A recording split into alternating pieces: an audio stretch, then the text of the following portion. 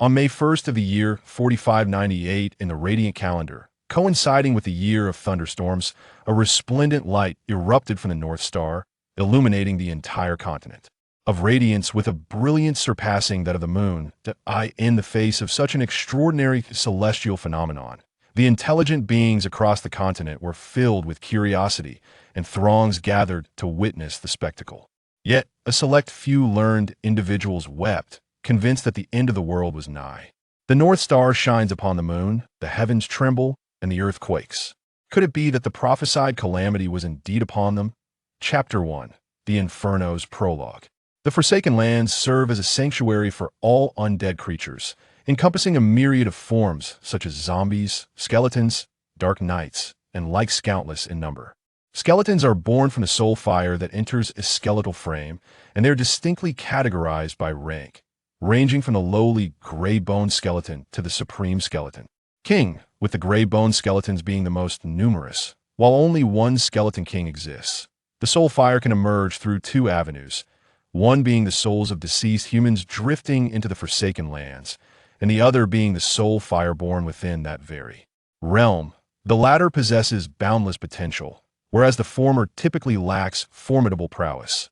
Inferno, a manifestation of the former, arrived in the Forsaken Lands stripped of memory, as is customary for soul fires. However, remarkably, he retained some combat skills, a mere fragment of his former self, yet sufficient to ensure he would not be bullied by other undead beings. Upon gaining consciousness, he pondered the enigma of his combat knowledge, unable to fathom its origins.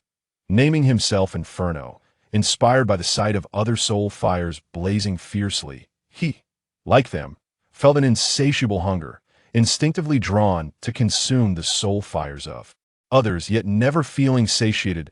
As he evolved into a skeletal form, he continued to grow stronger, eventually attaining the state of a metal skeleton, followed by a cadre of followers. Yearning for adventure beyond the confines of the Forsaken Lands, he led his 300 subordinates to the swamps, commanding them to pave a path, sacrificing over 200 in the process to create a road of bones. From the moment Inferno crossed into the swamp, he engaged in battle, often ambushing solitary metal or silver skeletons, evolving further into a silver skeleton himself, while also acquiring a few loyal subordinates. After an unknown passage of time, Inferno achieved the rank of Golden Skeleton, reveling in his newfound power, leading to the swift defeat of a rival of equal stature and gaining more followers. One day, an irresistible command summoned him and others to the heart of their territory. Recognizing it as the Skeleton Lord's conscript command, Inferno joined the throng of skeletons, awed by the sight of so many awaiting the command of a singular skeleton lord. He vowed to become a powerful skeleton lord himself. Once assembled, the skeleton lord led the legion to attack a neighboring domain, where a fierce battle ensued, resulting in heavy casualties among the skeletons. Yet none felt remorse, for they were the undead. Days passed since the golden skeleton had entered the flame altar, and the assembled skeletons remained motionless, awaiting the emergence of their new lord. Inferno observed the stillness of several dark nights, sensing their peculiar connection to the golden skeleton. Finally, the skeleton lord emerged, commanding all skeletons to stand in formation to ascertain the size of his dominion.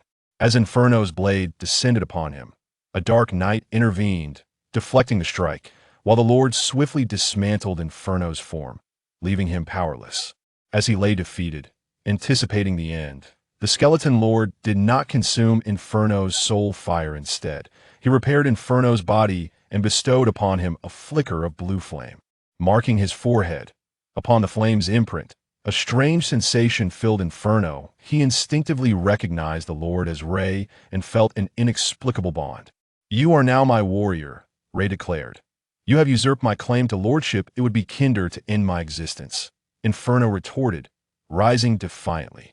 "Becoming a lord is simple. I can grant you the title of deputy lord," Ray replied, conjuring a blue orb that expanded until it reached the size of a human fist. He thrust it toward Inferno, who absorbed it, feeling invigorated and empowered. Upon completing the absorption, Inferno knelt before Ray. "I, Inferno, swear allegiance to Lord Ray, in the name of the Dark Master." With that oath, Inferno followed Ray, marking the beginning of a transformative journey into a realm of the extraordinary. Chapter 2. The corrupted lowly druid. In the midst of a colossal battle, thunder clashed with the six-winged angel of light, enveloping the surroundings in a haze of smoke. Thunder, determined to uphold Aluka's dying wish, soared toward Kova. The angel's energy tore through Thunder's form, yet he remained unperturbed, for Hoover's assault had quelled the angel's renewed onslaught. The flames of war continued to escalate. The door creaked open as Kova emerged from the bathroom, her delicate, porcelain feet gracing the crimson carpet. Her half-dried hair lent her an air of sensual maturity, overshadowing the innocence of youth. Water droplets cascaded onto the silk bow adorning her nightgown, exuding an intoxicating allure that stirred the imagination. With a shy grace, Kova approached Thunder, each step causing her form-fitting silk nightgown to sway like a gentle breeze, animating the bow on her chest as if it yearned to take flight. As Kova drew near, Thunder found himself at a loss, retreating to the side.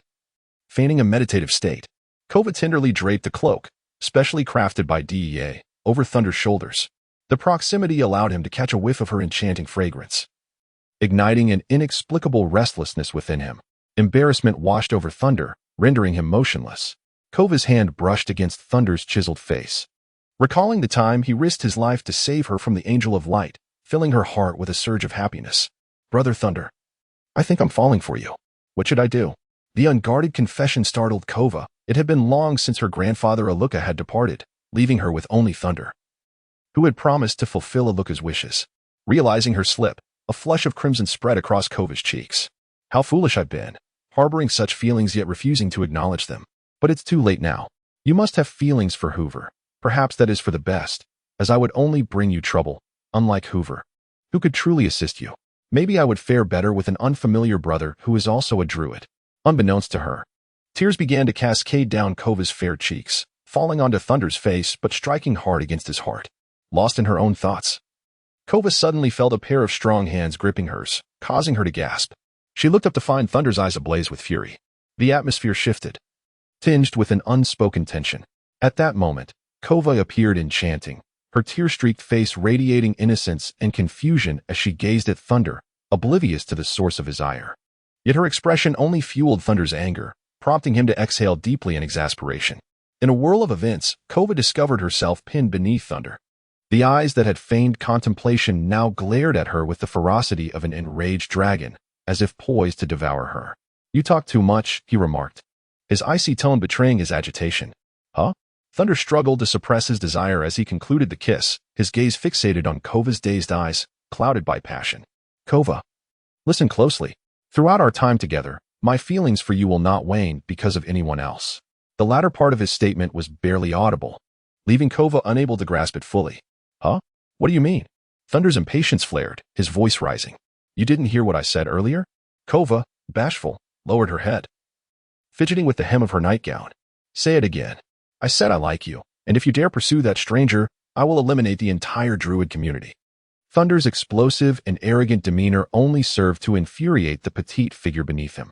Kova lifted her head in indignation, her wide eyes locked on Thunder's, her tone matching his fervor. You can't dictate my feelings. I like that stranger. What of it? Are you going to bite me? In response, Thunder obediently pressed his lips to Kova's cherry-like mouth. The room was enveloped in a haze of passion. Chapter 3. World setting in this narrative. The existence of multiple dimensions unfolds, each parallel and adjacent to one another, severed by magical seals that prevent their amalgamation. Communication between these dimensions can occur through specific means, which can be broadly categorized into three methods. 1. Descent. This method is applicable when angels traverse from the divine realm to other dimensions. Due to limitations of power, they must descend upon an individual within the corresponding dimension. 2. Summoning. This primarily involves formidable beings from the human realm invoking creatures from the wasteland, the demon realm, and the dragon realm through magical means. 3. Breach. When a being's power attains sufficient magnitude, it can breach the seals between dimensions and reach another realm. To facilitate this crossing, a spatial coordinate is required. This tome primarily delves into two worlds, the wasteland and the human realm. The wasteland, billions of years ago. This was a world dominated by humanity. However, the collapse of the indigenous people's faith in the supreme deity led to their abandonment by the deity, resulting in environmental degradation and the death of all living beings, transforming them into undead creatures. The wasteland lacks a strict notion of countries and territories, radiating infinitely outward from the soul altar at its core. The wasteland serves as the abode of the undead, comprising four principal types: skeletons, zombies, black knights, dark knights, and sorceresses. Skeletons and zombies possess a sense of territory, dividing the wasteland into numerous domains under the leadership of a lord, to whom their kind must pledge loyalty. Black knights roam as loners, favoring communal existence without territorial claims. Sorceresses represent the most intelligent faction within the wasteland, adept in magic and often forming alliances with lords. The human realm, known as the Radiant Continent, this world, akin to other magical narratives, is composed of numerous nations and races. The primary races include humans, elves, giants, dwarves, and orcs. The nations can be divided into two main factions. The Northern Loan Kingdom, sprawling across tens of millions of square kilometers with a population exceeding 1 billion, stands as the foremost power. The second faction comprises the Southern Alliance, led by the Duchy of Austrand, which consists of several smaller nations. At the story's onset, the Southern Alliance has disintegrated, with its member nations becoming vassals of the Loan Kingdom. As the tale unfolds, the Southern Alliance's forces gradually awaken to reconstitute themselves and oppose the Loan Kingdom. The central Hungduan mountain range delineates the two powers, with a sole passageway known as the Xiaqinsha Canyon, home to the formidable Hosworth Fortress, destined to be the primary battleground. The Xiaqinsha Canyon has a corresponding location within the wasteland, which serves as the birthplace of the protagonist.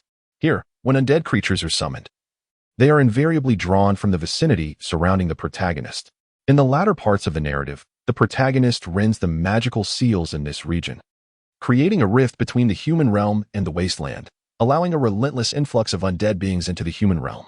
Martial arts system and hierarchical classification. This narrative encompasses four major undead species, each characterized by distinctive traits and their own hierarchical classifications.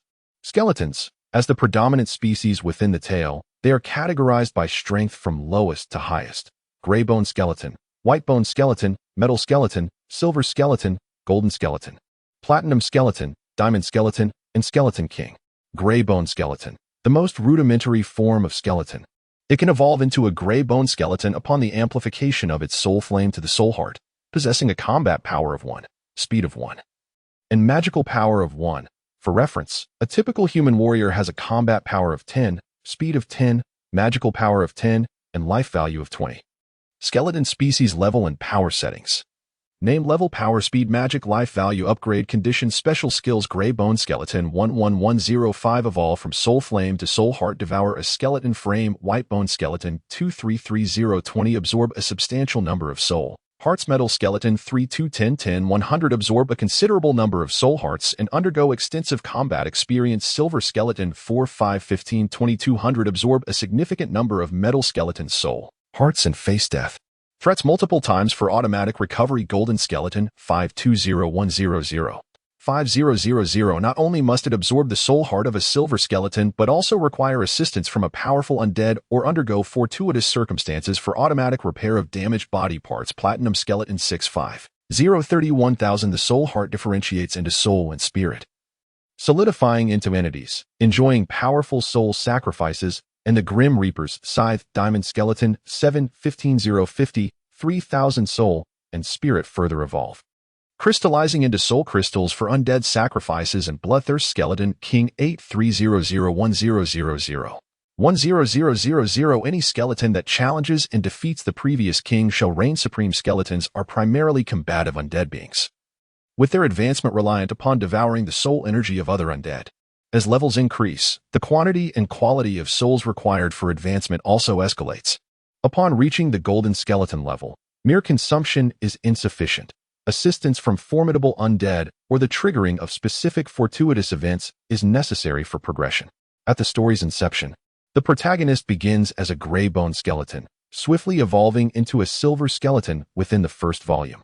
Zombies, another prominent undead species, they rank second in quantity after skeletons. The combat prowess of a low-level zombie surpasses that of a low-level skeleton by 1 tier. Zombies are classified from low to high as yellow zombie, green zombie, zombie warrior, zombie general, zombie lord, zombie prince, and Zombie King. They, too, augment their strength by consuming soul hearts, possessing superior magical capabilities compared to skeletons while having slightly lower movement speed. Their primary skill involves unleashing corrosive bodily fluids. Zombies of the Lord level possess the skill Frenzy, capable of inducing madness in both foes and allies. Zombie princes wield the skill Decay, which causes all living beings within a radius of thousands of square meters to rot collectively. Zombie kings possess the skill Time Freeze, capable of temporarily halting time. Black Knights, the warriors among the undead, also known as Dark Knights, retain memories from their past lives, granting them higher intelligence. In life, they were soldiers, specifically knights, thus retaining their martial instincts post-mortem. Black Knights owe allegiance to no lord nor seek to offer their souls in sacrifice. They are categorized from low to high as Warrior, Captain, 4-star General, 3-star General, 2-star General, 1-star General, Marshal, and King. While their magical abilities are limited, they exhibit resistance to most spells, relying entirely on their formidable combat skills. The lowest tier of Black Knights is equivalent to a level 12 human warrior. Their fundamental skill, Terror Spread, induces fear in enemies, impairing their combat capabilities. General-level Black Knights possess Bloodthirsty Gaze, which deters foes from meeting their gaze, potentially leading to blindness. The Black Knight King wields the skill Soul Shock, capable of shattering an enemy's soul heart. Sorceresses, the mages among the undead. When human necromancers perish, they may offer their souls to the Dark God, achieving immortality and transforming into sorceresses. All sorceresses are high-level mages, wielding formidable magical powers, yet possessing minimal combat skills. Witch Servant, a novice sorceress. Her magical prowess is equivalent to that of a mid-level mage. Great Sorceress, a mid-tier sorceress, her strength matches that of a Grand Mage. Sorcerer-King, a high-level sorceress, her power rivals that of a magic tutor. Sorcerer Deity, the monarch among sorceresses, her might is unfathomable. Sorceresses lack unique skills, akin to human mages, and belong to the realm of magical power. Their prolonged existence and retention of memories from their previous lives render them the most intelligent of the undead. Faith Essence and Soul Sacrifice Faith Essence. The deities created the world with the intention of absorbing the faith essence of their followers. The gods thrive and grow stronger through the power of belief, which is why they established the Radiant Church in the human realm to gather faith essence. Each devotee, while praying to the deities, unknowingly has their faith essence siphoned away. When the faith of a certain plane collapses, the deities will abandon or annihilate that plane, revealing their hypocrisy. Soul Sacrifice. Among the undead, there exists a phenomenon akin to faith essence, known as soul sacrifice. Each high-level undead accepts the soul sacrifices of their subordinates, and every lord revels in the soul sacrifices of all undead within their domain. The ruler of the undead enjoys the soul sacrifices of all their kind, while the Dark God, the god of death, revels in the soul sacrifices of all undead beings. 4 high-level undead. Soul sacrifice is the most vital source of energy for growth. 3 types of soul bonds. Oath Flame. Every undead possesses an oath flame. When confronted with formidable foes, they may offer their oath flame to ensure their survival, thus becoming subordinates to the one they have sacrificed to. This represents the most rudimentary form of soul bond, lacking the capacity for summoning power. If the master perishes, a new oath flame will emerge. When an individual is powerful enough, they may even resist the oath flame. This method is predominantly employed among the undead. Contract Mark. Human mages employ the contract mark when summoning magical pets or warriors when calling forth mounts. Once a contract mark is established, a layer of soul bond is formed between master and servant. The mark can be temporary, such as when necromancers summon undead to assist in battle, after which the mark dissipates. It can also be permanent, once formed. It will never fade unless one party becomes excessively powerful. Sovereign Scepter. The most inequitable of all contract marks. Once established, it is everlasting. The master wields absolute authority and may eliminate their servant at will. Should the master meet an unfortunate demise, the servant will likewise perish. Chapter 4. Mufassa's treasure hunt. The frigid wind howled, its icy tendrils gnawing at Mufassa's very being, rendering him utterly uncomfortable. My master, you are truly magnificent, far too benevolent. In this harmonious societal framework, you have left me to languish alone in this desolate expanse, murmured a peculiar talking horse. The swirling sands danced chaotically, obscuring any sense of direction. The strange steed fidgeted restlessly. O benevolent dragon god, let me swiftly uncover the sacred relic. lest the days of suffering for your beloved descendants linger on interminably.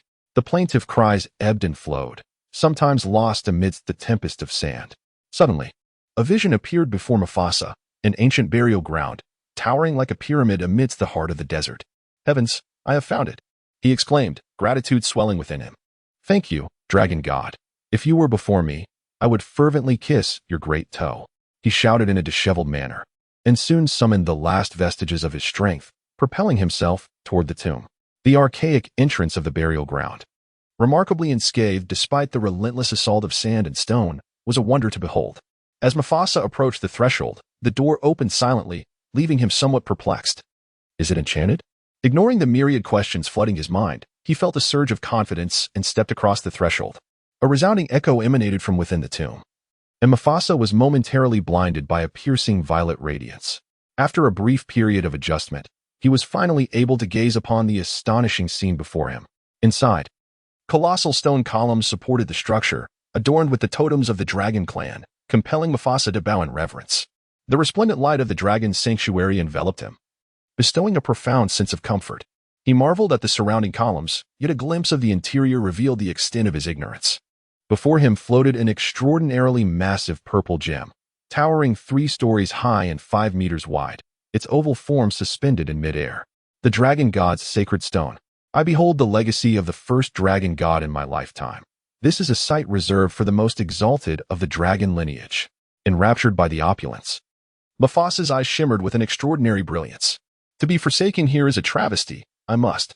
Before he could complete his thought, a thunderous roar reverberated in his mind, the din persisting relentlessly. Ah, dragon god, I was wrong. I should not harbor selfish desires. I, Mufasa, vowed to refrain from coveting the sacred stone. As if responding to his plea, the tumult in his mind gradually subsided. With a sigh, Mufasa gently patted his chest with his hooves, offering himself a moment of solace. As he scrutinized the area surrounding the sacred stone, he discovered a staircase fashioned from massive stones leading to a small, elevated platform where a colorless iron box rested. In his equine form, though Mufasa was quite tall among horses, he was dwarfed by the standards of the dragon race. The staircase was evidently designed with a dragon's stature in mind, compelling Mufasa to ascend by crawling. Cursed be these enormous stone steps.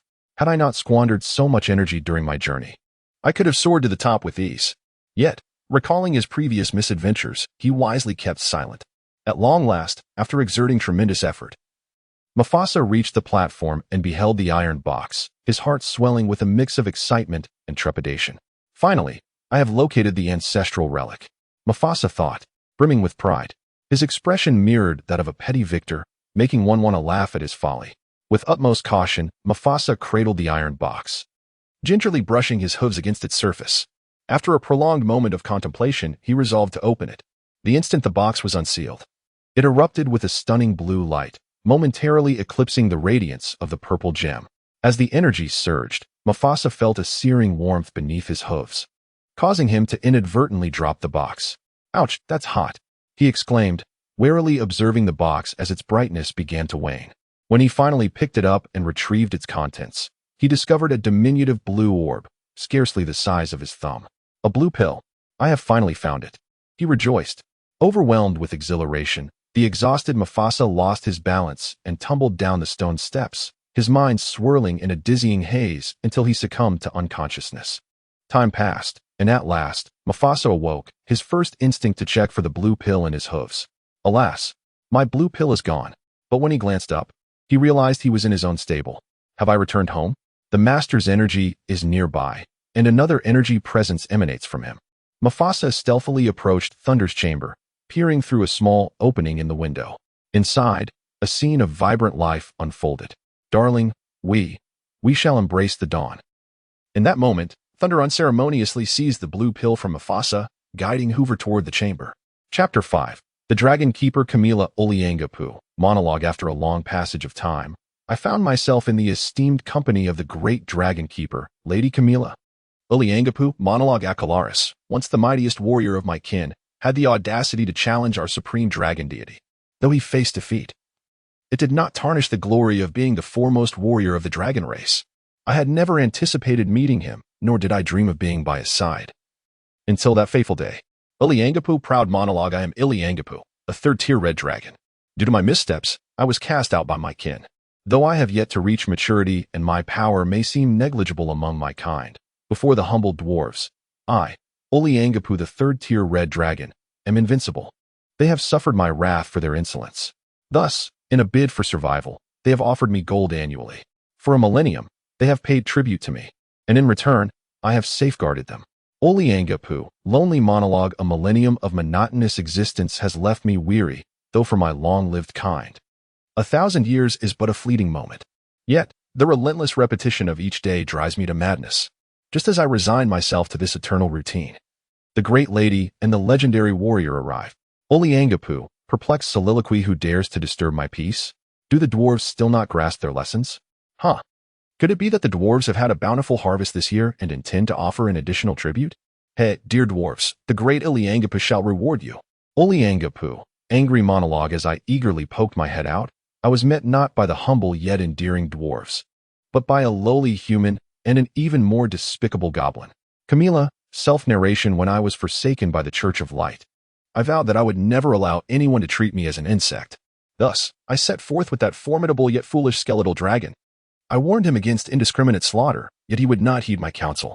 Thankfully, this time he spared the dwarf. Otherwise, I would never have discovered that a red dragon dwells in the great golden cave of the Red River Valley. Acalaris and I scoured the dragon's edge, but found no other dragon, only to encounter one here. Camilla, upon reaching the cave, that little dragon demanded gold in exchange for passage. Uliangapu, self-deprecating monologue. I believed I was the supreme being in the Red River Valley. Yet fate played a cruel jest upon me. Uliangapu, arrogantly, humans and goblins, you dare disturb the slumber of the great Uliangapu.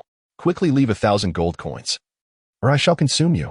Camilla, gleefully, big one, come down. Your grandfather's grandfather is here. Uliangapu, furiously, what? You dare mock the great Uliangapu? Even if you offer all your treasures now, I shall not spare you. As Uliangapu prepared to unleash his fiery breath upon these audacious beings, the goblin spoke in the tongue of dragons, revealing himself to be Acalaris, the greatest warrior of our kind.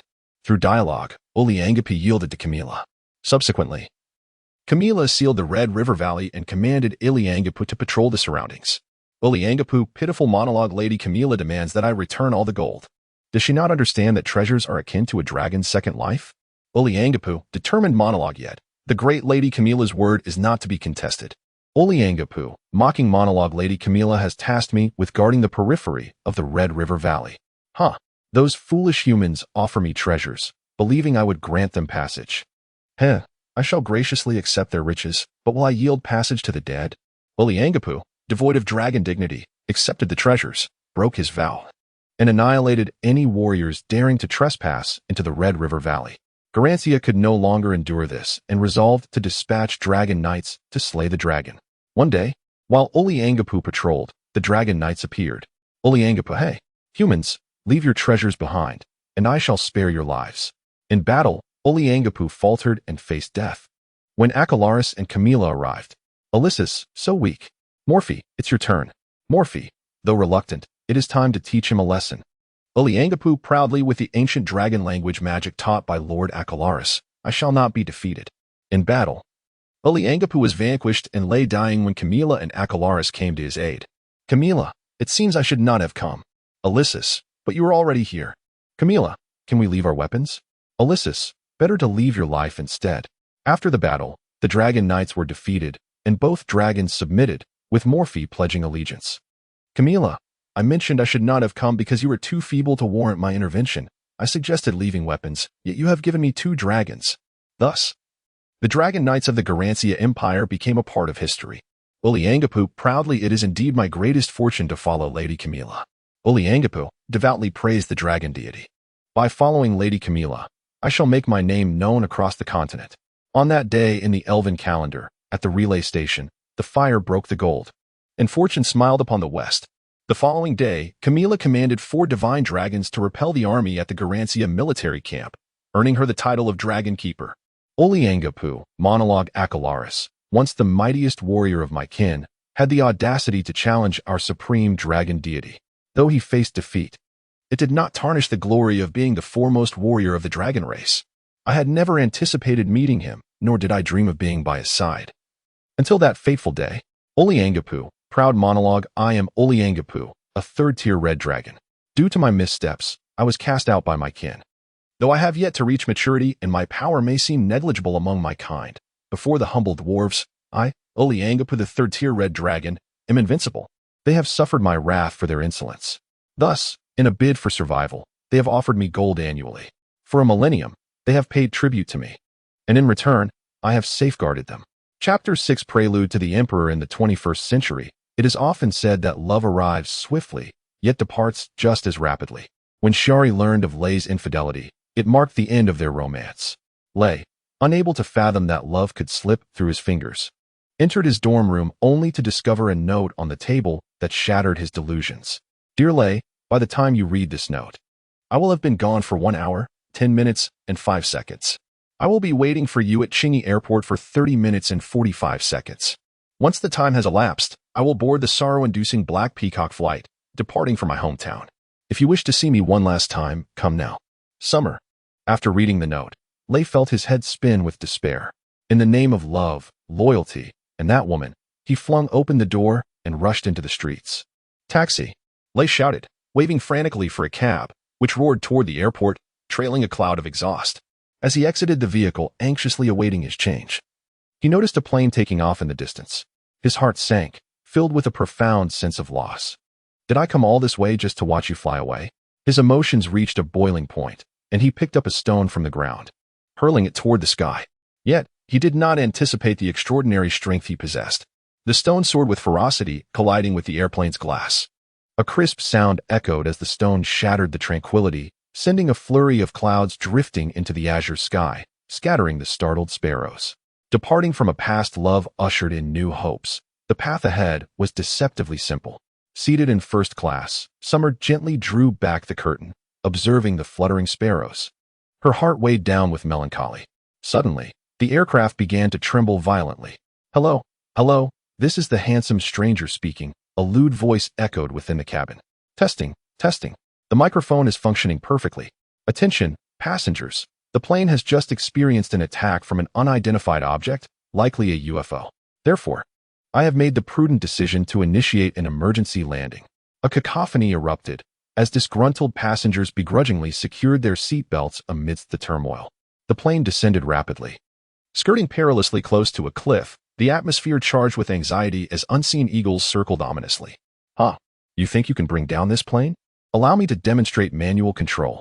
The stranger suddenly shrieked, manipulating the aircraft's navigation with wild abandon. At that moment, a vision appeared before them. A cliff loomed 100 meters to the right. Let me show you what it means to escape from the jaws of death. The plane veered sharply to the left, racing towards the craggy precipice. Just a hair's breadth from disaster, the aircraft came to an abrupt halt. Attention, I am Officer 8484. Reporting a situation involving the Black Peacock flight. The pilot has reported an unidentified object attack, suspected to be a UFO. But eyewitnesses have indicated that it was a stone thrown by a young man exhibiting erratic behavior. I am currently in pursuit of the perpetrator, who has fled the airport in a taxi, traveling at high speed toward WC Street. Requesting backup. Officer 8484 sped after the taxi in a Porsche Carrera GT, determined to apprehend Lei. Driver, your skills are impressive. We're moving at quite a pace. Lei clung tightly to his seat, eyeing the driver warily. I've become quite adept since getting behind the wheel of a Mercedes, the driver boasted, maneuvering the car with confidence, as sweat streamed down Lei's face. However, as the driver reveled in his own prowess, several police cars appeared, overtaking them and blocking the road ahead.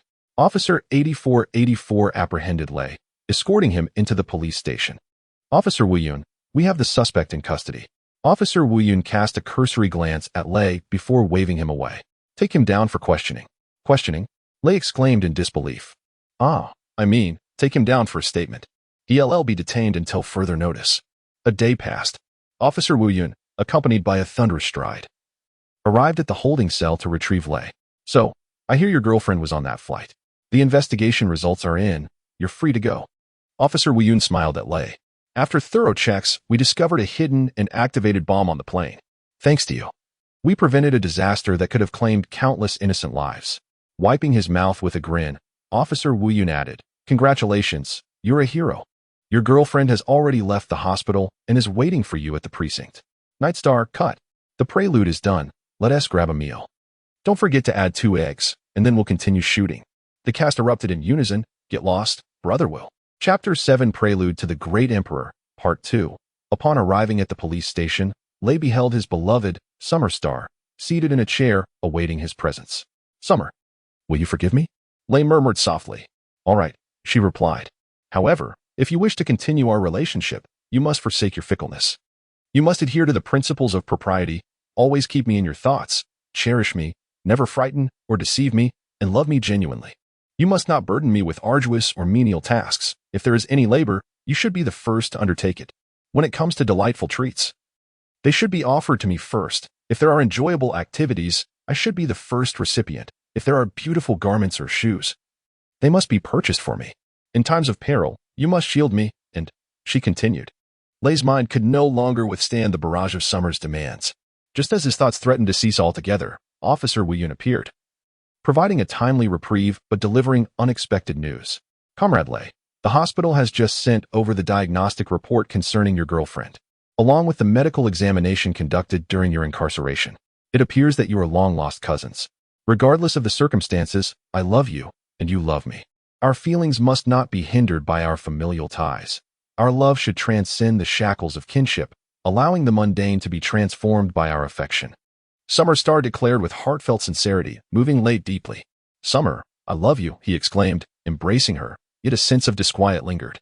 In the realm of slumber, Lei ventured into a nebulous space, flipping through a myriad of dreams filled with laughter and sorrow. Ultimately, all images froze, leaving a dark void with a singular phrase, do not believe. Comrade Lei, please make your way to the police station, came Officer Wu Yun's voice over the phone. Shortly thereafter, Lei arrived at the station. Upon entering Wu Yun's office, he noticed another woman standing beside the officer. Comrade Lei, allow me to introduce you, Wu Yun said. As the woman approached, you are the esteemed hero, Comrade Lei. I am Shui Rao, an agent of the National Security Bureau. Lei was taken aback, glancing questioningly at Officer Wu, who remained silent. Returning home, the imagined presence of Summer lingered. Lei, are you weary? Let us rest well tonight, Summer murmured, leaning against him in a daze. The next morning, upon awakening, Lei discovered yet another note on the table. Lei, by the time you read this, I will have departed from this world. I do not belong here. I merely came to experience a fleeting joy. The days spent loving you were exquisite. Yet we reside in different realms, and we cannot ultimately remain together. It turns out that the words you often spoke, urging my forgiveness, are now what I must convey to you. Lei, please forgive me. Summer. Tears streamed down Lei's face as he read the note, sitting in a daze on the bed, caressing the spot where Summer once lay, sighing heavily. Suddenly, the phone rang.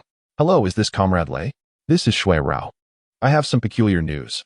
All the closely monitored passengers have vanished this morning. Attention, passengers. Today's final flight has but one brave traveler aboard. This is the first ever unmanned aircraft, entirely controlled by computer. Mr. Lei Bao, please board this flight promptly. It is about to take off. Is this truly an unmanned aircraft? Lei chuckled darkly. Perhaps in this solitude, ending my life is the better choice. With a self-deprecating laugh, he casually took a seat, awaiting the plane's ascent. After a few moments, the aircraft took off and soared through the sky for what felt like an eternity. With a sigh, Lei thought it was time. He walked to the cockpit and severed numerous wires, triggering the alarm. He retrieved the poison he had prepared earlier and consumed it, sitting back in his seat, awaiting the plane's demise. However, as fate would have it, the aircraft did not crash, continuing its flight through the skies. Thus, Lei remained aboard for an astonishing 41 years. Finally, the plane descended. Groggy, Lei opened his eyes, bewildered as he inspected his body. I am still alive? He disembarked, stunned by the sight before him. What is this place? A vast ancient tomb, resembling a desolate ruin. A vision from a dream suddenly resurfaced in his mind, the sole altar of the abandoned lands. I shall restore civilization to this region, Lei declared, suddenly awakening to clarity, and shouted, this is the palace of the skeletal soldiers. Into the second half, Night Star, cut. Perfect. Our show has wrapped. Brothers and sisters, let us go out and revel. We shall no longer squeeze onto public transport. This time, I've decided to take a taxi. The cast erupted in laughter and cheers. Chapter 8 Prologue. The sky above the Forsaken Lands is perpetually shrouded in gray. Bereft of stars, the moon, and the sun's warm embrace. Here, true daylight is a myth, and genuine night is but a fleeting illusion. Time appears to have come to a standstill, and the air hangs heavy with stillness. This realm is a sanctuary of death, where no vibrant life can endure for long. Yet, amidst the desolation, flickers of light dance aimlessly. These embers, the soul fires emitted by the undead, wander through the forsaken expanse. They are a famished and brutal multitude. Devoid of thought or consciousness, their existence reduced to the primitive instincts of roaming and devouring. When two of these undead beings inadvertently cross paths, instinct compels them to engage in a savage struggle, a relentless clash that ceases only when one has been utterly vanquished. As the fray concludes, the defeated lie in a heap of shattered bones, while the victor's soul fire burns a shade brighter, more potent. The newly invigorated flame continues to roam, driven by instinct, perpetuating the cycle of combat and consumption, either devouring other soul fires or falling prey to them. One day, when a soul fire grows strong enough to coalesce into substance, transforming into a soul heart, the undead being awakens to consciousness. It can think, it can perform simple tasks according to its will. This metamorphosis is a protracted journey, spanning decades, centuries, or even millennia. On the day that Lay achieved self-awareness, the long-silent Forsaken Lands erupted into a cacophony of activity. The sky ignited in flames, radiating brilliant light. For the first time, the gray heavens turned a deep crimson. The gates of the celestial realm slowly swung open, and towering skyward sentinels descended upon fiery chariots, racing towards the central soul altar of the Forsaken territory. A thunderous roar echoed for 3 days, while searing flames raged for 3 years. Both the conscious undead possessing soul hearts and the mindless soul fires sensed impending danger, hastily fleeing from the vicinity of the altar. Countless emerald flames scattered across the forsaken terrain, and Lay was among them. In an unfortunate twist of fate, Lay collided head-on with a brilliant blue spark as he fled. In that fleeting moment, he awakened. With his awakening, Lay gained sight and sound, and he named himself Lay, for the thunderous roar resonated like the rumble of lightning. Simultaneously, he acquired knowledge. He understood that this realm was known as the Forsaken Lands, a resting place for souls after the demise of all living beings. A sanctuary that had accumulated countless souls over eons. Moreover, Lay comprehended that beyond the Forsaken Lands lay another world, teeming with creatures. Not merely skeletal, but endowed with flesh and blood. What is flesh? What is blood? Lay could not fathom, yet he yearned for these entities with an insatiable longing. He could not ascertain why he possessed such knowledge. Perhaps it was a fragment of a past life, or perhaps it was bestowed upon him by that azure spark. Regardless of its origin, all these memories belonged to Lay now. The Forsaken Lands were devoid of living flora and fauna, apart from soil and gravel. The predominant remnants were bones. Countless skeletons lay strewn across the expanse, forming hills in places where they amassed. Yet, this was merely a fraction of the total. Beneath the surface of the Forsaken Lands, even more bones lay hidden. Even the soil itself was comprised of the remnants of innumerable skeletons. These bones varied in size, some towering over 10 meters and weighing several tons, while others were mere centimeters in length, easily scattered by a breeze. With such abundant material, the creation of a body was a simple endeavor. Lay swiftly penetrated the cranium of a skeleton, and his soul energy began to expand. He sensed the presence of a skull, a ribcage, an arm, and 2 legs. With a determined effort, Lay attempted to mobilize his corporeal form through the power of his soul. His left leg stepped forward, followed by the right. Though these were but small strides, they were exponentially faster than the languid drift of the soul fires. More importantly, Lay could move with intent and purpose, unlike the soul fires that merely swayed aimlessly with the wind. Thus, a skeleton imbued with self-awareness was born within the Forsaken Lands. Chapter 9.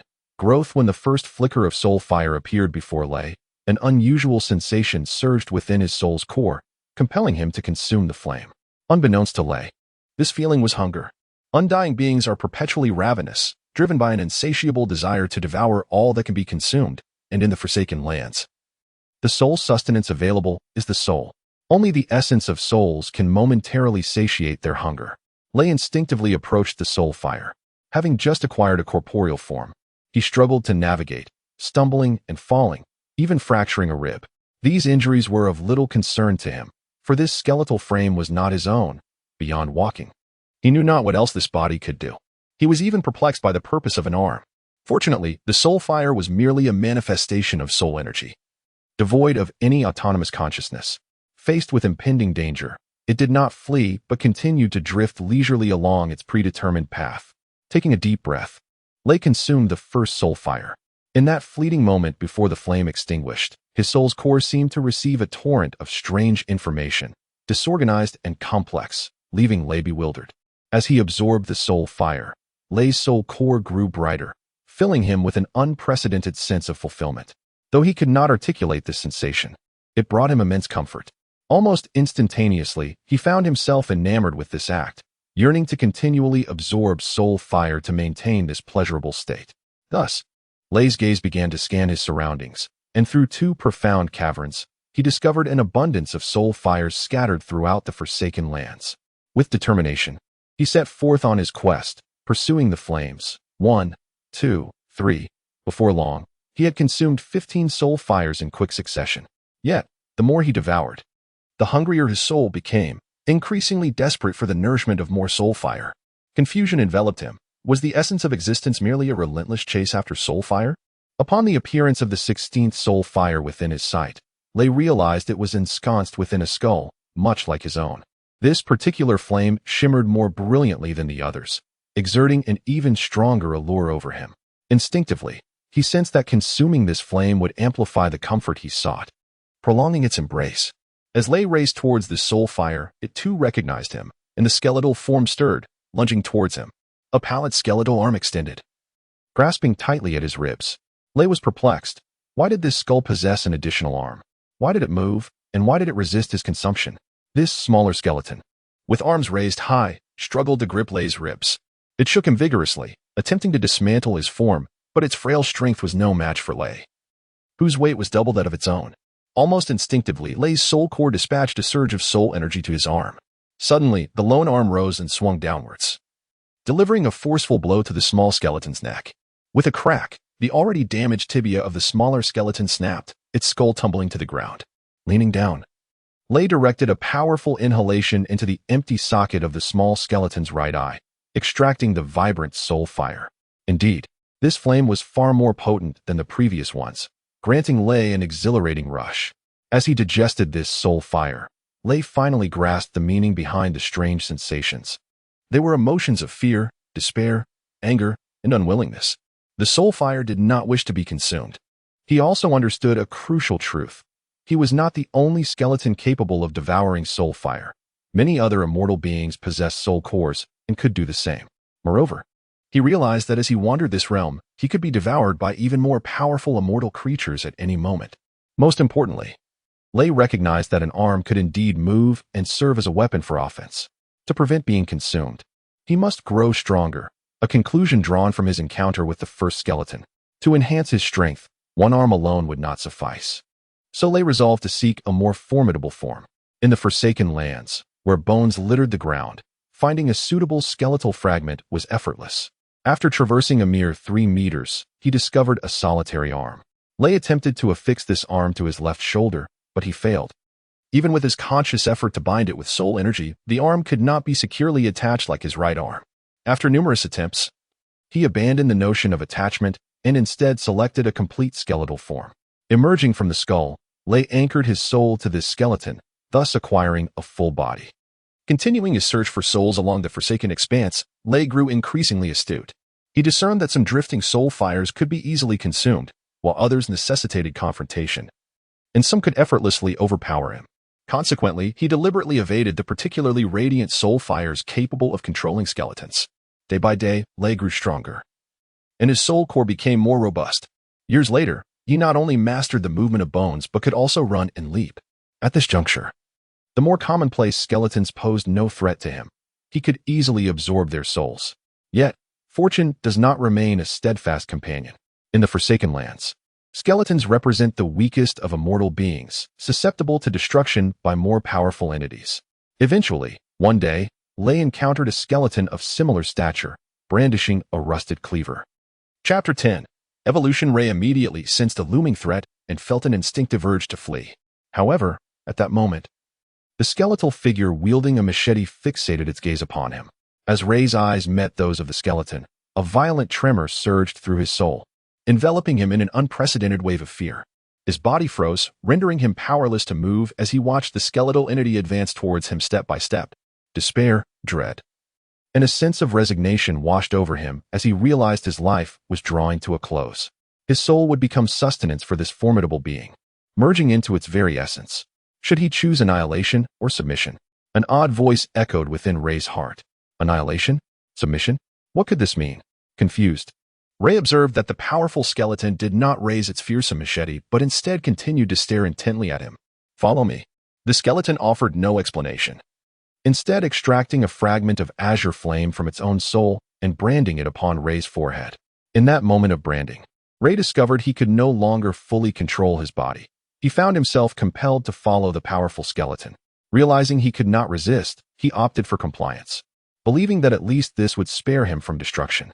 In the days that followed, Ray gradually recognized that following such a powerful skeleton was not entirely a misfortune. The skeleton was so potent that many of the undead creatures he had previously feared were rendered almost non-existent before its might. Although the majority of soul flames were absorbed by this powerful skeleton, Ray too benefited, experiencing a marked enhancement in both the quantity and quality of the soul flames he absorbed. You wield a blade. Thus, I shall call you Blade, Ray thought to himself, assigning a name to this formidable skeleton. Blade was ruthless, sparing no soul flame in its path. Yet, Blade did not annihilate entirely. It sometimes employed methods akin to Ray's to subdue those skeletons possessing a soul heart capable of controlling their own bones. Years later, a skeletal army of approximately 300 emerged under Blade's command. As the first to join this ranks, Ray, possessing the greatest strength, naturally ascended to the position of second in command. At times, when Blade grew fatigued, it would lay upon the ground in slumber, allowing Ray to lead the skeletal forces in search of soul flames. As long as Ray apportioned a portion of the soul flames he discovered to Blade, the latter would not interfere with his actions. When Blade's skeletal army unexpectedly encountered another skeletal host, Ray finally comprehended why Blade spared him and the other skeletons instead of exterminating them. It sought to forge a formidable army. In this world, individual strength often proved insignificant for survival. The ensuing battle was brutal and overwhelming, shaking Ray to his core for the first time since gaining consciousness. 4 to 500 skeletons clashed in chaotic combat, driven by their leaders' commands to assail one another fiercely. The skeletal warriors wielded no weapons, relying solely on their bodies to collide until one side's bones were utterly shattered. The skirmish raged for over an hour, concluding only when the opposing skeletal fighters were completely dismantled, resulting in Blade's forces suffering the loss of over 200 skeletons. As the victorious side's second in command, Ray indulged in a glorious feast of souls, absorbing the soul flames of more than 30 skeletons of comparable strength. He felt an extraordinary sense of comfort. After this surge of soul flames, Ray noticed a layer of brownish luster emerging upon his bones. He was uncertain of the cause, yet he sensed his bones had grown significantly sturdier. For the first time, Ray began to scrutinize the skeleton's remains. Ordinary skeletons bore gray bones. His own were a brownish gray, while Blade's were a stark white.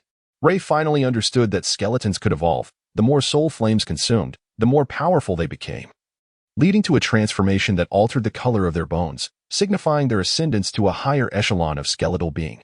The soul path to evolution was through the consumption of more soul flames. Yet, with Blade's presence, Ray would forever be denied sufficient soul flames, and thus, the opportunity to relish the finest quality of soul flames. It was for the first time that Ray felt a peculiar animosity towards Blade. He yearned for Blade's swift demise, envisioning himself as the leader of the skeletal army, finally able to savor the highest quality soul flames. However, Ray was acutely aware that he could not overpower Blade, nor could he hope for another skeleton to vanquish it, for such an outcome would spell his own destruction. Yet, the opportunity soon presented itself in an incomprehensible manner. 3 years after Blade's skeletal army secured a significant victory, and as it regained its numbers to over 300, Blade abruptly vanished one day. Ray stood beside Blade when it disappeared. A wave of terror emanated from Blade's soul, as if it resisted an immense force. Confounded, Ray observed the sky above Blade transforming. The once murky gray atmosphere began to swirl in an odd manner. Suddenly, a pitch-black void materialized above Blade's head. After a brief struggle, Blade was consumed by the black hole. Without its leadership, the entire skeletal army fell into confusion, halting at the spot where Blade had vanished. 1 minute passed, then 10, and still, there was no sign of Blade. Just as Ray contemplated the prospect of becoming the master of the skeletal forces, the black hole reappeared. With a crash, a pile of pale bones tumbled forth from the void. Ray was stunned to realize it was none other than Blade's remains. Blade's bones lay shattered, limbs separated from the torso, several ribs broken, and the skull split in two, with its soul heart in a weakened state. Ray sensed the connection between his soul and Blade's was nearly severed. "Give me your soul flames." The weakened Blade commanded upon its emergence. The skeletal warriors approached, bowing their heads to offer their soul flames to rejuvenate Blade's soul heart. Ray, at the forefront, cradled half of Blade's skull, sensing Blade's urgent desire for him to bring it to its lips for a drink. A single sip would signify Blade's resurrection, but it would mean Ray's utter obliteration. Unwilling to face destruction, Ray opened his mouth and forcefully drew upon Blade's soul heart. "No!" Blade silently screamed. Yet it was too late. Blade's strength could no longer restrain Ray's actions, and its soul flames were devoured.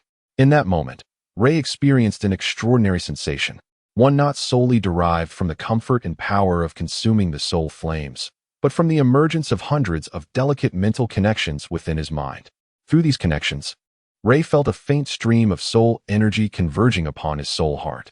Although weak, the cumulative force of these hundreds of connections was less potent than a single soul flame, yet they provided a ceaseless flow of energy. With this unending influx, akin to a continuous consumption of souls, Ray perpetually dwelled in a state of comfortable fulfillment.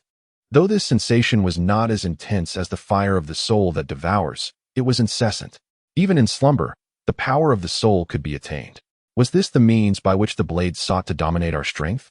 No wonder it was so formidable. It was perpetually siphoning our power. Enlightened by this realization, Lay finally experienced the emotion of rage. He cast aside the skull of the Blade, crushing it underfoot, attempting to command the skeletal warriors through the delicate threads. Lay issued an order that prompted over 300 skeletons to spring into action. After more than half an hour, 10 flickering flames of the soul were presented before him. The exhilaration of leadership was exquisite. One could savor the delectable essence of souls without lifting a finger, through the remnants of consciousness lingering within the soul flames. Lay learned that the Blade had been summoned to another realm by an entity known as a sorcerer. The ominous chasm was the portal of summoning. In that world, the Blade had engaged in a fierce battle under the sorcerer's command against an even mightier being, ultimately being torn to shreds. Now, Lay had ascended to the position of leader over this small battalion of skeletal warriors. Within a 2-square-kilometer expanse, he had become the most powerful undead creature. However, the bliss of such days is often fleeting. Before he could fully relish the advantages of his leadership, a similar black void materialized above the forsaken land, and Lay, along with his skeletal warriors, was inexorably drawn into its depths. Chapter 11. Summoning How Breathtakingly Beautiful. This was the astonishment expressed by Lay upon his initial summoning to the realm of humanity. The sky of this world was crystal clear, adorned with pristine white clouds, twinkling stars, and a resplendent moon. Lush greenery, vibrant flowers, and a refreshing breeze enveloped the landscape. Most remarkably, the beings inhabiting this world were flesh and blood. Enveloped in their corporeal forms, Lay could not discern their bones. He found this existence exquisite and yearned to possess flesh and blood like them. Unbeknownst to Lay, he was not the last of his kind to possess an aesthetic consciousness, but certainly the first.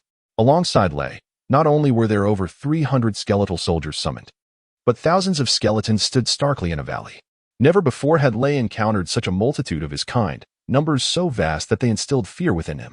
In the Forsaken Lands, Lay instinctively patrolled a mere few square kilometers. Yet, he had often stood atop a high hill gazing into the distance, where, amidst the gray mist, he could occasionally see clusters of skeletons wandering about. Frightened of confrontation, he had never ventured beyond his territory. However, today, those distant skeletons, like him, had been summoned by a formidable force.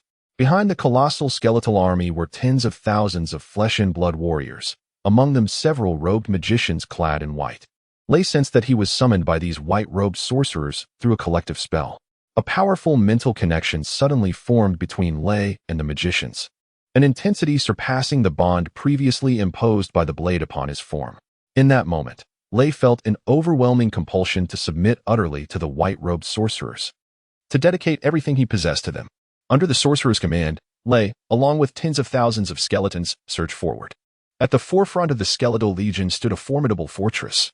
The order given to the skeletons was to storm the fortress and eradicate every living creature within. The warfare among humans was vastly different from the battles Lei had previously experienced. Here, the cacophony of clashing bones resonated alongside the soldiers' desperate cries, the explosions of magic, and the thunderous sounds of catapults. An intricate symphony of chaos overwhelmed Lei's previously underdeveloped sense of hearing. Waves of magical flames cascaded from the fortress, incinerating dozens, even hundreds of skeletons in an instant. Massive stones were hurled down, shattering any skeleton they struck into countless fragments.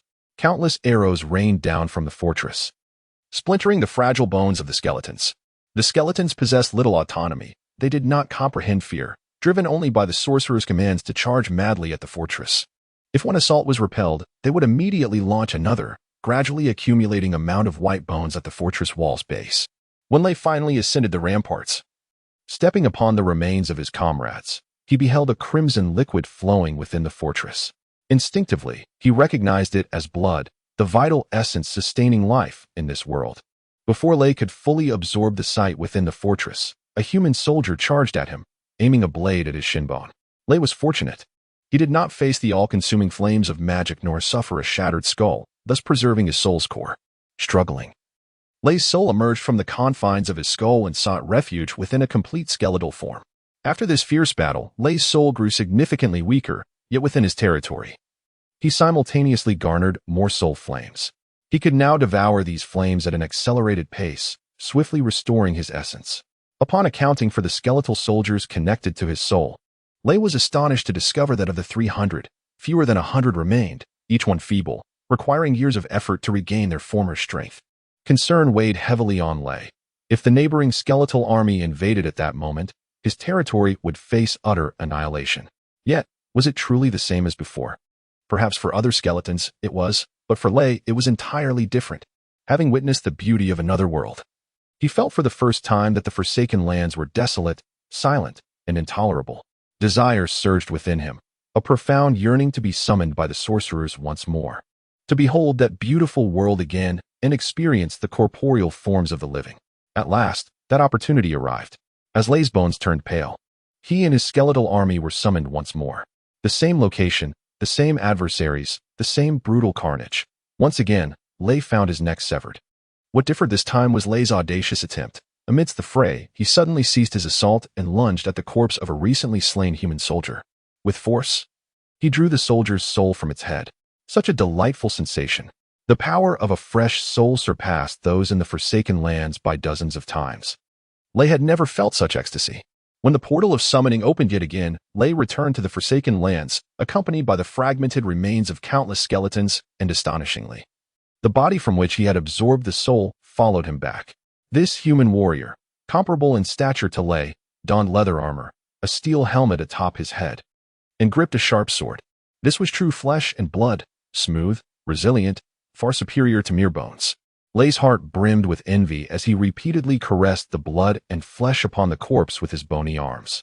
For 3 consecutive days, Lei sat silently beside the human corpse, gazing in a daze at the flesh upon it.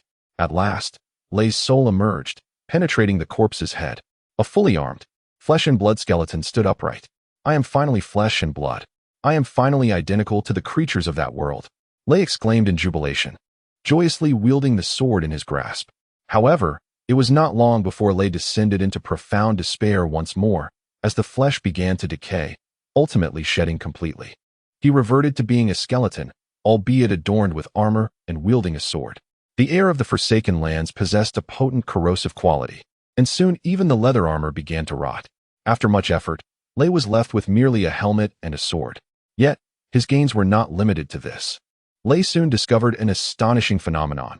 A sword-wielding skeleton proved far mightier than one unarmed. He could effortlessly cleave through the bones of other skeletons with his sword.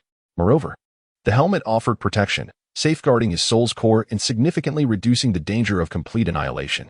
Summonings could occur at any moment.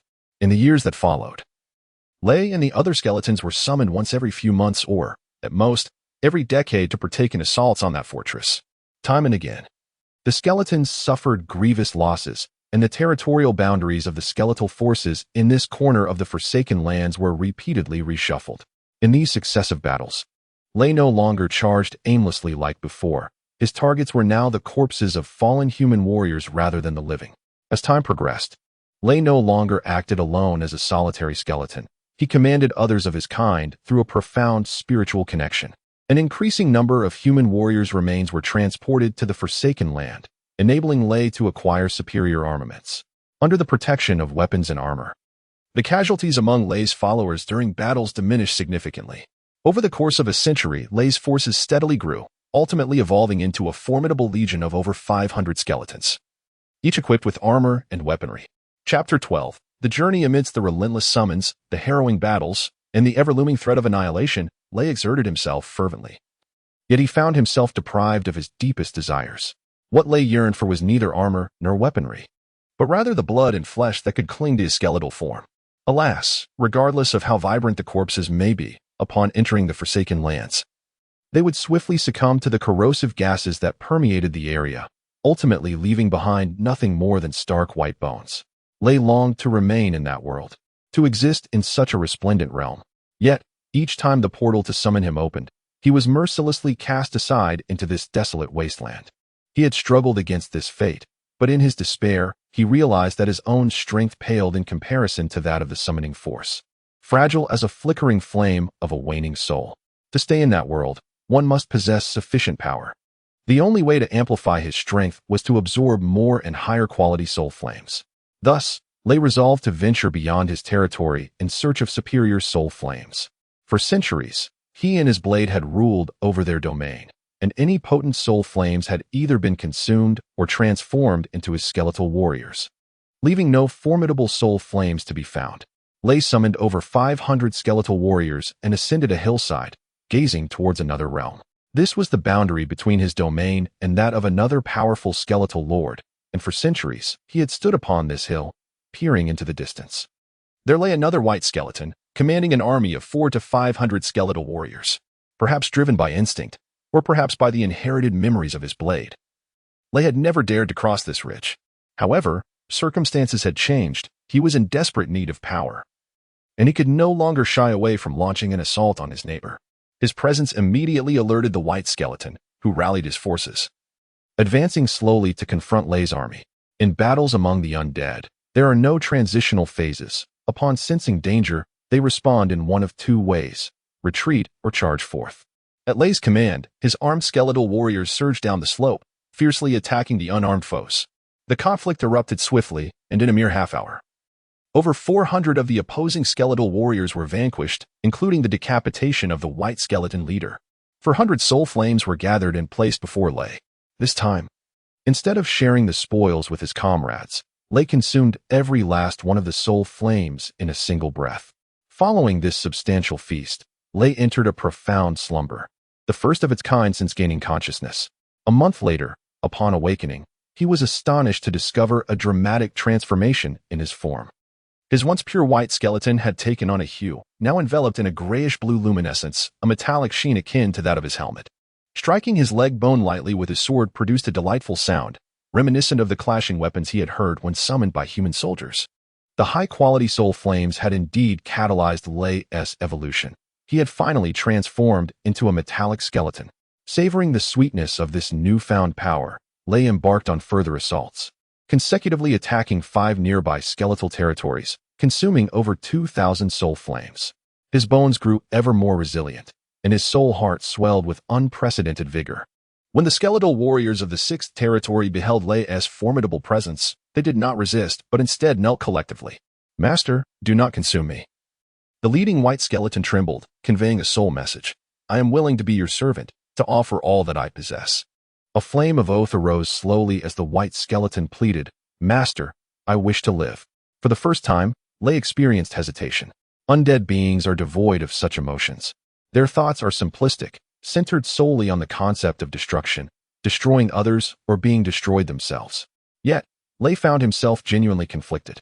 By consuming this soul flame, he would grow even stronger, but accepting the allegiance of this skeleton would grant him over 300 skeletal warriors, continually providing him with the power of soul loyalty.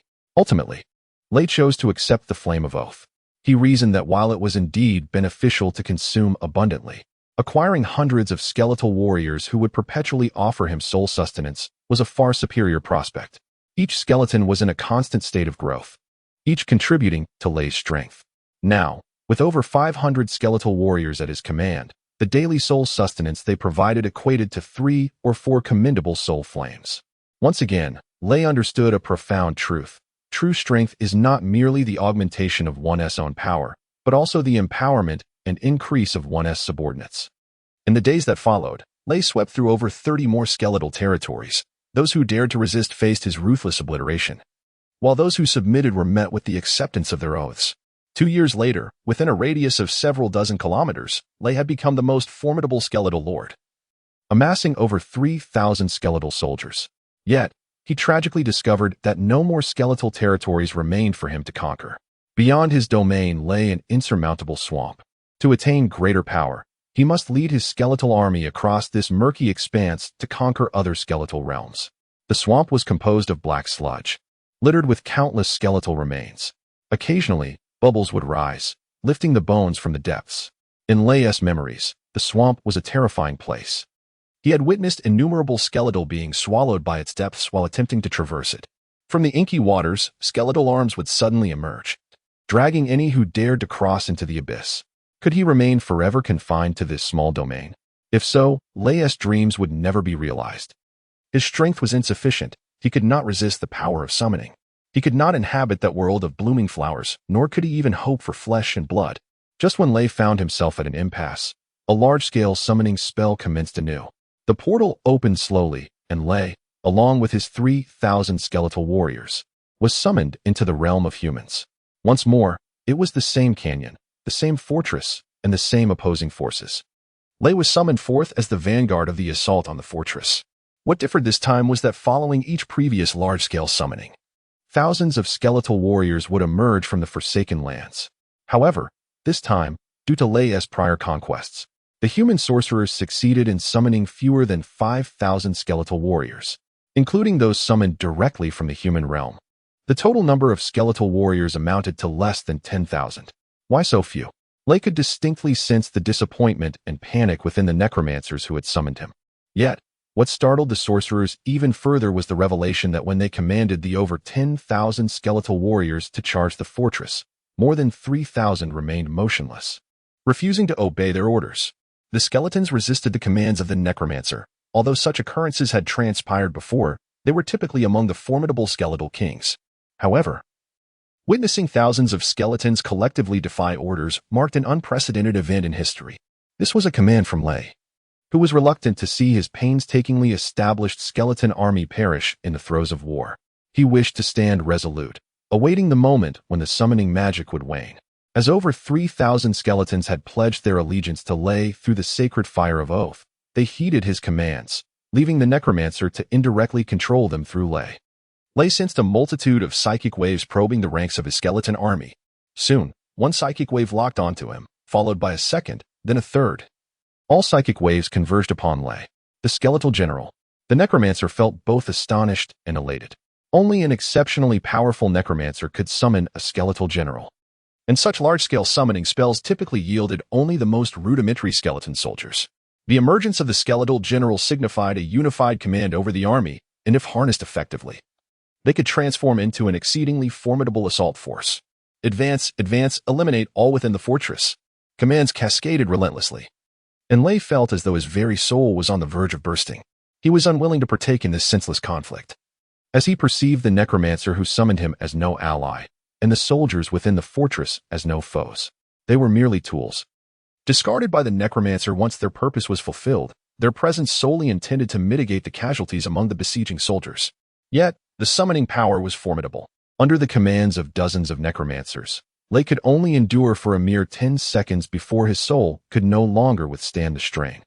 The skeleton army began to advance towards the fortress, and this time, the defending warriors were astonished to discover that among these skeletal fighters were numerous high-ranking skeletons clad in armor and wielding weapons. Chapter 13. The transfer. This was an unprecedentedly brutal slaughter. The walls of the fortress piled high with the remains of skeletons, Due to a relatively lower number of skeletons compared to previous encounters, and the inconsistency of their movements caused by the thunder. When Lei led over 3,000 skeleton warriors to the base of the fortress, the initial attackers had already suffered heavy casualties. Under the command of the necromancer, Lei was compelled to repeatedly order the skeleton warriors to charge at the fortress. However, aside from Lei himself, no skeleton could ascend the walls. On the battlements, Lei swung his rusted iron sword, toppling 3 human soldiers in quick succession. At that moment, a beam of white magical light struck his legs. Instantly, Lei's legs ignited, rapidly melting away into ashes that danced in the wind. For centuries, Lei had been summoned numerous times, yet this was the first occasion he was directly struck by magical flames. Unbeknownst to him, the magic that hit him was a specialized light magic designed to target undead beings. Regardless of his formidable physique, he would disintegrate under its assault. Pain surged through Lei. An unfamiliar sensation, it dawned on him that skeletons, too, could feel. The white flames continued to consume him, devouring his femur, hip bone, vertebrae, and ribs. As they spread toward his tibia, a profound despair enveloped him. Movement was beyond his reach, and he could only watch helplessly as the brilliant flames reduced his form to mere ashes, inch by inch.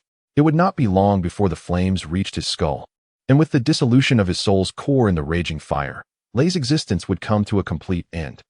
Neither in the realm of humanity nor in the Forsaken Land would a trace of Lei remain. Cursed skeletons!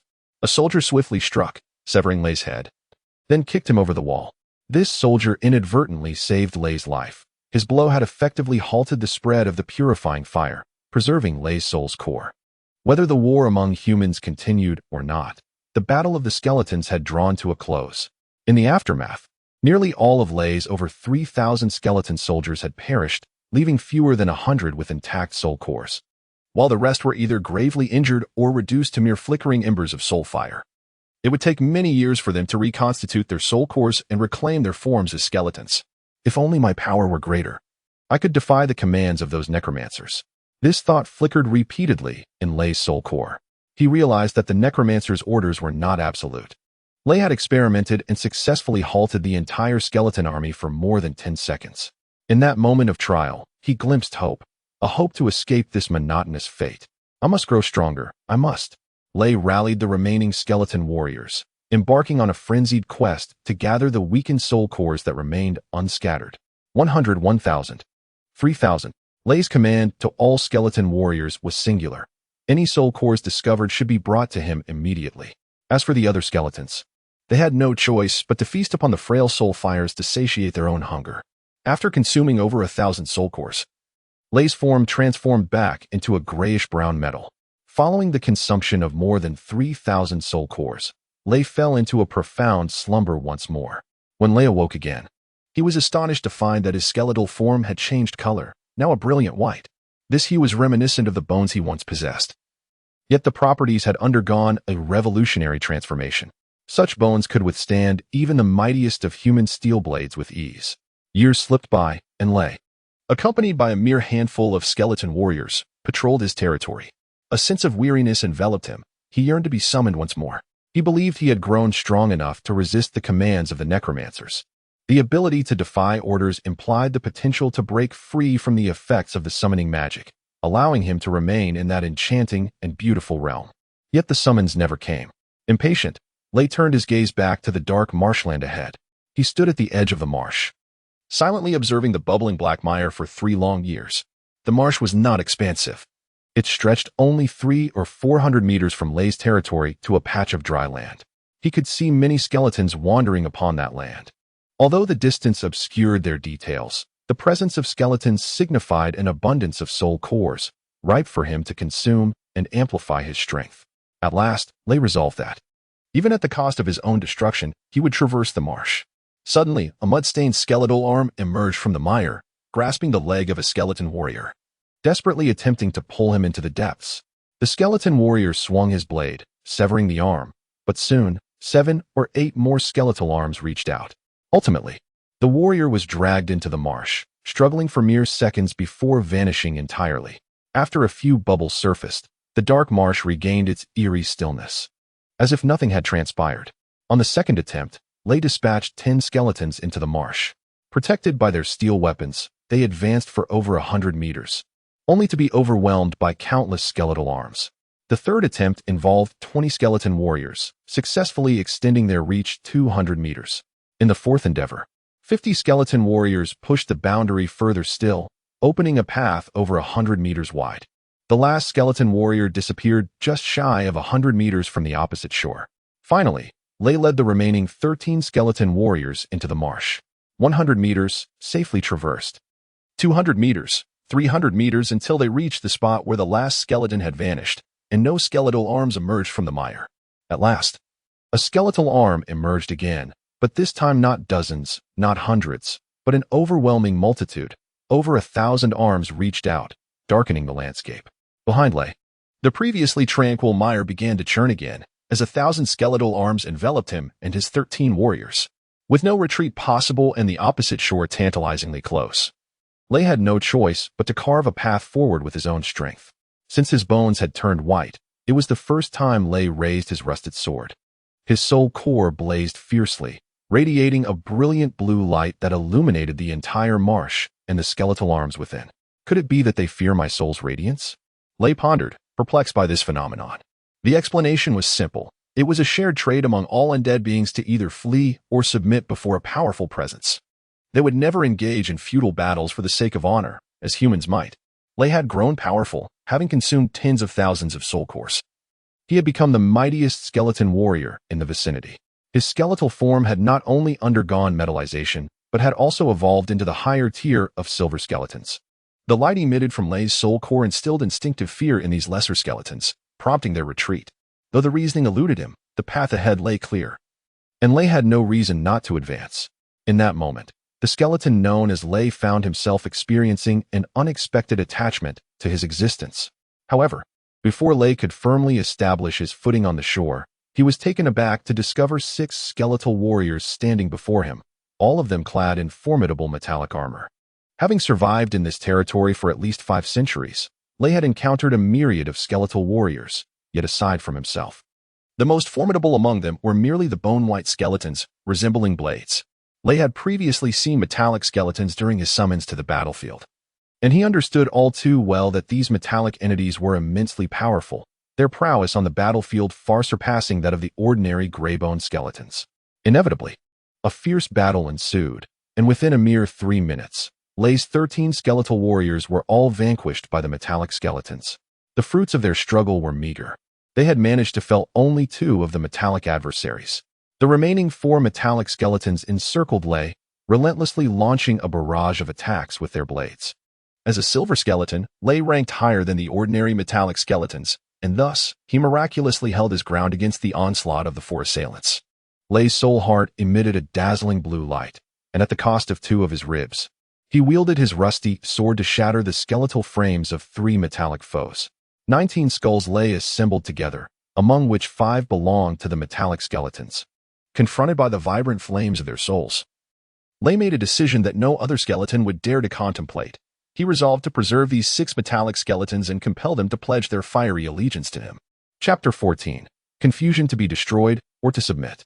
Much like the day when the blade subdued the thunder, Lei cradled the skull of a metallic skeleton in his hands, conveying his will through the essence of his soul. To submit. Without a hint of hesitation, the metallic skeleton unleashed a flame of oath, swearing fealty to Lei. Upon accepting this flame, Lei immediately sensed the surge of soul power emanating from the skeleton's essence. Simultaneously, he acutely felt the fear and resentment harbored within the heart of this skeletal warrior.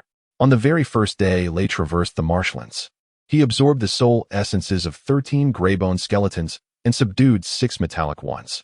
Day after day, Lei was astonished to discover that the skeletons inhabiting this desolate expanse were of a higher caliber, and the deeper he ventured into the wilderness, the mightier the skeletons became. Among these, the most abundant were the ordinary metallic skeletons, followed by silver skeletons, and even some more formidable golden skeletons that radiated a golden hue.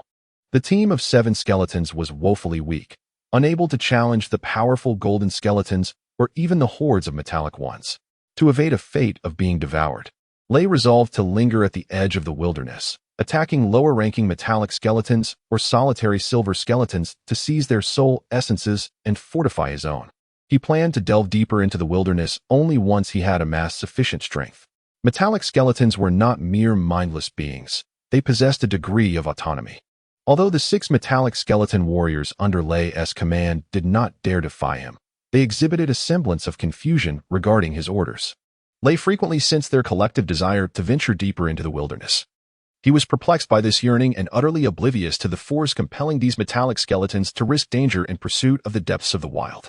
Lei was merely a skeleton, devoid of any systematic education on understanding the world. His limited intellect rendered him incapable of unraveling complex dilemmas. Thus, despite his bewilderment, he stubbornly adhered to his resolution, resolute in avoiding any foray into the wilderness beyond 3 kilometers. Year after year, Lei led his small band in countless skirmishes at the fringes of the wilderness, consuming the soul essences of thousands of metallic skeletons and a handful of silver skeletons. His power grew exponentially, and his 6 subordinates began their evolution towards silver skeletons, their bones adorned with speckles of white. Yet, the evolution Lei had long anticipated eluded him. He remained merely a silver skeleton. Why was this so? Lei pondered incessantly. Since attaining awareness, he had evolved thrice. The first transformation occurred when he consumed the soul essence of the blade, transitioning from a gray bone skeleton to a white bone skeleton. The second evolution followed the consumption of hundreds of gray bone skeletons, elevating him to a metallic skeleton. The third transformation came after absorbing thousands of gray bone skeletons, allowing him to become a silver skeleton. Yet now, after devouring thousands of metallic skeleton soul essences, why could he not ascend to the status of a golden skeleton? Lei believed himself formidable, confident he could defeat hundreds of ordinary skeletons barehanded. However, whenever he stood atop the high ground at the wilderness's edge, gazing into the depths, he could still sense the terrifying aura of the golden skeletons, a presence so potent that it made his soul tremble. Was it possible that to evolve into a golden skeleton, he must first consume a certain number of silver skeleton soul essences? Yet acquiring silver skeleton soul essences was no trivial task. Each silver skeleton was a formidable entity, rivaling Lei in strength, typically accompanied by throngs of metallic skeletons. To become a golden skeleton, it was imperative that all his subordinates transform into silver skeletons, thus enabling them to hunt more silver skeletons. With this realization, Lei altered his strategy. Previously, he had shared 2/3 of the soul essences gained from battles, retaining only 1/3 for his subordinates. Now, he began to distribute the soul essences more equitably. However, the time required to elevate 6 ordinary metallic skeletons to the higher echelon of silver skeletons was daunting. At his current pace, it would take no less than 300 years. While undying beings lacked a stringent concept of time, their lives were monotonous and dreary, rendering decades and centuries indistinguishable. Yet Lei felt a palpable urgency. He yearned to become a golden skeleton, to penetrate the wilderness sooner, to possess the strength to resist summoning. It had been over a century since the last summoning, leading Lei to reminisce about those experiences. Each summoning was fleeting, lasting mere minutes to an hour. Yet those memories had become the most vivid in Lei's mind. The clear sky of that world, the vibrant flora and fauna, the resounding war drums, the dazzling magic, and the cacophony of battle all filled him with nostalgia. Compared to that world, the Forsaken Land felt desolate and solitary. Lei cherished memories of the human realm for another reason, his longing to absorb the energy of fresh souls. Fresh souls were vastly different from the stale ones within the Forsaken Land. They not only provided Lei with greater exhilaration, but also augmented his power significantly. One fresh soul held greater value than the essence of 10 metallic skeletons. Should another summoning occur, he vowed not to charge into battle under the necromancer's command. He would linger as long as possible in that world, absorbing as many fresh souls as he could. Though Lei yearned for summoning, when it finally arrived, he was taken aback. Just as a fierce battle concluded and he prepared to share the spoils with his 6 subordinates, the summoning portal suddenly materialized. To Lei's astonishment, this portal was unlike any he had encountered before. Previous portals, once opened, formed a vast black hole spanning several square kilometers, drawing thousands of skeletons from the Forsaken Land into its depths under the force of summoning. However, this portal was diminutive, measuring barely 30 centimeters in diameter. Appearing directly above Lei's head, he sensed a gentle force emanating from the black hole, as if it sought to summon him alone. This power was not overwhelming.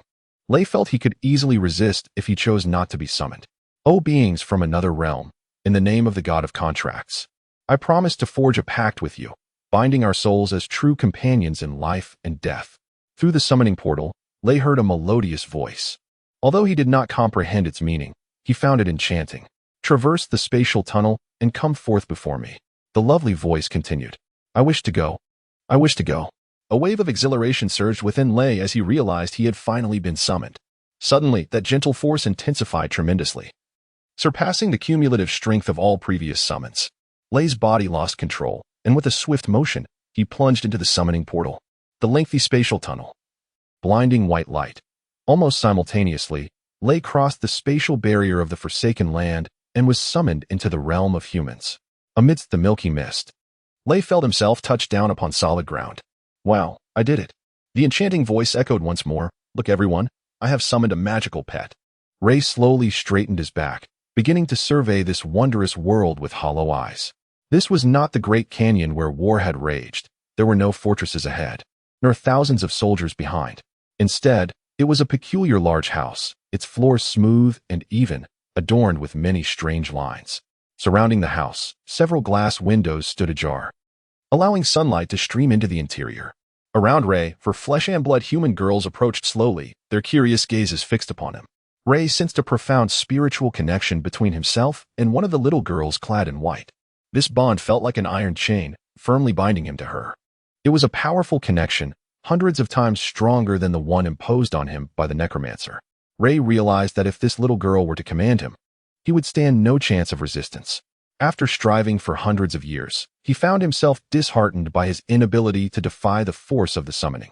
Wow, it's a skeleton. The four little girls shrieked in unison, hastily fleeing towards the door. Quick, go tell Teacher Spratch that Camilla has summoned an undead creature. Chapter 15, The Book-Reading Skeleton as a Mid-Level Fire Mage in the Duchy of Atlanta. Splatch believed that utilizing magical flames to forge various magical materials into an array of enchanted equipment was far more meaningful than directly attacking foes with magic. Splatch's greatest aspiration was to become a grand alchemist rather than a grand sorcerer. Thus, he took up the role of an ordinary magic teacher at the Atlanta Magic Academy, with the intention of freely accessing the alchemical laboratory and rare magical materials within the institution. Whenever he was free from teaching duties, Splatch would immerse himself in the alchemical lab, tending to a multitude of flames and conducting his favorite experiments. Today, Splatch intended to create a magical ring. The fire in the furnace had transitioned from a pale hue to a deep azure, indicating that the temperature had reached at least 300 degrees Celsius, sufficient to melt mithril. With utmost care, Splatch used tweezers to grasp a minuscule piece of mithril, weighing merely 0.02 ounces, and placed it into the crucible to be refined by the flames. Mithril was an exceedingly precious magical material, although this fragment was tiny. Its worth equated to Splatch's monthly salary. Without the convenience of the laboratory, he would have lacked the means to craft such an extravagant ring. Consequently, Splatch exercised great caution, meticulously controlling the flames with his magical energy, eagerly awaiting the moment when the mithril would melt. Sparch. Sparch. Something's wrong. The laboratory door was abruptly thrust open, and a few of Splatch's students rushed in, flustered. Camilla summoned an undead creature. What are you saying? Splatch, having been engrossed in his work, failed to catch their words clearly. There's a skeleton in the classroom. It was summoned by Camilla. Aweir stammered, her fear rendering her nearly incoherent. It was me. I wanted a magical pet, but I ended up summoning a skeleton. Overwhelmed by disappointment and fear, Camilla was on the verge of tears. Your magical pet? Splatch furrowed his brow. The concept of a mage's magical pet differed significantly from that of a warrior's summoned beast. For a mage, a magical pet often served as a source of entertainment or a scout rather than a combat companion. Thus, the level of magical pets was typically low, and their size small, often consisting of creatures like parrots, spiders, or mice. Once a mage possessed a certain amount of magical energy, they could make a promise to the god of contracts to summon their pet. The contract between a mage and their pet was exclusive. A mage could summon only one pet, and a pet could only have one mage master, unless one party met with an unfortunate demise, in which case a new contract could not be formed. Why didn't you summon under the teacher's guidance? Camilla and her companions were mere magic apprentices, still unable to skillfully control their magical abilities. Therefore, the academy mandated that lower-grade apprentices had to have their instructing teacher present when casting magic to prevent unforeseen accidents. Aweir summoned a parrot. It was so much fun. Curiosity and jealousy are inherent traits among young girls, with a companion possessing a charming little pet. Camilla desired one too.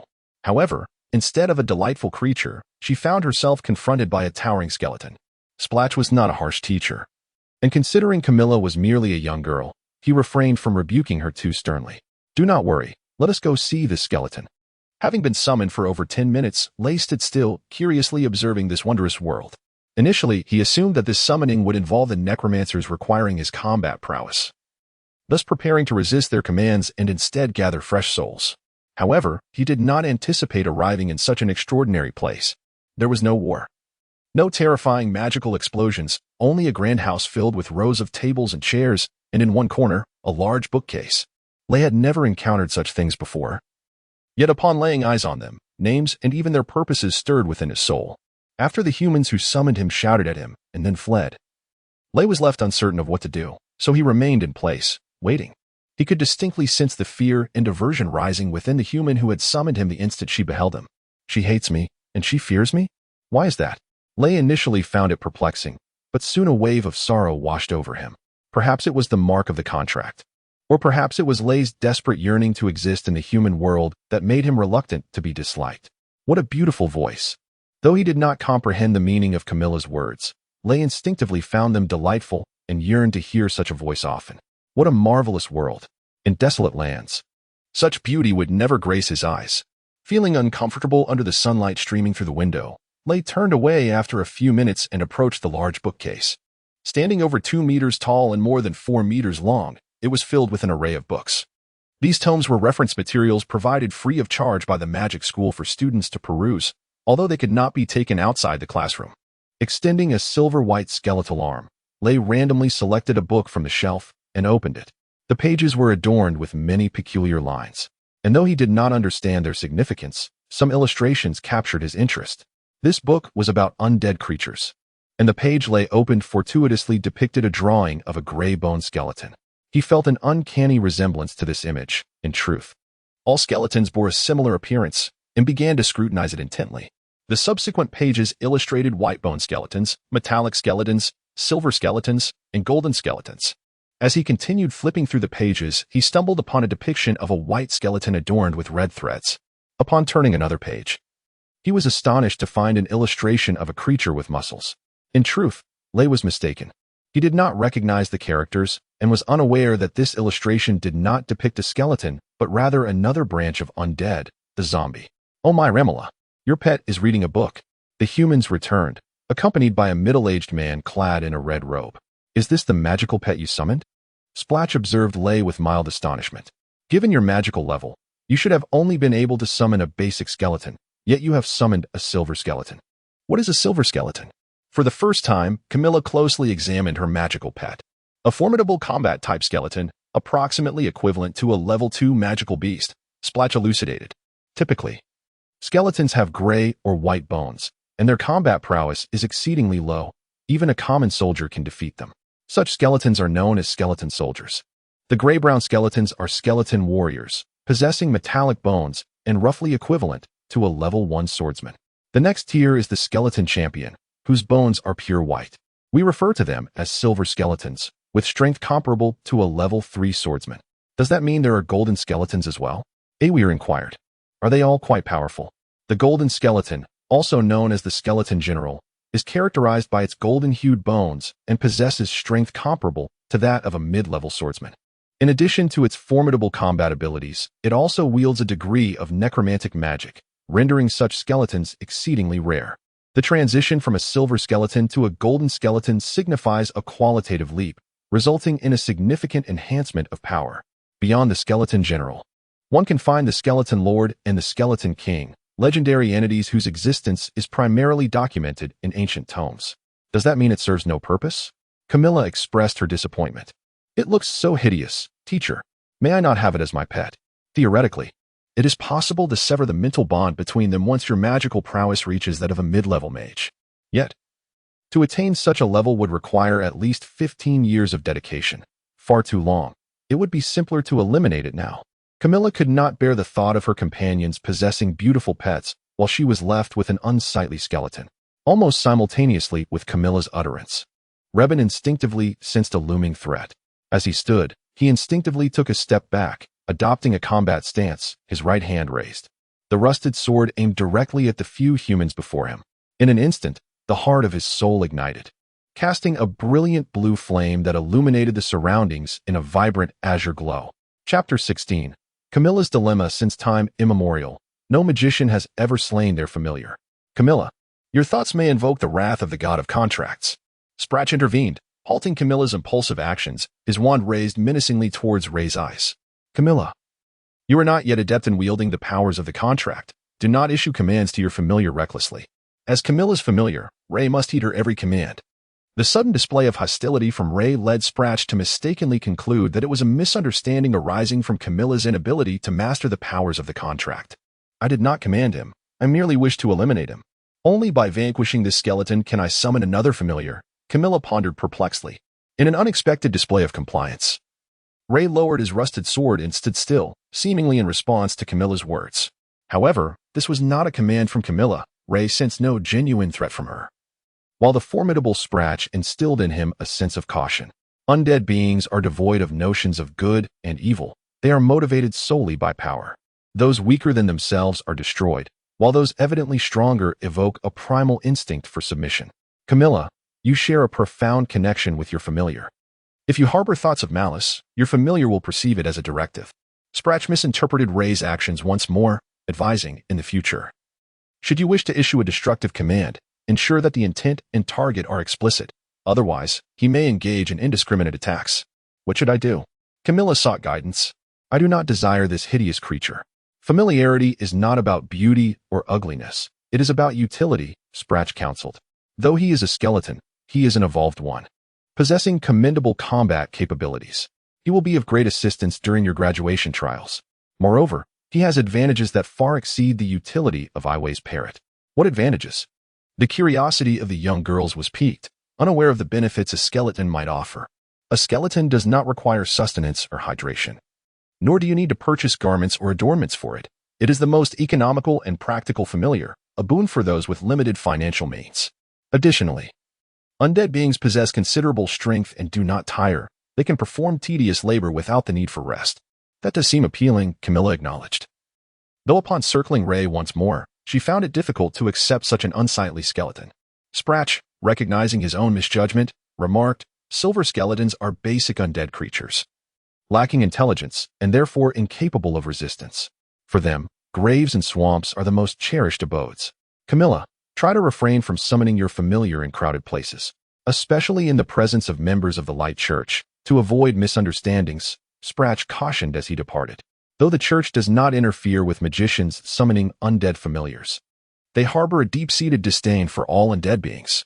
Should they slay your familiar, it would adversely affect your magical training.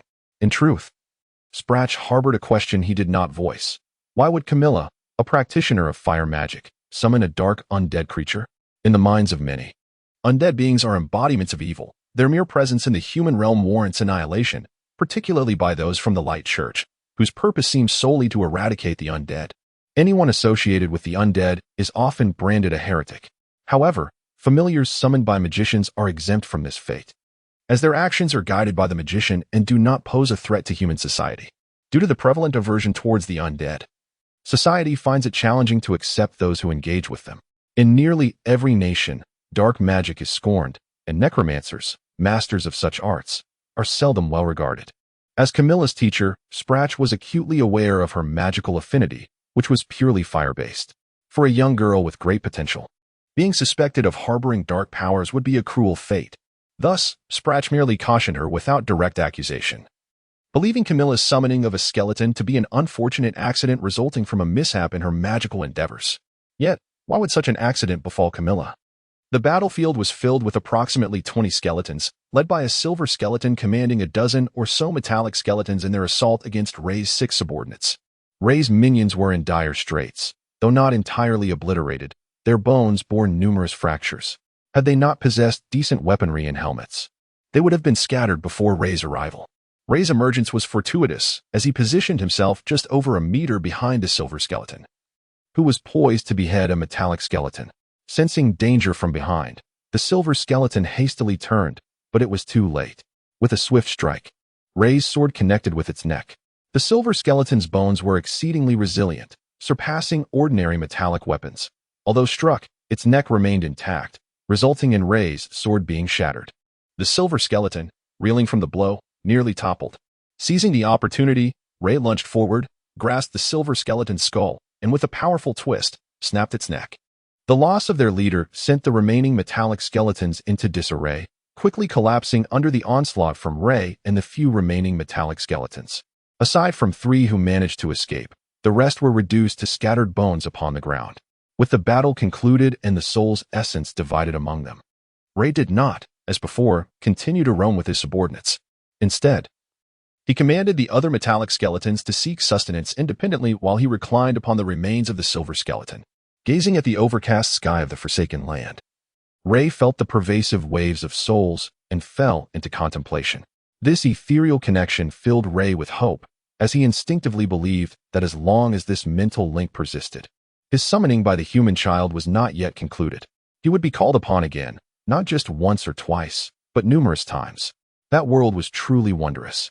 It was not only home to canyon fortresses, flora and fauna, and the chaos of battle, but also to beautiful rooms furnished with tables, chairs, and bookshelves.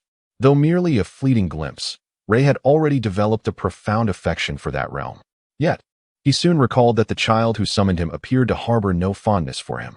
At one moment, that child even radiated a palpable intent to kill. Although Ray could not comprehend their spoken words, he could distinctly sense their disdainful gazes. Why do they not like me?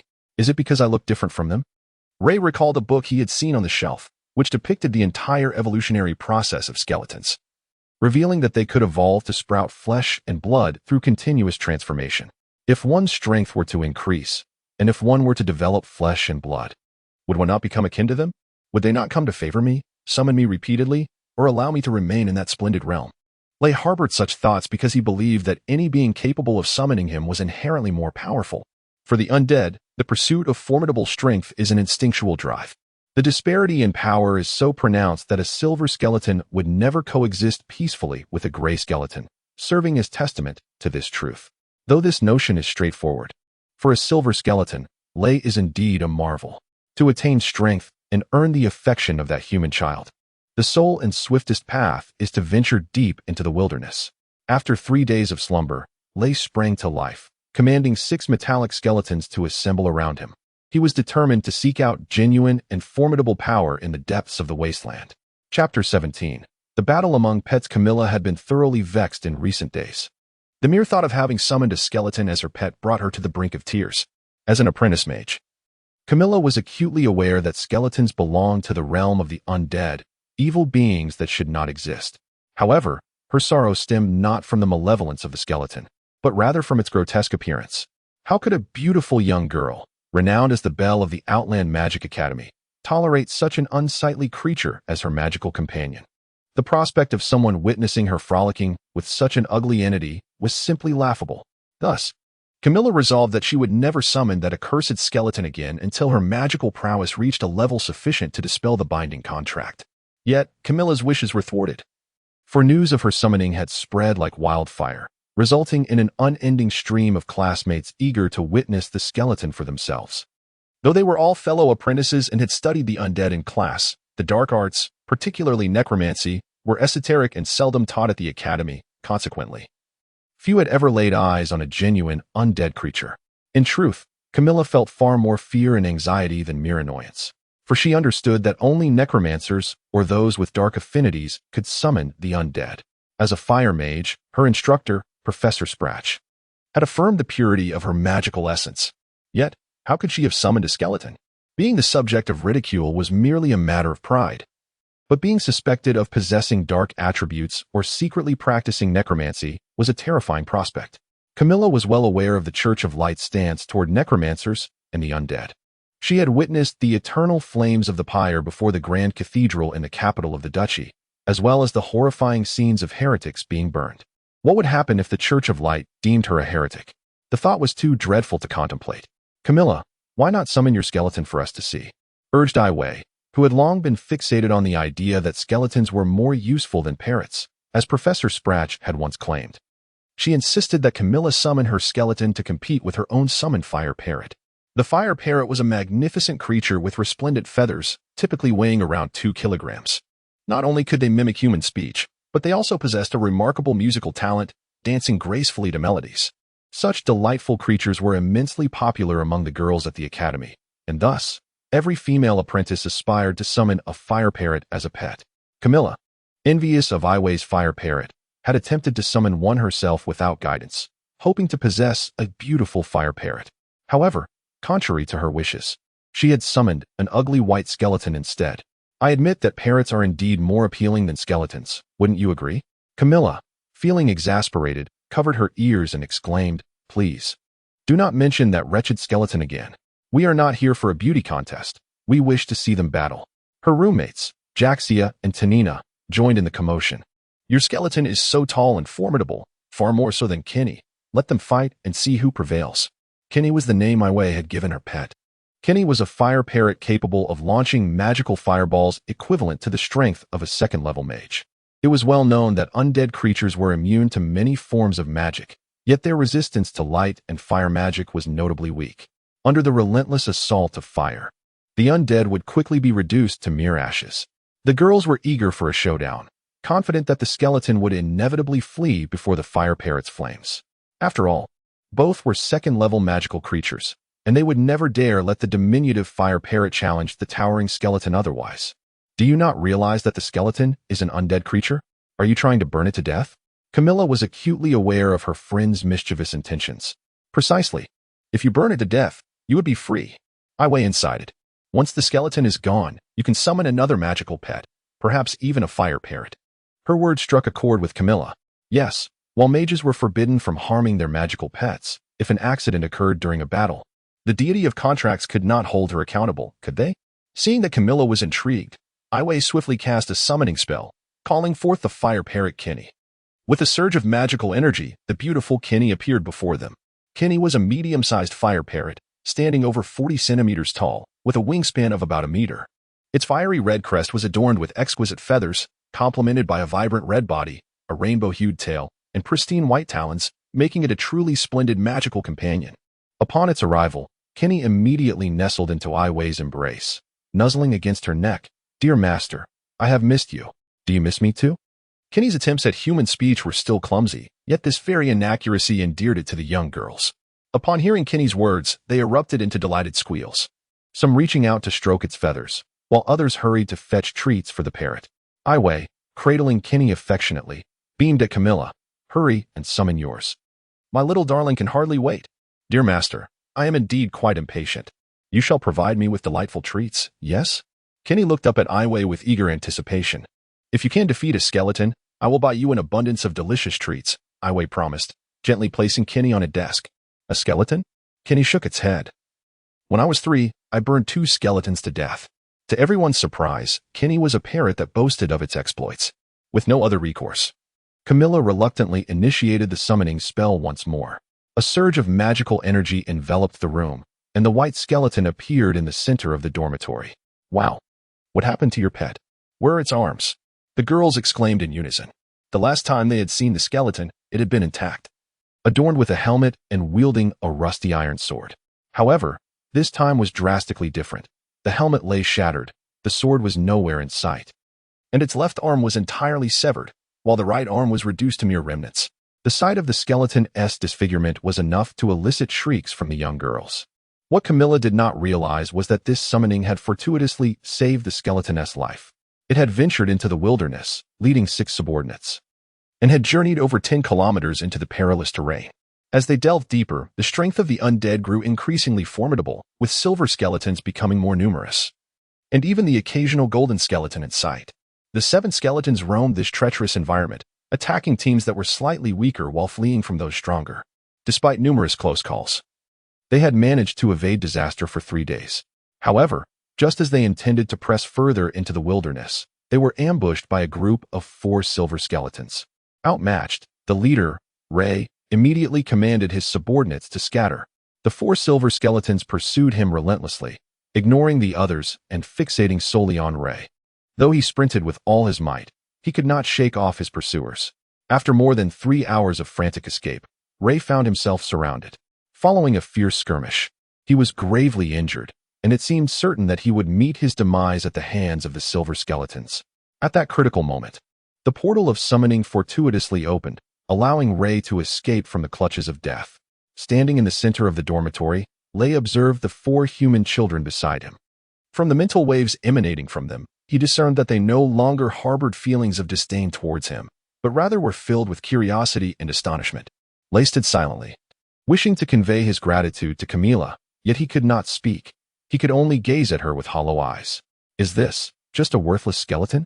Geisha exclaimed, her mouth agape. "Does this match even hold any significance?" "Indeed, a skeleton without arms can only passively endure attacks. It's hardly entertaining," Tanina concurred, shaking her head. "Why not compete?" Camilla felt a surge of sympathy and pity as she beheld her skeleton in such a state of disrepair. She understood that this emotion stemmed from a soul bond between herself and the skeleton. Disliking the notion of pitying a skeleton, Camilla hoped to seize the opportunity of its frailty to have the fire parrot eliminate this bothersome entity. "Remember, you said it yourself. Do not blame me for bullying your pet." AI Weyer was unfazed by this, eagerly wishing to showcase the prowess of Jenny. "Jenny, breathe fire. Incinerate the skeleton." With a resounding whoosh, Jenny unleashed a fireball the size of a fist, striking Lay's ribs. The flames engulfed Lay, producing a crackling sound. However, AI Weyer and her companions, being mere magic apprentices with scant understanding of undead beings, were unaware that such a diminutive magical fireball would inflict no harm on a silver skeleton of Lay's caliber. Lay glanced down at the flames on his chest. While feeling discomfort, he also sensed the animosity emanating from the fire parrot. The instinct to retaliate in the face of danger is a shared trait among all undead beings. Though Lay lacked arms, he still possessed a mouth, which could prove more formidable than arms at times. Suddenly, Lay took a step forward, directing a forceful inhalation towards the fire parrot perched on the table. Chapter 18. Catastrophe approaches. How detestable. How dare your skeleton kiss my Jenny? AI Weyer was oblivious to Lay's intentions, mistakenly believing he wished to bite Jenny. "Fly, Jenny. Don't let this filthy creature touch you." Jenny, too, desired to soar, yet suddenly felt devoid of strength. Her energy ebbed away like the retreating tide, and as her power diminished, the flame of her soul gradually extinguished. "Master, save me," Jenny lamented, collapsing onto the table. Had Splash been present, he would never have allowed a skeleton's mouth to approach anyone's head, for he understood the terrifying fundamental skill of a skeleton: consumption. Any being devoured by a skeleton would see its soul dissipate, serving as sustenance for the skeleton's growth. The evolution and augmentation of a skeleton relied entirely on the nourishment of soul energy, and the sole means of absorbing souls was through consumption. As a silver skeleton, Lay had consumed thousands of souls over the centuries since he attained consciousness. Each act of consumption was a fortification of this skill. Thus, at this moment, Lay was indeed a fearsome entity in terms of devouring. Regrettably, these children failed to grasp this truth, erroneously deeming an armless skeleton incapable of offensive action. Meanwhile, the fire parrot, despite being a magical creature, had grown spoiled under AI Weyer's affection, and likewise fell prey to underestimation, resulting in the extinguishing of its life force by Lay. "You killed my Jenny." AI Weyer was the first to realize the fire parrot's demise, as she no longer felt the soul connection with Jenny. Cradling Jenny, she wept bitterly. "Camilla, you accompanied my Jenny." In stark contrast to AI Weyer's profound sorrow and the astonishment of Gaxia and Tanina, Camilla was instead enveloped in deep shock. She was acutely aware that she had not commanded the skeleton to attack the fire parrot. In fact, her order had been for Lay to remain stationary. Yet he had defied her will, employing some mysterious method to instantly slay the fire parrot. This was unfathomable. It violated the laws of their contract. "I will kill you." AI Weyer abruptly set down the fire parrot's lifeless body, picked up a chair from the ground, and swung it forcefully at Lay's head. With a crack, the chair splintered into pieces, yet Lay's head remained unscathed. As a magic apprentice resorting to using a chair as a weapon, it was evident that AI Weyer had lost her reason in her fury and grief. This was yet another of her miscalculations. She had clearly seen that this skeleton did not fear the fire parrot's magical fireballs, and her own fireballs were inferior in power. How could they possibly harm this skeleton? After enduring 2 successive assaults, Lay was incensed. Although he craved the fresh soul energy of the human children, he had managed to restrain himself in order to remain in the human world. However, this restraint did not extend to moments of threat. Without receiving Camilla's command, Lay launched a counterattack. This time, rather than consuming, he swiftly raised his right leg and aimed a kick at AI Weyer's abdomen. The distance was so short, and Lei's movement so rapid that AI Wei Er, who was not adept at close combat, had no time to evade before being struck in the stomach. Typically, skeletons possess limited strength, but upon evolving to the silver skeleton level, their power becomes astonishing. Lei, being a simple-minded skeleton, lacked the considerations of humanity. For everything he perceived as a threat, he retaliated with his utmost strength. The impact of Lei's kick would have incapacitated not just the frail AI Wei Er, but even a robust warrior would have struggled to withstand it. After kicking AI Wei Er, Lei was relentless, stepping forward to deliver another blow. Intent on killing this human and consuming her soul. AI Wei Er, Gaxia and Tanina gasped in horror, rushing to AI Wei Er's side. Upon lifting her, they were struck with despair as they discovered AI Wei Er's face pale, frothing at the mouth, and unconscious. In a short while, the mage Splach arrived hurriedly with 2 school medics. After a brief examination, all were astounded to find that AI Wei Er had not only fractured 3 ribs, but also sustained severe internal injuries, teetering on the brink of death. In this dire situation, the medics hastily carried her to the hospital, for only the restorative magic of a priest could save her life. After the medics departed, Splach inquired in detail about the events from the 3 girls. Camilla, you say you commanded your magical pet to remain in place, not to attack? A skeleton capable of defying its master's commands is unprecedented. Yes, master, Camilla replied, shaken. At first, he obeyed, but when Jenny unleashed her magical fireball, I sensed a surge of urgency and anger from the depths of his soul, and then he lunged forward, biting Jenny to death. Camilla was distraught. If anything were to happen to AI Wei Er, she could not fathom what she would do. It is understandable for any creature to retaliate when faced with danger, especially the undead, who exhibit even stronger instincts in this regard. Although magical pets are bound to obey their masters and may sacrifice themselves to protect them, this does not mean they lose their own consciousness. If this incident were viewed as a primal act of self-defense from the skeleton, the issue may not be as grave. Splach picked up the fire parrot from the table, and upon inspection, he was aghast. Consumption. This skeleton possesses an exceptionally formidable power of devouring. The fire parrot was a second-tier magical creature. While the silver skeleton was also classified as second-tier, their strength should have been roughly equivalent. Yet, under the preemptive assault of the fire parrot, the skeleton had instantaneously drained its soul, indicating that the skeleton's devouring power far exceeded that of a mere silver skeleton. Splach recognized the gravity of the situation. Did you notice anything peculiar about this skeleton? I sensed a chaotic spiritual fluctuation between us, unlike what I learned in class. He seemed to wish to convey something to me, yet I could not comprehend it. Indeed, Lei had attempted to communicate many messages to Camilla. He wished to express gratitude and to convey his desire to remain in this world. However, as Lei could neither speak nor understand human language, he relied solely on their soul connection to repeatedly send his intentions to Camilla.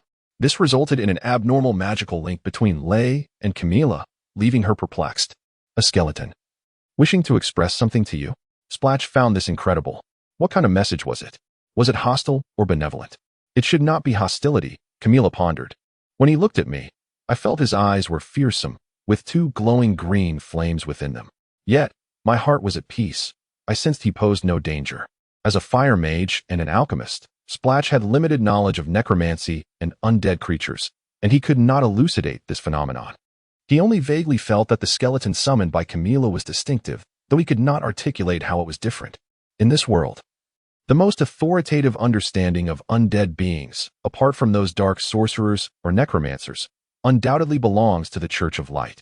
The Church of Light, the foremost religion on the continent, has harbored an irreconcilable enmity with undead creatures since its inception. Wherever the influence of the Church extends, the extermination of undead beings and the eradication of necromancers become paramount tasks. Over the course of millennia, under the pretext of combating dark forces, the Church has instigated numerous holy wars. As time progressed, the Church's influence shaped public perception of undead creatures into what it is today. Teacher, what are you thinking?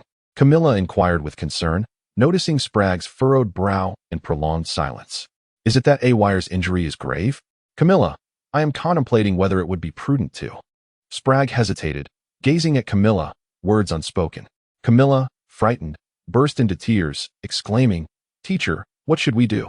If you are willing, I wish to have a priest from the Church of Light assess your magical attributes, to determine if there exists any trace of darkness.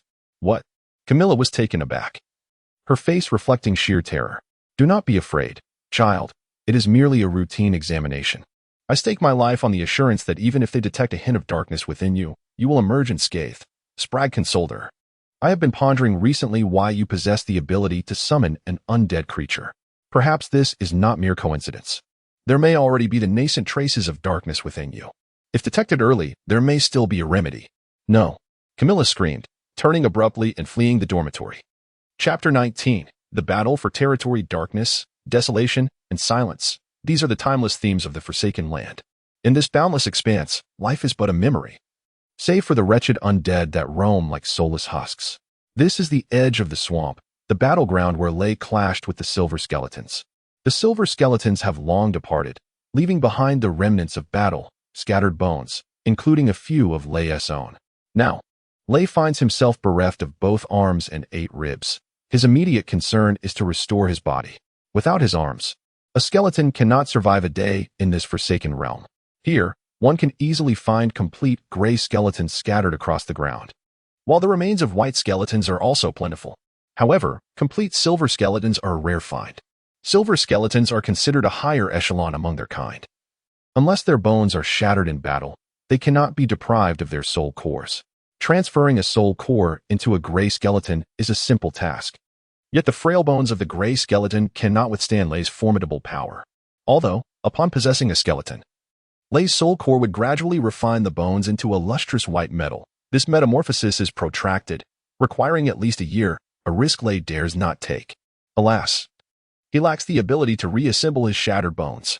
Suddenly, a silent scream resonates within Lay's soul core, emanating from the depths of the wasteland. Filled with urgency and fury, this sound seems to possess a mystical allure, and without a moment's hesitation, Lay leaps into action, racing towards the source of the cry. The entire wasteland stirs, be it metallic, silver, or even golden skeletons, they all heed the call, abandoning their skirmishes to rush towards the sound. Lay is unaware of the reason for his frantic dash. It feels as if the cry is a spell of summoning that he must obey without question. Unlike Chimera's instantaneous summons, this call requires him to run. Unbeknownst to him, the local skeletal lord is using a privilege to issue a recruitment order. In the vast and desolate Forsaken Land, countless territories exist, each ruled by a powerful lord. Regardless of the undead's nature, unless one possesses greater strength than the lord, submission to the lord's summons is inevitable within their domain. Typically, lords lie in slumber for decades, centuries, or even millennia. Yet, regardless of their slumber's duration, they continuously draw upon the soul sacrifices of all undead within their territory, thus amplifying their power. When the need arises, the Lord issues a recruitment order, summoning all undead within the territory to serve him. Lay runs desperately, covering over 10 kilometers in half an hour, joining a throng of skeletons racing alongside him, forming an army numbering in the tens of thousands. These once hostile skeletons, who would ordinarily engage in a deadly struggle, now stand united as comrades, ready to embark on a grand campaign under the Lord's call. In the distance, Lay spies a colossal skeletal tomb rising from the wasteland, where hundreds of thousands of various skeletons have gathered. The towering skeletal lord, Mansitralda, stands atop the tomb, wielding a massive wolf-tooth club, howling towards the heavens. As if bound by an invisible thread, Lay finds himself amidst a cluster of silver skeletons. After 5 hours, the skeletal army ceases to gather. Surrounding the tomb are hundreds of golden skeletons, thousands of silver skeletons, and hundreds of thousands of metallic skeletons. This immense army is unlike anything Lay has ever witnessed. Even during his time among humans, the combined forces of both sides never exceeded a third of this legion's size. The ability of a single skeletal lord to summon such a vast host is a testament to unimaginable power. Advance. Mansitralda leaps from the tomb, leading the formidable legion forward. As a lord, Mansitralda has invoked the recruitment order numerous times throughout his lengthy existence, demanding unwavering service from all skeletons in his territory, never pausing to explain his motives.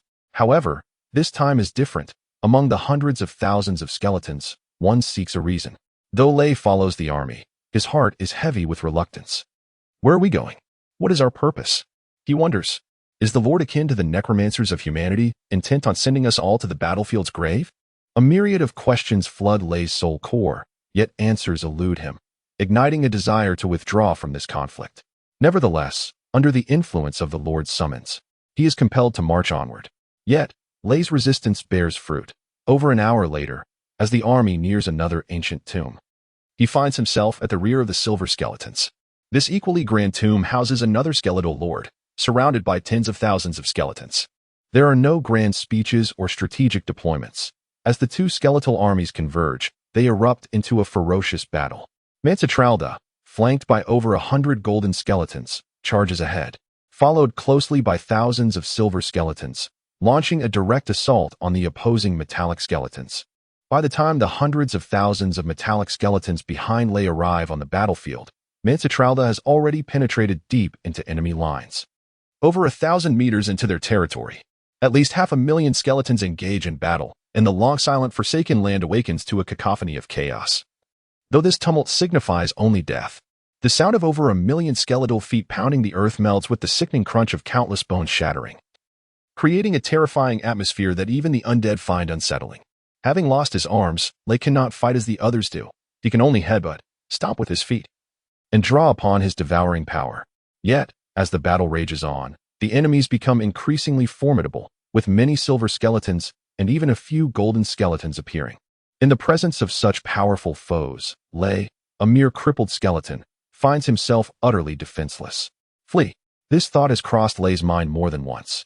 Yet the moment it surfaces, the power of the summons intensifies, compelling him to advance. He observes that even those skeletons shattered into fragments will strive forward as long as their soul cores remain alight. This is the privilege of the Lord. Unless one surpasses the Lord's strength, the fate of offering oneself in service is inescapable. More ribs are shattered. And now Lay not only lacks arms, but has lost ribs as well, leaving him with only legs supporting a solitary spine, upon which rests a skull. In this state, a single strike from an enemy could spell his ruin. And that strike arrives, a silver skeleton lunges at Lay, severing his spine with a swift blow of its great blade. Lay emits a cry of despair, unwillingly collapsing onto the gritty earth of the Forsaken land. In the next moment, the silver skeleton that had attacked Lay was besieged by several other silver skeletons. Unable to endure for long, it soon had its neck severed, its head colliding with Lay's own. As Lay lay on the ground, despairing for his soon-to-extinguish soul heart, he instinctively opened his mouth to inhale when he saw a skull, ablaze with vibrant soul flames, charging towards him. This soul heart was consumed, causing a ripple of both comfort and fulfillment to wash over Lay. The battle raged on, with countless skeletons passing over the spot where Lay had fallen, fragments of shattered bones cascading down, and soul hearts drifting away like scattered fireflies. Struggling, Lay turned his head to survey his surroundings. Different perspectives unveiled new revelations. To his astonishment, amidst the clouds of dust stirred by innumerable skeletal legs, he discovered countless soul hearts swirling about, remnants of the recently dismantled skeletons. In a state of sheer terror, they scattered in frantic flight, desperately seeking a complete skeleton to reassemble and stand once more. Yet, the battlefield was devoid of any intact frames. Devour them. Lay's soul heart suddenly surged forth from his skull, darting towards the nearest flicker of soul flame. Chapter 20. The Strong Undead 1, 2, 100, 1000. The battle raged on for a full day, as the soul heart of Lay wandered across the battlefield, devouring over 2,000 soul hearts. Most of these belonged to metallic skeletons, with fewer than 300 being of silver skeletons, while not a single golden skeleton was consumed. Though the soul hearts of golden skeletons drifted in the battlefield, their overwhelming power instilled a primal fear within Lay. He understood that if he recklessly lunged toward a golden skeleton's soul heart, he might become prey himself. This illustrated the vast disparity in strength. The evolution from silver to golden skeleton was a qualitative leap, a chasm far beyond that which separated silver from bone skeletons. Nevertheless, the amassed soul hearts were sufficient. Lay felt an unprecedented surge of power within his own soul heart and eagerly nestled into the relatively intact frame of a silver skeleton. This skeletal structure was complete, with limbs intact and only a few ribs broken, though the skull was shattered in half. Such damage had caused this skeleton's soul heart to abandon its body, drifting away during the conflict. Acquainting himself with his new form, Lay slowly rose to his feet, charging forward amidst a throng of metallic skeletons. With a body at his disposal, he was compelled to obey the will of his lord and rush into battle. Minutes later, Lay scavenged a helmet from the ground to shield his exposed soul heart. A few moments after that, he retrieved a rusted cleaver, rearming himself. At this moment, he was ready to engage in combat. just as he had been at the height of his prowess. The vast army of 500,000 skeletons had been embroiled in fierce combat for over a day. Had they been human soldiers, they would have long since collapsed from exhaustion. However, skeletons, being undead entities, felt no fatigue. Under the powerful psychic influence of their skeletal lord, they possessed a singular purpose: to charge forward, to kill or be killed. Over 200,000 skeleton warriors had their bones shattered, and in the most intense areas of battle, debris amassed like small mountains. Finally, nearing the entrance of the colossal ancient tomb, Lake glimpsed a scene through the gaps in the skeletal remains. Approximately 300 to 400 meters ahead, the skeletal lord Mansitralda was engaged in combat with another skeletal lord. The clash between lords was beyond the endurance of ordinary skeleton warriors. A vacuum zone, over 100 meters in diameter, formed around the two lords. Not even golden skeletons dared to enter this space. Before the battle commenced, both skeletal lords were enveloped in thick black smoke, gradually shrouding the entire battlefield. Within the obscured haze, Lei occasionally caught sight of the massive wolf fang mace wielded by the skeletal lord, the clash of weapons resonating deafeningly. As waves of powerful energy surged outward, even at a distance of several hundred meters, Lei could feel the formidable aura emanating from the combatants. This was the essence of true strength. Gazing toward the center of the battlefield, shrouded in black mist, Lei felt a swell of reverence. When would he become such a powerful being? The clash between the lords continued for over 3 hours, culminating in a thunderous explosion. As the black smoke began to dissipate, only the skeletal lord Mansitralda remained standing. His colossal wolf fang mace lay shattered, one arm severed, nearly all ribs broken, and his skull marred by deep cracks. The battle had been brutal. The once mighty Mansitralda was left in such a state, stripped of his former glory. Yet, he had emerged victorious.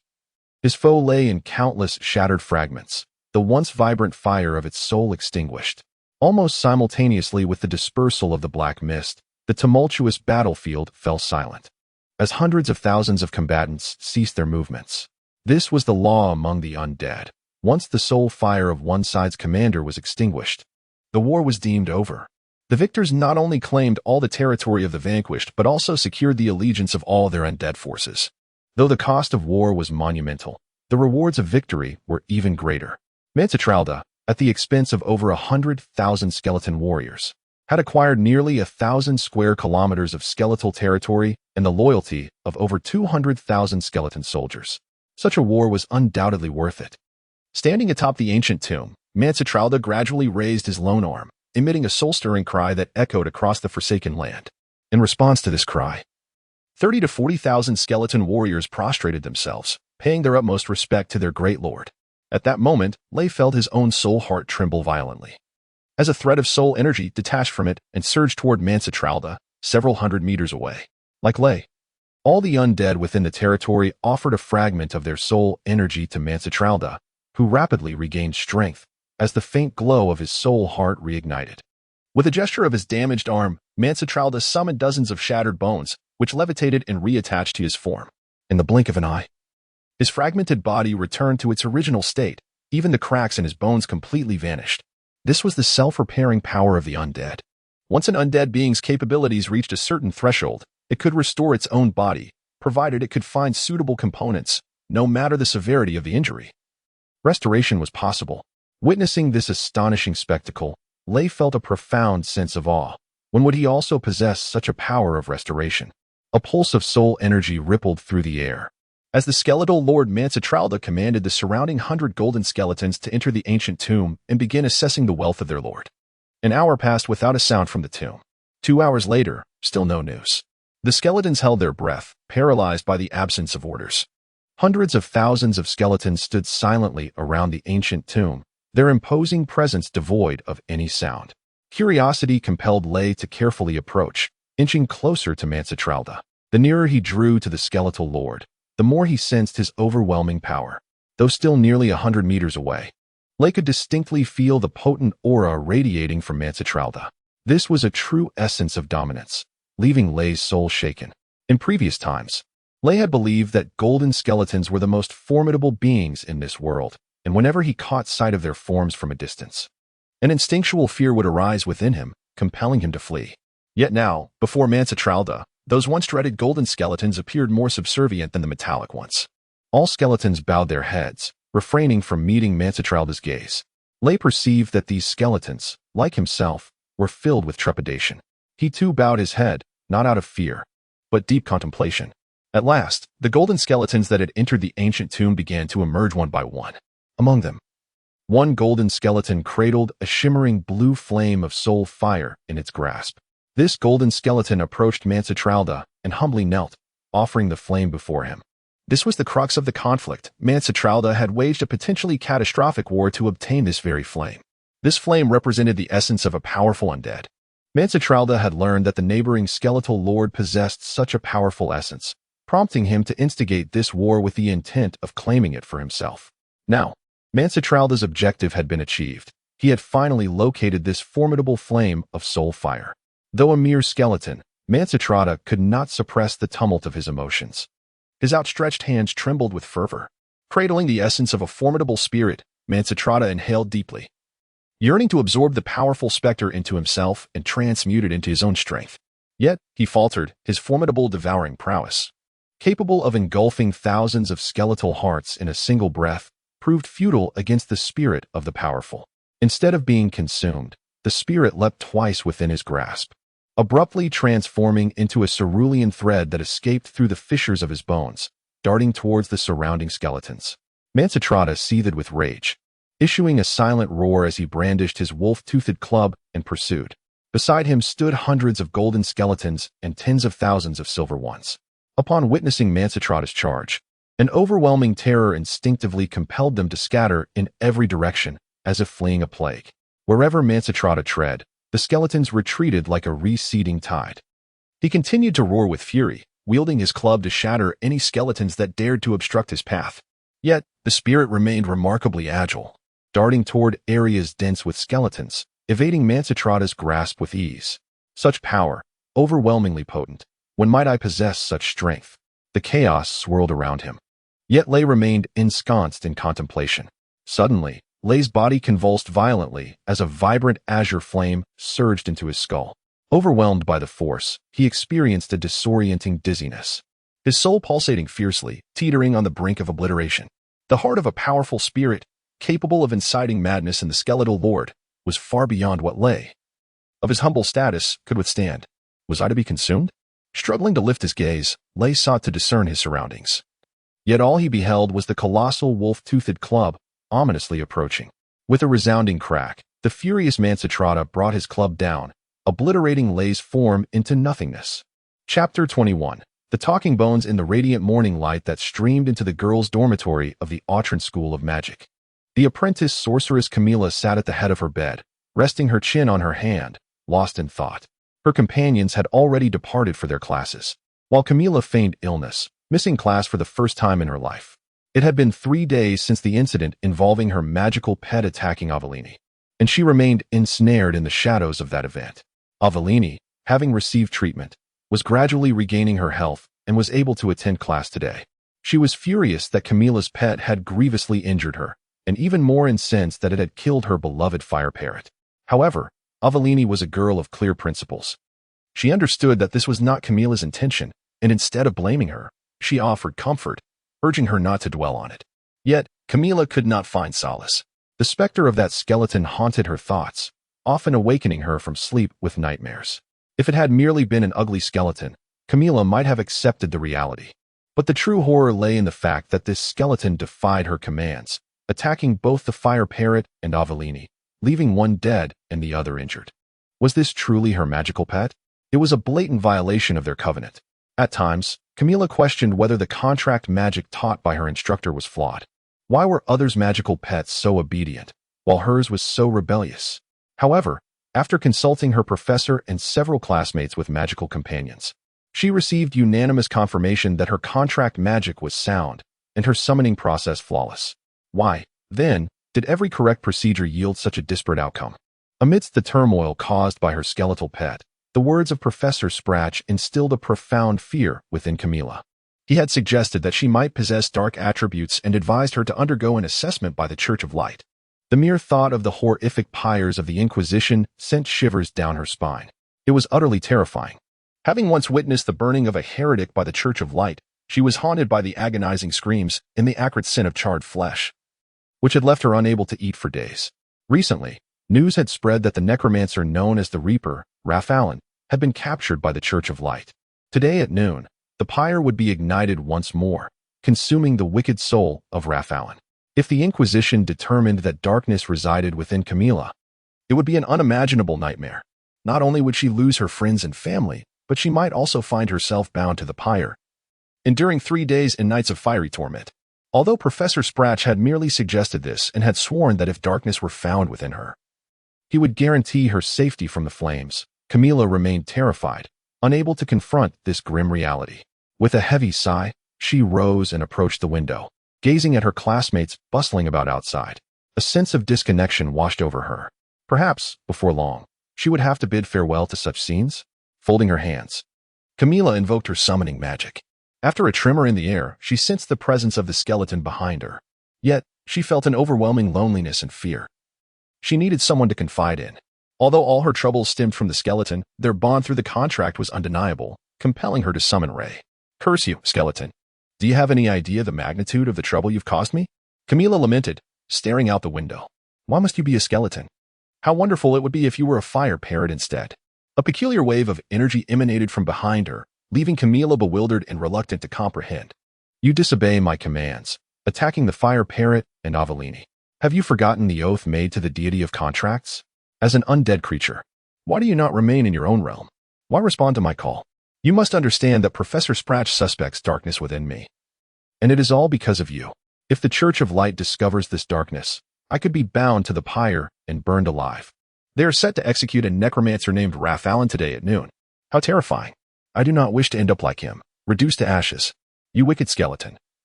Why do you not perish?" Leaning against the windowsill, Camilla began to weep.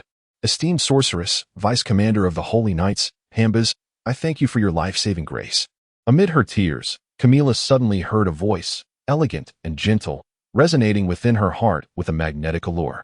The door was tightly shut, and aside from the skeleton, no other creature was present. Where did that voice come from? On the table, poor Ray had been reduced to a mere skull. A pale skull sat atop the table, its hollow eyes flickering with an eerie blue light, fixated intently on Camilla. Ray had been fortunate. When his body was shattered by Mansitralda, he was on the verge of losing his soul when Camilla's summoning once again saved him. Yet at that moment, the skull could hardly be considered Ray's, for his soul was ensnared by a more powerful entity, struggling to regain control. In truth, even if Ray had maintained control over his skull, what could a single head accomplish? The invading soul was that of the formidable undead known as Hambas, who had intended to seize a golden skeleton's body for a fair confrontation with Mansitralda. However, the golden skeletons proved too agile, leaving him no opportunity to approach any of them. Cornered and desperate, he had no choice but to enter the body of a silver skeleton, seeking to oust its soul while using its form to temporarily evade Mansitralda. Yet, she had provided him no chance. At the very moment Hambas infiltrated Ray's skull, Mansitralda's mace shattered Ray's body. Grasping Ray's head, Mansitralda had completely sealed off Hambas's escape route. If not for the sudden opening of the summoning portal, Hambas would have become Mansitralda's meal. Poor skeleton, how you have suffered time and again. Upon witnessing her magical companion reduced to a mere skull, Camilla's resentment dissipated, replaced by sympathy for Ray. When she had first summoned Ray, he had been a tall and imposing silver skeleton, complete with limbs and a fine sword. Yet, during her second summoning, he had lost both arms, with several ribs fractured. This marked Camilla's third attempt to summon her pet, and she could never have anticipated the extent of his wretched state. His body had vanished completely, and even a piece of his skull was missing. Was he still an undead being? Did he still possess life? Esteemed lady, I am not a mere skeleton. I am Hamba, the vice commander of the Holy Knights of the Church of Light.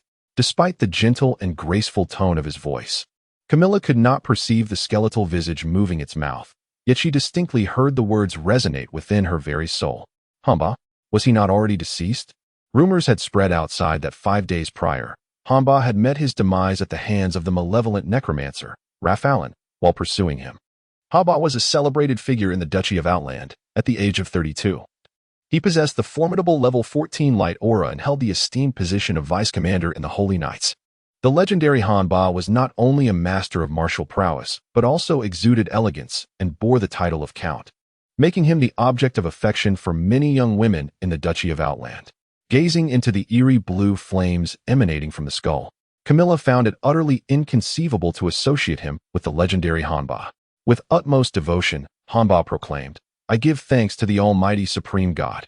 You have not forsaken your follower, even in death. I wish to perish beneath your radiant light. Are you truly Hanba?" Camilla questioned, still in disbelief. For this situation was too surreal. You cannot have undergone an evolution into a higher form of skeleton, can you? Aside from the Skeleton King. No other skeleton possesses the ability to speak. Do I appear to you as a monarch? Although he asserted this, Hanba himself felt that his reasoning lacked sufficient weight. Thus he proposed, "Esteemed sorceress, I beseech you to escort me to the church, where my mentor, Gonzalez, may verify my identity. He will reveal the truth." Hanba suggested this not only to convince Camilla of his authenticity, but also out of a profound desire for the Church of Light to grant him a final prayer. As a devout believer, he could not close his eyes in death without such a farewell. The Church of Light? No, I shall not set foot in that place. Unbeknownst to Hanba, the Church of Light had become a place of dread in Camilla's heart. Chapter 22. The Pillar of Fire. Miss Camilla, with whom are you conversing? The dormitory door suddenly rattled as Spratch's voice called from outside. "May I enter?" "Please come in," Camilla replied, having intended to seek out Spratch to inform him that the skull had spoken. Upon entering, Spratch was immediately captivated by the skull upon the table. Such a potent aura of divinity. "Is this a skull? Are you the esteemed Professor Spratch from the Latrine Academy of Magic?" "I am Hanba." Hanba had known Spratch in life. "What has happened to you?" Spratch exclaimed, astonished. "Oh, mighty supreme deity, could your soul be cursed?" With far greater magical prowess than Camilla, Spratch quickly discerned the essence of the situation. He recognized that the skull belonged to Camilla's magical companion. Yet its control was held by another soul. The essence of this soul was familiar to him. It was Hanba, whose spirit he had encountered on several occasions. Hanba recounted in detail his harrowing experiences in the wasteland, a tale that left both Spratch and Camilla in awe. The wasteland, a place spoken of only in legend, was said to be inhabited by countless undead creatures. Until now, it had merely been a myth.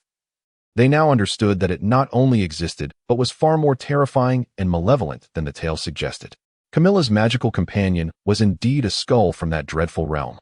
"This skull I occupy is quite intriguing," Hanba continued. "It possesses considerable strength and a degree of sentience. It even took the liberty of naming itself Ray. How amusing it is that an evil undead creature should have a name." Naturally, Hanba then spoke of the skull's original owner. He had seized control of Ray's head, suppressing Ray's soul deep within, and through this soul connection, Hanba had gleaned some understanding of Ray's nature. "Indeed, it is a fascinating matter," Spratch nodded. "I presume you have vanquished this wicked undead creature? Take the skull to the church, where my mentor, Gonzalez, can utilize sacred magic to separate me from this malevolent soul. Once my essence is transferred into the Holy Grail, you will be able to purify this wicked spirit." "I will not go to the church," Camilla shook her head, casting a pleading glance at Spratch. "But what if they deem me a heretic and condemn me to the pyre?" Her fear was palpable. Hanba, having lived within the church since childhood, was a devout believer. For 10 years, he had risked his life for the church's cause, earning great accolades. The visit of the Pope to the Latrine Cathedral had once been a momentous event. At that time, Camilla, only 11 years old, had been fortunate enough to be among the 3,000 maidens chosen to greet the Pope, leaving a lasting impression on her. "I swear in the name of the Supreme Deity, I would never deceive you, Miss Camilla." The Holy Knights embodied justice and loyalty, and every word they spoke could be taken as an oath. Camilla nodded, conceding to Hanba's request. In truth, even without his vow, she could not refuse. She covered the skull with a white cloth and followed Professor Spratch as they departed the dormitory, making their way toward the Cathedral of Light in the city center. Navigating through several streets, they arrived at St. Paul's Square, only to find their path obstructed. The square was teeming with people. Thousands gathered to witness the execution of heretics by fire. Spratch frowned, exclaiming in frustration, "Damn that Allen, to be bound to the pyre at such a time. We must find a way around to the back of the church." "Are you saying that Allen is to be executed today?" Hanba, wrapped in white cloth, exclaimed with excitement. "Take me closer. I wish to see with my own eyes how he meets his end." "Oh, benevolent supreme deity, you grant me the opportunity to witness my enemy's demise." 7 days prior, Hanba had encountered the necromancer Allen, who was practicing necromancy in an ancient tomb outside the city. A fierce battle ensued, resulting in Hanba's death at the hands of Allen's summoned skeletal lord. His soul, tainted by too much necromantic energy, had found its way to the wasteland. Raph, grievously injured in the fight, had been captured by the arriving Holy Knights. Sprach was already aware of the events through various channels and understood Himba's sentiments. Indeed, witnessing the execution of the one who had slain him was a source of great solace for Himba. Camilla, stay close to me, Sprach commanded, casting a minor fire spell that caused those in front of him to recoil in pain, clearing a path for him and Camilla to advance through the crowd. Burn him! Burn him! Avenge Lord Himba! The crowd roared with fervor. The execution had commenced. One of the massive pillars of fire was already aglow, the air thick with scorching heat. The so-called Reaper, Raph, was bound to the pyre, his garments entirely consumed by flames, revealing his frail form. Like most present, it was Sprach and Camilla's first glimpse of the legendary necromancer. They had not anticipated that the terror who had haunted the Church of Light for decades would appear as such a feeble old man. How could this be the one known as the Reaper? How could he have defeated the formidable Himba? Ordinary flames would have posed no threat to Raph. But the fire upon the pyre was sanctified by the light mages, specifically designed to combat necromancers. Now stripped of his magical abilities, Raph writhed in agony. His flesh charred and blistered. Himba's cries resonated on a spiritual level, inaudible to all but Camilla. Yet, at that moment, as Raph shrieked in torment, he suddenly ceased, his nearly incinerated eyes turning toward Camilla. A jolt of energy surged through Camilla, leaving her with an overwhelming sense of weakness as her magical power began to wane. With a thunderous explosion, Raphael's body detonated, sending shards of the pyre flying into the air. The event unfolded too swiftly.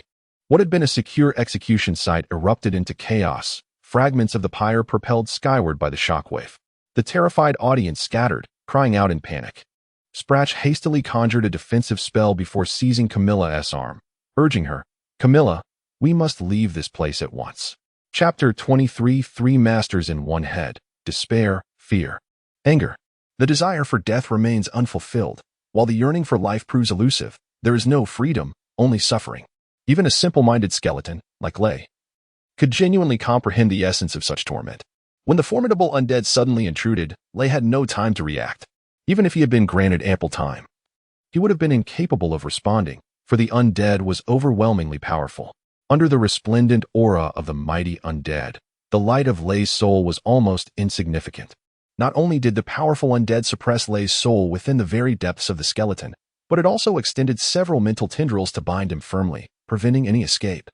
Gazing up at the formidable undead, Lei's soul trembled involuntarily. He finally understood why Monsi Trelata sought the undead at any cost. Its strength promised unparalleled power. Strangely, Lei sensed that the spiritual essence of this formidable undead was entirely different from, and indeed the antithesis of, the essence of all undead creatures within the Forsaken Lands. Enveloped by the undead's presence, Lei felt an indescribable agony. The powerful undead resembled a flame that specifically scorched the souls of undead beings. Lei realized that the undead did not intend to consume him or merge their souls with his. Rather, their aim was to obliterate him entirely. A wave of mental force surged forth as the powerful undead's consciousness forcibly pried open Lei's soul. Since gaining awareness, all of Lei's memories surged forth like a tide towards the undead. Your name is Lei, is it not? Although articulated in human language, Lei grasped the underlying meaning. I am Hanba, born solely to eradicate you wicked undead beings. Lei was unfamiliar with Hanba and was oblivious to the concept of evil, for he had yet to comprehend the meaning of goodness. You destroy me, yet expect my gratitude? Who is the supreme deity? And why should I seek refuge in their embrace? What sins did my past life commit? Am I at fault? The more he listened, the more bewildered he became. He did not even know what his past life entailed. So how could this powerful undead possess such knowledge? Though Hanba had compressed Lei's soul to the very bottom of the skull, rendering him blind to the outside world, he could distinctly hear Camilla's voice. No wonder he could not perceive Monsi Trelata's presence. He had been summoned into the realm of humanity. Lei listened intently, his fear deepening. With Hanba as a conduit, he began to understand the human language. Hanba, Camilla, and a human named Spralch were deliberating on sending Lei's head to a place known as the Church of Light. Once Lei's head reached that destination, his soul would separate from Hanba, and he would soon be consumed by the sacred flames of the church. Why must it be this way? I do not wish to die. Lei screamed desperately. Long ago, you have already met your demise, Hanba replied. Every life experiences birth, aging, illness, and death. while you undead beings defy death itself. Your existence contravenes the will of the supreme deity. Thus, you must be utterly annihilated. Praise the supreme deity. Dying in the sacred flames is a great honor. I do not desire such an honor. I wish to live. Regardless of Lei's fervent cries, Hanba remained indifferent. A white cloth enveloped the skull, and Lei felt himself cradled in Camilla's embrace, being carried in a certain direction. Burn him! Burn him! Avenge Lord Hanba! After more than 20 minutes, Lei heard a cacophony of shouts akin to a tsunami. Could it be the battlefield? Such sounds were familiar to him. He had heard them on the battlefield when human warriors charged. Suddenly, Lei sensed Hanba's soul destabilizing. Hanba seemed furious, his soul thrashing within the skull, yearning to escape. Yet finding himself unable to do so, turbulent waves surged within the skull, tossing Lei's soul. Are you truly going to annihilate me with the sacred flames now?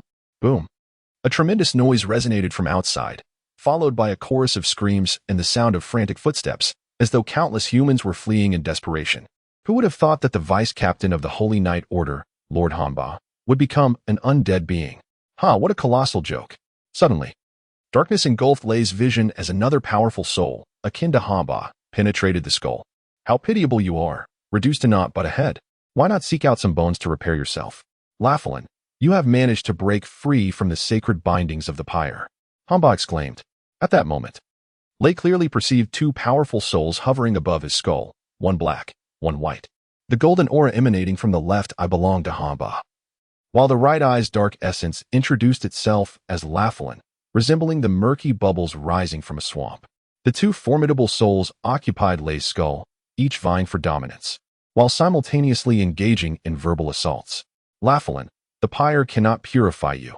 Let me, Hanba, be the one to destroy you. Hanba's spectral form conjured a luminous sword aimed at Laughlin. In the realm of humanity, you shall not triumph over me. In the Forsaken Lands, you have no chance. Laughlin's dark essence flickered, effortlessly dissipating Hanba's attack. This was a mysterious valley that Lei had never visited before. Within this valley, not only were there numerous human bones familiar to him, but also many he had never encountered. The clash of the two powerful undead disrupted Camilla's summoning portal, causing the exit to deviate by hundreds of kilometers from the entrance. This is the realm of the undead. Your sacred aura will be greatly restrained here. As a necromancer, my powers will be exponentially enhanced in this domain. Noble knight, surrender. Laughlin's essence morphed into an expansive net, slowly enveloping Hanba's spirit. Loyalty, honor, faith, Hanba shouted repeatedly, each exclamation igniting a brilliant flare that pushed Laughlin's essence back momentarily. Yet, Laughlin's inherent strength surpassed that of Hanba. And coupled with the omnipresent essence of the undead in the Forsaken Lands, it was only a matter of time before Laughlin subdued Hanba. The black net expanded, encroaching upon Hanba's territory. Hanba, why do you linger within this skull? Do you still harbor hopes of being summoned again? Laughlin laughed heartily. Poor Hanba. You too have resorted to seeking aid from an undead being. Indeed, Hanba harbored such thoughts. He longed for Lei to be summoned back into the human realm. In truth, Hanba sensed Camilla's attempts to summon Lei through his soul. The summoning portal had opened multiple times, but due to the fierce battle between Hanba and Laughlin, the surrounding energies had fluctuated violently, preventing the portal from accurately pinpointing Lei's location. Yet, it was precisely this glimmer of hope that led Hanba to forfeit the opportunity to escape the skull and exist freely. Rafalin had long discerned the intentions of Hanba. Thus, while intensifying efforts to besiege the heart of the undead, he also allocated a portion of his strength to prepare outside the skeletal confines. By the time Hanba sensed the disturbance and sought to react, it was already too late. Suddenly, Hanba felt an oppressive darkness enveloping him. The eyes of the skeleton were shrouded in a thick, inky fog, transforming the entire skeletal form into a formidable prison. Ha ha ha, Rafalin's laughter echoed. This is my original creation. The undead confinement, designed to seal away formidable undead beings.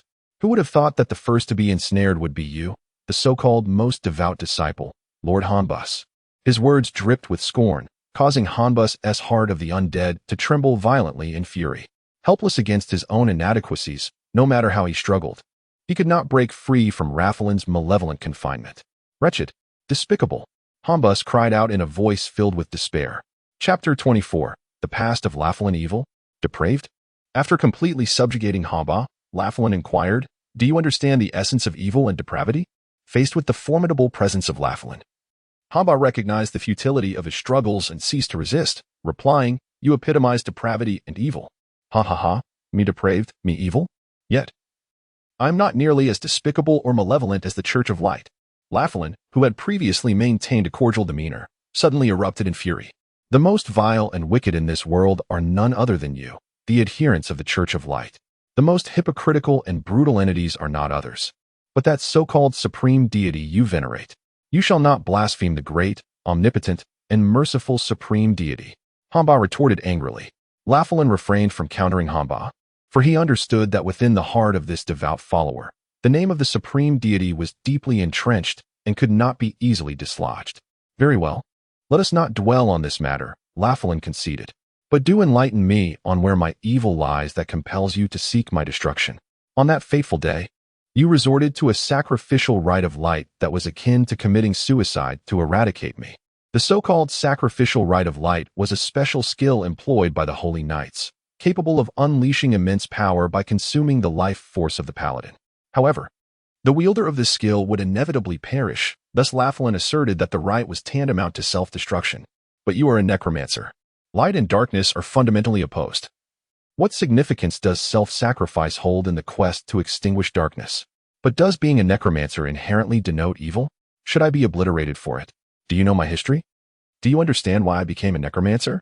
Are you aware of the sins I once committed? A barrage of questions caught Hamba off guard. In truth, Hamba pursued Laughlin not out of knowledge of the latter's transgressions, but because his name appeared on the Church of Light's blacklist. Within the church, there existed a record of individuals deemed necessary for extermination, housed at the headquarters of the Holy Knights. Upon discovery of anyone on that list, the Holy Knights would spare no effort to obliterate them. Laughlin's name was among the foremost entries. In fact, prior to my 30th year, I was not a necromancer. I was a priest of the Church of Light. This revelation bewildered Hamba, for he knew that the sacred teachings of the priesthood were a closely guarded secret, imparted only to the most devout priests by the Pope himself. That Laughlin could recite these teachings indicated not only that he had been a priest, but also an exceptionally distinguished one, having been received by His Holiness. I, like you, was raised amidst the sacred hymns within the church. Laughlin's voice trembled as he recalled the past. Had it not been for that unforeseen incident, I might have ascended to become a renowned archbishop. However, at the age of 31, a sudden calamity irrevocably altered my fate. What calamity? Hamba was drawn in by Laughlin's emotional turmoil. During a routine inspection by the Inquisition, it was discovered that my wife, Honi, bore traces of dark energy.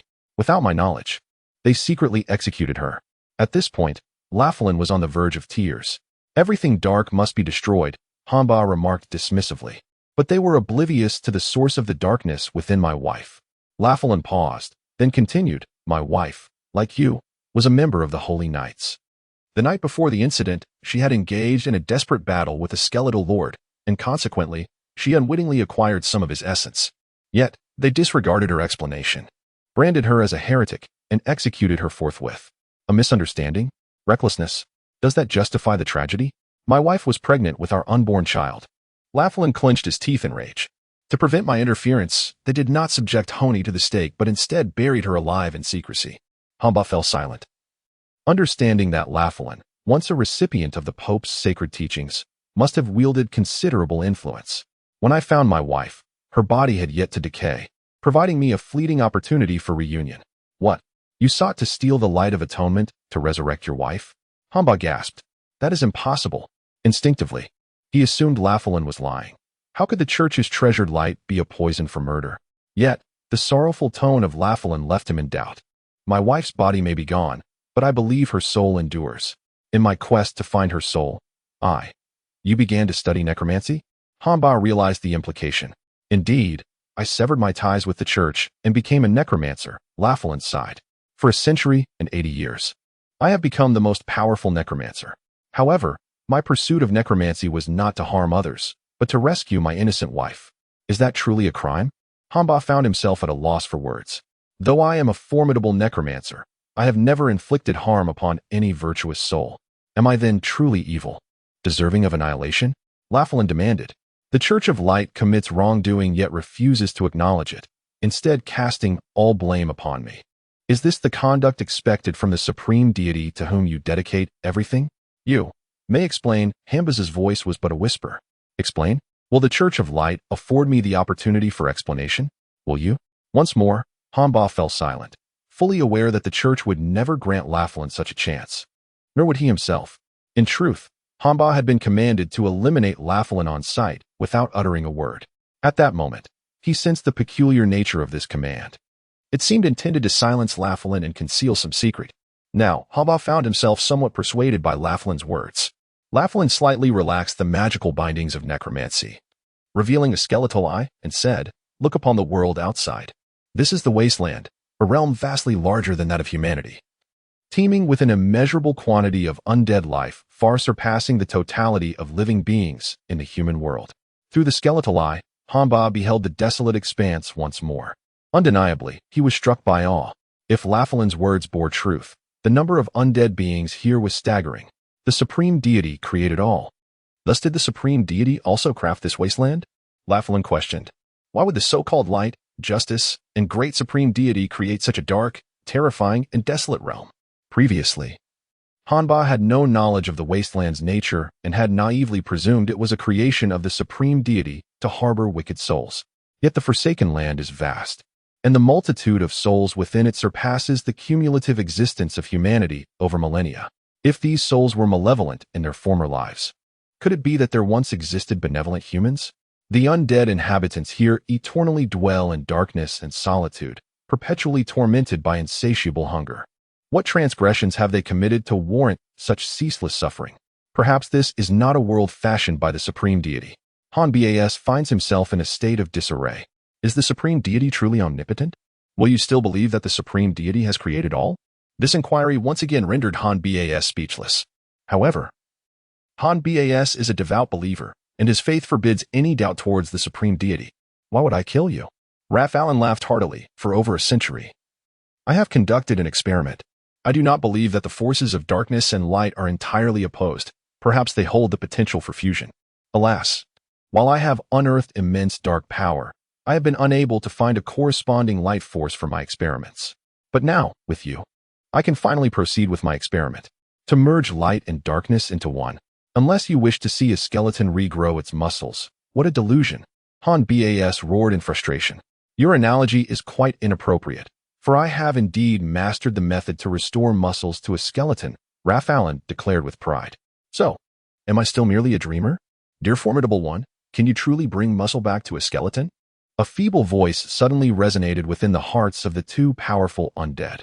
Chapter 25. Camilla's decision. Camilla, are you still unable to summon your magical pet? Sprach gazed at Camilla, his face etched with anxiety. It had been 5 days since the catastrophic explosion at the stake in front of the Cathedral of Light. And each day, Sprach sought Camilla to inquire whether she had succeeded in calling forth her magical companion, the soul of Hamba. The vice commander of the Holy Knights of the Church of Light had entered Camilla's magical pet, a tale so incredulous that none would believe it. Yet, Sprach was utterly convinced that the being he had communicated with was indeed Hamba. With Hambaz's soul trapped within the skeleton, which had been sent to another realm by Camilla, one could only wonder about the fate of Hambaz's essence. Sprach was acutely aware of Hambaz's esteemed position within the Church of Light. Should they discover this affair, they would undoubtedly blame the duo for failing to safeguard Hambaz's soul. If not handled delicately, they could be branded as heretics and face the horrific flames of the stake. Camilla, merely a girl of 14 or 15, was terrified by these bizarre occurrences and could offer Sprach no constructive guidance.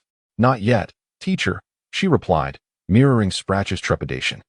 Camilla's life had been utterly disrupted by the presence of the grotesque skeleton.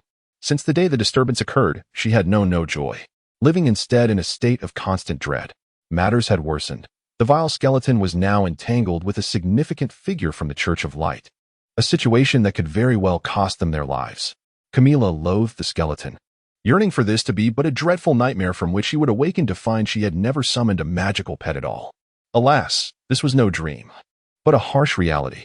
Could it be that the skeleton has perished? Sprach pondered. You successfully summoned him thrice, and each time he appeared more wretched than before. In the last instance, he was but a head. It seems his existence in that realm is perilous. Perhaps he has already fallen victim to his kind. If the skeleton could not be summoned again, that might indeed be the best outcome. If the skeleton were to die, Hemba, intertwined with him, might cease to exist as well. Even if Hemba's soul managed to survive in the other realm, the chances of being summoned by another mage were slim. Regardless of Hemba's formidable power, he could not breach the magical seals imposed by the supreme deity in both the human realm and the Forsaken Lands. As long as Sprach and Camilla kept this secret, the Church of Light would not suspect them. He has not died. Camilla's words shattered Sprach's final glimmer of hope. The spiritual connection between us remains. He simply refuses to be summoned. A magical pet that resists summoning, could it still be deemed a pet? Sprach understood that some magical beings might, at times, defy their master's commands when vastly superior in strength. Such incidents were not uncommon in history. Powerful dragons often exhibited this behavior. However, the skeleton appeared to be nothing more than a silver skeleton, akin to a second-tier magical beast. Even if the skeleton's abilities slightly surpassed Camilla's, it could not possibly be enough to defy its master's will. Could it be that the skeleton had devoured Hemba's soul, thus augmenting its power? This notion was implausible. Setting aside the fact that Hemba was a 13th-level holy knight, his essence could hardly be consumed by a mere skeleton. Given the inherent conflict between light and dark forces, the skeleton could not devour Hemba's soul. Otherwise, the heart of the skeleton's soul would have been reduced to ashes by Hemba's divine flames. Furthermore, Hemba had evidently exerted complete control over the skeleton, proving that it could not harm him. Teacher, I wish to go to the church. Camilla finally articulated her resolve after a moment of contemplation. I can no longer endure this existence. I must eradicate him once and for all.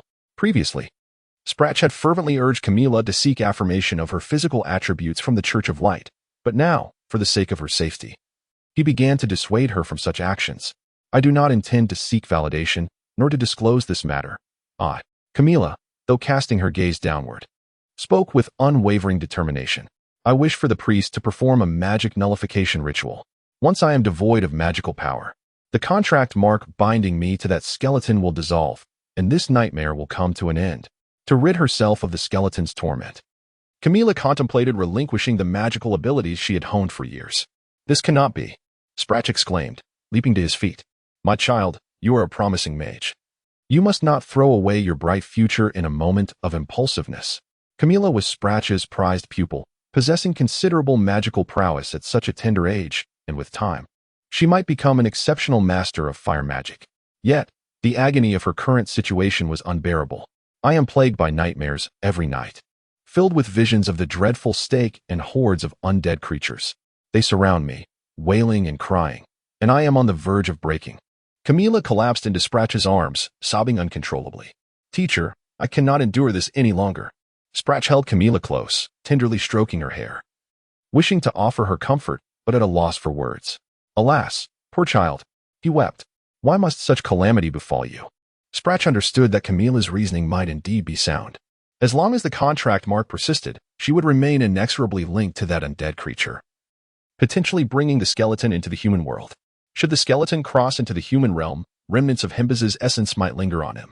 If the Church of Light were to detect such traces, they would investigate, and both Camilla and Sprach would be held accountable for failing to protect Hemba's soul, likely facing the stake themselves.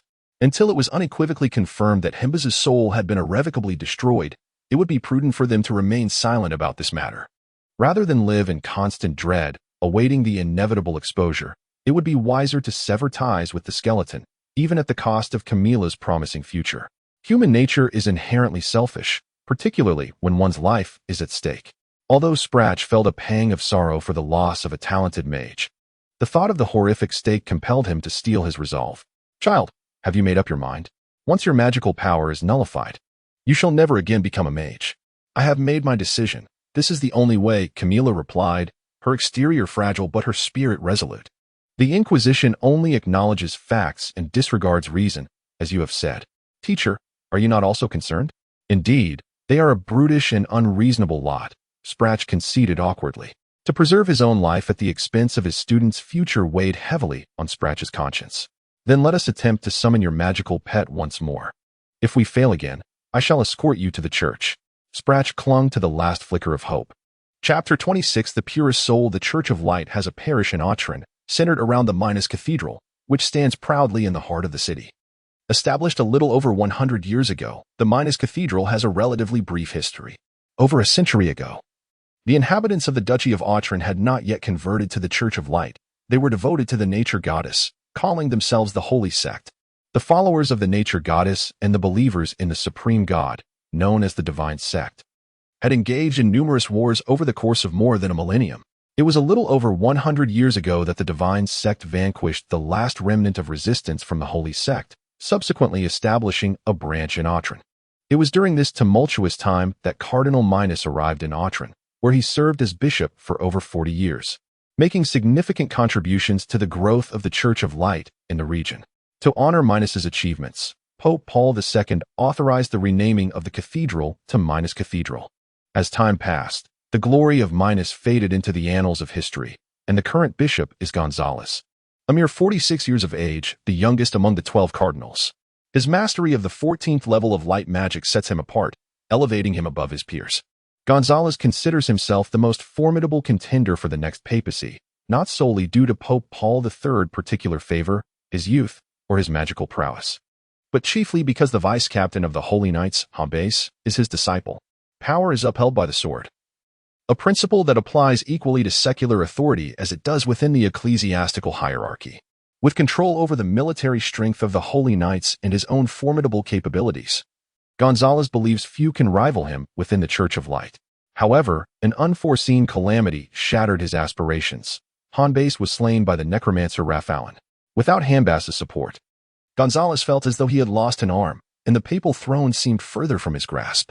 Filled with resentment towards Raphaelin, Gonzalez seized the opportunity to intervene in the Inquisition's decision, insisting on executing Raphaelin by fire in Autryn rather than adhering to the customary practice of sending him to the Vatican for the Pope's judgment. Yet, during the execution, an unexpected incident occurred. The formidable Raphaelin broke free from the sacred bindings of the pyre, causing a catastrophic explosion that obliterated the execution stake. Although Raphaelin perished in the blast, the destruction of the pyre was a grave matter, directly impacting the Church's credibility. The Church publicly asserted that the pyre was a divine instrument bestowed upon them for punishing heretics, categorized as a sacred relic. With its destruction by a heretic, what would become of the Church's reputation? The pyre could be rebuilt, but only the Pope possessed the capability to restore the sacred bindings.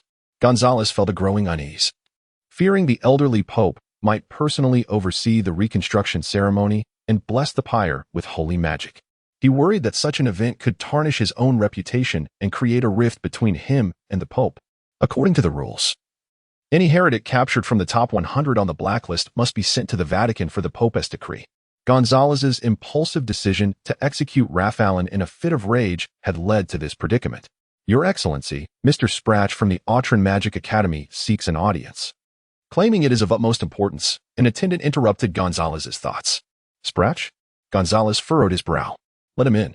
As a cardinal, Gonzalez held a position of immense esteem, surpassing even that of a duke, and ordinarily would not entertain a mid-level mage. However, Sprach was different. He was not merely a mage but also a skilled alchemist. The Pope had expressed great joy upon receiving the statue of the infernal angel and praised Gonzalez publicly. Consequently, Gonzalez recognized Sprach as a valuable asset and sought to cultivate a rapport with him. Thus, they had grown closer over time, becoming good friends. Before long, Sprach entered Gonzalez's reception room, accompanied by Camilla. With hands clasped over his chest, Sprach spoke with utmost reverence. Praise be to the Lord, Your Excellency. I apologize for my unexpected visit. The Lord's light be upon you. Mr. Sprach, have you brought something remarkable for me to behold? Gonzalez gestured for Sprach to sit and instructed a servant to bring tea. Soon, Gonzalez's attention was drawn to Camilla, standing behind Sprach. His demeanor brightened, and an imperceptible twitch crossed his features. Mr. Sprach, does this child require my assistance with something? Gonzalez, a man of decisive action, immediately inquired upon sensing an issue. If it is a matter of penance, you may take her to the confessional. This is my student, Miss Camilla. She is not here for confession, Sprach struggled to articulate, aware that the request to dispel magic was quite extraordinary. On their way, Sprach had discussed with Camilla how to explain the situation to Gonzalez. Directly stating her reluctance to summon a skeletal familiar would certainly lead to a forced assessment of her physical attributes. Simply saying she no longer wished to pursue magic was also unfeasible, as no one would relinquish hard-earned magical abilities. After much deliberation, they had been unable to find a suitable excuse. Yet Camilla insisted on proceeding, prompting Sprach to bring her forth. "Respected Cardinal, I humbly beseech you to help me rid myself of my magical powers." Camilla, a girl of both gentleness and resolve, boldly voiced her request upon sensing Sprach's hesitation. "What has led you to such a decision?" To Sprach's surprise, Gonzalez did not display astonishment at Camilla's words, but instead calmly probed for the reason. Sprach perceived a unique glimmer in Gonzalez's eyes as he regarded Camilla, one that encompassed not only the authority of a bishop, but also a hint of delight. "My boyfriend disapproves of my being a mage. He has left me. Magic has brought me nothing but sorrow, and I wish to eradicate it," Camilla declared.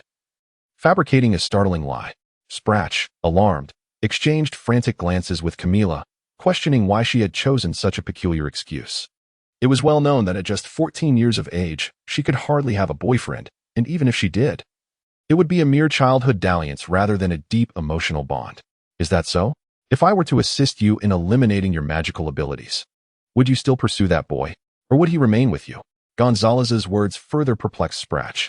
This was clearly a fabrication. Anyone could see that. Why then? Was Gonzalez feigning ignorance? "It is all in the past," Camilla asserted resolutely.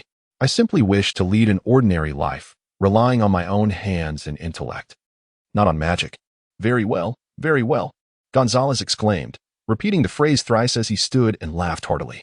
"Your magical powers indeed ought to be dispelled. Wait here. I shall arrange it for you."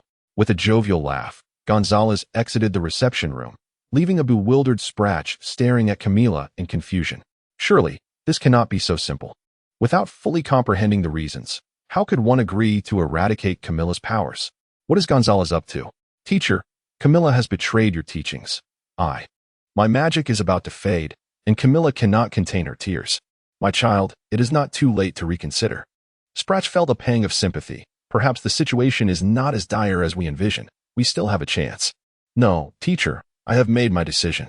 Camilla exhibited her stubbornness. "The texts I have perused throughout my life are predominantly those of the Church of Light, and my heart perpetually extols the greatness of the supreme deity. Therefore, both my soul and body shall not permit any taint of evil."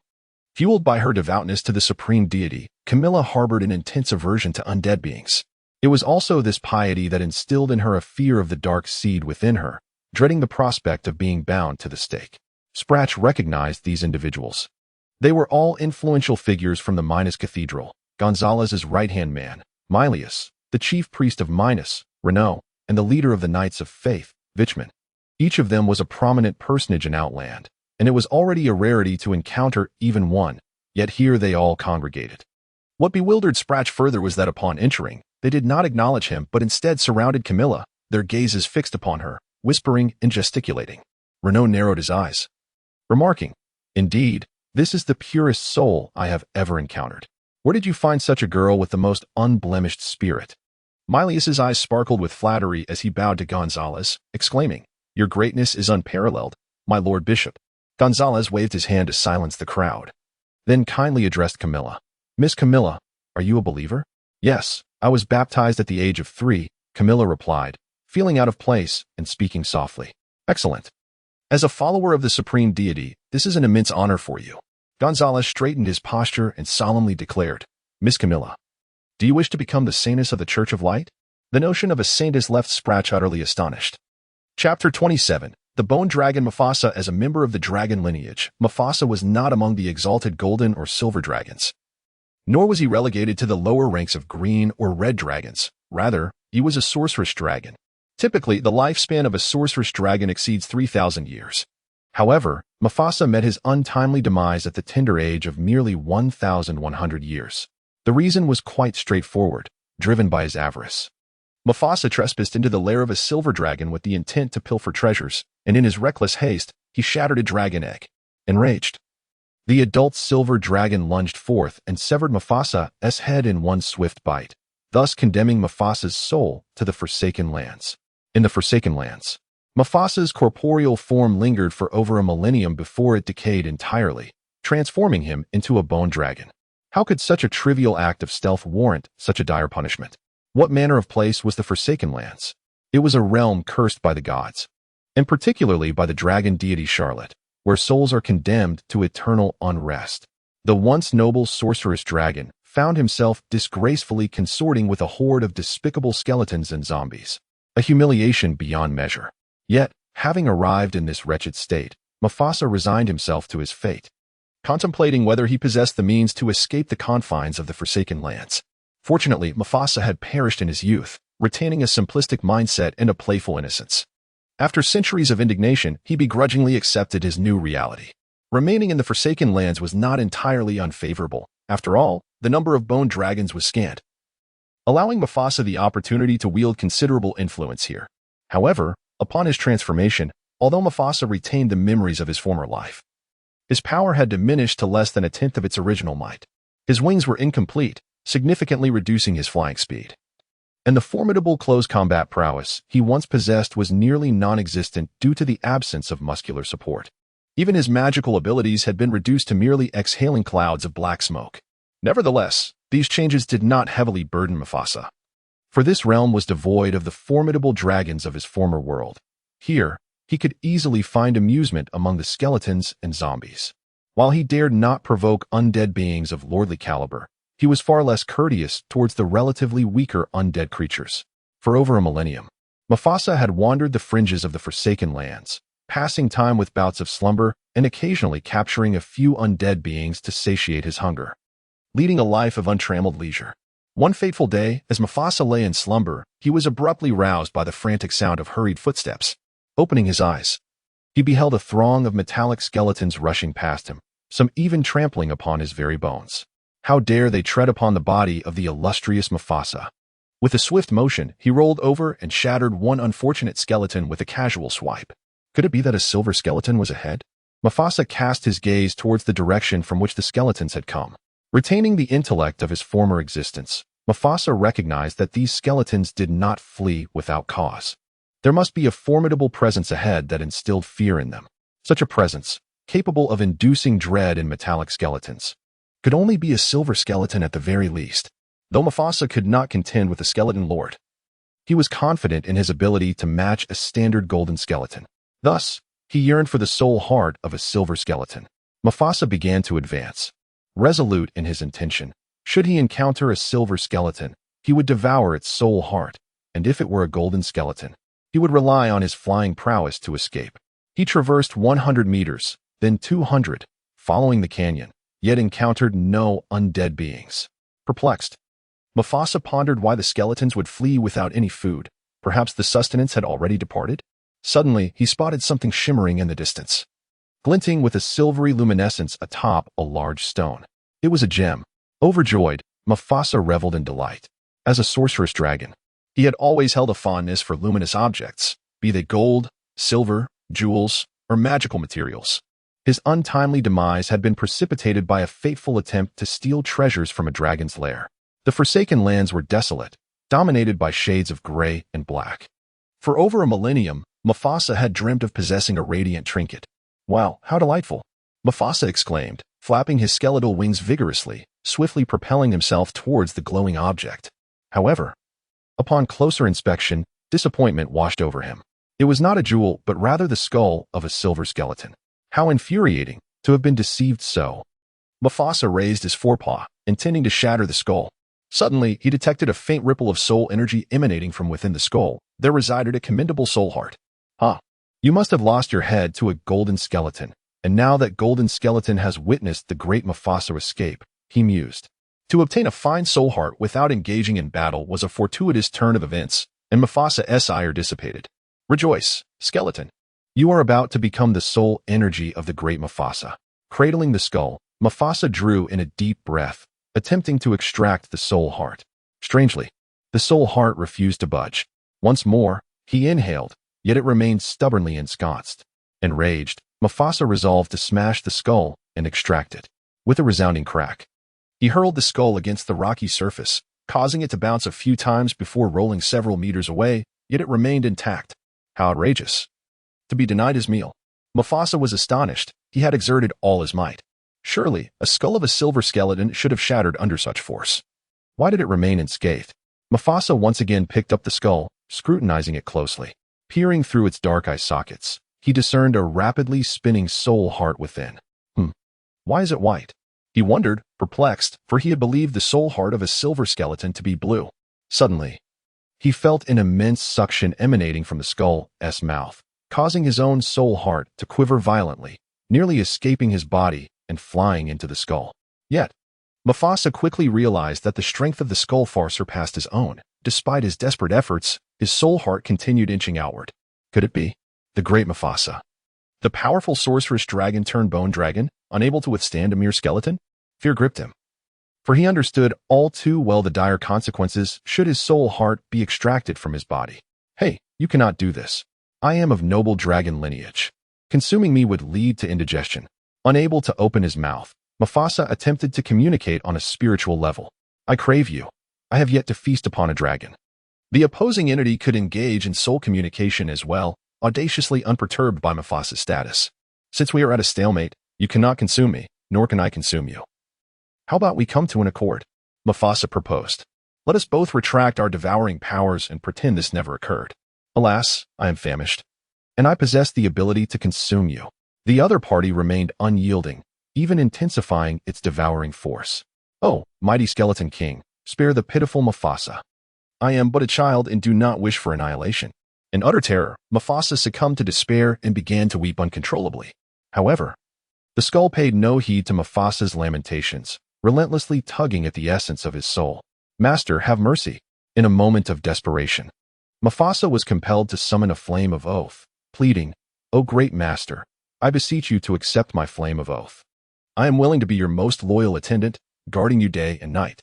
The skeletal essence quivered slightly, consuming Mufasa's flame of oath. Mufasa exhaled in relief, believing he had secured his life. Yet, he soon realized that although the skull had accepted his flame, the consuming force showed no sign of abating. You cannot do this. You have accepted my flame of oath. We are now kin, and kin do not devour one another. Mufasa struggled fiercely, but his flame of oath had been embraced, rendering him almost powerless to govern his own actions. A flickering blue flame erupted from the skull's mouth, dancing momentarily before imprinting itself upon Mufasa's forehead. Ah, dear skull, you do not desire me as your attendant. Rather, you wish to exchange the flame of our souls. Shall we become brothers? Mufasa's mind raced, and he quickly added, But I must clarify, I am older than you, larger in stature, and possess greater strength. Thus, I am the elder brother, and you shall be the younger. Yet, scarcely had he uttered these words when he sensed something amiss. A dull ache began to throb at his forehead. Upon touching it, he discovered a skull insignia branded upon his brow. No, this is too much. I refuse to be your slave. Mufasa let out a wail, rolling on the ground in despair. Chapter 28. The diamond skull within the skull. The essence of Ray's soul was profoundly perplexed. Mr. Rafalin, why do you not allow me to consume this wretched creature's soul essence? Its power is formidable. Should I devour it, I might evolve into a golden skeleton. What is a golden skeleton, you ask? Nurture it, and it could one day vanquish a skeletal lord. Rafalin had relinquished control of the skeleton back to Ray, enabling him to focus on the formidable undead of Hanba. Before Mufasa's arrival, Ray's head had remained upon this frigid stone for over 10 days. During this time, a fierce battle had erupted between Rafalin and Hanba, nearly shattering Ray's skull. Ultimately, Rafalin subdued Hanba using the dark power he replenished in the Forsaken Lands and compressed Hanba's formidable undead into a white soul orb. This orb encapsulated all of Hanba's radiant power, yet his memories were utterly erased. The current Hanba was merely a potent energy, a luminous sphere. No longer the powerful vice-captain of the Holy Knight Order. For I wish to dwell in a sunlit realm. Only by possessing flesh and blood can one claim the right to exist within the human world. Yet, with your meager strength, even if you were to gain flesh and blood, you could not survive in the human realm. For you lack the ability to breach the spatial barrier of the Forsaken Lands. Between the human world and the Forsaken Lands lies a spatial barrier, navigable only by the most formidable beings without the aid of summoning magic. I possess the mental imprint given to me by Camila. She can summon me there. When my strength is sufficient, I shall tear asunder the contract binding us and remain in that world. Rafalin did not point out Ray's fallacies. Instead, he regarded Ray with keen interest. As a powerful necromancer, Rafalin had encountered nearly every form of undead. Yet he had never met one that yearned to inhabit the human world as Ray did. As a silver skeleton, Ray's intellect surpassed that of even a skeletal lord, exhibiting an extraordinary complexity of thought. However, I have severed the connection between you and that human sorceress. She can no longer summon you. To guard against unforeseen events, Raphaelin had long ago concealed the link between Ray and Camilla. "No, I can sense it. She has been trying to summon me these past few days," Ray murmured. "You merely prevent her from bringing me forth. You can feel it? How peculiar, for their magical connection has been obscured," Raphaelin mused, scanning Ray's soul essence. To his astonishment, this skeleton indeed possessed the ability to sense the calling power. However, the summoning force was disrupted by Raphaelin's magic, failing to accurately locate Ray's position, which was why the skull had not been summoned into the human realm. Raphaelin further examined Ray's memories, and upon comprehending Ray's development over the centuries, as well as his consciousness, he was not merely intrigued but astounded. It turned out that this soul essence, claiming to be Ray, was not born from a simple soul but was a skeleton harboring the primordial power of the Forsaken Lands. Undead beings could be divided into two categories, one comprised of souls that persist after death, evolving and occupying a set of bones. The other, known as primordial undead, did not originate from the souls of the deceased, but rather coalesced from the abundant dark energies of the Forsaken Lands. Such undead had no former existence and emerged from the void, adapting readily to the environment of the Forsaken Lands, thus evolving at an accelerated pace. Ray was indeed such a skeleton, birthed from the void. Ah, so it is a primordial skeleton. It seems I need not expend effort seeking other powerful souls. Initially, Raphaelin had intended to depart from this skull once he fully subdued Hanba, venturing into the Forsaken Lands to find a more potent undead to inhabit and conduct the experiment he had been studying for over a century. However, Raphaelin had changed his mind and resolved to remain within this skull, completing his experiment with Ray's assistance. "Do you truly wish to gain flesh and blood?" Raphaelin inquired. "If you agree to two conditions, I shall impart to you the method to achieve this. First, you must forever retain this skull, never parting from it. Second, slay 2 Lord-level undead and consume their soul essences." Ray hesitated. While the second condition posed a challenge, there was a possibility of achieving it if Ray continued to grow stronger. However, the first condition seemed nearly impossible. This was the Forsaken Lands, where violent battles could erupt at any moment and skulls frequently shattered. Should his skull be fractured, Ray's soul essence would have to escape immediately, seeking refuge in another skull. Otherwise, it would swiftly be devoured by other undead. Through their soul connection, Raphaelin understood Ray's predicament and, laughing heartily, declared, "You need not worry. I shall soon reinforce your skull, rendering it harder than diamond." True to his word, Raphaelin unleashed a tremendous surge of energy, beginning to transform Ray's skull. Ray's skull radiated a brilliant light, frightening the nearby undead, who fled the area, only to attract the attention of the bone dragon Mufasa. "Do you see? The mark upon his head is called the Scepter of Kings, a soul imprint more potent than the O Fire and Contract Summoning." Raphaelin referred to it as the Scepter of Kings, while humans termed it the Curse of the Undead. For any being marked by the Scepter of Kings, everything ceased to belong to them. They were compelled to obey their master's commands absolutely, or the master could extinguish their life in an instant. Your skull is now several times harder than before, and I have also placed a magical barrier upon it. Henceforth, no powerful undead can extract your soul essence from the skull. Truly, he lived up to the title of the Grim Reaper. For the necromancer had transformed Ray's head into a diamond fortress, impervious to intrusion. Moreover, I have summoned a formidable bone dragon to assist you. Are you still unable to fulfill my requests? Indeed, Ray exclaimed, elated. Had he possessed limbs, he would have surely leaped for joy. After a moment of excitement, Ray suddenly pondered a question. If he undertook Raphaelin's task, what would Raphaelin be doing? "I have my own objectives." Through their soul connection, Raphaelin was aware of Ray's thoughts. Gently encasing Hambaz's soul orb with his own essence, Raphaelin declared, "I must complete my experiment. I seek to merge with this presumptuous vice-captain." If Raphaelin's words were spoken to a human with rudimentary magical knowledge, they would surely be deemed madness. Darkness and light are entirely opposing forces, and necromantic magic and light magic are inherently contradictory. Their fusion seemed utterly impossible. Yet Ray was different. He was oblivious to the concepts of light magic or necromantic magic, and even the simplest forms of magic eluded him. Thus, Ray felt no astonishment. He regarded this as entirely natural. The capture of a powerful soul essence by another powerful soul essence served but one purpose, to transform it into one's own soul energy. Though Raphaelin's actions were peculiar, to Ray, it was merely a distinctive method of consumption. Once I commence the fusion with the soul of Hanba, I shall enter into a profound slumber, a process that may extend for months or even centuries. in order to ensure that you can seamlessly fulfill the tasks I have entrusted to you before my awakening. I have resolved to allow you access to my memories during my dormancy. Raphael conjured a small flame of soul fire, consume it, and you shall inherit over a century of my memories and knowledge. Lay cautiously devoured the memory fire of Raphael, and instantly, the essence of Lay's soul began to tremble violently. All that Raphael had experienced over the course of more than 100 years, along with the vast knowledge he had acquired, surged into Lay's soul like a relentless tide.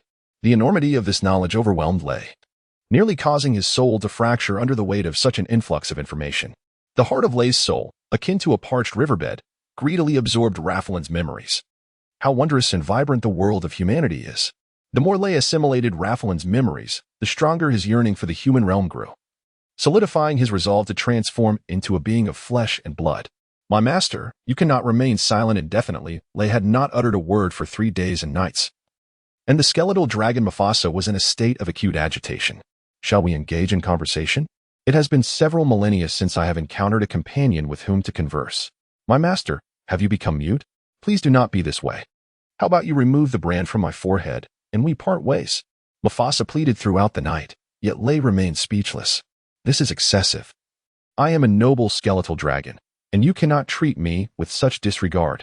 Mufasa's anger began to rise. Suddenly, the eyes of the skull emitted a dazzling blue light, and Lay finally spoke. Mufasa, remove the third rib from your right side. What?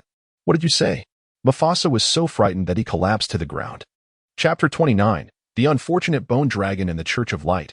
A myriad of saintly maidens exists, such as the valiant protector saints, the altar maidens who oversee the sacred flames, and the ceremonial maidens responsible for religious rites. These maidens are well known, with nearly every church housing them. Although they bear the esteemed title of saint, their status remains lowly, burdened by numerous arduous tasks. However, the light saints stand apart. They are revered, holding a rank equivalent to that of a cardinal, yet their duties remain shrouded in mystery, known to few. According to ecclesiastical regulations, while there are numerical restrictions on other types of saints, the light saints are exempt from such limitations. Nonetheless, the selection process for a light saint is exceedingly rigorous, requiring unmarried women with untainted souls and pure light attributes to qualify as candidates. Consequently, despite the absence of a numerical cap, the Church has never had more than 3 light saints at any given historical moment since its inception. Particularly in recent decades, the Church has struggled to identify even a single candidate. With the passing of the old saint and the absence of a new one, the Church faces an unprecedented void of light saints. The rarity of light saints has rendered the search for a suitable candidate a paramount task for every senior cleric within the Church. Anyone who can identify a potential light saint is deemed to have accomplished a significant feat thus. When Gonzalez became convinced that Camila possessed the purest soul and the most genuine light attributes, he was overwhelmed with joy. Gonzalez had been troubled by the explosion of the pyre. He feared the wrath of His Holiness, the Pope, and worried that the Pope might refuse to bless the new pyre with sacred binding magic, jeopardizing his own aspirations for the papal throne. Now, with the matter resolved, Gonzalez felt a weight lifted from his shoulders. If Camila were willing to become a candidate for the light saint, it would be a remarkable achievement that could easily offset the negative repercussions of the pyre incident. The sole individual authorized to select the official light saint from the candidates is the reigning Pope, Paul III. Therefore, when Gonzalez learned of Camila's intention to relinquish her magical powers, he readily acquiesced, intentionally overlooking her rather unconvincing pretense. The light saints embody the purest light attributes, making them ideal for mastering light magic, necessitating the removal of any existing fire magic within Camila. Gonzalez was apprehensive that probing too deeply into Camila's motives for relinquishing her magical abilities might yield negative consequences, potentially dissuading her from her decision. With her magical powers dispelled, Camila remained within the Minas Cathedral. There was no need for coercion. She could scarcely believe her fortune. Upon realizing Gonzalez's sincerity, she unhesitatingly agreed to become a candidate for the Light Saint. Although many young women bear the title of saint, only the Light Saint is a true saint, one who garners universal admiration and reverence. Camila understood that once the Pope affirmed her as the genuine Light Saint, her life would undergo a dramatic transformation. Her family would escape the clutches of poverty, supported by the Church, and even her birthplace would be sanctified, attracting countless devotees. She would leave the Duchy of Latrine to reside in the illustrious headquarters of the Church of Light, rumored to be inhabited by angels. The privilege of witnessing the supreme God's earthly representative, the magnificent Pope, would be an unparalleled honor. While the status of a light saint is nominally equivalent to that of a cardinal, with 12 cardinals existing in total, there can only be one light saint, rendering her status even more exalted.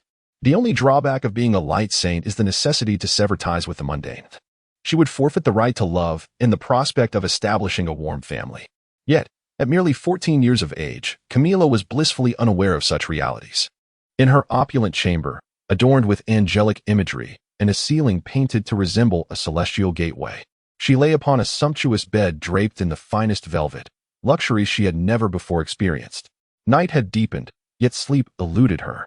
The events of the day replayed vividly in her mind, and she remained in a state of disbelief at the immense joy that awaited her as a potential light saint. The unexpectedness of her happiness overwhelmed her. The esteemed Cardinal Gonzalez, a figure of nobility and authority, was typically a challenging individual to encounter. Yet now, he treated Camilla with the utmost respect, akin to a devoted caretaker, his radiant smile reminiscent of her father's. Could it be true that her beloved teacher, Splar, was bowing before her? Camilla gazed out the window, noticing 10 or so white figures standing resolutely in the courtyard. They were not mere sculptures. They were knights of the Minas Cathedral's protector knights, standing guard for her. Camilla pondered how her classmates would react upon learning of her ascension to the status of light saint. Would they be shocked, overjoyed, or saddened by her impending departure? Regardless of their thoughts, Camilla was acutely aware that the catalyst for her monumental change was none other than the grotesque skeletal familiar. It seemed that the skeleton had not brought her misfortune, but rather serendipity. As she thought of the skeleton, a sudden tremor coursed through her, as if a distant spiritual wave were reaching out. What was happening? Although her magical powers had been entirely dispelled, why did she still sense a connection to the skeletal creature? What if the Pope discovered this bond with an undead being? Could she still claim to possess the purest soul and the most genuine light attributes? Would she still be able to become the light saint? Startled, Camilla leapt from her bed, her body trembling violently with fear. In the Forsaken Land, the bone dragon Mufasa was utterly despondent, just because of a moment's greed. He had attracted the attention of a gleaming silver skull. Unbeknownst to him, the skull was immensely powerful, forcing him into servitude. Being a slave was one indignity, but the skull had even removed one of his ribs. As if that were not enough, the audacious creature had climbed onto his back. It should be noted that although Mufasa was now a bone dragon, he retained the memories of his former life as a noble dragon. How could a dragon of his lineage allow himself to be ridden? Such treatment was a profound insult to the illustrious dragon race. Never in history had a dragon been reduced to a mere mount. Those human dragon riders typically rode lesser breeds, such as green or red dragons, or even subdragon species. It was an affront. Though he dared not resist, Mufasa felt compelled to reason with the skull. He recalled a time when a merchant offered him a ton of gold in exchange for a single dragon scale. What did he do? He seized the gold and then tore the merchant apart. Mufasa listened intently for a while, only to find that the skeleton on his back remained utterly unresponsive. The skull ascended Mufasa's spine, embedding a rib in the crevice of his vertebrae, while its cranium slowly rose, perched atop the rib. This spectacle was quite absurd, resembling a sharp spike sprouting from Mufasa's back, crowned by the skull. Once, a sorcerer had defeated me, intent on making me his steed. Do you know how I responded? I informed my father, and he tore him apart. Yet, the skull remained indifferent, merely rotating left and right upon the rib, its eyes twinkling as if in search of a target. A wave of spiritual energy surged forth, and the skull mark upon Mufasa's forehead emitted billows of blue smoke, causing him to collapse to the ground in agony. Rise, and soar forth through the valley. By assimilating the memories of Rafalin, Lay had now acquired the ability to transmit language through mental waves. Lay spent over 10 days digesting Rafalin's memories, but the sheer volume of experiences accumulated over a century proved overwhelming. Thus, Lay resolved to prioritize the absorption of magical knowledge from Rafalin's memories. As he sought to empower himself, magic was paramount to his aspirations. Through his exploration of necromantic magic, Lay discovered that the so-called power of necromancy was nearly identical to his own soul energy. His current level was equivalent to that of an intermediate necromancer. Lay first mastered the art of manipulating magical energy to control the flow of air, thereby producing sound. Subsequently, he learned to harness his own strength to reassemble shattered bones into a complete form. Presently, Lay possessed only a skull, and he was in urgent need of finding a more robust skeleton to facilitate his movement. Therefore, Lay climbed onto Mufasa's back, commanding him to exit the valley and seek out suitable bones for his use. Chapter 30. The Diamond-Headed Woe. I am unable to fly. Mufasa flapped his wings a few times, expressing his grievances. My wings are merely bones now. They cannot catch the wind. If you are atop me, I simply cannot take to the skies. Ah, esteemed master, though I cannot soar, I still possess the ability to run. Under the impact of the soul shockwave, Mufasa wisely chose to remain silent, taking large strides as he sprinted down the valley. In the Forsaken Lands, while there was an abundance of bones, other treasures were scarce. Thus, Mufasa did not venture far before halting beside a relatively intact metal skeleton. Bite off the upper part of the third cervical vertebra, Lay commanded. With a sharp crunch, Mufasa severed the skull from the skeleton. A wisp of soul energy flowed into the skeleton's frame, causing the headless remains to wobble and rise. The diamond skull of Lay slowly ascended, gently descending onto the skeleton.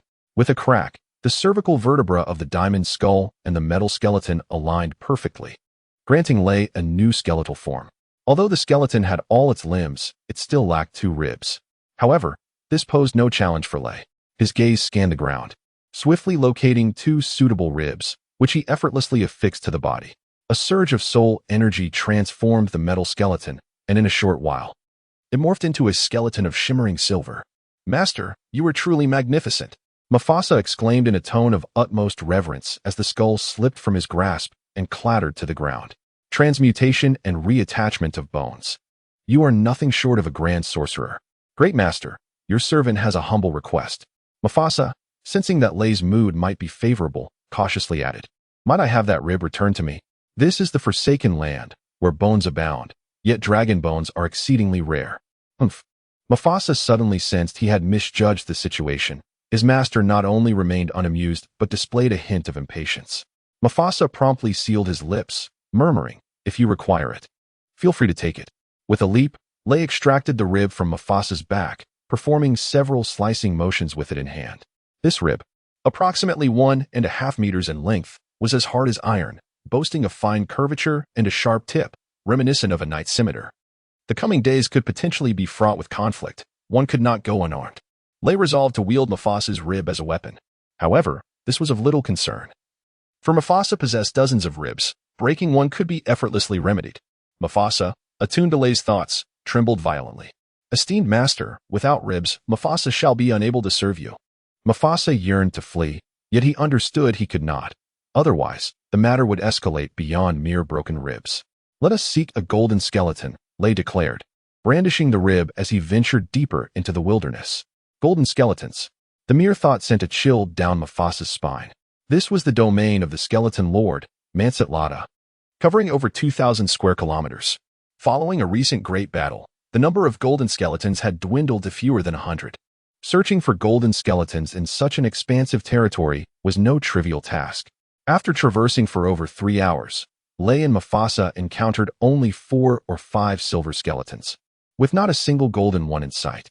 With no other option, Lay bravely headed toward the ancient tomb, a site known to harbor powerful undead. Though the lord within had been slain by Mansit Lada, treasures remained, and where there were treasures, golden skeletons would surely follow. Yet, the formidable Mansit Lada might also be present.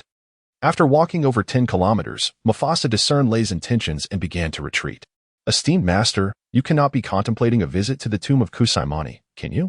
He is a lord, and 30 golden skeletons would not be his match, while our strength could barely contend with even 1 golden skeleton. As one of the few flying beings in the Forsaken Lands, Mufasa had previously observed the ancient tomb from above and had borne witness to the terrifying power of its lord. No sooner had Mufasa's words escaped than Lay abruptly halted. Alarmed, Mufasa followed Lay's gaze and was shocked to see 3 golden skeletons emerging from the mist a mere few dozen meters away. Master, flee. We cannot defeat them, Mufasa cried, turning to run. However, after sprinting over 100 meters, Mufasa realized Lay had not followed. Hesitation gripped him. With his own strength, he could barely match a single golden skeleton.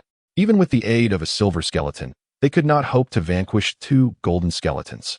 And now, faced with 3, remaining was tantamount to seeking death. Yet, the profound bond of souls he shared with Lay compelled Mufasa to protect him, should Lay's soul be extinguished. Mufasa's would shatter alongside it. Lei, emboldened by the possession of 3 formidable artifacts, believed he could prevail against the trio of golden skeletons. His first artifact was Mufasa, the bone dragon, who could certainly withstand the assault of a golden skeleton. The second was the array of necromantic spells he had recently acquired, which he believed would allow him to attack the golden skeletons. Most importantly, Lei possessed a skull that rivaled Diamond's, which spared him from the fear of being consumed upon defeat. Yet, before the battle began, Lei's first artifact fled in terror. When the conflict commenced, he was horrified to discover he could not unleash any magical effects. A harsh lesson indeed. Lei had naively assumed that following the steps from Rafalin's memories would yield powerful magical attacks, but he was mistaken. The ability to cast spells is forged through relentless practice. And having undergone none, how could he wield Rafalin's formidable necromantic magic? Though he grasped this truth, Lei found himself in peril unless he could navigate this crisis. He would not even have the opportunity to experiment. Fortunately, Mufasa's rib was remarkably sturdy, and the 3 golden skeletons dismissed Lei as merely a silver skeleton, affording him a precious opportunity. In their initial encounter, Lei swung the rib directly at one golden skeleton's neck. To his surprise, the golden skeleton did not evade but instead boldly presented its neck, confident that even a silver skeleton wielding a steel weapon could not sever its formidable neck. Thus, in this first skirmish, Lei unexpectedly decapitated one golden skeleton.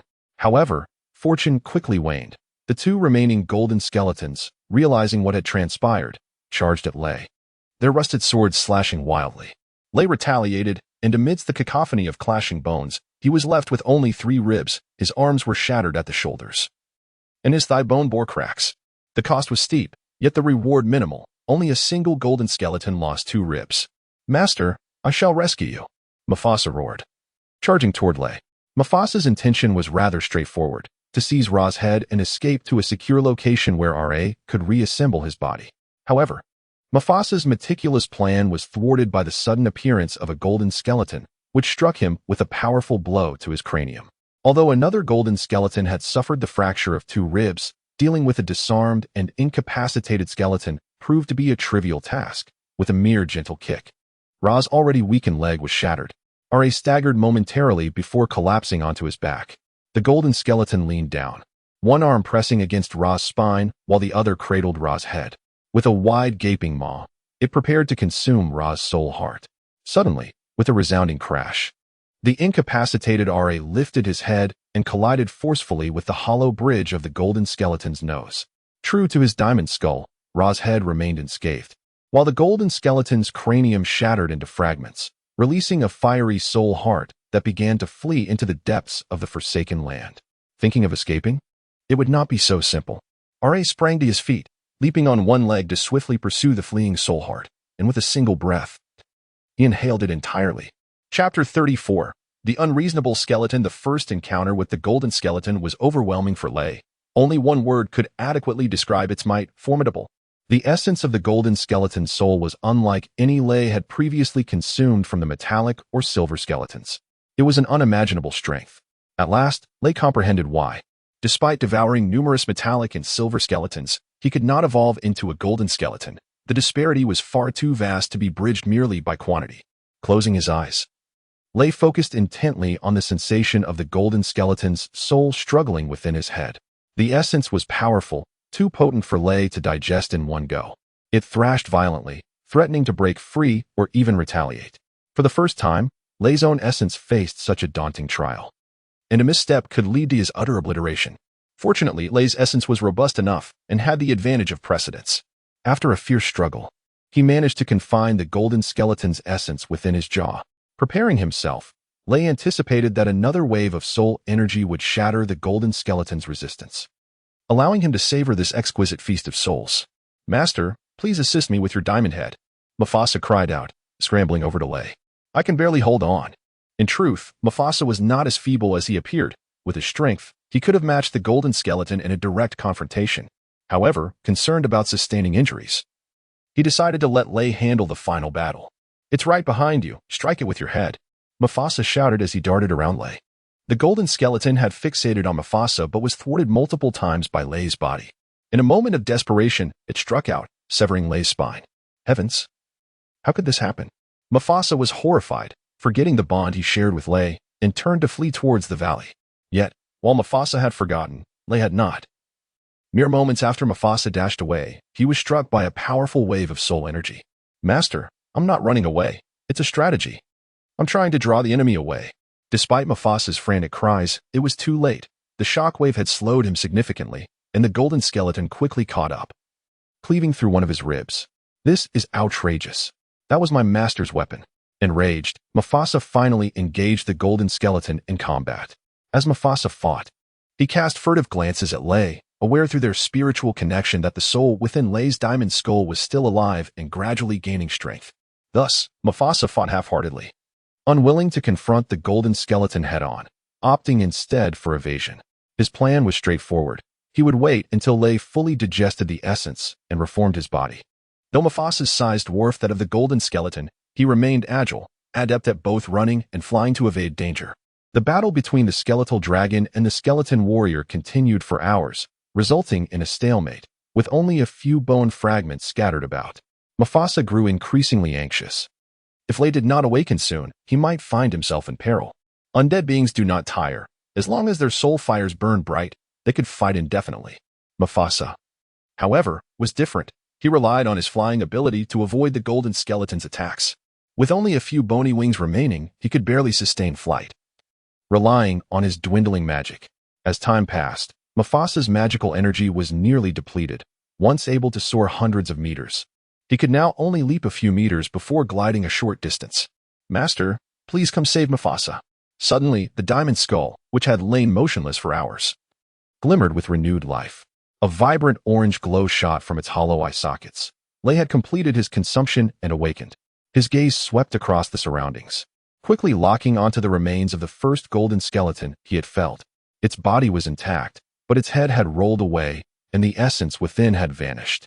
As if guided by some instinct, the headless skeleton wobbled to its feet and staggered towards Lei. It reached out, seizing Lei's skull with one arm and grasping his neck with the other, twisting forcefully until, with a crack, Lei's diamond head was severed from his torso, seamlessly affixed to the golden skeleton's leg.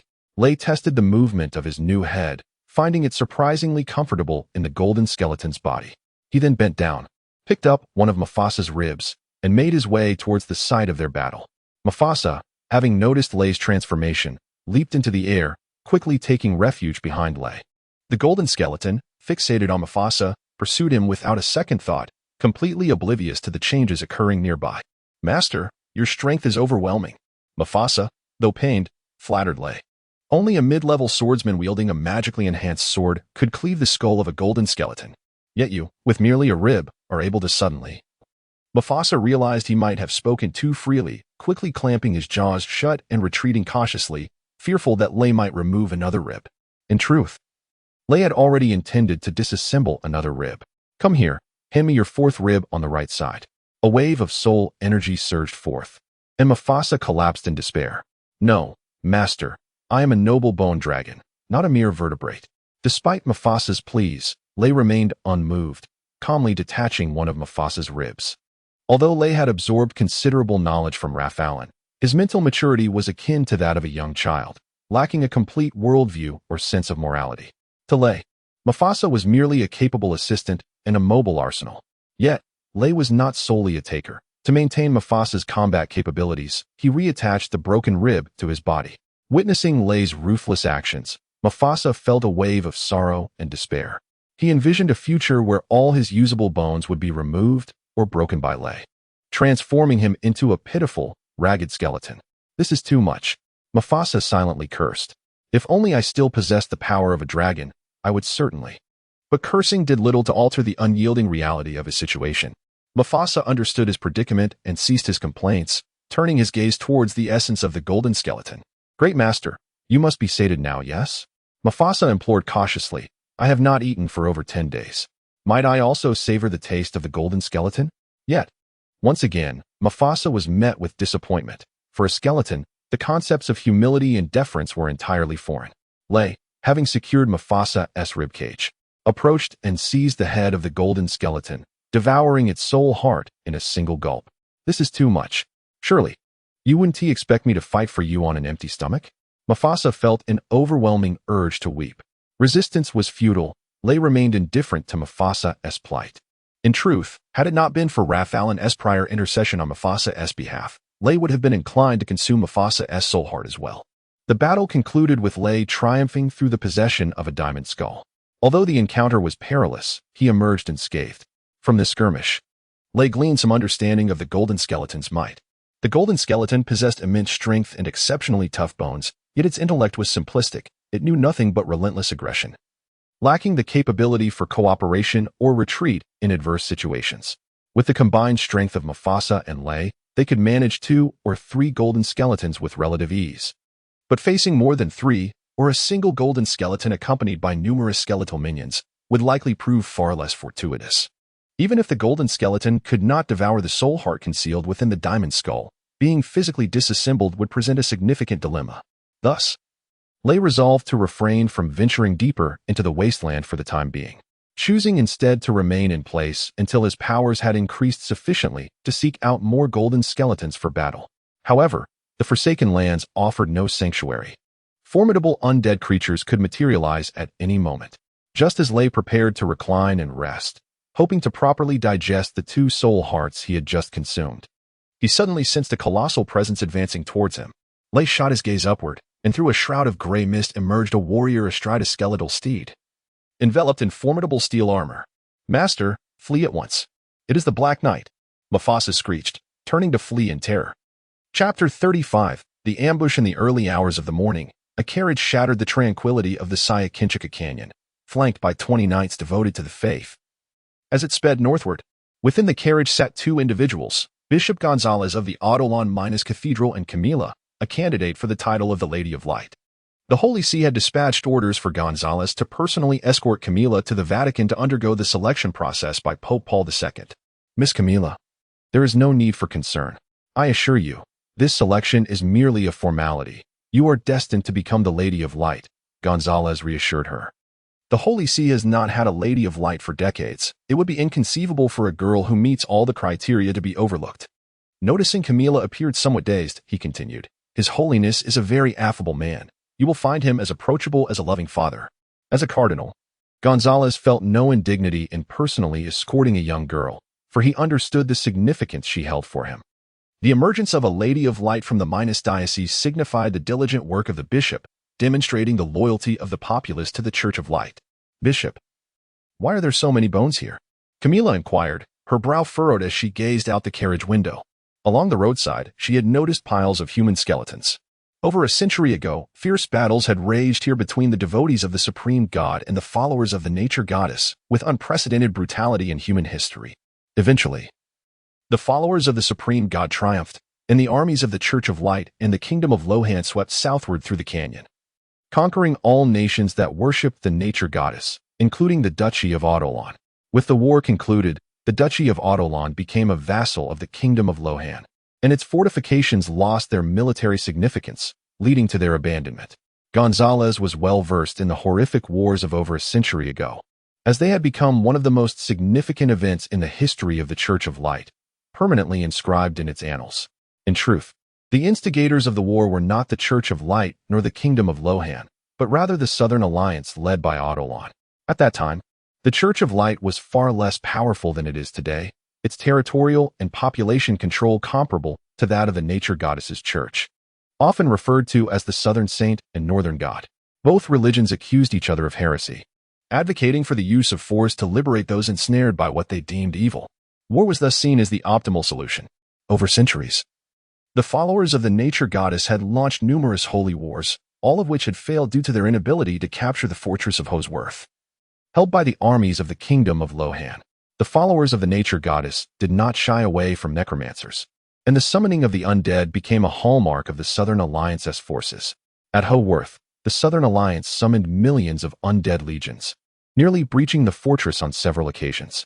Had it not been for the Church of Light's possession of holy magic to counter the undead, the world might have been entirely under the dominion of the followers of the Nature Goddess today. Throughout the various assaults on Hosworth, the Southern Alliance could muster approximately 100,000 undead for battle, with one summons reaching over 200,000. However, during a skirmish 132 years ago, the summoned undead suddenly dwindled to a mere 10,000, with over 3,000 of them resisting the commands of the necromancers. Since then, the number and quality of the undead summoned in the canyon have continued to decline. Ultimately, 110 years ago, the necromancers of the Southern Alliance could summon fewer than 2,000 undead, an insufficient force for even a single charge against the fortress. Recognizing this decline, the Church of Light concluded that the nature goddess had fallen and abandoned her followers. Thus, they struck decisively, advancing southward from the fortress and ultimately unifying the continent under a singular faith. Is there a way to make these bones rise, transforming them into undying skeletal warriors? Camilla inquired. Do skeletons possess thought or emotion? Would they endure suffering or recall their past lives? Having once owned a skeletal familiar, Camilla was particularly intrigued and posed numerous questions. Miss Camilla, how can you entertain such thoughts? Gonzalez exclaimed, cold sweat beading on his brow. What is a lady of light? She embodies the purest soul and the most radiant essence of light. A lady of light should possess boundless love for the supreme God, not an interest in the undead. Yet, he pondered, the soul is not synonymous with thought. Even the purest soul can harbor curiosity and stray from the path. Gonzalez felt compelled to enlighten this innocent girl. Miss Camilla, the undead are malevolent and should not exist, he asserted. Before becoming undead, these were individuals who committed grave sins. The supreme God, in his wisdom, denied them the right to ascend to paradise, condemning them to eternal suffering in darkness, hunger, and solitude. But I have heard that even virtuous individuals, some of whom were deeply devoted to the supreme God, can become undead after death, Camilla countered. She wished to draw a parallel with Hamba, but refrained, fearing Gonzalez might uncover her secret. It is not their fault. The blame lies with the necromancers who summoned them. Throughout history, many notable figures have transformed into undead upon their demise. Gonzalez recognized that he could not categorize all undead as evil. Thus, he redirected his ire towards the necromancers. Are there not good and benevolent beings among the undead? Camilla seized upon Gonzalez's logical inconsistency and challenged him. Is it the undead who are evil, or the necromancers? Suddenly, the knights encircling the carriage erupted into alarm. Form ranks, they shouted. The carriage halted as 20 knights divided into two groups, 10 to guard the carriage while another 10 brandished their lances and advanced to the front. Bishop, it seems a large force is lying in ambush among the grass ahead, one knight reported. Gonzalez lifted the carriage curtain and peered ahead, noticing movement among the dense underbrush. This is the convoy of His Eminence, the Cardinal and Level 13 Mage of Light, Gonzalez. Identify yourselves and step aside. A knight bellowed. The mere title of Cardinal and Grand Mage of Light was enough to intimidate most brigands. Ha! Gonzalez, we have been waiting for you. Emerged over 30 figures from the thicket. Among them, more than 20 formidable warriors wielding swords and daggers stood ready, while a dozen others, robed in flowing garments and grasping staffs, revealed themselves as mages. Cynthia, Gonzalez's expression turned grave. Within the Church of Light's blacklist were the names of thousands of heretics, individuals who did not worship the supreme God and whom the Church was obligated to eliminate. Most of these were remnants of the nature goddess's sect, whose temples had been destroyed, yet they remained steadfast in their beliefs, continuing to battle the faithful of the supreme God. As a cardinal, Gonzalez possesses a blacklist, and capturing those on it is one of his paramount duties. On the 5th page of this blacklist is an illustration of a sorceress named Cynthia.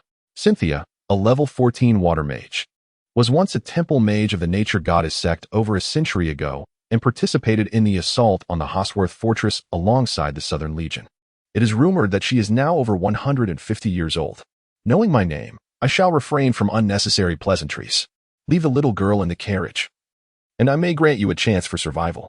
Despite her age, Cynthia appears as a youthful maiden in her 20s, her skin radiant and her figure striking. She is merely an ordinary girl, entrusted to me by her parents to escort her to Hosworth Fortress. Gonzalez is a discerning individual. He immediately recognizes that both the magical prowess and combat strength of the opposing party far surpass his own. Consequently, he abandons his usual haughty demeanor, attempting to feign nonchalance. Mr. Gonzalez, do not indulge in false hopes. The reason we intercepted you is precisely because we are aware of this little girl's identity. Cynthia's brows furrowed.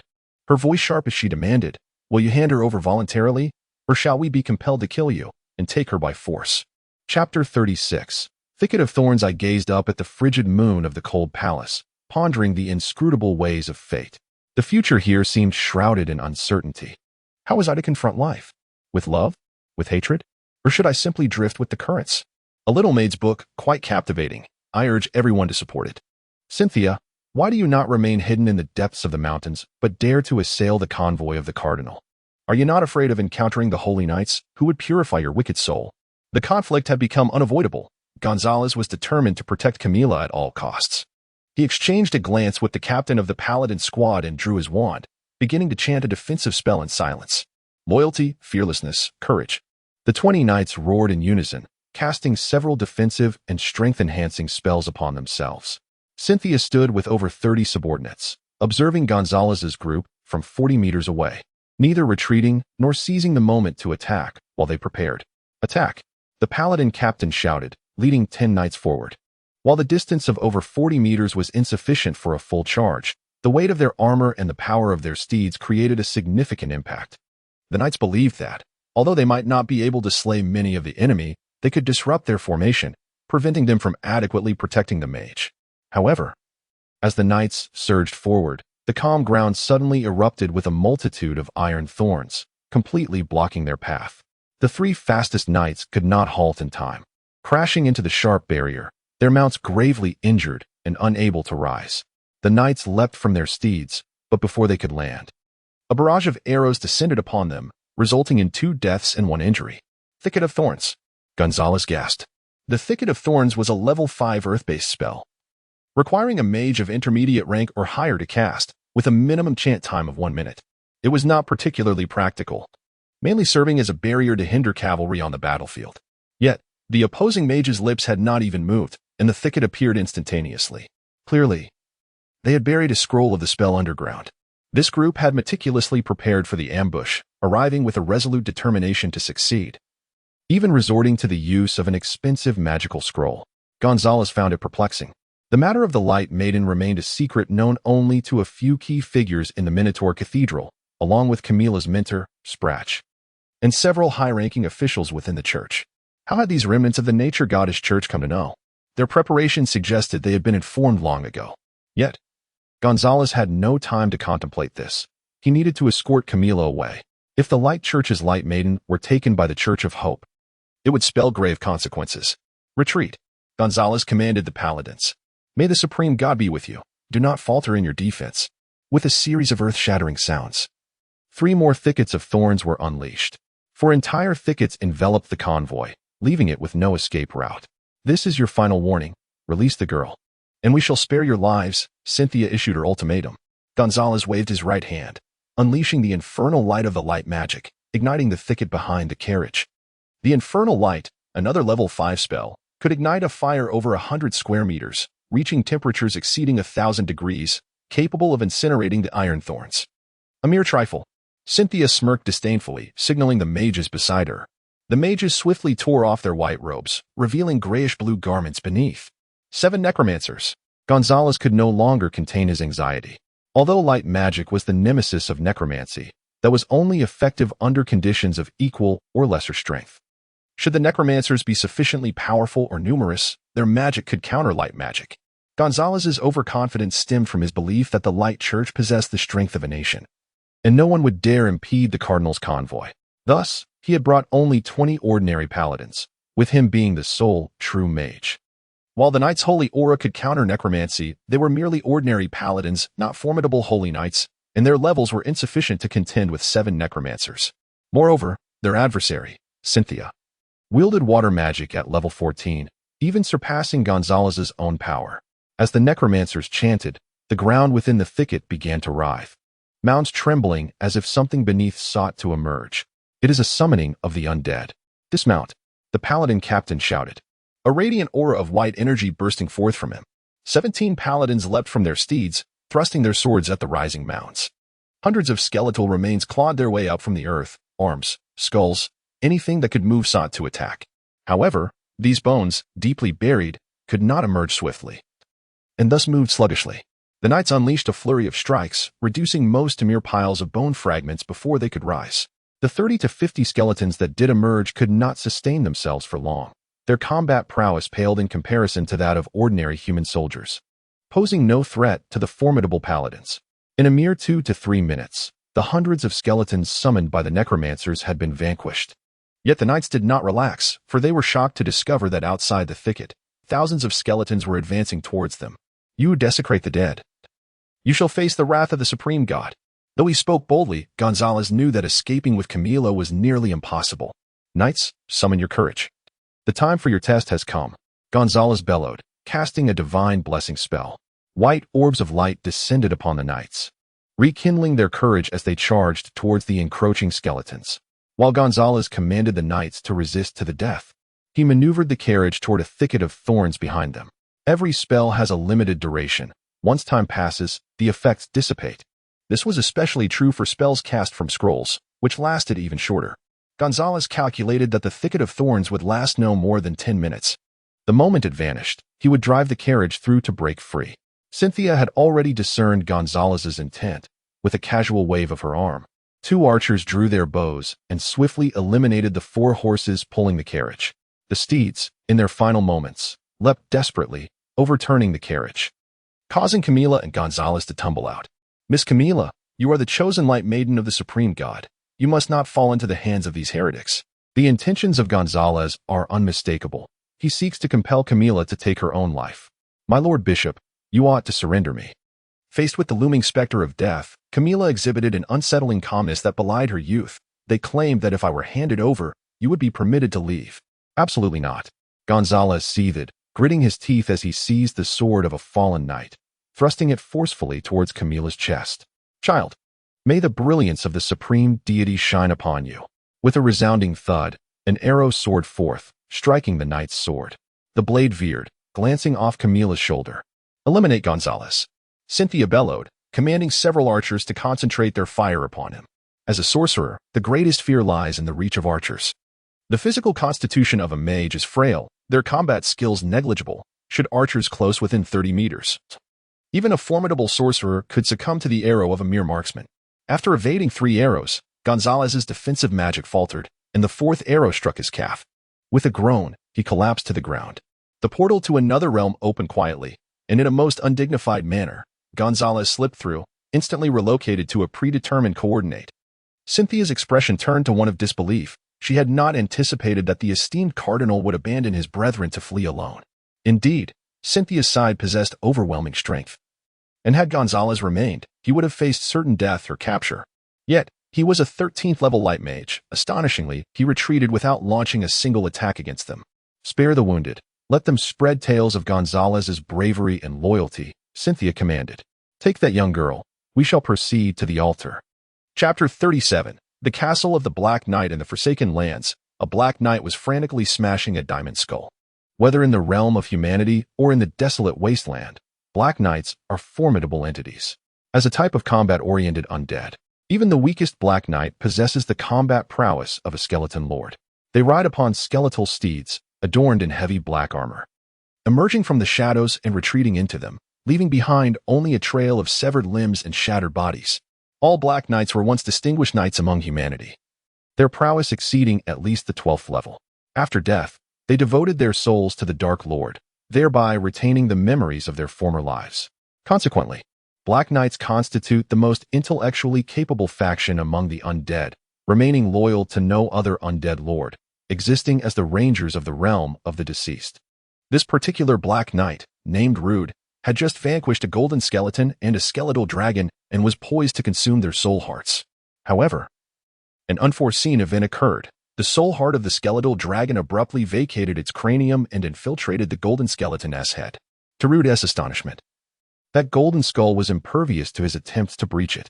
Moreover, when Rude endeavored to extract the soul heart directly from within the skull, he was met with a powerful counter-absorption force that nearly resulted in his own soul heart being devoured.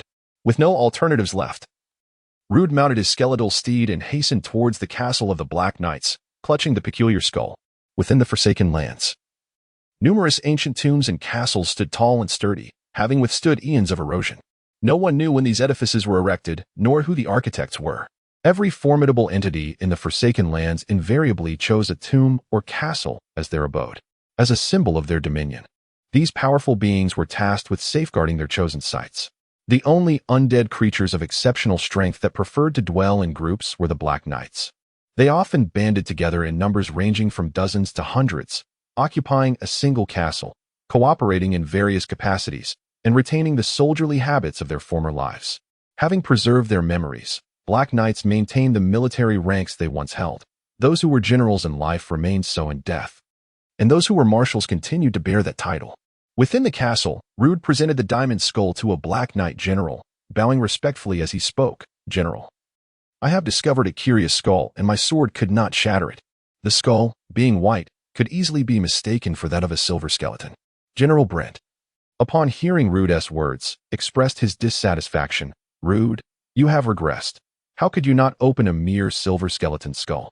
As true knights in life, Black Knights held honor above life itself."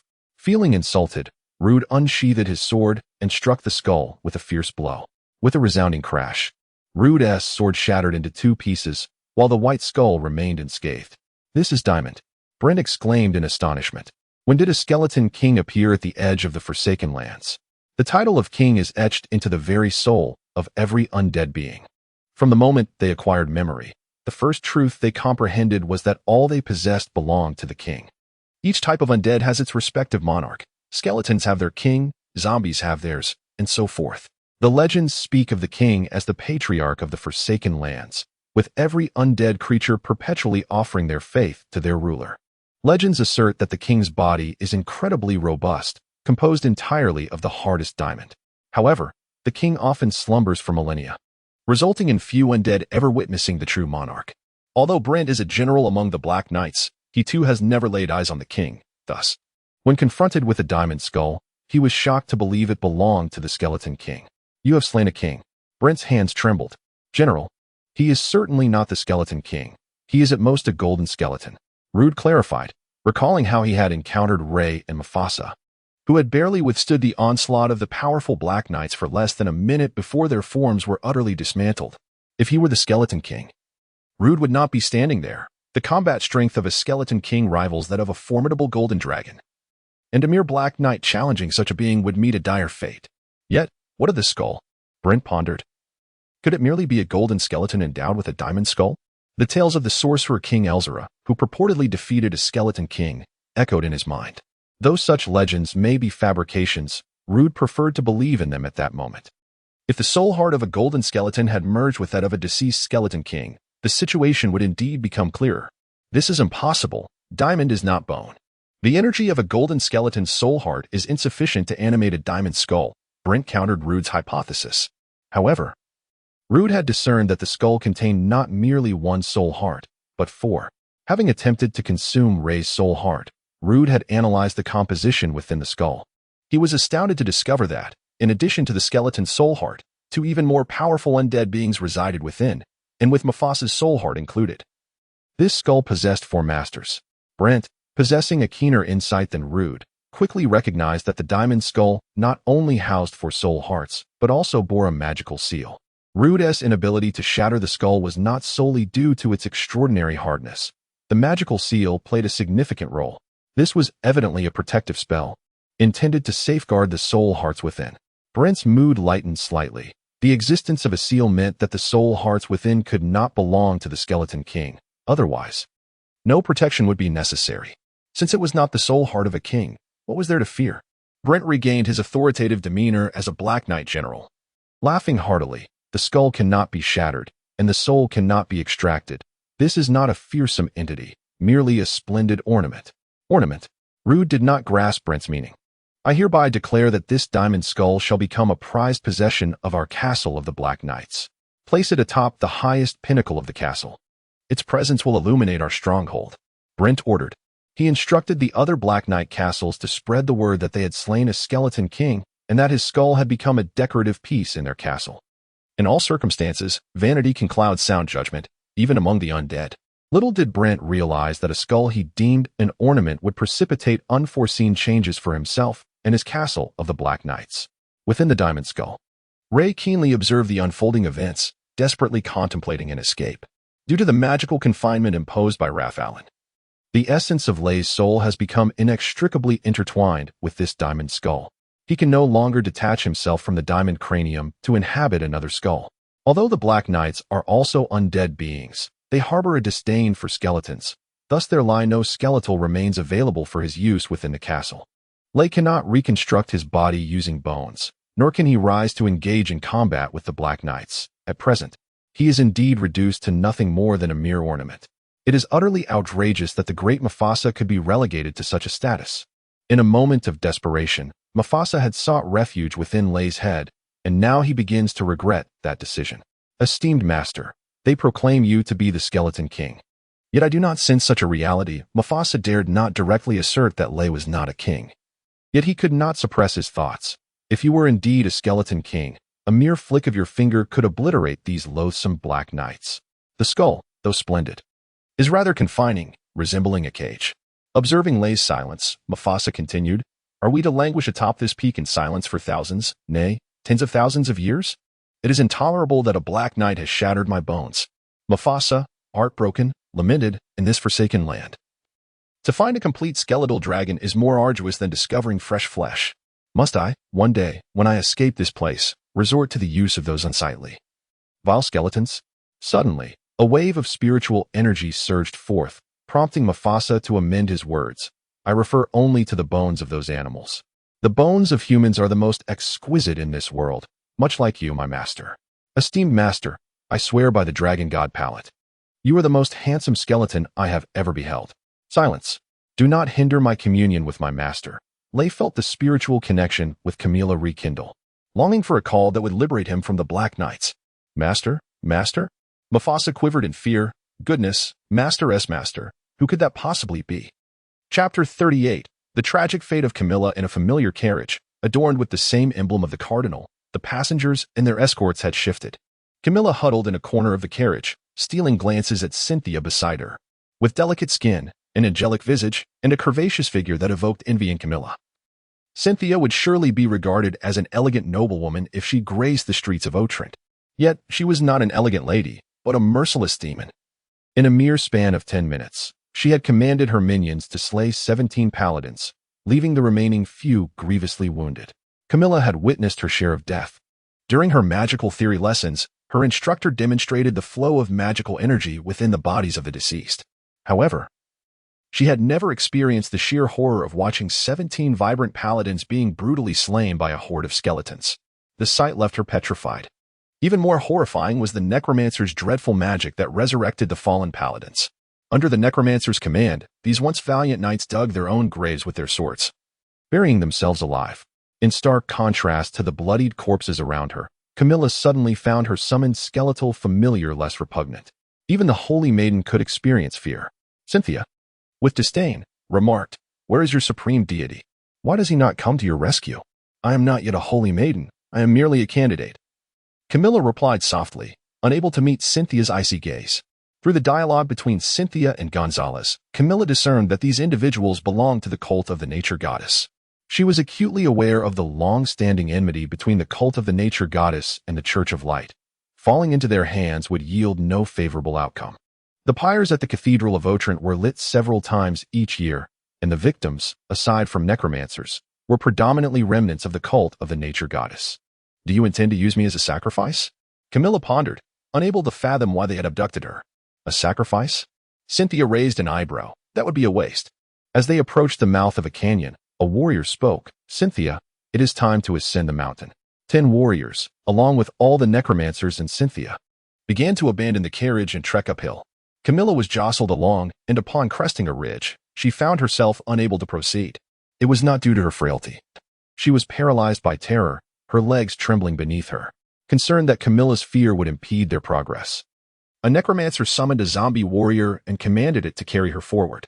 This zombie, presumably a hunter from the mountains, had not been dead long. Its flesh still in the early stages of decay, exuding a foul stench. Clutched tightly by the zombie, Camilla could scarcely lift her gaze without encountering its half-rotten visage, teeming with maggots as dark fluids dripped onto her. As a mere 14-year-old girl, Camilla was ill-equipped to endure such terror. She wept and fainted several times. Yet, her cries fell on deaf ears, as the others remained silent, focused solely on traversing the forested terrain. Throughout an entire day, Cynthia and her group scaled 7 mountain peaks, leaving the Zayakincha Canyon far behind. As night fell, Cynthia ordered everyone to rest in a cave. A few warriors ventured out to hunt, returning with wild game, which they roasted over a roaring fire. Cynthia thrust a roasted chicken leg into Camilla's hands, saying, "Eat. for we still have 3 days of travel ahead. I will not eat." After a day of indignities, Camilla erupted, flinging the chicken leg aside and shouting, "If you intend to kill me, do it now. What grievance do I have with you? Spare me the torment of your dreadful zombies." Camilla was inherently bold. She had summoned magical pets in defiance of her instructor and had bravely renounced her own powers. Thus, she possessed the courage to confront death. Rather than endure the embrace of a filthy zombie, she would prefer to perish at that moment.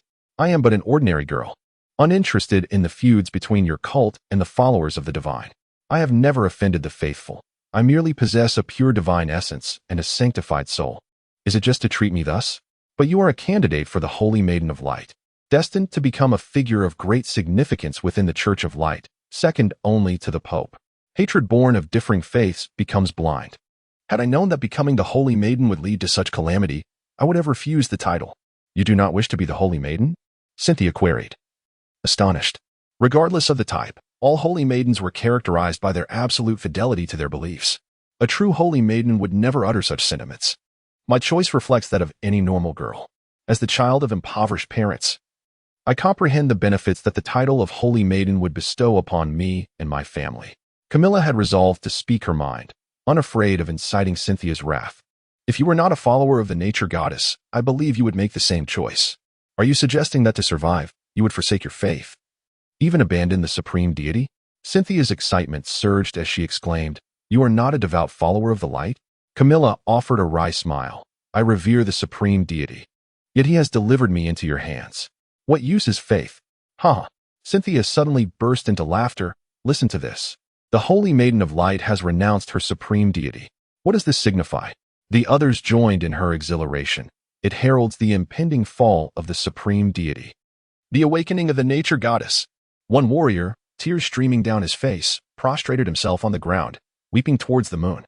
"The Holy Maiden of Light is the most sacred symbol of the Church of Light, said to be the most devout servant of the supreme deity, humanity's offering to the divine. Upon her death, her soul would ascend to paradise, becoming an angel before the throne of the supreme deity. If the Holy Maiden forsook her faith, what ramifications would that have for the Church of Light?" Cynthia and her followers recognized this potential, prompting their audacious ambush on Gonzalez's caravan and the abduction of Camilla. For over a century, the cult of the nature goddess had been obliterated by the Church of Light, and its remnants had led lives of constant flight and suffering. They yearned to strike a blow against the Church of Light. To capture the Holy Maiden, symbolizing purity and sanctity, would represent the greatest triumph in over 100 years of conflict against the Church. Of course, there existed an even better alternative than merely killing the Holy Maiden. If she were to convert her faith to that of the nature goddess, it would deal a fatal blow to the Church of Light. Thus, the abduction of Camilla was not Cynthia's ultimate aim. She aspired for Camilla to change her faith and become a saint of the nature goddess. In this way, she could launch a campaign, delivering a resounding slap to the face of the Light sect. According to common sense, Cynthia believed that anyone chosen as the Light Saintess would be an unwavering devotee of the Supreme God, making the task of seduction exceedingly difficult. Fortunately, Camilla was merely a young girl in her teens. She was likely to possess a fear of death, and her faith might not be particularly steadfast. Thus, after capturing Camilla, Cynthia employed various methods to intimidate her, hoping to swiftly dismantle Camilla's psychological defenses in order to undermine the Light sect. Now, with Camilla unexpectedly declaring her unwillingness to serve as the Light Saintess, the situation appeared significantly more manageable. However, after a moment of exhilaration, Cynthia began to doubt whether things were progressing too smoothly, far too smoothly for her liking. "You lied to me." Camilla suddenly darkened in expression, speaking sharply. "I never would have guessed that someone so young could be so cunning. You feigned disbelief in the Supreme God to secure your escape. Humph. You think you can deceive me? Not a chance." Camilla spread her arms wide. "Believe me or not, this is my heartfelt truth. I have believed in the Supreme God for 14 years, reciting his name daily in my heart. Yet what have I received in return? I believe my selection as the Light Saintess is a grave error, for the Supreme God has forsaken me. As punishment, he has bestowed upon me a skeletal familiar." "A skeletal familiar?" Cynthia's eyes brightened. If Camilla could indeed summon a skeleton as her familiar, it would signify that she possessed a dark attribute, rendering her unfit to be the Light Saintess. Should the public discover that their revered Light Saintess consorted with a skeleton, it would surely be a disgrace for the Light sect. "Prove it to me." Hearing is one thing, Seeing is believing. Camilla realized that this might be her sole opportunity for survival. If she could summon that skeletal familiar, it would delineate her from the light sect, and the followers of the nature goddess would no longer harass her. Yet, with her magical powers completely extinguished, could she successfully summon the skeleton through that tenuous spiritual connection? Ray, I beg you, come forth just this once. Camilla closed her eyes, silently calling out in her heart. Some may say this theme is doomed to fail, but it will not, for this book is on the verge of full publication. An abrupt ending is impossible, so rest assured and read on. Chapter 39. Understanding the meaning of shame like a gentle breeze whispering through the pitch-black night. Its presence is felt but cannot be grasped. Lay sensed that at this moment, Camilla was urgently calling out to him. However, her spiritual waves could no longer accurately pinpoint Lay's location as they once did, failing to summon him from the forsaken land back to the realm of humanity. What a fool. An elderly figure with silver hair appeared in the depths of Lay's soul. It seems that without my assistance, you cannot overcome your current predicament. It was Raphaelin, and Lay felt perplexed. Master, have you not been in slumber? Lay had not contemplated this question, if that were the case. Being summoned by Camilla would not only fail to extricate him from his plight, but would also draw the attention of the Black Knight. If you can harness the power of your soul to fly to Mufasa, why not soar elsewhere? Indeed, slow flight was a newly acquired skill for Lay. Yet, he found himself perched atop the highest spire of the Black Knight's castle, never imagining he could fly at such heights. Moreover, being in the Black Knight's domain made it nearly impossible for him to evade pursuit with his sluggish flying speed. However, Lay's worries extended beyond this. At this moment, he was incapable of flight. Master, observe these unyielding iron chains. Aside from being summoned, I cannot break them without hands. Fool, where is my memory? Raphaelin's figure erupted within the skull. Where are my memories, my spells? I have imparted them to you, yet you claim you cannot even break a chain. Raphaelin reminded Lay that indeed, within his memories lay a wealth of useful spells. Although Raphaelin was a necromancer, most of his recollections pertained to summoning and controlling the undead. There were also spells with direct offensive capabilities. According to Raphaelin, Lay now possessed the strength of a golden skeleton, his soul power equating to that of a mid-level necromancer, fully capable of unleashing spells of the 3rd tier or lower. Are you suggesting I summon skeletons? Lay tentatively inquired. Fool, a 3rd tier skeleton summoning can only conjure fewer than 300 lowly skeleton warriors. Do you truly believe they can vanquish over 200 formidable Black Knights? Raphaelin's irritation was palpable. Think again. Then how about using the Celestial Demon Shockwave? Lay searched through Raphaelin's memories for another spell. The Celestial Demon Shockwave is an 8th tier spell. Even I struggle to wield it, and you dare to dream of doing so? If Lay had a physical form, Raphaelin would have kicked him in frustration. What about the Sleepless Night? Lay continued to delve into Raphaelin's memories. The Sleepless Night only affects skeletons. The Black Knights are essentially immune to such magic.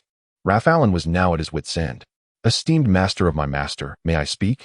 Mufasa, who had been observing for some time, could no longer restrain himself. I believe any endeavor must begin from the foundation to escape the current dilemma. We ought to focus on how to break these chains rather than on vanquishing the Black Knights. What a disgrace. The disciple I chose is even less intelligent than a bone dragon. Raphaelin lamented. Had I known this, I would have preferred to inhabit Mufasa's mind. In the heart of the skeleton, there was originally no concept of shame.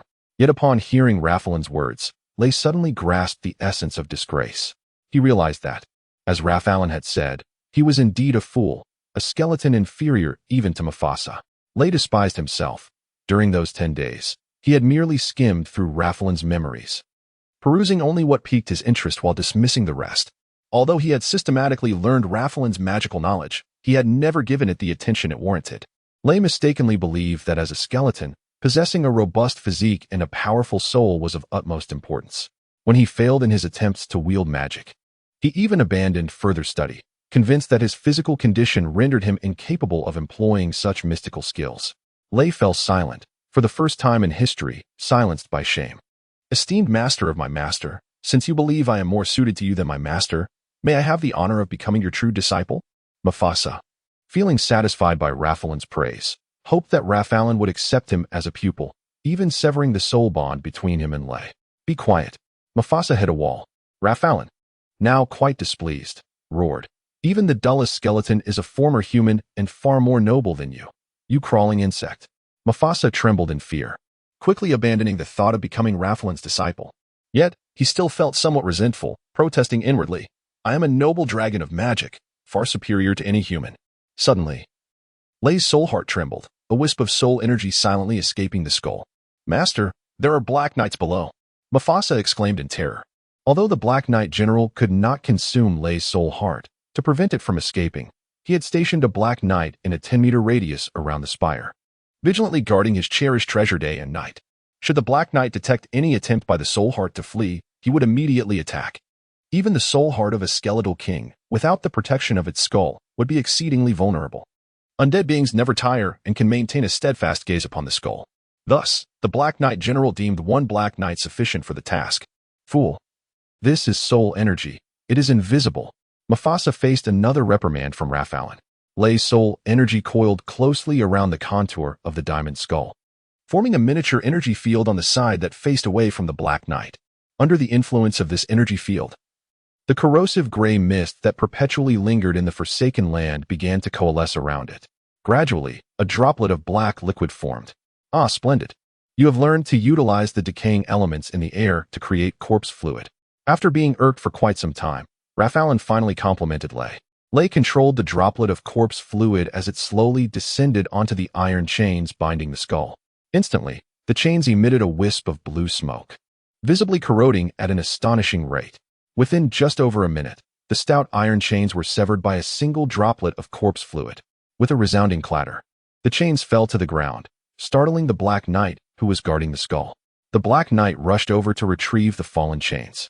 Just as the Black Knight was momentarily dazed, the diamond skull, under Lei's command, soared into the air, ascending gracefully. The diamond cranium, already positioned atop the spire, was 6 or 7 meters higher than the Black Knight. By the time the Black Knight reacted, it was no longer possible for him to rely solely on a leap to grasp the skull. Acting swiftly, the Black Knight hurled his sword toward the diamond skull while signaling for reinforcements. The entire Black Knight castle erupted into chaos, with over 200 Black Knights charging out on skeletal steeds, shouting fervently. After ascending for more than 30 meters, Lei realized that he could no longer elevate the skull with his current strength, while the Black Knights lacked the ability to soar. A height of 70 or 80 meters posed no challenge to their formidable physiques. It remained well within their capacity to bring down the diamond skull. The Black Knights began launching stones and weapons into the air. Rey maneuvered the skull with deft precision, evading the imminent strikes of the Black Knight. He conjured several cyclones, directing the winds to propel the head away. In this moment of urgency, Rafalin ceased his complaints and began devising strategies for Rey. It was a second-tier wind magic, a memory etched in his mind since the age of 15. Relying solely on the power of the soul would only allow the head to ascend or drift slowly, at a pace slower than walking, rendering it futile in evading the relentless pursuit of the Black Knight. Swiftly, Rey located the spell Rafalin had mentioned and successfully cast it. A powerful gust of wind erupted, lifting the diamond skull as if it were a shooting star, soaring into the distance. Within a mere 5 or 6 minutes, the relentless Black Knights were cast far behind, out of sight. Having escaped the peril, Rey unexpectedly circled back in the air, retracing his path. "Dear Master, you seem to have miscalculated your direction," Mufasa exclaimed in trepidation. "That leads to the Black Knight's castle." Chapter 40, The Battle for Dignity. The terms shame and dignity had appeared countless times in Lafalin's memory, and Lei had long struggled to comprehend why humanity harbored such emotions. In his quest to uphold his dignity, Lafalin had repeatedly challenged beings more powerful than himself, willing to sacrifice his life if necessary. This was in stark contrast to the mindset of a skeleton. A skeleton, even when subjected to relentless torment by a stronger undead, would never muster the courage to risk everything for the sake of so-called dignity. However, today, Lei grasped the essence of shame and simultaneously understood what dignity entailed. The sensation of shame was excruciating. Lei's soul trembled like never before, and he dared not look at Mufasa and Lafalin beside him. The shame stemmed from Mufasa and the Black Knights, and Lei's discomfort arose from his loss of dignity. Courage is commendable, yet impulsiveness only adds to one's humiliation. Through their mental connection, Lafalin sensed Lei's turmoil. Humanity values the principle of retribution, with a decade being no hindrance.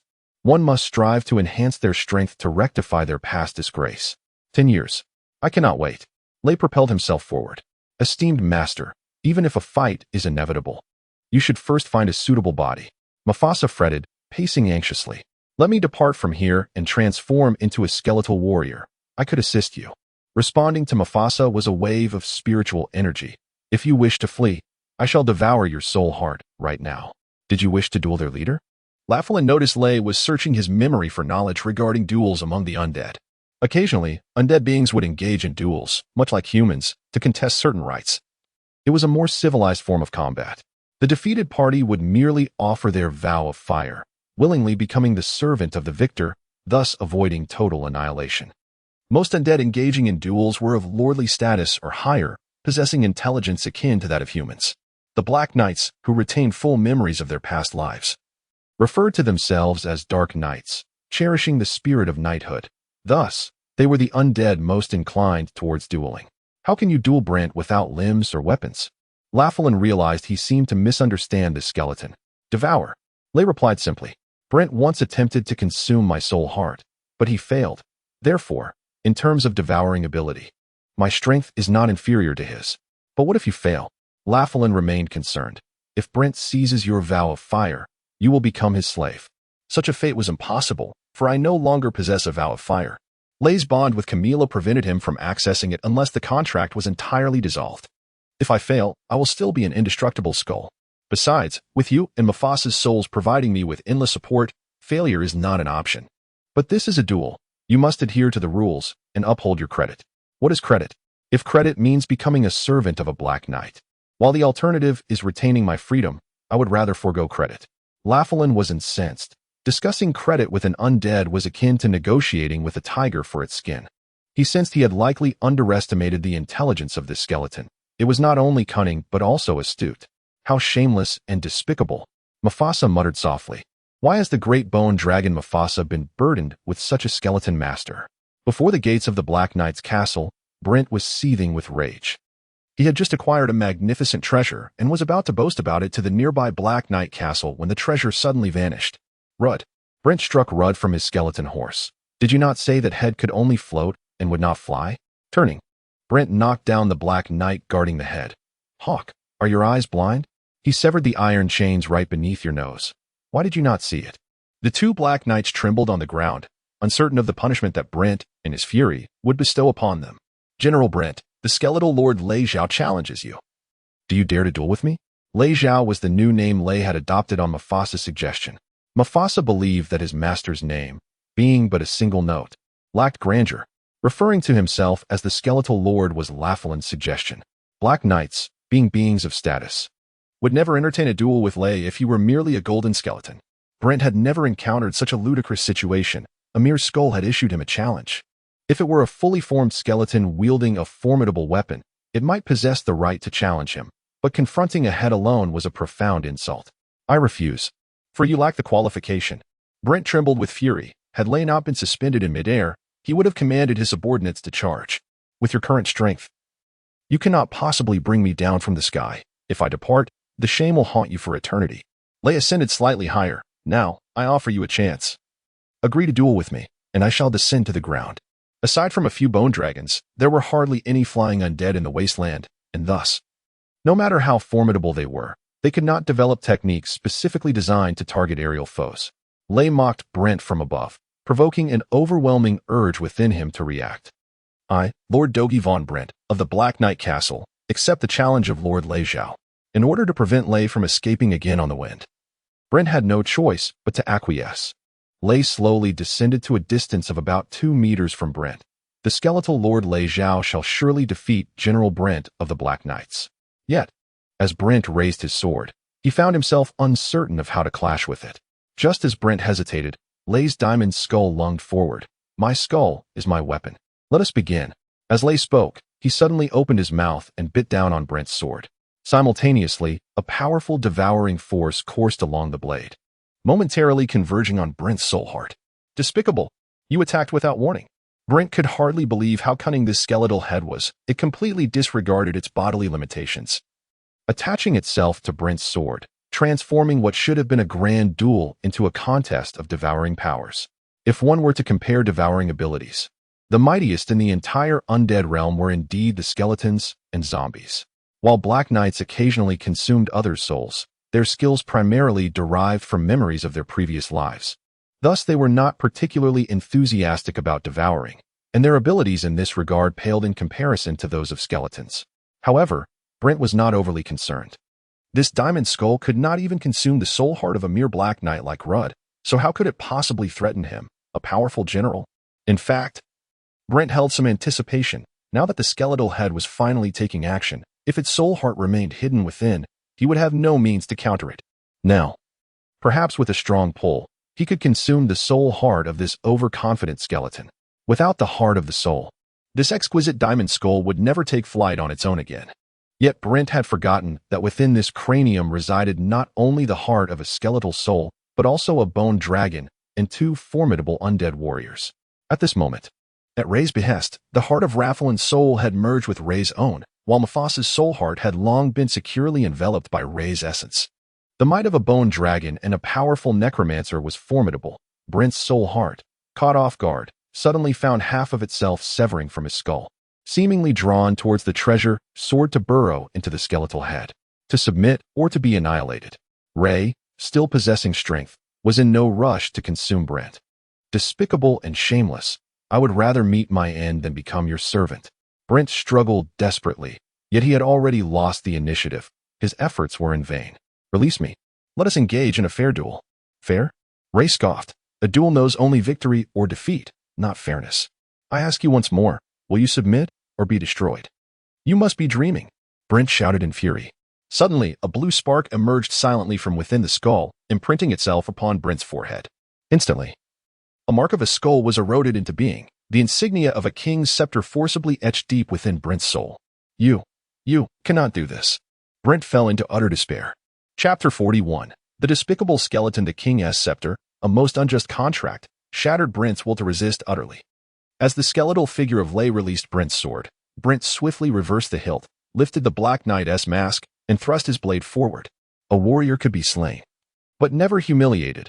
For honor's sake, the proud general of the Black Knights vowed never to become a slave to a skeleton. Yet, a wave of spiritual force instantaneously dismantled Brent's resolve, causing him to drop his sword and cry out in despair as he fell from the skeletal steed. You have been defeated. Everything you possess now belongs to me, including your life. Lay hovered in midair, his voice echoing with authority.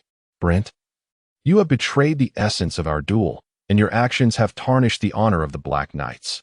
The villain cries foul first. Are you still a skeleton? Raphaelin sighed, now viewing Lay with a newfound respect. Such is the logic of a brigand. It seems you indeed possess a knack for thievery. Your treacherous ambush has sullied the honor of the Lord of Skeletons. If Brent were aware that he was vanquished with the assistance of a bone dragon and an undead mage, his fury would be even more profound. I know you are unwilling to accept this, yet your defeat is an undeniable truth. If you agree to one condition, I shall grant you the chance for a fair duel a year hence. What? Brent failed to grasp Lay's intent. The skeleton now wielded the king's scepter. Able to effortlessly scatter Brent's soul, how could he propose terms of exchange? In truth, neither Brent nor Raphaelin nor Mufasa comprehended Lay's motives. Raphaelin immediately began probing Lay's soul heart, only to be astonished to discover a dark corner within, one his spiritual power could not penetrate. Command your minions to offer me the fire of oath. You and your subordinates shall serve me in battle for a year. Afterward, I will return the fire of oath to you and remove the king's scepter from your brow. At that time, we shall engage in a fair duel. Should you fail, you and your subordinates must pledge eternal allegiance to me. If I fail, my soul heart shall become your sustenance. What say you? Lay's proposal was undoubtedly alluring. Brent believed that even if the skeleton's power doubled in a year, he would still possess the capability to defeat him under equitable conditions. However, the crux lay in whether the skeleton would uphold his promise. Having been deceived once, could Brent genuinely trust such words? The answer was affirmative. Brent surprisingly accepted Lay's pledge and commanded his Black Knights to offer the fire of oath. Undead beings are often ruthless. Yet their lowly existence renders them lacking in intellect. They possess no concept of treachery and deceit. Even the Black Knights, who retained memories of their former lives, had partially forgotten the schemes they once employed or suffered. To Brent, Lay was merely a skeleton eager for quick gains. His sudden assault driven solely by a desire to consume Brent's soul heart, devoid of ulterior motives. Brent could never foresee the catastrophe that awaited him, for he faced the first awakened skeleton in the Forsaken Land in aeons. Within the skeletal head, Raph Allen too was perplexed by Leigh's actions. Brent is a general. He bears your king's scepter. Those Black Knights have effectively become your subjects. Why compel them to relinquish the fire of oath? I wish to command them directly, not issue orders through Brent. With the fire of oath, I establish a spiritual bond with these Black Knights, allowing my commands to be issued directly, without Brent as an intermediary. The Black Knights are free undead beings. They owe allegiance to no one. Within their castle, they function as a militarized organization. Their identities defined by their past military ranks, not coerced by contracts. Marshals command generals. Generals command lower-ranked officers. Yet even the humblest soldier among the Black Knights is free to choose their companions or to live alone. The reason Brent's subordinates willingly offered the fire of oath was not due to his absolute control over them, but rather their respect for him. Accepting the fire of oath equated to a solemn vow, a promise made to them. Should you fail to uphold your word, you shall face their wrath. Raph Allen felt it necessary to elucidate the stakes to Leigh. What you accept is a 1-year fire of oath. When the time comes, whether you wish it or not, that flame will extinguish. At that point, you must face Brent in a fair duel, or else. They are my weapons. They must fight. In less than a year, their flames of soul will extinguish in battle. No one can compel me to do anything, Leigh replied nonchalantly. Even if Brent miraculously survives, I can use the king's scepter to force him to continue fighting for me. A fair duel is a matter to consider only after I have gained the strength to defeat him. Raph Allen felt a cold sweat break out. This skeleton was truly terrifying. Mufasa, witnessing Leigh's discourse, foresaw his own fate and trembled in fear. Esteemed master, while I too am your weapon, I am more so your servant.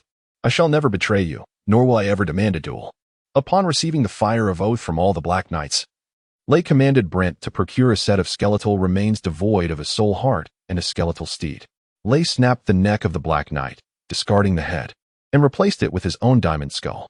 As the fully armed Leigh wobbled to his feet, he pondered, is a skeleton clad in Black Knight armor still merely a skeleton? Mufasa's soul heart was released, and upon glancing at Leigh, he immediately began to flatter. Esteemed master, you are truly magnificent. This is the most powerful skeleton I have ever witnessed. No, it should be the most formidable Black Knight. Leigh pointed to the skeletal steed's head. Consume its soul heart. Is this a gift for me? Mufasa exclaimed joyously. Master, you are too gracious. Mufasa rushed forward and devoured the skeletal steed's soul heart. Without its soul heart's support, the skeletal steed crumbled into a heap of bones. Enter its head, rise, and run 2 laps, Leigh commanded. From this moment on, you shall be my mount. What? Mufasa nearly fainted. Esteemed master, I am a noble bone dragon, not a lowly skeletal horse. I cannot.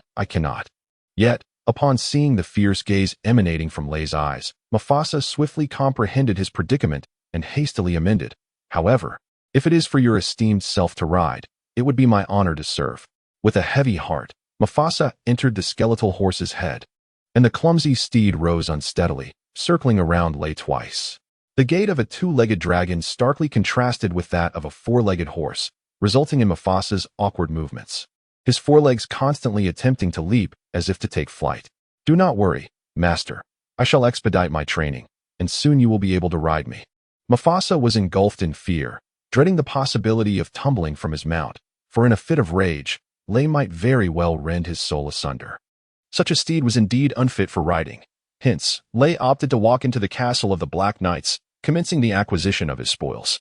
Compared to the numerous castles of the Black Knights, this particular stronghold could be deemed a medium-sized fortress, inhabited by a total of 213 Black Knights. Among them, Brent held the rank of a 2nd-tier general, accompanied by 4 3rd-tier generals, 26 4th-tier generals, and 52 knight captains, with the remainder being ordinary Black Knights. Retaining memories from their former lives, the Black Knights exhibited habits akin to those of humans, notably a penchant for collecting items they deemed valuable. Within the castle, 2 vast warehouses stood, one brimming with a plethora of gold and silver treasures, while the other housed an assortment of weaponry. Regarding the contents of the storehouses, Leigh found himself intrigued solely by the weapons, regarding the glittering treasures with disdain. He could not fathom why these Black Knights were enamored with such ostentatious items that were neither consumable nor utilitarian. However, Raph Allen was utterly awestruck by the treasures. In the human realm, these riches could purchase a city of moderate size. Under Raph Allen's guidance, Leigh selected a set of armor boasting commendable defensive capabilities, a sword imbued with magical offensive prowess, and a pair of shoes enchanted with a permanent acceleration spell from the armory. In another warehouse, Allen chose 2 magical rings, a magical necklace, and a belt endowed with the strength of a raging bull for Lei. With these enhancements, Lei's combat capabilities would see an improvement of at least 30%, while his defensive prowess would increase by 20%, far surpassing the level of the Golden Skeleton and nearly rivaling that of the Skeletal Lord. Master, may I now lift the soul binding between Camilla and myself? After selecting his weaponry, Lei addressed Allen. She has summoned me for 3 hours. She must be in trouble, and I ought to check on her. Lifting the binding? Allen replied, I have not imposed any such restrictions. Rather, it is she who has exhausted her magical energy to summon you. Chapter 42. The emergence of the Black Knight. The summoning of a contract requires a certain amount of magical power. While the contract imprint is a matter of pure soul essence, independent of the quantity of magical energy, despite having lost her magical abilities, Camilla retains her soul connection with Lei, allowing him to perceive her summons. However, he can no longer traverse the spatial tunnel to appear by her side. What can be done? Without Camilla's call, Lei is barred from entering the human realm. Does his struggle still hold any significance? I am powerless, Allen candidly states. From my experience, your contract master, Camilla, has undoubtedly encountered some misfortune, resulting in the complete depletion of her magical energy. Unless she regains her powers, she cannot invoke the summoning force. Does this mean I can no longer reach your world? Not entirely. The bond between your souls remains intact.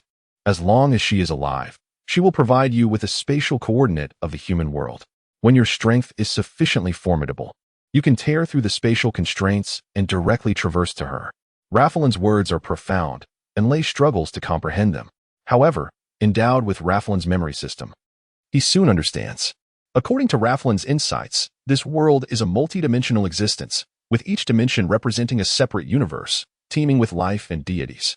Dimensions coexist in a manner incomprehensible to humans, remaining parallel, yet eternally distinct from one another. To breach the seals between dimensions, there are 2 methods. One is passive, achieved through summoning, where the summoner provides a spatial coordinate to guide the summoned through the seals to the designated location. This method, exemplified by the bond between Camilla and Lei, requires relatively little power. A mere second-level magician can accomplish it. However, the drawback is evident. The summoned lacks autonomy, never knowing when they will be called or having the ability to initiate the summoning. The second method is active, when a being possesses immense power, sufficient to tear through the dimensional seals, they can freely traverse between realms. While this approach offers numerous advantages, it carries even more drawbacks.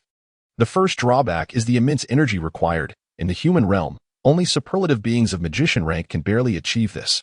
In the Forsaken Lands, one must possess lord-level strength to navigate the dimensional seals freely. The second drawback is the necessity of a spatial coordinate. Without it, the traveler risks becoming lost in the chaotic currents of space, never to return. The human realm and the Forsaken Lands are merely 2 among countless dimensions. For reasons unknown, the interaction between these 2 realms is more frequent than with others. Armed with this knowledge, Lei's anxiety intensifies. He understands that if he wishes to reach the human world, he has only 2 options: to be summoned by Camilla or to attain sufficient strength to shatter the dimensional seals. Yet, regardless of the method, he requires Camilla's spatial coordinates. Now that she has lost her magical energy and is desperately calling for him, Lei fears that she may be in danger and needs him for protection. Should the unfortunate event of Camilla's demise occur, he would lose the soul coordinate to the human realm. Even if he becomes immensely powerful in the future, he would still be unable to traverse directly to the human world. What to do? Lei is consumed by worry, kicking a crumbling wall in frustration. Do not inquire of me. What I know, you already comprehend. Allen wishes to test Lei's capacity for learning. Solutions will present themselves. It depends on your ability to think and discover. I must remain focused on refining the essence of the powerful spirit of Hanba. I will be in a deep slumber until this process is complete. Having reclaimed a castle of the Black Knight, Lei finds himself free from the threat of any undead creature within a vast territory of tens of thousands of square kilometers. Thus, Allen can sleep peacefully. Yet, Lei cannot afford to rest. He must devise a means to aid Camilla. By searching through Allen's memory system, he discovers a method to overlay muscle onto bones. He urgently needs to journey to the human realm to experience the sensation of flesh and blood. Allen's memories are vast, yet Lei cannot find a single method among them that addresses this predicament. This is hardly Allen's fault, for since the dawn of human history, such an occurrence as that between Lay and Camilla has never transpired. Perhaps it has happened before, but due to the inability to communicate through language between humans and magical beasts, no one was aware of such events. Camilla's summons grow increasingly urgent. What once occurred every 10 minutes now transpires almost incessantly. After completing one incantation, she immediately begins another, silently crying out, "Lay, please come quickly." Lay senses Camilla's anxiety and attempts to convey his desire to reach her. He is certain she receives his message, which is why she persistently strives to summon him. Yet, no matter how hard they try, the lack of magical support prevents the spatial gate from opening, keeping Lay from reaching Camilla, since their soul connection remains. Might he not convey some soul energy to Camilla through this bond? An idea strikes him. Raphaelin once mentioned that his soul's power closely resembles the attributes of necromantic magic, and the mental strength required for summoning magical pets is similar to soul energy. If he could transfer some soul energy to Camilla, enhancing her mental fortitude, could this not compensate for her lack of magical energy, thereby tearing open the spatial gate? With resolve, Lay immediately channels a portion of his soul energy through the connection to Camilla in another dimension. Almost simultaneously, he perceives a momentary stillness in Camilla, her summoning incantation abruptly halting. Clearly, she has sensed the soul energy Lay has transmitted. Encouraged by this success, Lay continues to send soul energy to Camilla without pause. Suddenly, he feels an exponential increase in the connection between them, transforming into an endless hand that draws him into the void. In the next moment, Lay finds himself within a cavern. The vast natural cave is illuminated by a roaring bonfire at its center, surrounded by 20 or so individuals, some seated, others reclining, seemingly resting. Camilla sits by the fire, tears glistening in her eyes, her face etched with weariness. Lay's sudden appearance stirs a gust of cold air within the cave, causing the fire to crackle and awaken those resting nearby. A situation arises. The first to react are several warriors, who, upon noticing the armored figure clad in black, draw their weapons in astonishment, surrounding Lay. By the heavens, it is the Black Knight. Subsequently, 7 robed necromancers awaken, one of whom glances at Lay and instantly pales. Everyone, be cautious. This is a high-level undead being. The Black Knight, at least a 12th level undead being, instilled a profound shock in those present. In an instant, 2 warriors could no longer contain themselves and launched an attack on Lay. Do not strike him. He is my magical pet. Despite the significant transformation in Lay's appearance, Camilla still recognized him as her skeletal companion through their soul bond.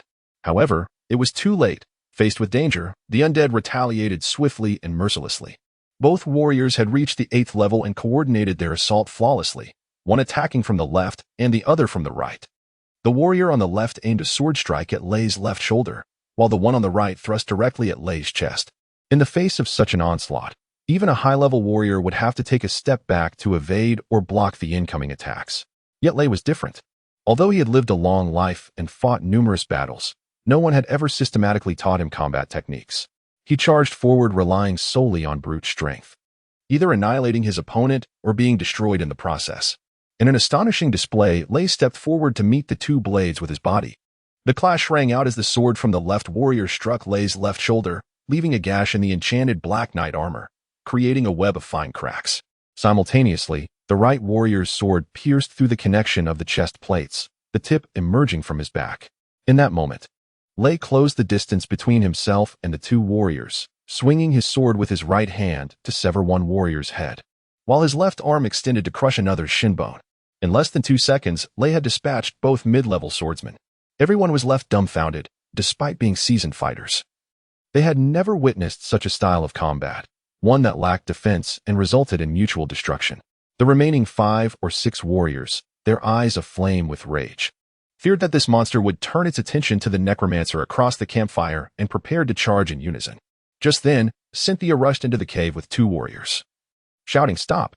Chapter 43. The riding skeleton. While others were left astonished, Camilla was even more shocked, for her magical pet had once again caused chaos. If the previous incident, where thunder had slain a fire parrot, could be excused, this time it had taken the lives of 2 individuals, placing Camilla in an even more precarious situation. To survive, she needed to demonstrate that she could never become the Light Saintess, and the only way to prove this was to convince Cynthia that she possessed dark attributes, capable of summoning an undead creature. Thus, despite having lost her magical powers, Camilla endeavored to summon thunder. She sensed that the bond of souls between her and her magical pet had not been severed by the absence of magic. She could still reach out to Thunder, who, in turn, yearned to be summoned. Time and again, Camilla recited the monotonous incantations and performed the gestures of the summoning spell. At first, Cynthia and a few other necromancers watched with keen interest, eager to see if this candidate for the Light Saintess could indeed conjure an undead creature, which was of great significance to them. Although aware that Camilla had completely depleted her magical energy, they were somewhat convinced by her earnestness. However, as time passed and the portal failed to open, disappointment set in. They believed the young girl had fabricated her tale out of fear of their wrath. Night had deepened, and aside from Cynthia and 2 warriors on guard, everyone else had succumbed to slumber. Yet Camilla persisted, her weary hands tracing the air as she silently chanted the spell. For her, summoning thunder had transcended mere survival. It had become a source of spiritual solace. Compared to this ruthless group, she longed to be with her magical pet. Although Thunder was an unsightly skeleton, their connection was profound, and he would never betray her. Suddenly, Camilla felt an unusual energy coursing through the invisible thread of their bond, akin to a refreshing spring flowing into her parched heart, filling her long-dry spirit with vitality. Yet, this was not the fire magic energy she had learned. It was something entirely new, imbued with magical effects. What was happening? Could it be that her magical pet was replenishing her magical strength? Elated, Camilla attempted the summoning spell once more, and the surrounding space shimmered slightly. She succeeded. Cynthia stepped around Thunder, approaching Camilla with a somber inquiry. Is this the skeleton you mentioned? Camilla whispered, though its appearance has changed. I am certain it is my former magical pet, named Thunder. She had summoned Thunder successfully 4 times.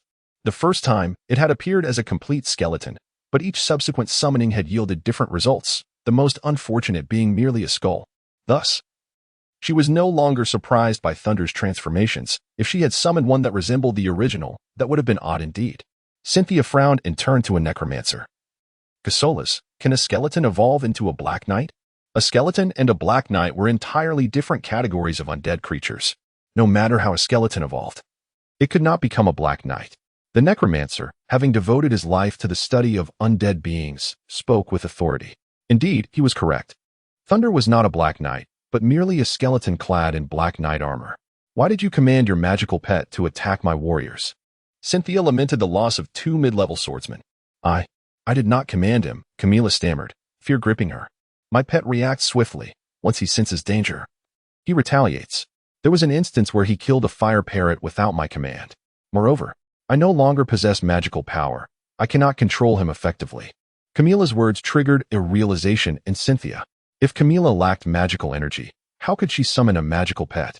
Initially, Cynthia had agreed to let Camilla attempt the summoning because she did not believe her. How could a magician forsake their own power? Yet, as Camilla began the summoning, Cynthia felt no magical fluctuations emanating from her. However, now that the magical pet had been summoned, a powerful Black Knight, no less, Cynthia was left bewildered. How did you achieve this? Cynthia inquired, curiosity piqued. It was a peculiar sensation. He assisted me, Camilla replied, just as I was about to despair and give up. My magical pet transmitted a strange force through our soul connection, and it was this energy that enabled me to summon him. What?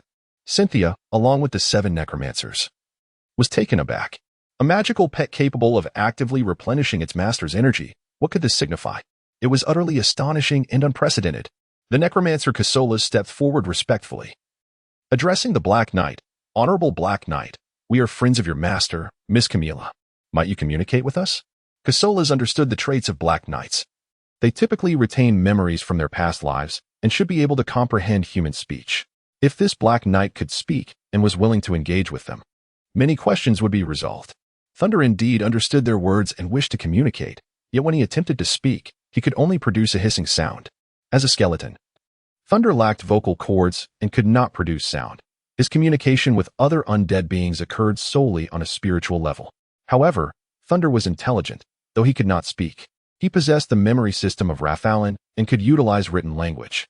Swiftly, he searched through Raphaelin's memories and found several phrases commonly used when encountering strangers, along with their corresponding written forms. Using the blood of the warrior he had just slain, Thunder inscribed in the cave's soil, I am Thunder. The concept of a literate undead creature left everyone present in stunned silence, including Camilla, who gazed at Thunder, unsure of what to say. Thunder's emergence had profoundly shocked all present, even the necromancers accustomed to interacting with undead beings. First and foremost was Thunder's might as a Black Knight. He was exceedingly difficult to summon.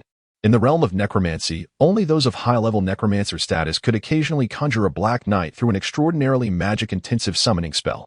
Among the 7 necromancers, only 2 had attained high-level status, and their most illustrious records consisted of summoning a handful of golden skeletons or advanced zombies. To witness Camilla, with almost no magical energy, summon a Black Knight was nothing short of astounding. However, even more astonishing was the fact that this Black Knight fought without employing any martial techniques, entirely abandoning defense in a reckless display of aggression. This utterly overturned their preconceived notions of Black Knights. In their minds, all Black Knights were highly skilled warriors, their power at least level 12. Now, the Black Knight has begun to write, leaving everyone astonished. Dear Mr. Lay, may we become friends? After the initial shock, a wave of exhilaration surged within Cynthia. Although she held little regard for the combat prowess of the Black Knight, his presence could significantly facilitate the execution of her plans. The Black Knight's greeting signified a lack of hostility towards them, suggesting he could be a potential ally. The revelation that the candidate for the Radiant Church's Holy Maiden had summoned a Black Knight would undoubtedly create an overwhelming sensation once it spread. Would those former followers of the nature goddess alter their beliefs upon learning this? Would the wavering adherents of the Radiant faith still view the supreme deity as the nemesis of darkness, as infinitely sacred? Cynthia produced a memory crystal and infused it with a touch of magic, intending to document everything as evidence for public revelation. In Raphael's memories, the term friend had appeared countless times. He yearned for companionship and camaraderie. However, as a necromancer, Raphael was destined to remain friendless. The sole individual he once considered a friend was the very one who had taken his wife's life.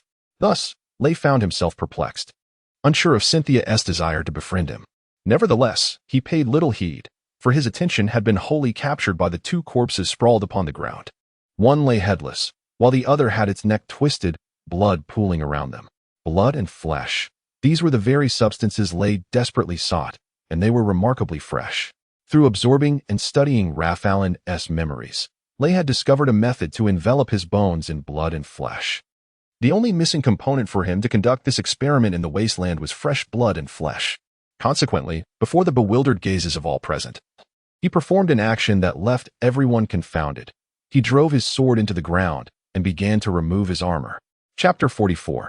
The terrifying flesh when the helmet was removed. The necromancers began to ponder in disbelief. How could this be a silver skeleton? However, when the entirety of the armor was stripped away, the necromancers were utterly bewildered. For the creature before them, known as Lay, completely subverted their understanding of the undead. If Lay were a dark warrior, he bore a skull for a head.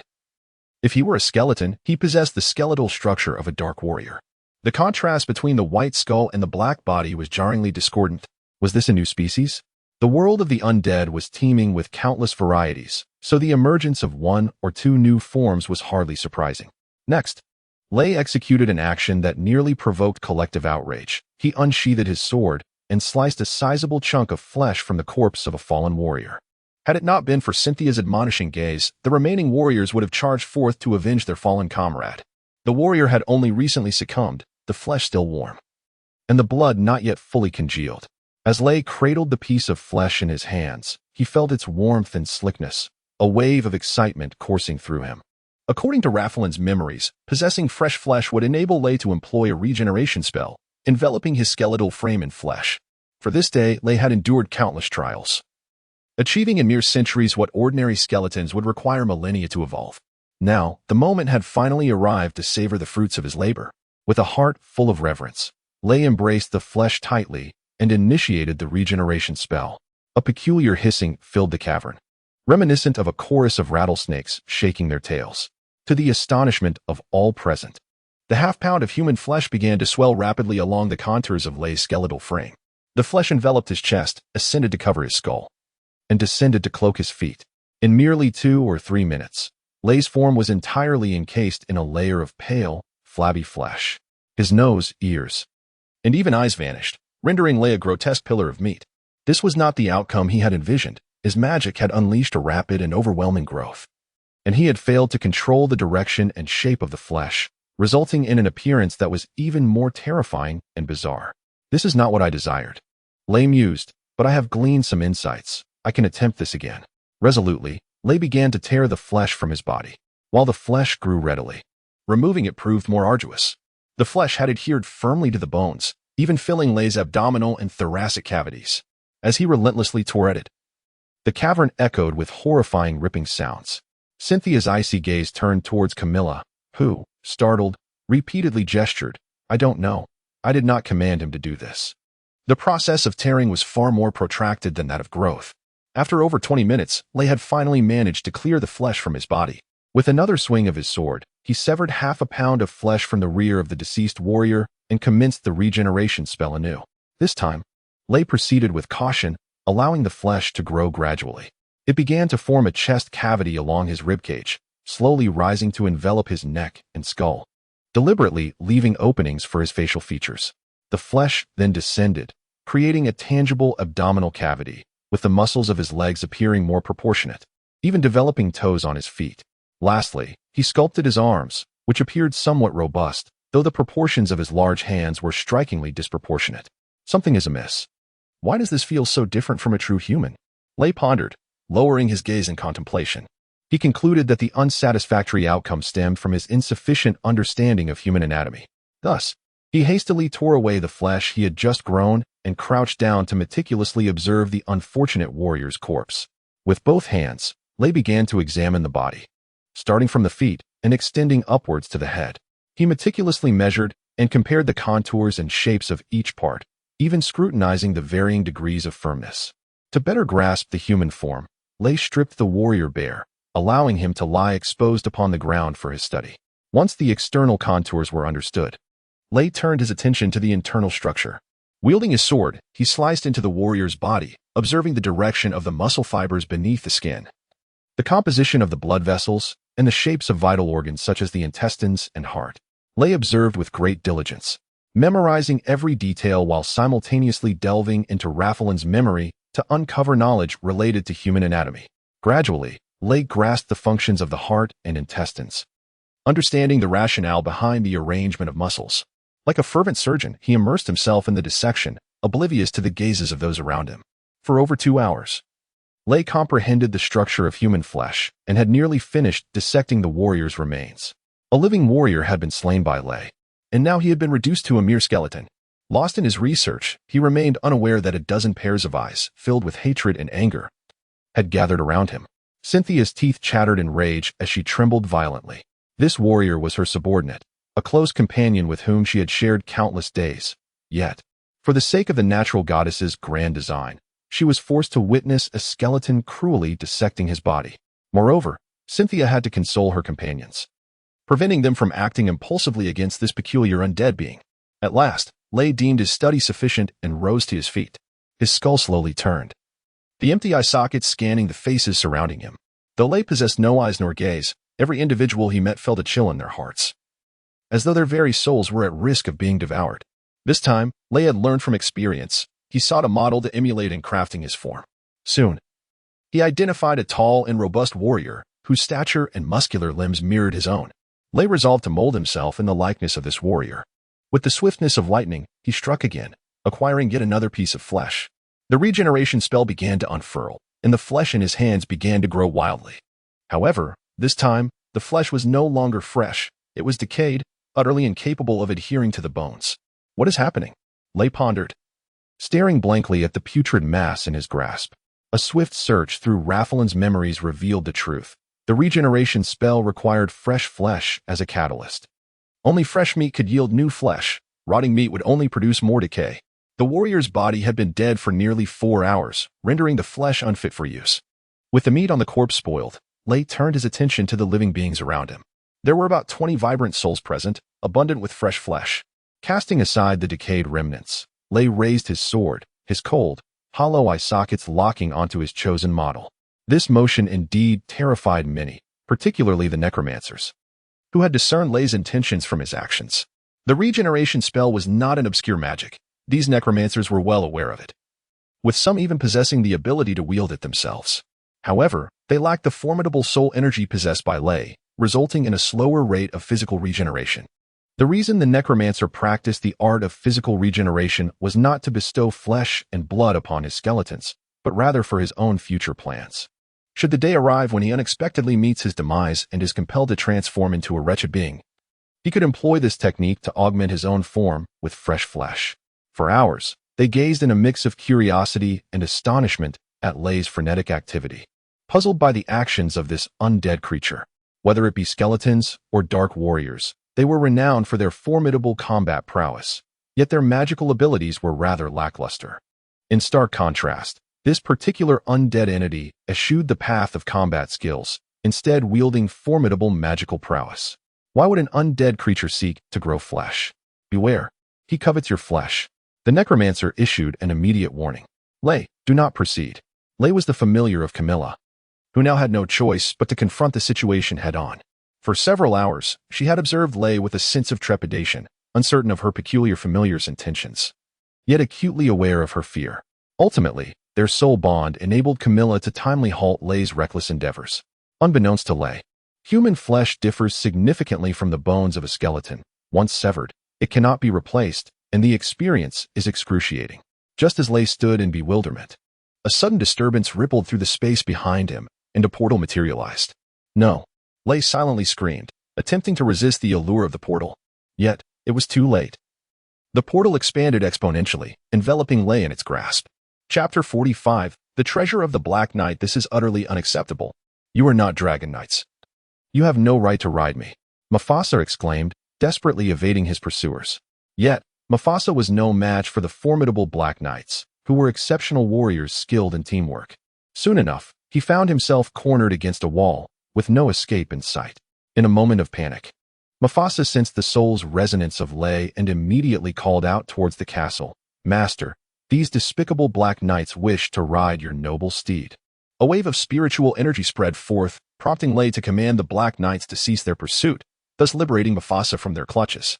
Rushing to Lei's side, Mufasa wept loudly. Master, where have you gone?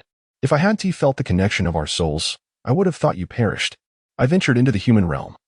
Lei replied amiably, and I shall return there frequently. The human world? Mufasa pondered in curiosity, wondering how an undead being from the abandoned lands could directly access the realm of humans.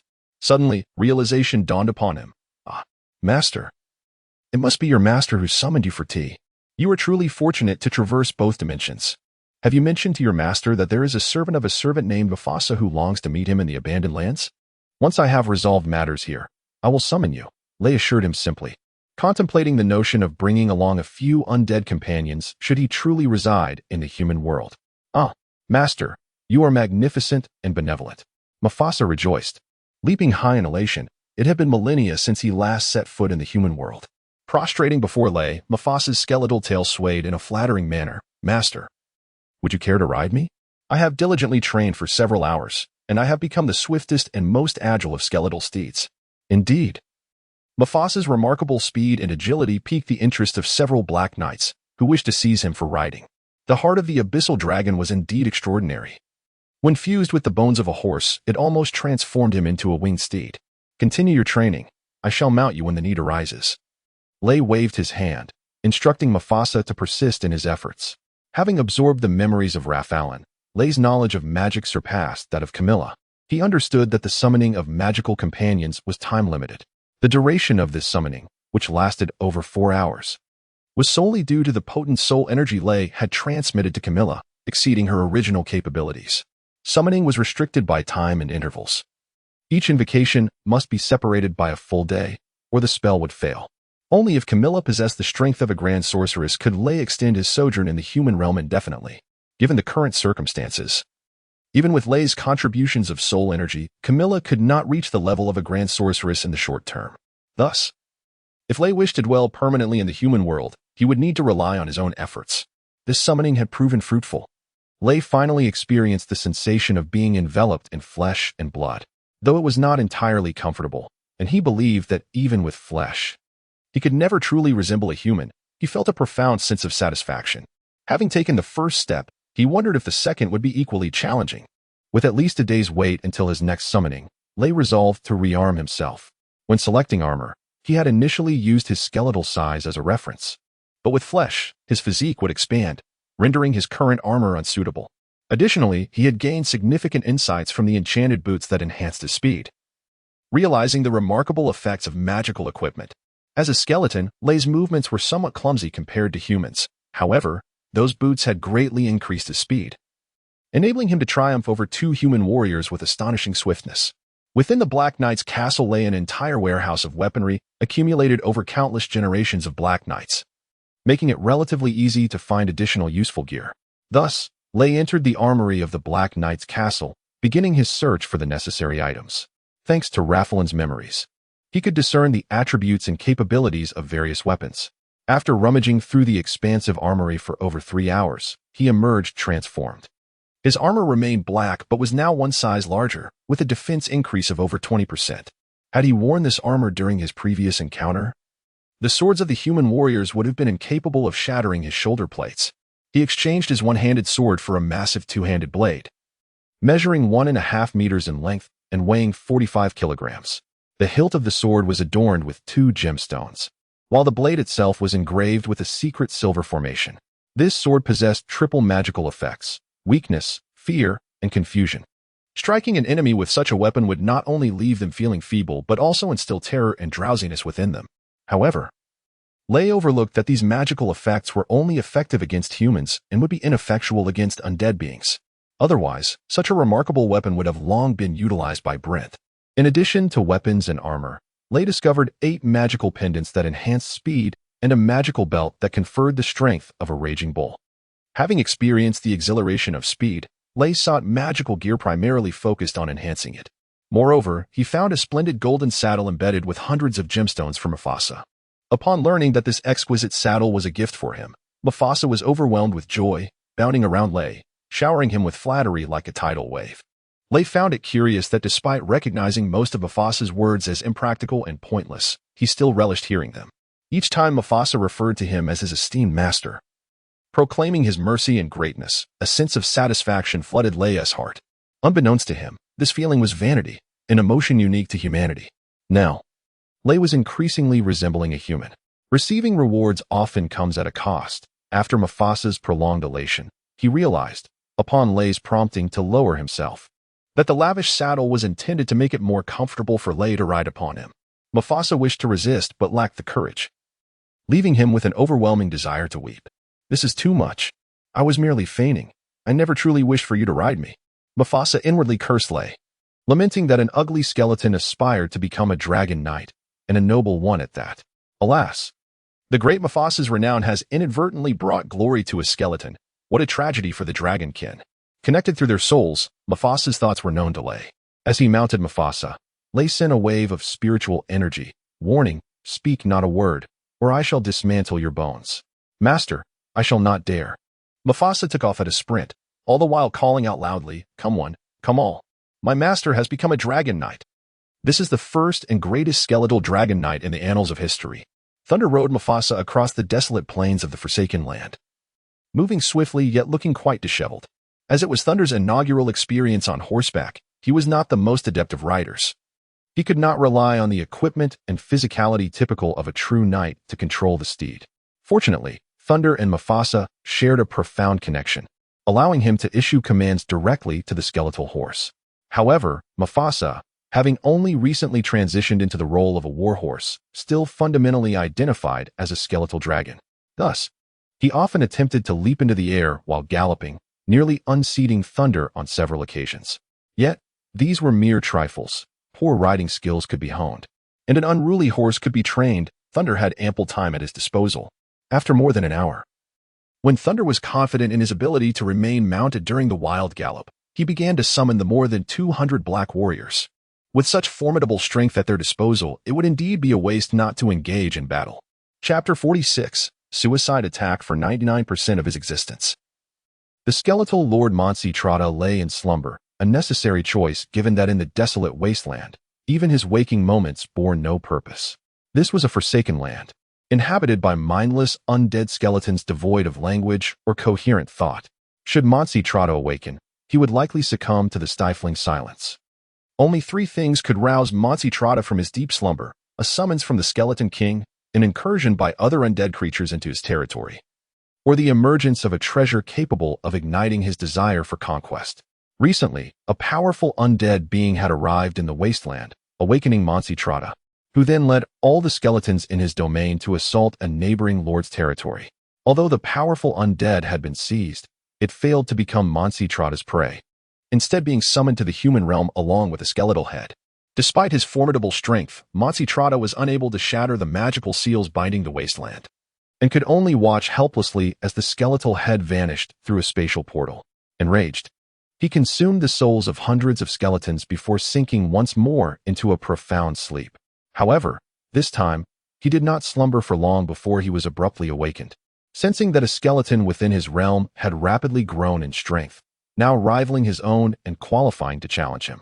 The undead creatures of the wasteland were in a constant cycle of slaughter and growth when an undead being approached the power of a lord. A conflict for supremacy was inevitable.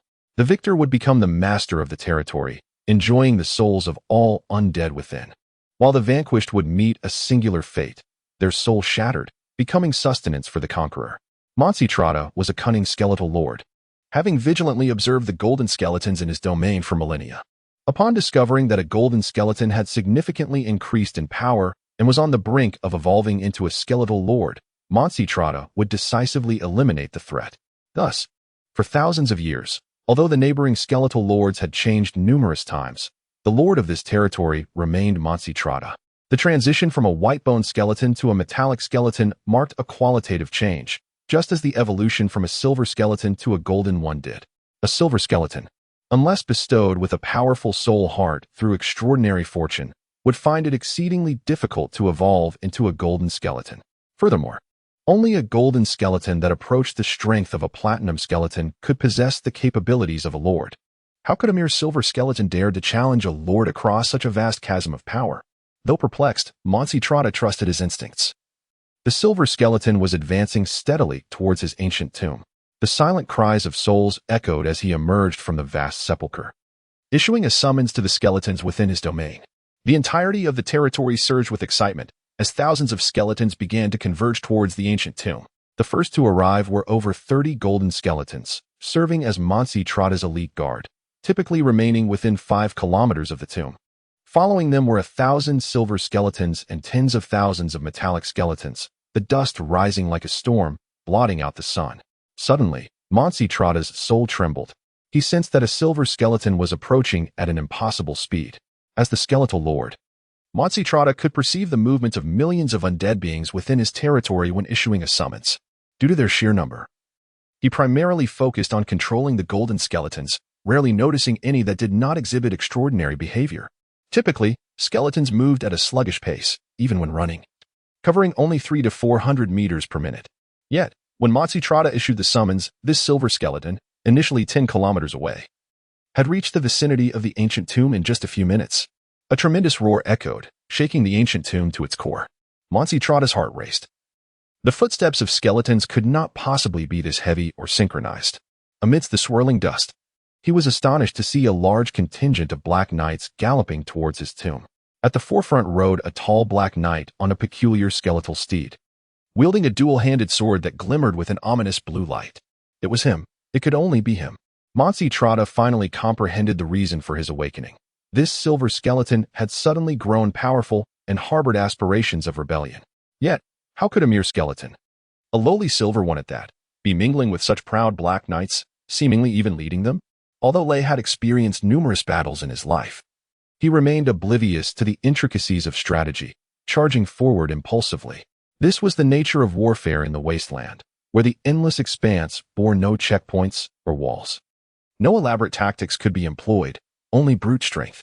Over 200 black knights, the most formidable force Lei had ever commanded, each one far surpassing his combat abilities. The skeletal steed's speed was several times that of skeletons, so even though Monsitrata had issued the summons in time, when Lei and his 200 black knights arrived at the ancient tomb, only 40 golden skeletons, over 1,000 silver skeletons, and 20,000 metallic skeletons had gathered around it. At that moment, however, Lei found himself reluctant to engage in battle. He wished to approach Monsitrata and heed his commands. Such was the privilege of the skeletal lord. Once the summons was issued, it affected every skeleton within the territory. And Lei was no exception. Kill him, Since he could not lift a weapon himself, he would let the Black Knights carry out the task. For centuries, the Black Knights of Brent had dwelled within Mansi Trotta's territory. Although they were aware of the powerful skeletal lord, they had never encountered him. They adhered strictly to the Wasteland's rules, maintaining a policy of non-interference. Yet today, under Lei's command, Brent had no choice but to challenge this powerful skeletal lord. With a command, the 200 Black Knights split into two groups. One encircled the ancient tomb, galloping in a semicircle of over 200 meters in diameter, obstructing any skeleton daring to approach. The other group charged towards the golden and silver skeletons that had arrived earlier. While Brent led a dozen Black Knight generals towards Mansi Trotta, who stood atop the ancient tomb, the impending battle erupted, and the sounds of shattering bones filled the air as blue and red soul hearts began to drift away, scattering in panic. Soon, the golden and silver skeletons within the encirclement suffered devastating losses, and one of Mansi Trotta's rib bones was shattered by Brent's strike. Regaining his composure, Mansi Trotta revealed the fierce visage of a skeletal lord, commanding all skeletons to fiercely assault the encirclement formed by the Black Knights while retaliating with his enormous spiked club. Mansi Trotta was no ordinary skeletal lord. He was currently evolving from a high-level golden skeleton to a low-level platinum skeleton, his overall strength comparable to that of Brent, a second-level Black Knight general. Although Manshit Lada is currently besieged by Brent and his forces, he understands that once the hundreds of thousands of skeletal warriors arrive, the 200 formidable Black Knights will be unable to secure victory. Brent is well aware of this reality. Hence, he has opted for a strategy of swift resolution. Leading a contingent of several third and fourth-level Black Knight generals, Brent repeatedly launches suicidal charges against Manshit Lada, determined to inflict even the slightest injury, risking the peril of being struck by spiked clubs in order to carve away a piece of bone from Manshit Lada. Soon, 5 skeletal steeds were shattered by the blows of the spiked clubs, and 4 Black Knights sustained grievous injuries, one of whom suffered the complete destruction of his soul heart. However, the gains were minimal. Manshit Lada merely sustained the fracture of 2 ribs and 1 finger bone. The Black Knight's audacity to initiate these desperate assaults stems from their ability to mend broken bones. As long as their soul hearts remain intact, they can reassemble their shattered forms once the battle concludes. Yet, if the soul heart is shattered, restoration becomes impossible. Manshit Lada fought fiercely, his hope rekindled by the increasing numbers of skeletal warriors on the periphery. If he could endure just a few more minutes, the arrival of his army would spell doom for the Black Knights. The prospect of consuming the soul hearts of over 200 powerful Black Knights promised a significant augmentation of his strength. Suddenly, the skeletal warrior who had once caused Manshit Lada concern galloped toward him on a peculiar skeletal steed, deftly parrying an attack from a Black Knight with a sweeping motion of his sword. "My lord, I am here to protect you." The voice resonated directly within Manshit Lada's heart. Chapter 47. Legacy of Memory. The sudden appearance of Lei momentarily halted the entire attacking formation. Brent found it perplexing. Despite Lei's unequivocal command to eliminate Mansi Trotta at all costs, he now rushed forward to intervene. However, there was no time for Brent to ponder this anomaly. As the spiritual vibrations surged, Lei's order remained unchanged, to kill Mansi Trotta without hesitation. Thus, despite their confusion, over a dozen Black warriors charged ahead, maneuvering their steeds aside to avoid colliding with Lei. Brent was bewildered, as was Mansi Trotta. This skeleton was undeniably the source of his threat, and these Black warriors were likely summoned by him. During the battle, not only did he refrain from assistance, but he also dispatched a silver skeleton. Yet, it was indisputable that this skeleton was now aiding him, as Mansi Trotta felt a significant alleviation of pressure with Lei's arrival. Seizing the opportunity, Mansi Trotta shattered another skeletal steed and drew closer to Lei. "Lord, beware of your rear." Lei's voice resonated in Mansi Trotta's mind once more. Without Lei's presence, Mansi Trotta would have had to swing his mace in a circle, for he could not fend off the 4 swords otherwise. However, now equipped with a helper, whose sword was already parrying 2 of the swords before him, Mansi Trotta abandoned his original plan and turned to confront the other 2 swords directly. With a deft swing of his mace, Mansi Trotta deflected the 2 swords, then lifted his right foot to shatter the foreleg of a skeletal steed. The skeletal horse tilted, throwing its mounted Black warrior general off. Mansi Trotta's spirit surged with vigor as he prepared to raise his mace and crush the skull of this Black warrior. Yet, as he lifted his arm, the mace slipped from his grasp. With a sickening crack, Mansi Trotta's head and body were severed, his head rolling down the gentle slope surrounding the ancient tomb. Lay sheathed his sword, urging Mufasa forward, who hastened to retrieve Monsi Tlada's head, cradling it in his hands. Why? Monsi Tlada could scarcely believe that a skeleton could deceive. I wish to be the Lord. With a final, desperate intake, Monsi Tlada's soul became a delectable feast for Lay. In that instant, the battlefield fell silent. The skeletons, stripped of the rallying call, lost their courage to charge at the black warriors and began to flee into the desolate expanse. Lay sat quietly upon Mufasa, maintaining the posture he had taken while consuming Monsi Tlada's essence, remaining motionless for an hour, 2 hours, as if in a deep meditation. The black warriors gradually encircled him, the wounded starting to mend their injuries, while the unscathed positioned themselves behind Brent. This battle had exacted a heavy toll on the black warriors. Of the more than 200, over 40 were injured, with 11 sustaining shattered bones and 3 having their souls irreparably damaged. The losses among the skeletal steeds were even greater. Nearly all were injured, with at least a dozen now rendered unusable. Fortunately, the black warriors were powerful undead beings, each possessing the fundamental skill of mending their broken bones. Given sufficient time, they would soon rise again, reclaiming their might as formidable black warriors. Among all, Mufasa incurred the least damage. At the battle's onset, Lay, influenced by the summons, refrained from combat, allowing Mufasa to remain distanced from the fray. Although he was compelled to charge later, the conflict concluded within mere seconds, leaving him scarcely able to glimpse Monsi Tlada's face before Lay severed his head.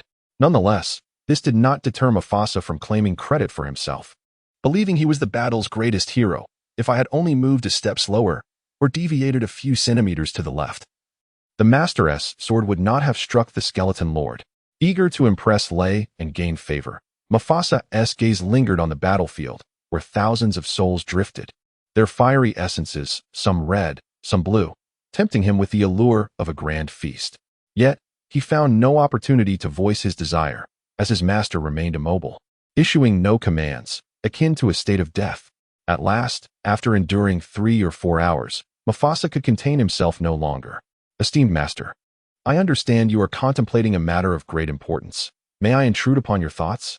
He tilted his head, awaiting a response, but when Lay remained unresponsive, Mufasa summoned his courage. There are so many delectable delights here, and they are fleeing. Would you mind if I indulged a little? Go eat, Lay commanded as he leaped down. Mufasa scampered away, muttering under his breath, why not just speak nicely? Why strike me with a soul shockwave? Lay beckoned Brent. I have consumed Monsi Tlada's soul, yet why have I not become the lord of this region? For several hours, Lay had pondered this perplexing question. Having fully digested Monsi Tlada's essence, he sensed a substantial augmentation of his power. His bones began to shift from black to yellow, transitioning towards that of a golden skeleton. Yet, no matter how fervently he tried, he could not perceive the waves of sacrificial energy from the millions of skeletons within the territory.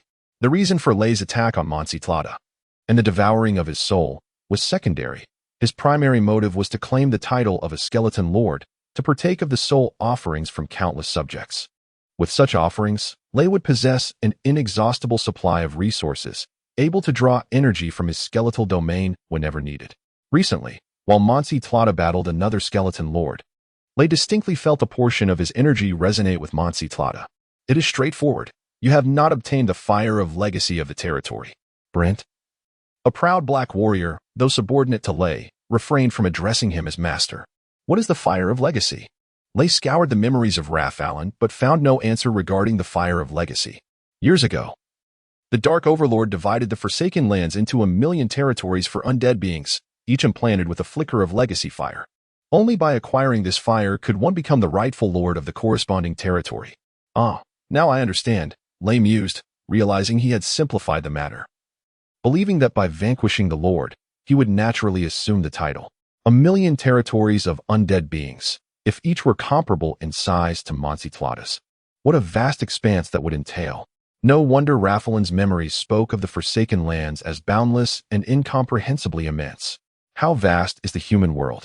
Rafalin did not know, but he was aware that the land area was merely around 50 to 60 million square kilometers. With the crux of the issue now clear, Lay's gaze turned towards the entrance of the ancient tomb. If there were indeed a flicker of legacy fire within this territory, then the place where the Lord had vigilantly awaited was undoubtedly the prime location. The tomb's entrance towered over 10 meters high and spanned 30 meters wide. constructed entirely of a dense, black stone that exuded an ominous presence. A narrow gap in the grand door, left ajar by Monsi Tlada's exit, beckoned. With Monsi Tlada now absent, Lay was poised to assume his position and step forth. Without a moment's hesitation, Lay strode confidently into the ancient tomb. As Brent and the others were momentarily taken aback, preparing to follow, the heavy door suddenly slammed shut with a resounding bang. Within the ancient tomb, Lay utilized the radiance emanating from his soul's heart to discern the internal structure. It was an expansive space, seemingly more immense than the tomb itself. At the entrance lay an elongated staircase, descending endlessly, comprising thousands of steps. At the staircase's terminus was a circular plaza spanning several thousand square meters, flanked by 4 imposing obsidian columns, each intricately carved with a colossal skull. In the center of the plaza stood a grayish-white altar, upon which a vibrant orange flame flickered. The flame of inheritance. Surely, the flame at the altar's heart was the flame of inheritance. Excitement surged within Lay as he hastened down the staircase. However, an inexplicable phenomenon transpired. After running for a quarter of an hour and taking countless steps, the plaza remained distant, the flame of inheritance unchanged in size. And the staircase beneath him still extended with over 1,000 steps yet to traverse. What was happening? Why did he seem to be in motion yet remain in the same place? Confusion enveloped Lay, compelling him to halt his advance. Chapter 48. The Altar of Flames in the dense, primordial forest. Camila and 2 warriors from the nature goddess sect trudged wearily onward. Suddenly, Camila cried out, collapsing into a thicket. One of the warriors approached, kicking her with impatience, and remarked, "What a useless burden. Just hold on a little longer. We'll soon be out of here." Camila, drenched in sweat, whispered, "I have a headache." This was the second day of their journey into the mountains. The previous night, Camila had unexpectedly summoned a strange and fearsome skeletal warrior, depriving everyone of their much-needed rest. At dawn, the sorceress Cynthia, disregarding the group's exhaustion, urged them to continue. After more than 4 hours of travel, they arrived at a prearranged magical teleportation circle in a valley. Cynthia and the necromancers huddled together, engaging in a mysterious discussion before stepping into the circle, vanishing in the blink of an eye, while Camila and the remaining 4 warriors were left behind. Camila felt a peculiar unease. Why had Cynthia not taken her along? From what she had gleaned over the past 2 days, it seemed that Cynthia intended to sacrifice her at a secret altar of the nature goddess sect. Though the capture of the Light Church's holy maiden would not undermine the church fundamentally, it represented a significant victory for the nature goddess sect in their long-standing conflict. Yet, why had Cynthia chosen to leave her behind? Did she believe that 2 warriors were sufficient to escort her? Even stranger, the 2 warriors proceeded to destroy the expensive teleportation circle and led Camila southward along the valley.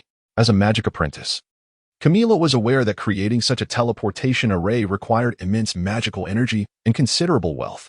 A circle capable of transporting someone 100 kilometers away would cost at least 300 gold coins, and one that could send a dozen people would undoubtedly be classified as a large-scale magical formation. The destruction of such a circle would represent a substantial loss for the nature goddess sect. The 4 warriors spoke little during their journey, yet Camila could distinctly sense their unstable emotions, sadness, fear, even despair. Why was this? Did they harbor reluctance about escorting her? Or were they fearful that she might summon the skeletal warrior to slay them? Or perhaps they sensed some impending danger along the path ahead. Camila, still a child, lacked the ability to analyze such complexities, but she had already formulated a plan in her mind. If she could spend enough time alone with these 4 warriors, long enough to summon her magical pet again, and if that pet could provide her with soul energy once more, she would summon it to slay the warriors and make her escape. Yesterday, her magical pet had dispatched 2 warriors in mere seconds. Surely it could do the same against 4? Camila felt a sense of hope. If this situation persisted for over 10 hours, she might just break free from the clutches of the nature goddess sect. However, suddenly, the connection to her soul energy vanished, and it felt as though something had drained her, causing her to collapse to the ground. Struggling to sit up, she looked at the 4 fierce warriors and pleaded, "Brothers, I am so tired. Can we rest for a moment?" The warrior who had previously kicked her exchanged a glance with another, his eyes filled with resignation, and sighed, "Rest." Then, "We, too, need a break." The warrior's tone was peculiar, imbued with a sense of exhaustion. Camila abruptly raised her head, puzzled by their demeanor. Without a scream or a shout, the 4 warriors of the nature goddess sect were suddenly struck down, their bodies pierced as if they were mere hedgehogs, collapsing beside Camilla. Loyalty has rested. One warrior bore an enigmatic smile as he met his end. "Excuse me, are you the esteemed Miss Camilla?" A knight resembling a captain approached her, bowing elegantly and speaking with utmost respect. "I am Captain Green of the 7th Squad of the Minot Cathedral's Knight Brigade. Honored to meet you." A tremor of fear coursed through Camilla's heart. Inside the ancient tomb, Lay suddenly drew his double-handed sword and roared at the sky. "Darkness, power, legacy, these are what I seek." Without further ado, he charged forward. Yet, despite his efforts, no matter how long he ran, the staircase ahead remained endless, and the flame of inheritance flickered far away. Frustrated, Lay leapt, propelled by various acceleration charms, soaring 7 or 8 meters high, akin to a steel bird diving toward the altar of flames. Yet, the outcome was still failure. Upon landing, he found himself exactly where he started, having not moved an inch. Anger nearly eclipsed Lay's reason. He raised his sword high and slashed forcefully at the void ahead. With a whoosh, a ripple spread forth, and a fissure appeared in the space under the might of Lay's formidable power. Feeling a tremendous pull from ahead, he stumbled forward a few steps.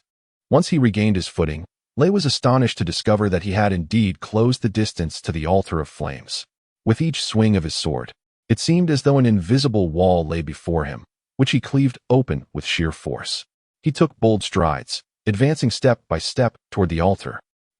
Excellent. This is hundreds of times faster than Mansitralda. Truly a clever skeleton. The ancient voice echoed again. However, this is still insufficient to attain all that you desire. Suddenly, the flame of inheritance atop the altar vanished, plunging the entire tomb into darkness. Lay infused part of his soul energy into his double-handed sword, causing the blade to glow red, radiating brilliant light. Illuminated by the soul flames, he noticed that he was standing on a high platform, surrounded by descending steps. The staircase extended into the abyss of darkness, and Lay could neither locate the flame of inheritance nor discern his direction. Which way should he go? Lay hesitated. Though he was unafraid of the spatial magic barriers that surrounded him, as he could shatter them with his immense power, the absence of a clear path posed a dilemma. He possessed great strength, but was uncertain whom to direct it against. "Oh, ignorant soul, your steps lack conviction. How can you hope to become a lord?" The ancient voice erupted in laughter again, echoing the very words it had spoken upon its initial arrival, as if on a loop. Lay stood bewildered on the platform, uncertain of his next move. Regardless of how much soul energy he channeled into his sword, or how bright its glow became, all he could see were the steps, devoid of any reference point. An hour passed, and Lay remained immobile. 2 hours went by, and still he did not budge. The voice continued its relentless repetition, as if mocking him.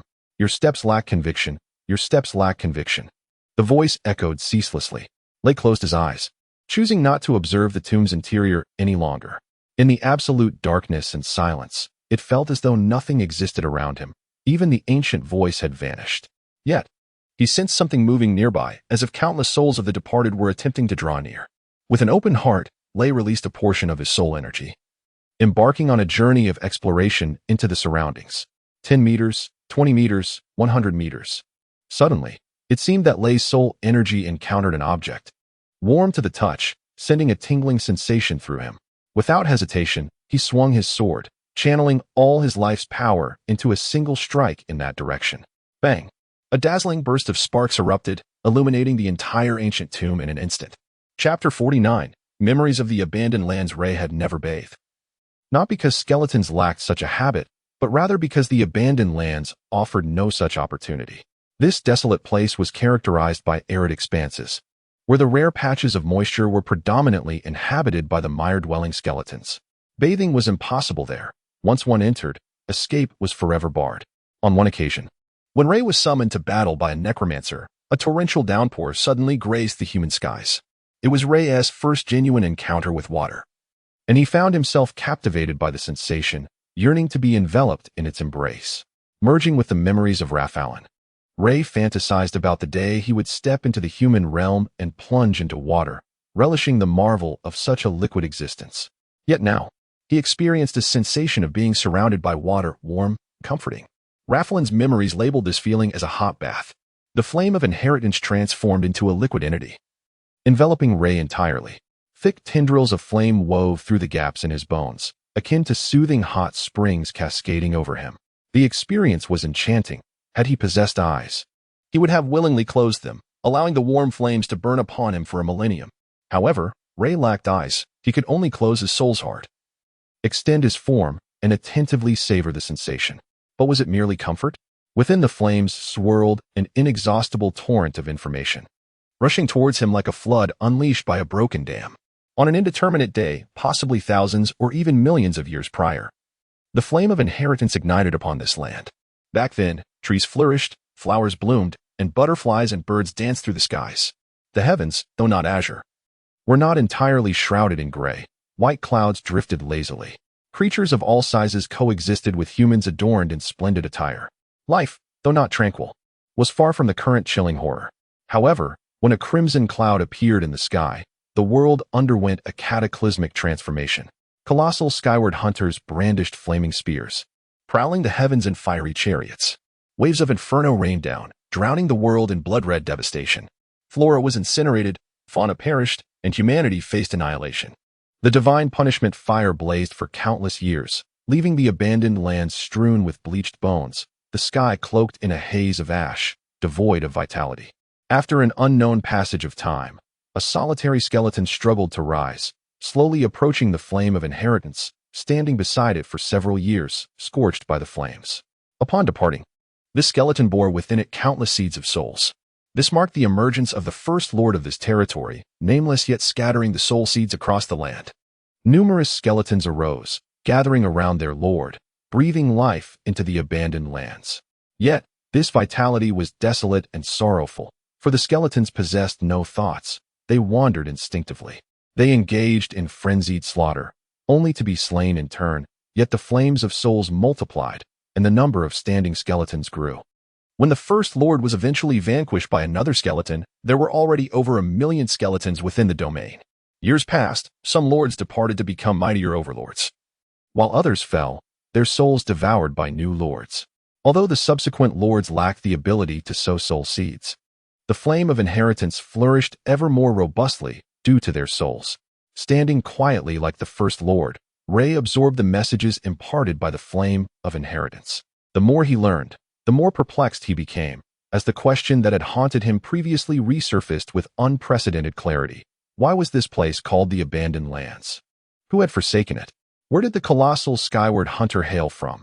And why did it unleash divine fire to transform the earth into ruins? What sins had the inhabitants committed to warrant such punishment, where death was but the inception of another nightmare? What was the origin of the flame of inheritance? Was it a chance occurrence? Or did the entity responsible for igniting it foresee the fate of the beings upon this land, crafting their existence in advance? In pursuit of the origins, Ray endeavored to uncover the essence of the flame of inheritance. Yet, answers eluded him. The core of this flame was too distant, far beyond the reach of even his thoughts. Skeleton, you have inherited the flame of inheritance and become a true lord, an ancient voice echoed once more. Carry the memories of this land and forge your new life. Who are you? Ray's soul trembled. Are you the master of the flame of inheritance? Your power is insufficient. The ancient voice replied, when you ascend to kingship, your knowledge shall deepen. Ray wished to pose further inquiries, yet the ancient voice abruptly vanished, and the flame of inheritance departed from his being. In the ancient tomb, a vast expanse lay before him, with the flame of inheritance flickering in the distance. While Ray stood at the entrance, everything appeared unchanged, just as it had been upon his arrival. Yet a transformation had indeed occurred. Ray was no longer merely a skeleton but had evolved into a lord. Gazing at the distant flames, an impulse to prostrate himself surged within him. Although his time within the tomb was brief, Ray had undergone a profound metamorphosis. He was no longer a simple skeleton, but a skeletal lord imbued with the memories of the land. With great effort, he turned and pushed open the tomb's great door. Instantly, millions of souls surged forth, and Ray reveled in the sacrificial offerings of all the skeletons within his domain. Had it been a month? Yet it felt as though only hours had passed. Stepping out of the tomb, Ray surveyed his surroundings. Outside, the scene mirrored his entrance. Remnants of battle lay scattered, a testament to devastation. Over 200 Black Knights, led by Brunt, remained steadfast, statuesque, and unmoving. These Black Knights had once been soldiers, adhering strictly to military discipline, until new orders were issued. They could remain motionless for decades, or even centuries. Brunt, you may depart with peace. I vow never to wield the scepter of kingship to compel you into any action. Yet Brunt remained, as did the Black Knights, who stood silently, their gazes towards Ray filled not with resentment, but with profound respect. "Master." Brunt's voice emerged, imbued with reverence. This marked the first occasion he sincerely addressed Ray as master. "You speak true. We Black Knights uphold a tradition of honoring the strong. You have become a true skeletal lord, regarded as a genuine force within our hearts. However, your strength pales in comparison to your nobility. You have liberated the souls from their chains, granting my comrades true freedom. I am grateful and wish to continue following you. Lord, I also wish to follow you." A dark knight stepped forward, his sword striking his breastplate thrice as he declared, "A dark knight shall pledge allegiance to no one. However, we are willing to follow those whom we respect. My lord, we are prepared to follow you." The other dark knights echoed their sentiments, expressing their unwillingness to depart.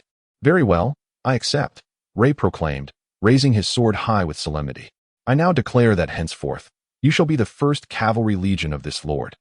And you will become brothers, united in life and death." As Ray spoke, a subtle tremor coursed through his soul. Although faint, this shiver was perceptible to the sensitive Mufasa. Observing the scene before him, Mufasa lamented the foolishness of these dark knights in relinquishing their freedom. This wave of spiritual disturbance puzzled Mufasa.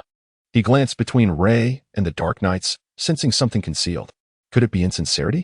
Suddenly, Mufasa seemed to grasp the truth, and his body began to tremble violently. Good heavens! When did my skeletal master become so astute? He is cleverly exploiting the chivalric spirit of these dark knights. Chapter 50. The birth of the sublord. Emerging from the ancient tomb, Lei had undergone a profound transformation. His metamorphosis was not solely manifested in an increase of power. More significantly, he had gained a deeper understanding of the history of the Forsaken Lands, now perceiving it from the elevated wisdom of a lord. The desolate expanse of the Forsaken Lands was boundless, vast beyond imagination, yet at the moment he stepped out of the tomb, Lei felt an unexpected attachment to this barren land. It was the place of his birth, his upbringing, and, he concluded, the eventual sanctuary of his spirit. The concept of home began to take root for the first time in the depths of Lei's soul. According to the records of the Legacy Fire, Lei was aware that within a radius of over 1,000 kilometers around the ancient tomb lay the domain of the skeletons, encompassing over 1,000 territories ruled by skeleton lords and billions of skeletal beings. The strength of these skeletal lords was generally comparable to that of Manslaughter. Once, eons ago, this forsaken land had flourished with beauty and vitality, rivaling even the human world. It had been a habitat for countless species of flora and fauna, inhabited by beings of flesh and blood. What had caused this vibrant land to metamorphose into such desolation? It must have lacked certain essential elements for life. Was it sunlight, fresh air, or perhaps the absence of clean water? Previously, Lei had been solely focused on empowering himself to survive in the human realm. However, now, under the baptism of the Legacy Fire, an audacious and peculiar thought sparked within him. Could there exist a means to restore the Forsaken Lands to their former beauty, transforming them into a home akin to that of the human world? Though the Forsaken Lands were desolate, dark, and arduous, these were remnants of the past. A cruel reality that should not dictate Lei's future. If he could breach the magical seal that shrouded the Forsaken Lands and draw the sunlight, air, and pure water from the human realm, might this barren land flourish with beautiful flora? Could the undead inhabitants regain blood and flesh? To tear apart the magical seal enveloping the Forsaken Lands would require immense power. And the only path to such power lay in conquering the territories of other lords and acquiring as many soul sacrifices as possible. Thus, when Lei exited the ancient tomb, he did not pursue contact with Camila as he had initially intended.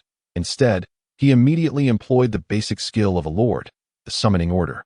The human world was enchanting, a source of endless longing for Lei, yet relying solely on the power of summoning rendered him merely a transient visitor, fleetingly glimpsing the beauty before returning to the Forsaken Lands.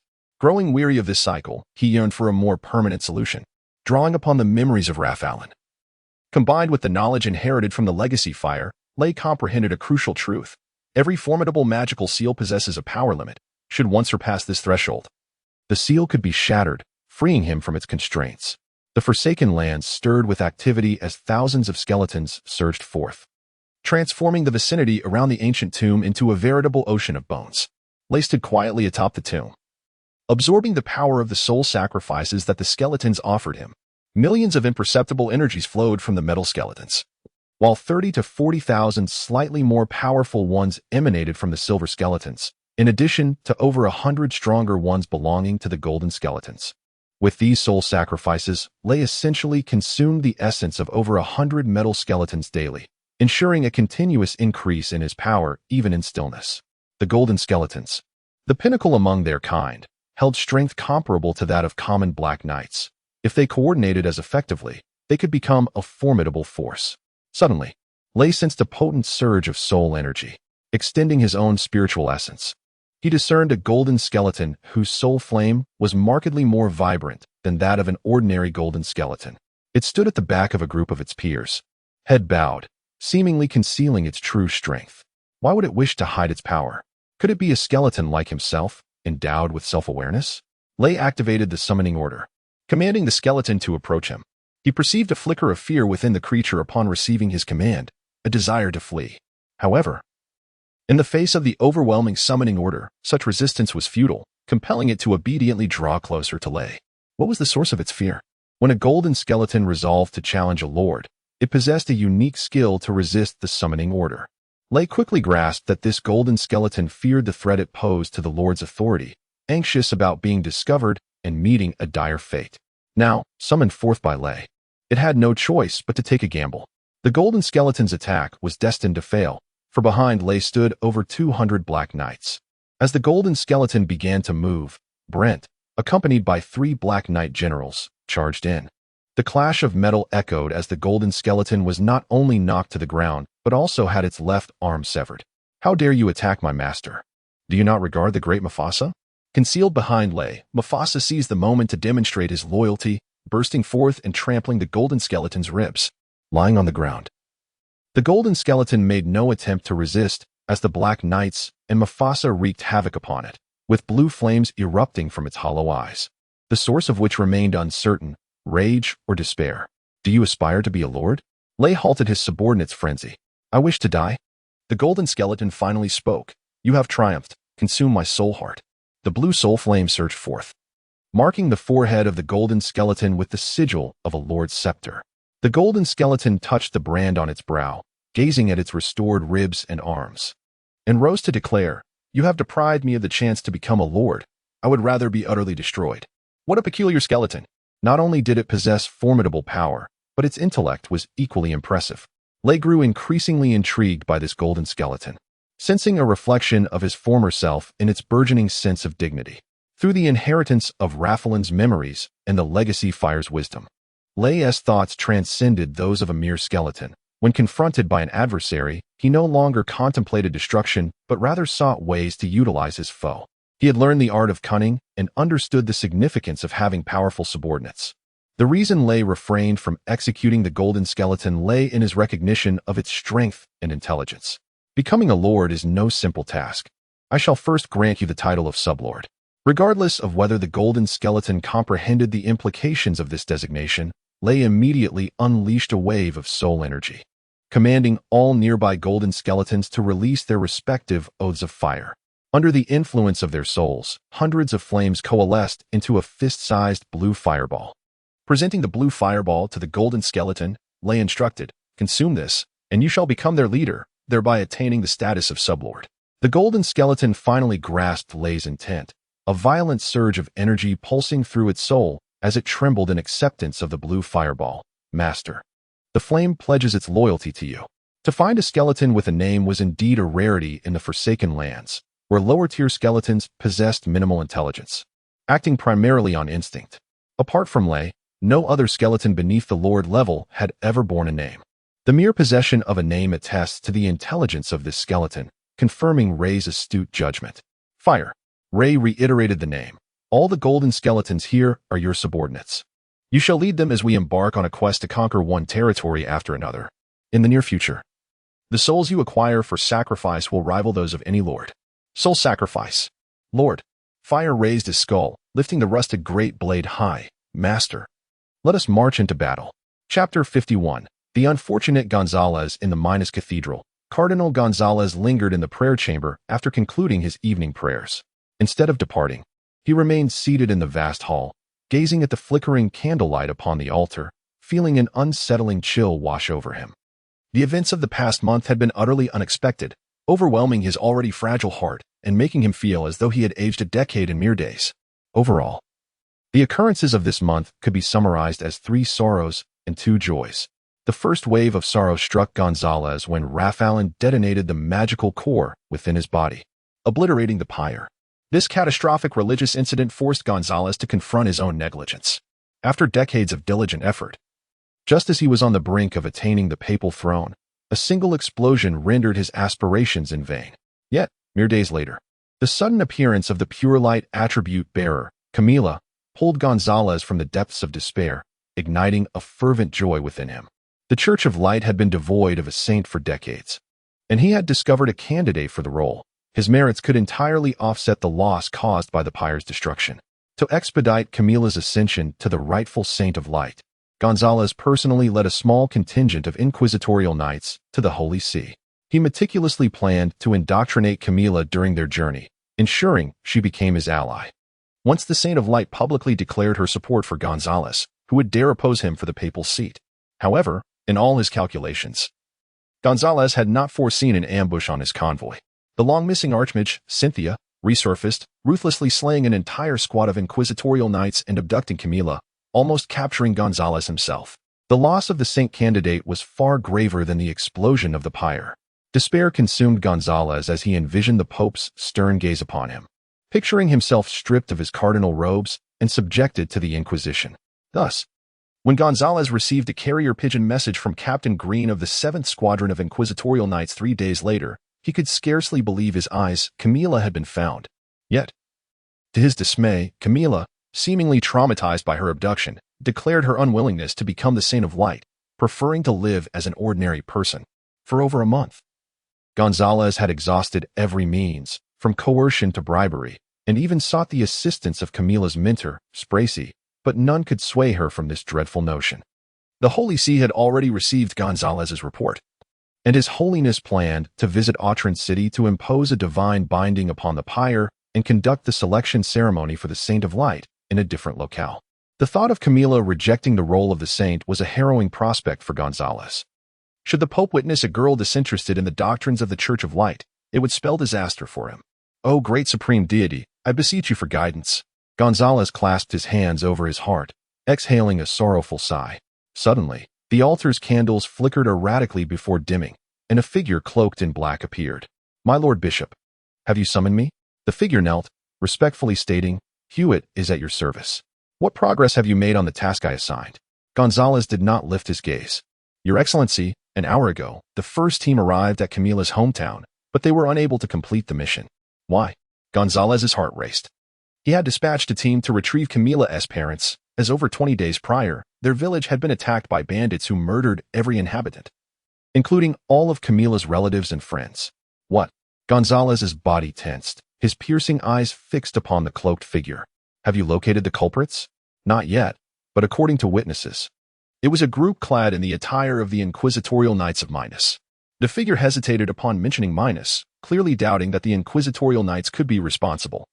With another deep sigh, Gonzalez lamented, "I should have anticipated this.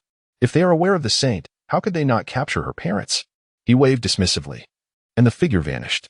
Gonzalez retrieved a small mirror embedded with 7 sapphires, slowly infusing it with a thread of magical energy. The smooth surface rippled, releasing a plume of white mist that gradually coalesced into the shape of a person. To his astonishment, the figure was Camila, seated cross-legged on a bed, her hands moving through peculiar symbols, her lips continuously whispering. Anyone with even a rudimentary understanding of magic would recognize that Camila was attempting to perform a summoning spell for a magical familiar. Yet, the conundrum lay in the fact that she had seemingly lost all her magical power. How could she be making such gestures? This question had plagued Gonzalez for nearly a month. Initially, he believed Camila would recover from her fright, but as the days slipped by, she showed no signs of improvement, spending increasingly lengthy periods in her chamber. After exhausting all means of consolation, he resorted to installing a magical surveillance device in her room. To his astonishment, he discovered that Camila was not merely sleeping in her room. She performed such movements several times a day. Gonzalez was baffled, for he had personally stripped her of her magical abilities. She could not possibly summon a familiar. Could it be that the trauma had driven Camila to madness? O omnipotent supreme deity, please do not allow Camila to descend into folly. Gonzalez found himself at a loss, repeatedly praying for divine intervention.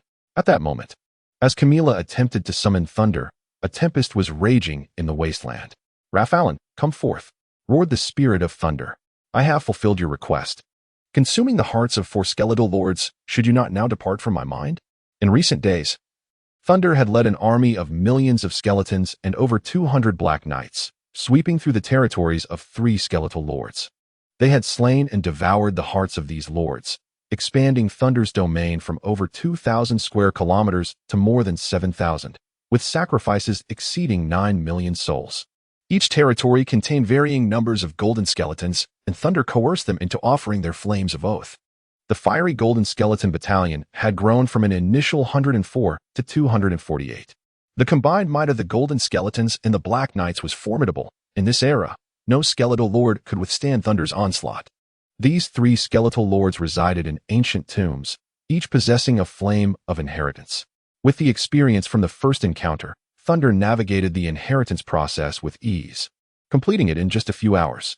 Despite the differences in the content of the lordly succession, the information contained within the flames of inheritance remained largely the same, leaving Thunder with little new knowledge to glean. Feeling a sense of monotony, Thunder turned his thoughts to Raphaelin.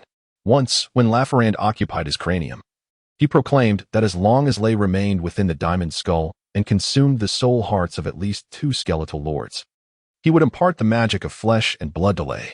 Lay had already devoured the soul hearts of 4 skeletal lords, and during his last summoning, he even attempted to grow flesh on his own, achieving a measure of success. Lay brimmed with confidence, believing that with ample time and fresh flesh as his seed, he possessed the capability to envelop his form in genuine flesh. Therefore, Lay concluded that it was time for Lafarand to vacate his skull. Come forth, and I shall provide you with the skeletal framework of a lord. Should you hesitate to emerge, then break the magical seal and grant me passage from this cranium. Chapter 52. Lost Connection. A misty, pearlescent glow emanated from the hands of the Pope, gradually moving toward the stake at the center of the square. The once clear sky suddenly darkened, as if shrouded by a thick fog, causing even the brilliant sun to vanish, leaving an atmosphere reminiscent of twilight, where the sun had set. Yet the moon had not yet risen. All who do not worship our Lord must be destroyed. The Pope's voice, though low, resonated through the square, instilling a palpable sense of dread among the tens of thousands in attendance.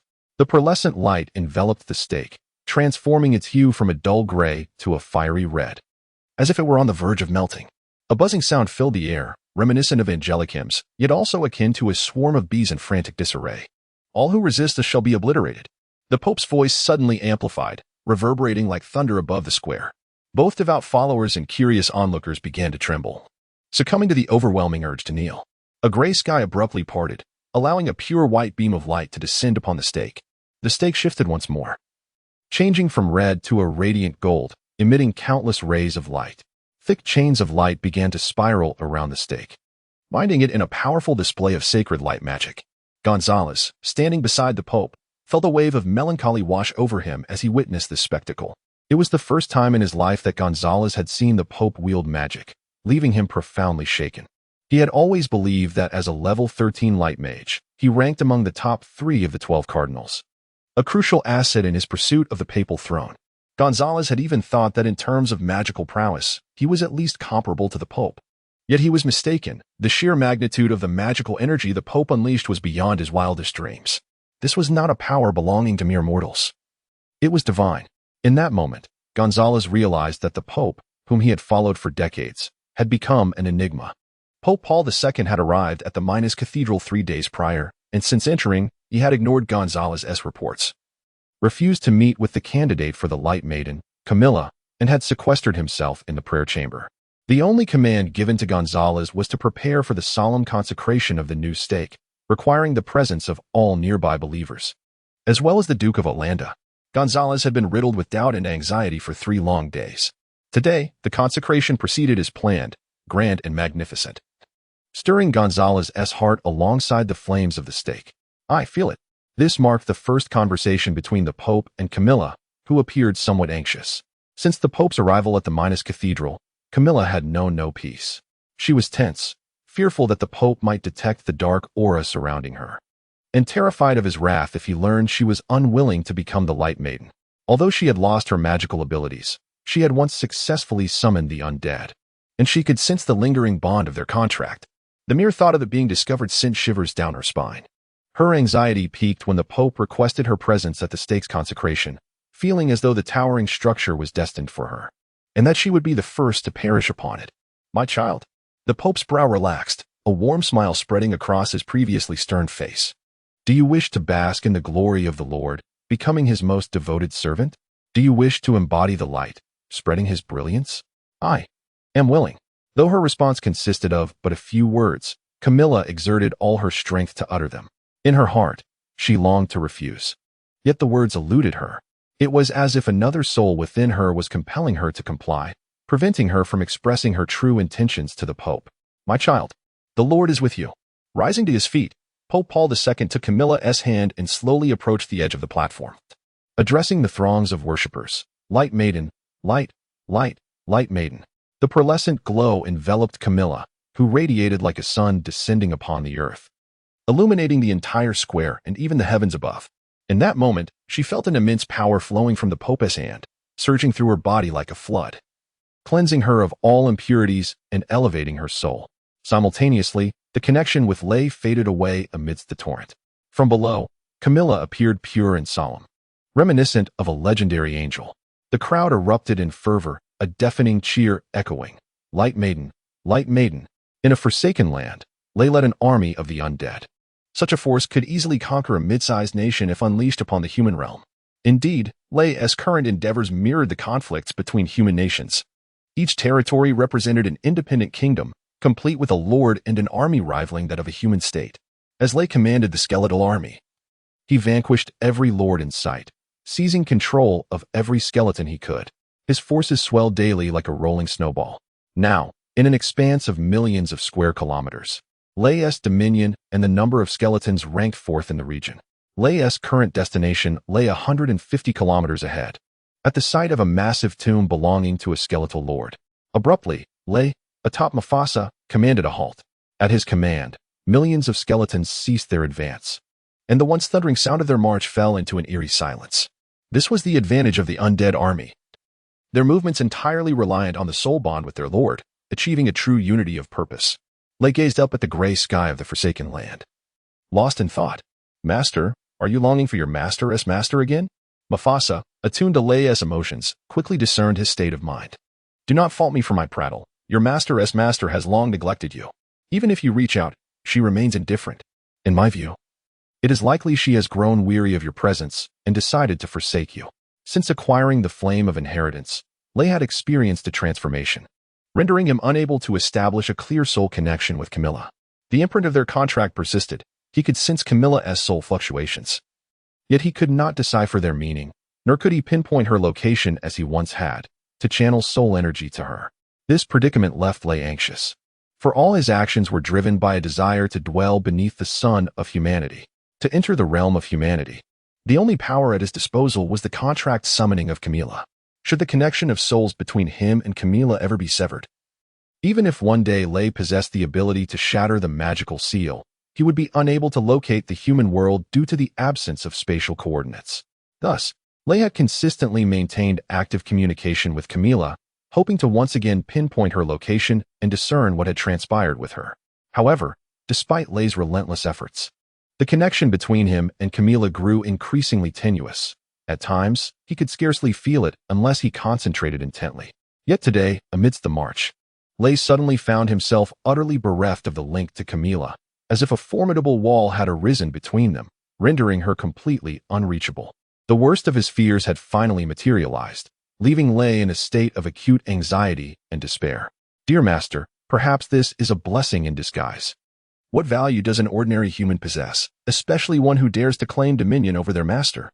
It would be far wiser to sever ties entirely. Thus, you would attain your freedom." Mufasa chattered incessantly, the dragon's pride unable to tolerate the notion of having a master. Lay felt a surge of anger, poised to administer a stern lesson to Mufasa when, quite unexpectedly, a pile of stones over 100 meters ahead began to wobble and rise.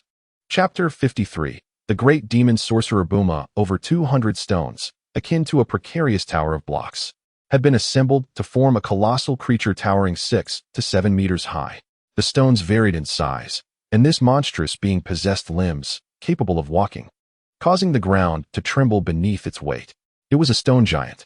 Mufasa shuddered all over, turning to flee. A cacophony of swords unsheathing rang out as a dozen black warriors advanced on horseback, forming a fan shape to protect Lay. "Esteemed lord, please do not be alarmed. I harbor no ill intentions," the stone creature rumbled, its voice deep and resonant. "I have observed you for quite some time. Your strength commands my admiration, and your rapid growth astounds me. I believe we could become friends, partners in collaboration." To demonstrate its goodwill, the stone giant halted its advance, clasping its hands behind its back. However, the creature's friendliness did not imply that Lay was likewise amicable. In Lay's code of conduct, the concept of friendship did not exist. He categorized the immortals of the abandoned lands into two classes, those that posed a threat and those that did not. The non-threatening were either his sustenance or offerings for soul sacrifices, all of which he sought to conquer or obliterate. Conversely, any that were deemed a threat were his adversaries. If he could defeat them, he would, and if not, he would retreat. With control over millions of undead and a cadre of over 2,000 elite warriors, Lay deemed the stone giant, despite its fearsome appearance, a target for immediate assault. "Not me," Mufasa screamed as Lay kicked him towards the stone giant. Angered by Mufasa's cowardice in the face of danger, Lay resolved to teach him a lesson by placing him at the forefront. As Mufasa soared through the air, he beheld the towering figure raising a massive arm and was seized by terror, releasing a plume of black smoke from his mouth. Yet Mufasa had forgotten that both venomous fluids and smoke could only affect living beings, rendering no consequence against stone, like a gentle breeze. "It seems I must demonstrate my prowess. Only then will you consider cooperation." The stone giant laughed heartily, entirely disregarding Mufasa's smoke as it advanced, its tongue-weighted arm descending upon Mufasa's waist with the force of a mountain. Mufasa landed a mere 3 meters away from the stone giant. Intent on retaliating, but realizing that his skeletal frame could inflict no harm upon stone, he sought to flee, but the stone giant had him entirely ensnared, leaving him no avenue of escape. In desperation, Mufasa shouted, "Stop! You cannot strike me." Suddenly, several bolts of black lightning surged forth, darting between the crevices of the stone giant. Brent, leading 4 black warrior generals, surged forward at the opportune moment. Brent and his comrades radiated an aura of darkness, their swords appearing more than twice their usual length, emitting a piercing hum as they swung. Although the stone giant was immense, its movements were not particularly agile. The 5 black warriors danced around it, launching hundreds of strikes in the blink of an eye. Each attack targeted the seams between the stones, causing fragments to rain down. "Dark battle chi!" the stone giant exclaimed in alarm. Yet it was too late. Its form quickly disintegrated under the relentless onslaught of the black warriors. Mufasa scampered to Lay's side, proudly shaking his skeletal tail and proclaiming, "Master, the task is complete." Lay paid Mufasa no heed, his gaze fixated on Brent, engaging in a silent communion of souls. Lay had not anticipated that the black warriors had evolved dark battle chi, nor that it could so effortlessly vanquish the seemingly formidable stone giant. After questioning Brent and correlating with Rafflin's memories, Lay learned that dark battle chi was a unique skill of the black warriors. In the human realm, similar abilities existed, such as the ordinary battle chi of elite warriors and the sacred battle chi of the light church. A warrior endowed with battle chi signified that their strength had reached at least an intermediate level. Under the influence of battle chi, both defensive capabilities and offensive prowess would increase exponentially. Among the 200 black warriors, even the weakest had attained an 11th level status in life, categorizing them as elite warriors in the human world. Thus, their possession of battle chi was unsurprising. However, Lay had previously overlooked the fact that they retained the skill even after death. Despite leading these black warriors through numerous campaigns, Lay had never witnessed them wielding dark battle chi, indicating that they had not fought to their fullest potential in past battles. With the emergence of dark battle chi, Lay found it necessary to reassess the strength of the black warriors. Such formidable power, Lay yearned to possess. However, upon delving into Rafflin's memories, he was disheartened to discover that as a skeleton, his corporeal attributes precluded him from cultivating dark battle chi. Just as Lay communicated with Brent, the remnants of the shattered stones began to stir, bouncing and rolling as if intent on reassembling into a complete form. "How dare you, in the presence of my great master, remain so unruly?" Mufasa, feeling chastised for Lay's earlier disregard, seized the opportunity to demonstrate valor, charging towards the stones and furiously kicking at them. Yet there were far too many stones. For every one he dislodged, more would roll into place. This time, the stones appeared not to be forming a stone giant, but assembling into a far grander stone fortress. Thousands of stones began to roll, overwhelming Mufasa's attempts to kick them away. Gradually, a 10-meter-high stone wall emerged around him, encasing Mufasa within its confines. Realizing he was surrounded on all sides by walls of stone, with the sky above shrinking, Mufasa's courage evaporated, and he began to cry out for help. Unbeknownst to Mufasa, hundreds of golden skeletons had already surged forward under Lay's command, wielding their weapons to attack the moving stones. Smaller stones were shattered, while larger ones were hurled away. However, the sheer number of stones was overwhelming. They surged not only from the surface, but from the earth itself.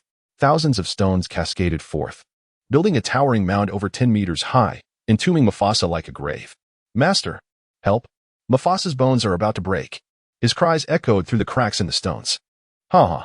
The deep, resonant voice boomed again. "Esteemed Lord, you have witnessed my might. Do I now possess the qualification to discuss collaboration?" Lay stood 50 meters away, closely monitoring the evolving situation. The revelation that stone possessed life stretched the boundaries of Lay's comprehension. Even Rafalin's memory system had no record of such a phenomenon. Lay found it hard to believe that stones could be considered living entities, as he felt no trace of a soul emanating from them. He surmised that some arcane force had momentarily endowed these stones with the capacity for movement. Thus, while others attacked the stones, Lay observed their patterns of movement. He discerned that the stones did not roll randomly, but moved in relation to a central point, with one stone at the heart remaining utterly still. When the sound returned, Lay accurately perceived a subtle fluctuation of energy emanating from the stone that had never shifted. Maintaining a faade of calm, he swiftly advanced a few steps, then abruptly raised his two-handed sword and hurled it towards the stone with the swiftness of lightning. With a dull thud, the sword collided with the stone, producing not a crisp sound but rather a muted resonance, reminiscent of the noise that had accompanied Lay's earlier severing of two human warriors. A gasp escaped as the stone unexpectedly leapt, bounding in a peculiar manner to the summit of the stone fortress, proclaiming loudly, "Indeed, you are a clever lord. I had underestimated your prowess." To Lay's astonishment, the figure was a humanoid creature, standing roughly 1 meter tall, frail and emaciated. Unlike the undead beings Lay had encountered in the Forsaken Lands, this entity was covered in a layer of grayish-brown flesh, adorned in tattered garments. Piercing its abdomen was the very sword Lay had just cast, the sword of the undead, imbued with curses and the magical effects of weakness and sluggishness. "Regrettably, these hold no power over me." With a swift motion, the creature extracted Lay's sword from its body and let it fall from the fortress. "Is it a zombie?" With flesh upon its form, the notion of a zombie naturally crossed Lay's mind. No, I am not that lowly kind of undead. I am the sorceress Buma, and a powerful one at that." With a gentle sweep of her hand across the wound inflicted by the sword, the blood and flesh around it began to convulse, swiftly mending itself in a matter of moments. Chapter 54. The Desires of Buma the Wraith, an immortal entity possessing flesh and retaining the memories of its former life, embodies a unique form of existence. If the Dark Knight represents the warrior among the undead, then the Wraith serves as the sorcerer. All Wraiths were, in their mortal lives, at least proficient magicians who, at the brink of death, offered their souls to the Dark God in exchange for the gift of eternal life. In the Forsaken Lands, Wraiths are classified according to their strength into categories such as Wraith Thrall, Greater Wraith, Wraith King, and Wraith God. Buma proclaims himself a Greater Wraith, his magical prowess roughly equivalent to that of a Grand Mage in the realm of humanity. Buma possesses the ability to summon stone giants to battle, suggesting he was likely a formidable earth mage in his past life. Ray commanded his subordinates to cease their assault on the stone fortress, for it was on the verge of collapse, with Mufasa within, howling in sheer terror. "I understand this foolish dragon holds great significance for you. If you wish to prevent him from being crushed to dust, we should best sit down and converse," Buma declared, his arms gesturing as the ground, composed entirely of bone fragments, surged towards the stone fortress. Soon, the fortress transformed into a massive mound of earth, with all crevices filled, silencing Mufasa's cries. Subsequently, thousands of stone spears erupted from the earthen mound, which morphed into a colossal creature bristling with spikes. At that moment, even if Ray commanded an attack, the warriors would first have to contend with the sharp stone thorns. "Allow me to introduce myself. Booma said with satisfaction, standing atop the mound. Over 6,000 years ago, I was Booma, the Earth Mage. Now, I am Booma, the Greater Wraith, and shortly, I shall become your friend. Why be friends? Ray pondered.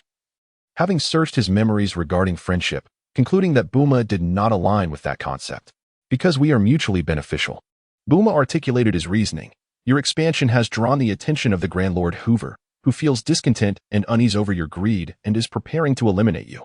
Ray had annexed the territories of numerous skeletal lords and had undergone the trials of various flames of legacy, gaining considerable insight into the realm of skeletal congregations. He was aware of 3 formidable skeletal lords in this territory: Hoover, Timon, and Kaiba. Ray's military campaign targeted the Grand Lord Kaiba. According to the last Flame of Legacy's account, Kaiba's domain lay over 100 kilometers away, encompassing approximately 30,000 square kilometers, with around 2,000 golden skeletal warriors under his command. Though foreseeing the impending conflict would be fierce and uncertain of victory, Ray resolved to assault Kaiba's territory. This audacity was not solely for the purpose of acquiring more souls for sacrifice. More importantly, the Flames of Legacy indicated that within the ancient tomb of the Grand Lord, Ray could uncover further knowledge about the Forsaken Lands. Ray, however, was indifferent, believing that since Kaiba was a Grand Lord, he would be comparable to Hoover. In a broader sense, the region where they resided was a pure skeletal territory, once a human kingdom spanning over 4,300,000 square kilometers, housing over 1,100 skeletal lords of varying ranks. Hoover, Timon, and Kaiba were the most powerful among them, while Lord Ray had ascended to become the 4th strongest in this domain, having survived over 6,000 years in the Forsaken Lands. Booma possessed knowledge and accuracy surpassing Ray's, but do you comprehend the vast difference between the 1st and the 4th? And how vast is it? Ray admitted his ignorance. You have absorbed the territories of 35 skeletal lords, controlling over 40,000 square kilometers, with a skeletal population exceeding 5 million, roughly equivalent to Kaiba's strength. Booma continued to enumerate. However, Taman's strength is at least tenfold yours, while Hoover's prowess exceeds yours by over 100 times. Do you still believe you can vanquish Hoover by your own might? The figures were indeed staggering. If Booma's assertions held truth, then Hoover's power could only be described as terrifying. If he was indeed 100 times more formidable than Ray, that would imply a skeletal army exceeding 100,000 golden skeletons. I cannot defeat Hoover, can you? Ray questioned. Even combined, their strengths seemed insufficient to rival Hoover's might. Booma appeared far from a wraith capable of overcoming an army of tens of thousands of golden skeletons. Your strength is comparable to Kaiba's. With my assistance, you could easily overcome him, and then we would present Kaiba's Heart of Souls to Hoover, seizing the opportunity to strike him down during our audience. Booma boldly unveiled his plan without reservation, for he knew that spies and traitors were non-existent among the undead. According to the Flames of Legacy, Ray understood that lesser lords often present their acquired treasures to the Grand Lords to ensure their territories remain unscathed. The daring Monsi Tralata, in his quest to seize the formidable undead of Hanba, did so not for his own gain, but with the intent of offering Hanba's powerful undead to Grand Lord Kaiba. Though the Grand Lords wielded great power, it stemmed from the vastness of their territories and the multitude of warriors they commanded, rather than from their individual strength. When a skeletal being evolves to the status of a golden skeleton, it acquires the ability to receive the Flames of Legacy. If fortunate enough to gain dominion over a territory, it ascends to become a skeletal lord. However, the disparity in combat prowess between high-ranking golden skeletons and lower-ranking silver skeletons is minimal. Hoover and Kaiba are referred to as Grand Lords solely due to their extensive territories and the substantial number of souls they collect for sacrifice, creating an unassailable skeletal legion that ordinary beings cannot breach. If Ray were to seize an opportunity to approach Hoover, creating a tactical advantage in a confined space, the possibility of victory would exist. What Hoover desires is merely a Grand Lord's Heart of Souls, along with the soul sacrifices within his domain. He cares not whether that heart belongs to you or Kaiba, Booma stated. I have discerned the method. I could easily present Kaiba's Heart of Souls to Hoover myself. Why must I collaborate with you? Ray maintained his belief that there was no necessity for an alliance with Booma to become the most powerful skeletal lord in the region. Because I am Hoover's emissary, only I can escort you to meet him. Otherwise, if you dare approach within 300 kilometers of Hoover's domain, his legions shall obliterate you. Booma revealed to Ray that he was indeed sent by Hoover. Hoover's original intent was for Buma to assist Kaiba in defeating Rey and to deliver Rey's heart of souls to him. However, Buma defied Hoover's wishes, choosing instead to betray him and aid Rey against Kaiba. In the Forsaken Lands, skeletons and zombies are two types of undead with a concept of territory. They may spend their entire lives without stepping beyond their borders. In contrast, wraiths lack such territorial notions, wandering throughout the Forsaken Lands. Aside from a few wraiths who may take in a handful of thralls, most wraiths exist in solitude, as their souls have been offered to the Dark God. Their hearts of souls hold no energy, rendering them uninteresting to other undead creatures who do not consume the souls of wraiths. Thus, even when entering unfamiliar territories, wraiths face no opposition from the territorial lords. In certain instances, some sorceresses may choose to eliminate the rulers within their territories, reveling in their newfound power, while others may opt to ally themselves with formidable lords, becoming their trusted advisors. Buma is one such sorceress, having served under Hoover for over a millennium. Her primary duty is to patrol his domain during his slumber, rousing him should any anomalies arise. More than a century ago, when Buma first encountered Lei within the territory, she became intrigued by his rapid evolution. Over 100 years later, upon unexpectedly encountering Lei once more, she discovered that he had not only ascended to the status of a lord, but had also conquered a Dark Knight's castle, acquiring a skeletal steed imbued with the essence of a dragoness soul. Buma was astounded and thus paused to meticulously observe Lei's actions. As a formidable earth mage, she possessed the ability to disguise herself as stone or a mound of earth, coupled with the absence of any soul fluctuations, which allowed her to remain undetected by Lei. You are undoubtedly the first skeletal lord I have encountered who engages in combat alongside Dark Knights, Buma remarked calmly. Moreover, you are the first magical skeletal being I have ever seen. It is even more astonishing that you can traverse between the human realm and the Forsaken Lands. You are truly exceptional. Therefore, I have resolved to assist you rather than Giba. What benefits do you seek from our collaboration? Despite her lengthy discourse, Lei remained unconvinced that Buma had sufficient reasons to aid him. Let us forge a summoning contract. You shall be the master, and I, the servant. What say you? Buma gazed at Lei, her eyes brimming with longing. Why? Lei responded, perplexed. How could an immortal being willingly choose to serve? I require you to summon me to the human realm, Buma exclaimed, her excitement palpable.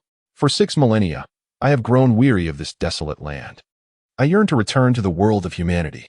There, I have numerous endeavors to pursue and treasures yet to unearth. Chapter 55. The contract followed in the shadows of despair. The dark savior emerged, shedding his angelic wings to become a demon, tempting humanity with the 7 deadly sins, proclaiming, in exchange for your soul, eternal life shall be yours.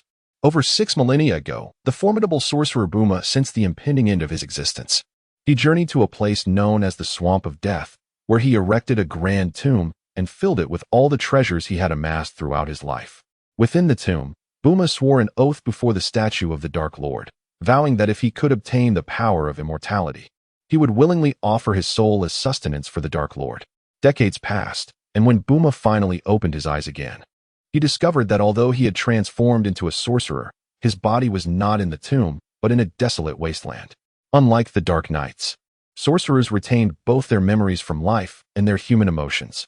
No soul wished to linger in this forsaken land, not even for a fleeting moment, let alone for millennia. Over the past 6,000 years, Buma evolved from a mere sorcerer's thrall into a powerful arch-sorcerer, possessing formidable magical abilities, including the power to tear through magical seals. Yet, he hesitated to do so, fearing that without spatial coordinates, he might become lost in the chaotic currents of space, unable to find his way to the human realm. Upon discovering that Lei had entered into a summoning contract with a human mage, Buma resolved to ally himself with Lei, intending to leverage Lei's spatial coordinates to return to the human world. Within my tomb lie 2 tiers of angels, which can restore my humanity. Should you agree to sign a summoning contract with me, I shall grant you one of these angelic tiers. Buma had previously disguised himself as stone to observe Lei, realizing that Lei was a skeleton yearning to become human, thus making his offer exceedingly tempting. However, Lei remained skeptical, retorting coldly, "How can I trust that you possess the tears of angels? How can I know they can transform a skeleton into a human?" A month prior, such a revelation would have filled Lei with uncontainable joy, but now, having absorbed the memories of Rafalin, he had grown wise, capable of rudimentary logical reasoning. More importantly, After enduring the trials of over 30 flames of inheritance, Lei had developed a profound sense of belonging to this desolate wasteland, though the human world still beckoned alluringly. He no longer craved humanity. Instead, he pondered how to beautify the forsaken land. Noticing Lei's hesitation, Buma continued to entice him. Esteemed lord, I am a grand arch-sorcerer. After over 6,000 years of study, my understanding of magic surpasses that of any human. I have observed that you wield magical powers as a skeleton. Should you accept my proposal, I shall impart all my magical knowledge to you. Furthermore, until I reach the human realm, I shall serve as your formidable ally. With such enticing benefits, it would be foolish for Lei to decline. Relying on Raphaelin's memory of contract magic, Lei substituted soul energy for magical energy. Raising his hands and declaring, in the name of the Dark Lord, I, Lei, the Skeleton Lord, willingly enter into a summoning contract with Buma, pledging eternal loyalty. Buma sensed the surge of Lei's soul energy, his heart racing with anticipation, and even his lifeless eyes seemed to glimmer. He raised his hands in reverence, exclaiming, I accept. With the contract sealed, a complex spiritual bond formed between Lei and Buma. Almost instantaneously, Lei perceived a peculiar wave of soul energy emanating from Buma. The arch-sorcerer, sensing Lei's doubt, smirked ominously. My master, this is a small achievement from my thousands of years of magical research. Contract following. This means that the contracted party can autonomously follow their master without the need for summoning, using their own power to reach their master's location. In the wasteland, the number of undead far exceeded that of the human realm, with a summoning probability of less than 1 in a million. Thus, Buma had conceived a method to utilize the undead within the wasteland to provide spatial coordinates for accessing the human world. He dedicated immense effort to developing this contract-following magic, finally succeeding. With this ability, even if Lei arrived in the human realm without summoning him, Buma could pinpoint Lei's location and tear through the magical seal to join him. Once in the human realm, Buma intended to leave a soul imprint there, securing a permanent spatial coordinate. However, Buma harbored a secret he did not share with Lei. He had left a backdoor in their contract, intending to sever ties with Lei upon reaching the human world, thereby attaining true freedom. Lei, with his limited knowledge of magic, remained oblivious to this hidden clause, captivated instead by a flame of soul energy sent forth by Buma. This flame contained a wealth of earth magic knowledge that Buma gifted to Lei. An overwhelming torrent of information flooded into Lei's soul, prompting him to shut out all external connections and absorb Buma's teachings. Gradually, Lei discerned that while Buma's earth magic was potent, the energy used was vastly different from his soul energy, rendering him unable to unleash formidable earth magic solely reliant on his soul energy. His ability to wield Raphaelin's magic stemmed from the fact that Raphaelin was a necromancer, and necromantic magic inherently controlled souls, allowing for a similarity in energy attributes. Nevertheless, Buma's insights into the fundamental forces of magic proved beneficial. Regardless of the type of magic, it depended on the concentration of magical elements in space, arranged in specific combinations to yield magical effects. Whether necromantic or earth magic, the essence remained the same. Yet, Buma's willingness to share his memory flame stemmed largely from his belief that Lei could never wield his magic. However, observing Lei's fascination now prompted him to reconsider. Could a skeleton truly harness earth magic? Suddenly, Lei's eyes ignited with crimson light, his contemplative state breaking as he focused on Buma, then on the dark knights and skeletal warriors beside him. He strode purposefully to the stone fortress crafted by Buma, raising his hands and performing a series of intricate gestures. Dozens of azure soul flames erupted from his fingertips, adhering to the stone. A miraculous phenomenon ensued. Every stone that came into contact with the blue flames seemed to awaken with life, beginning to shift and tumble from the fortress. Buma fell back onto the fortress, narrowly avoiding injury from his own creations. Had the muscles of his face possessed vitality, he would have turned pale with terror. Buma could hardly fathom that in the span of a single day, Lei had merged the flames of his memories with those of Raphaelin, thus conjuring an entirely new form of magic. Imbuing stones with soul energy to grant them life was utterly inconceivable. A mere flicker of soul fire was insufficient to yield immense energy. Shortly after the stones tumbled down from the fortress, the soul fire extinguished. The stones lay quietly on the ground, and had one not witnessed it firsthand, it would have been unimaginable that they were once vibrant beings. Oh dear, this is unbearable.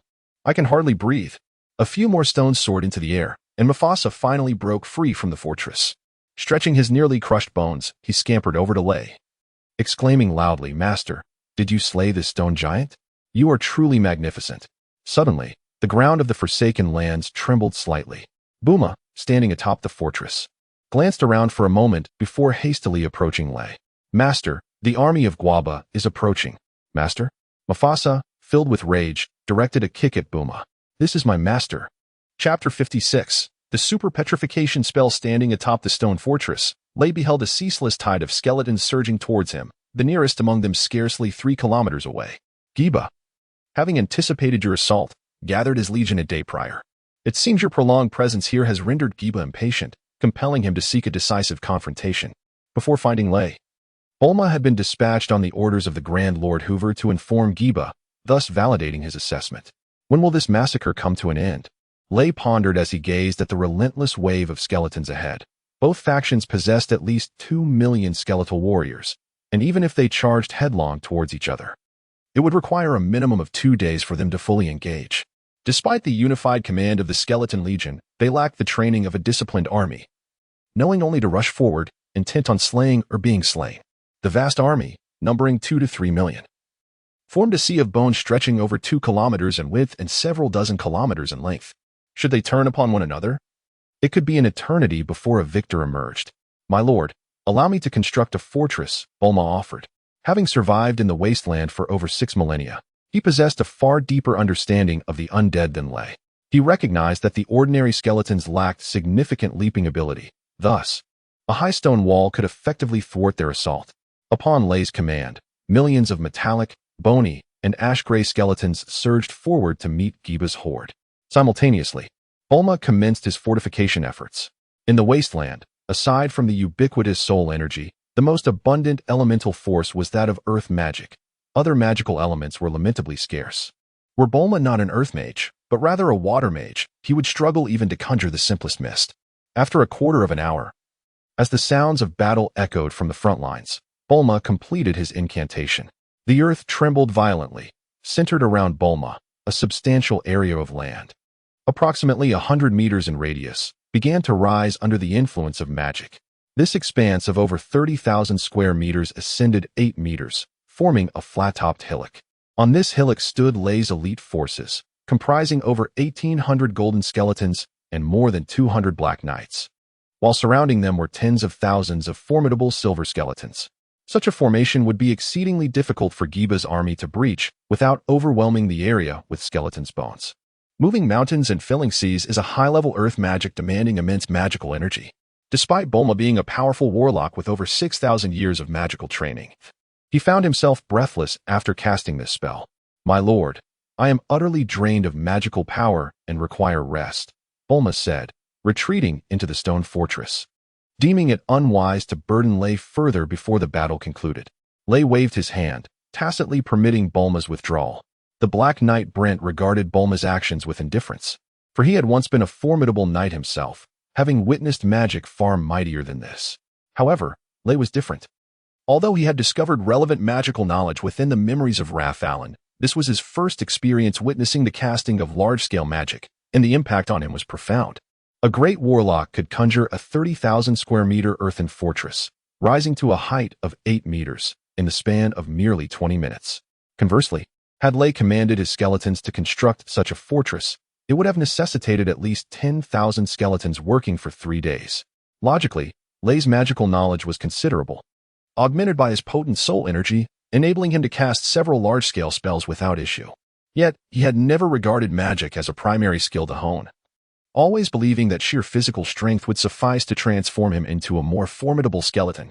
My lord, Brent urged, riding up to Lei. This earthen fortress is insufficient to withstand Giba's assault. Being made of earth, it is easily compromised. I am aware, Lei replied, having noticed this flaw without Brent's prompting. He lifted his gaze towards the battlefield, a kilometer away, where throngs of skeletons clashed in a frenzied melee, each passing minute claiming hundreds, if not thousands, of lives. As time wore on, the front line gradually advanced towards the earthen fortress. Lei's forces struggled to repel Giba's onslaught.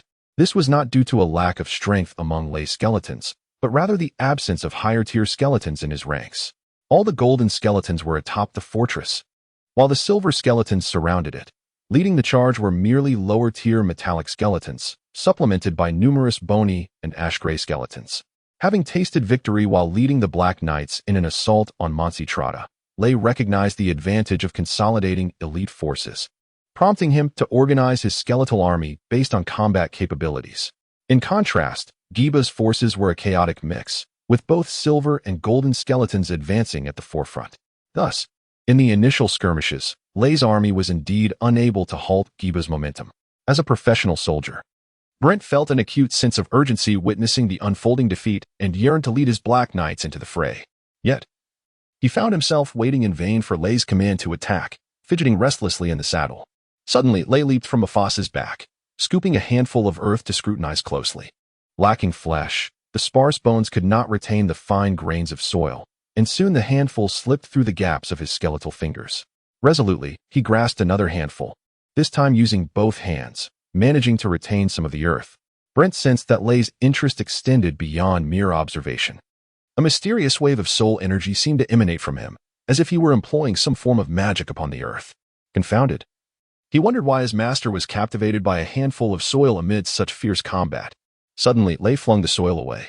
It remained as mere soil, scattering upon the ground, yet the dust began to swirl in the air.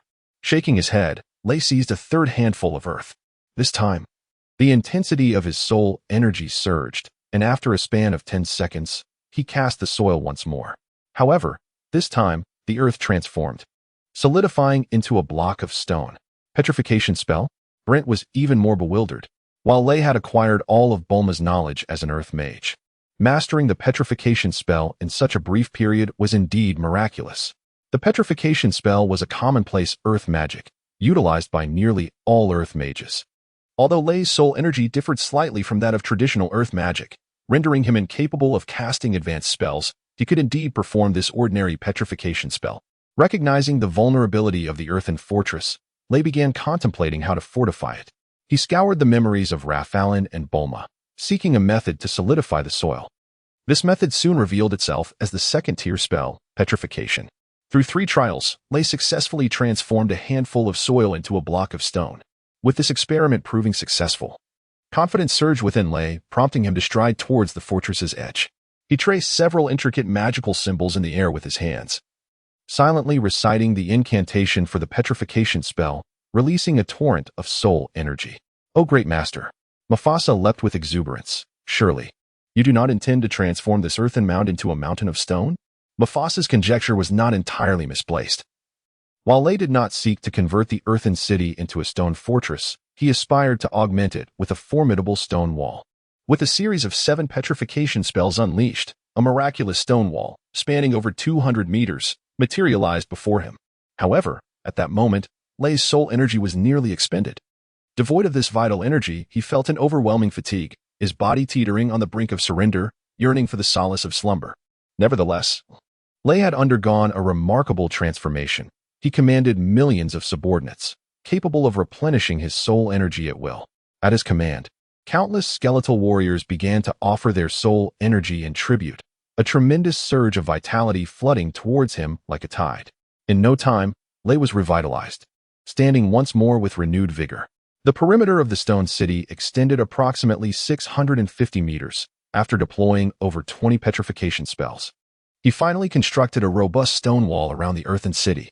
This bastion had become an insurmountable barrier for the skeletal legion, which possessed no siege weaponry. At that juncture, as the skeletal warriors devoted their soul energy to Lay, their strength diminished, and their offensive momentum waned, forcing the Giba's army to retreat by 400 to 500 meters. Gazing upon the battlefield several hundred meters ahead, Lay issued an unexpected command. Withdraw. Chapter 57. The Grim Reaper's Scythe: to flee or not to flee. Mufasa had long been paralyzed with fear by the chaos ahead. Upon receiving the order to retreat, he immediately turned and ran, urging, "Master, quickly mount my back. I assure you, I will carry you to safety." However, after sprinting several dozen meters, Mufasa realized that Lay had not followed him, nor had anyone else from the earthen city. The black warriors had surrounded the central stone fortress and had assumed a stance for combat. Atop the stone fortress, Lay and Brent stood side by side, gesturing towards the distant battlefield. Mufasa quietly justified his actions. "I do not truly wish to escape. I am merely concerned for your safety, master." Under Lay's command, over 200,000 skeleton warriors began an orderly retreat, thanks to their spiritual connection. Lay directed the movement of the army with remarkable precision. He dispatched over 10,000 skeletons to resist while the remainder withdrew. Once these 10,000 were consumed, another contingent of the same number would halt their retreat and turn to engage. This back and forth continued until the forces of Tsaiba approached the vicinity of the Earthen City, at which point Lay's tens of thousands of silver skeletons had retreated several kilometers to the rear. Contrary to expectations, Tsaiba's skeletal legion did not mount a vigorous assault on the Earthen City. They merely paused beneath its walls, gazing at the golden skeletons atop the battlements before pursuing the other skeletons. The powerful golden skeletons standing at the edge of the walls instilled a formidable sense of awe among the lesser skeletons, who, without explicit orders, dared not attack the Earthen City. Even if they had the courage, their limited intellect could not devise a means to scale the towering walls. Master, please allow me and my warriors to remain by your side to protect you. Brent, even as a seasoned soldier, could not help but feel anxious while surveying the endless sea of skeletons. Drawing from Buma's memories, I recognized that Tsaiba was not truly terrifying. Yet, Lay's response was irrelevant. From Buma's recollections, Lay understood that Tsaiba's strength as a mighty lord stemmed primarily from his control over millions of skeleton warriors. His own combat prowess was not insurmountable. Tsaiba was merely a junior platinum skeleton, capable of defeating 4 or 5 ordinary skeleton lords independently. Luring Tsaiba into a throng of over 1,000 golden skeletons would render his defeat a manageable task. Thus, Lay's concern was not how to vanquish Tsaiba, but rather how to locate him.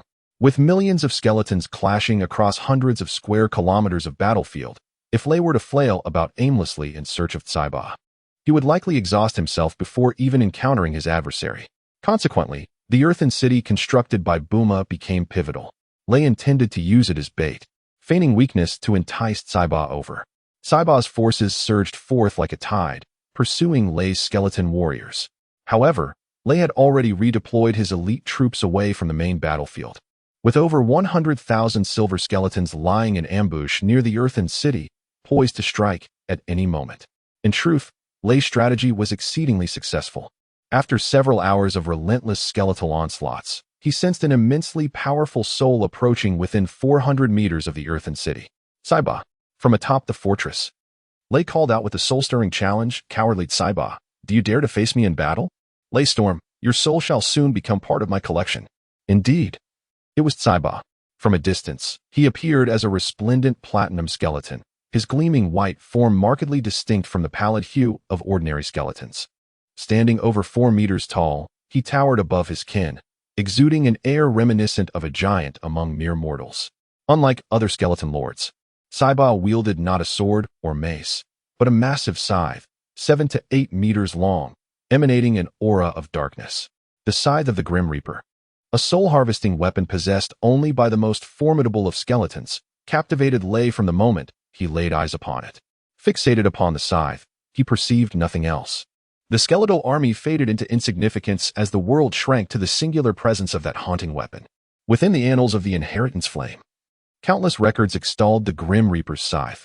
It was said to be the ultimate weapon of the skeletons, crafted specifically for the harvesting of souls in forsaken lands. Rather than a mere weapon, the scythe was a living devourer. Any creature struck by it would find its soul irrevocably altered, with weaker souls shattering under its might.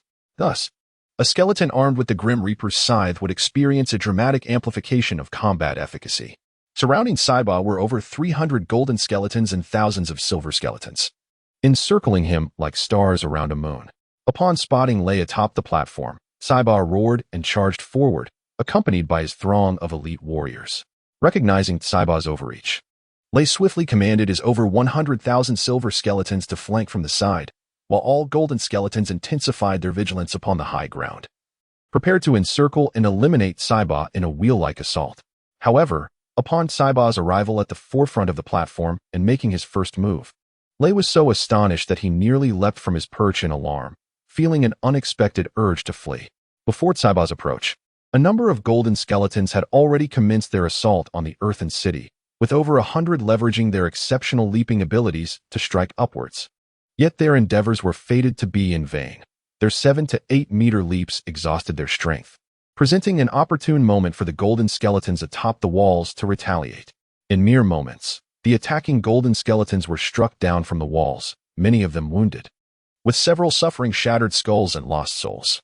At that instant, a bolt of black lightning erupted from the sky with a deafening crash, causing the 7 to 8 meter high walls to collapse by 4 to 5 meters, reducing four golden skeletons to mere fragments. The Grim Reaper's scythe had indeed unleashed a catastrophic force. Standing over 4 meters tall, with a scythe handle extending at least 7 meters, and a blade over 2.5 meters long, Saiba needed no leap to harvest life. He could reap from the very edge of the earthen city. With another swing of his scythe, the stone walls crumbled further, and Saiba leapt over the heads of the defending golden skeletons, raising his scythe and charging towards Lei. As hundreds of black smoke clouds billowed forth, Brent led the black warriors to meet the onslaught. In that moment, only the dark aura of the warriors could offer a semblance of resistance against the Grim Reaper's scythe. As a High Lord, Saiba possessed considerable intellect. He recognized that although he had successfully ascended the earthen city, it would be impossible to annihilate the 2,000 elite warriors on the platform alone. Thus, he adopted a strategy of targeting the leader first. If Lei fell, the high warriors would surely capitulate. Once more, Saiba leapt high, aiming for the stone fortress where Lei stood. Faced with Saiba's ferocious advance, Lei found himself momentarily at a loss. Compelled to command the black warriors and golden skeletons to launch a frenzied assault against Saiba while he raised his own greatsword, prepared for a life-and-death struggle. Yet, at that moment, an unforeseen event transpired, catching Lei utterly off guard. Just as the formidable Gaiba leapt high into the air, wielding his scythe poised to strike, a colossal stone spear from the stone fortress unexpectedly soared upwards, aimed directly at Gaiba's left eye. In rapid succession, a golden skeleton emerged from the fortress, hurtling towards Gaiba's chest. The proximity was alarmingly close, and Gaiba's technique had already been exhausted, making it exceedingly difficult to alter his movements on the fly. Although Gaiba managed to lower his head just in time, shattering the stone spear with his forehead, the golden figure made a solid impact against his chest. With a resounding thud, the golden skeleton collided with Gaiba's torso, its ribs fracturing and plummeting from the sky like scattered debris. Despite sustaining grievous injuries, the golden skeleton did not retreat. Instead, it astonishingly twisted its body and, against all odds, maneuvered through the gaps between Gaiba's enormous ribs to penetrate his chest cavity. Gaiba's immense physique corresponded with a cavernous chest, allowing the entire form of the golden skeleton to slip inside, akin to donning an oversized garment made of bones. And it even managed to rotate within. Grasping Gaiba's cervical vertebrae with both hands, the golden skeleton struggled to turn around and shouted towards Lei, "Master, sever his neck." From the depths of Lei's soul, a startled exclamation arose. Blazing fire. Chapter 58. Rebirth of the blazing fire. As the fierce fire struck the first skeletal lord, Mansitralda, it captured its inaugural golden skeletal warrior. Throughout this time, Lei had appointed the blazing fire as his deputy. With the expansion of Lei's power, the capabilities of the blazing fire also advanced rapidly. Not only had he absorbed a substantial amount of the oath fire, but he was also evolving from a mid-tier golden skeleton to a high-tier one. In comparison to other skeletons, the intelligence of the blazing fire was markedly superior. When he witnessed the unstoppable force of the enemy, he did not heed Lei's command to recklessly charge forward. Instead, he strategically concealed himself within the tall grass of the stone fortress. As the enemy lunged at Lei, the blazing fire seized the opportunity and burrowed into the chest of the foe. The bones of a skeleton do not move on their own. To animate them, one must infuse them with the energy of the soul, which can only be accessed through the cervical vertebrae. The blazing fire gripped the enemy's cervical spine with unwavering tenacity, effectively obstructing the flow of soul energy. The massive form of the adversary lost its momentum, staggering and crashing into the surrounding tall grass of the stone fortress. The tall grass, reaching 4 to 5 meters in height and over 10 centimeters in diameter, pierced through the sparse ribs of the enemy's chest cavity, firmly binding both the foe and the blazing fire together. Enraged, the enemy emitted a silent roar, thrashing violently, causing the stone grass to snap and shattering the blazing fire's spine. The adversary's colossal body collapsed, tumbling from the top of the stone fortress. Just as he prepared to rise again, a horde of golden skeletons and black warriors surged forth, abandoning their weapons and clutching various parts of the enemy's body with both hands. Despite the enemy's immense strength, his cervical spine had been seized by the blazing fire. And without a source of energy, he was no longer the formidable force he once was, becoming firmly subdued by the multitude of skeletal warriors. "Lay, you despicable fiend!" The enemy struggled to raise his head, viciously biting off the arm of a golden skeleton. The clash of metal rang out as Lay's dual-handed sword relentlessly struck at the enemy's neck. The adversary's neck was as hard as Lay's diamond-like skull. Yet under the relentless assault, cracks began to appear between the third and fourth cervical vertebrae. Lay discarded his two-handed sword, joining forces with Brent to snap the enemy's neck with a decisive crack. A headless giant was no more formidable than a frail ant, and a skeletal warlord without a cranium was weaker than an ordinary skeleton. Although the breaking of the skeletal vertebrae did not directly result in death, the enemy comprehended that his existence was over. In Lay's grasp, the enemy's head emitted a wail of despair. Lay cradled the enemy's head in his left hand, while his right hand deftly traced over it, weaving strands of azure soul energy that enveloped the head like a zongzi. This was a soul-binding spell that Lay had discovered within the memory system of Raphaelin, specifically designed to subdue the heart of the enemy's soul.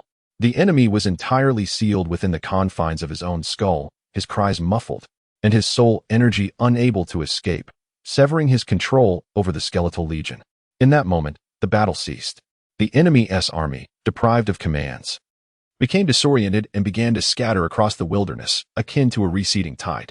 "My master is truly valiant." Mufasa emerged from his hiding place, astonished at how the master had executed 17 strikes in a mere 3 seconds, each precisely targeting the same spot, an accomplishment even a renowned human swordmaster could not achieve. It was a narrow victory, undoubtedly laced with luck. Lay had placed too much faith in Buma's recollections, believing that despite the enemy's ferocity, he could not possibly contend against 1,000 golden skeletons. However, Lay had underestimated the enemy's power, enhanced by the Scythe of Death, which had multiplied his strength several times over. Had it not been for the blazing fire's reckless charge, the enemy might indeed have reached Lay.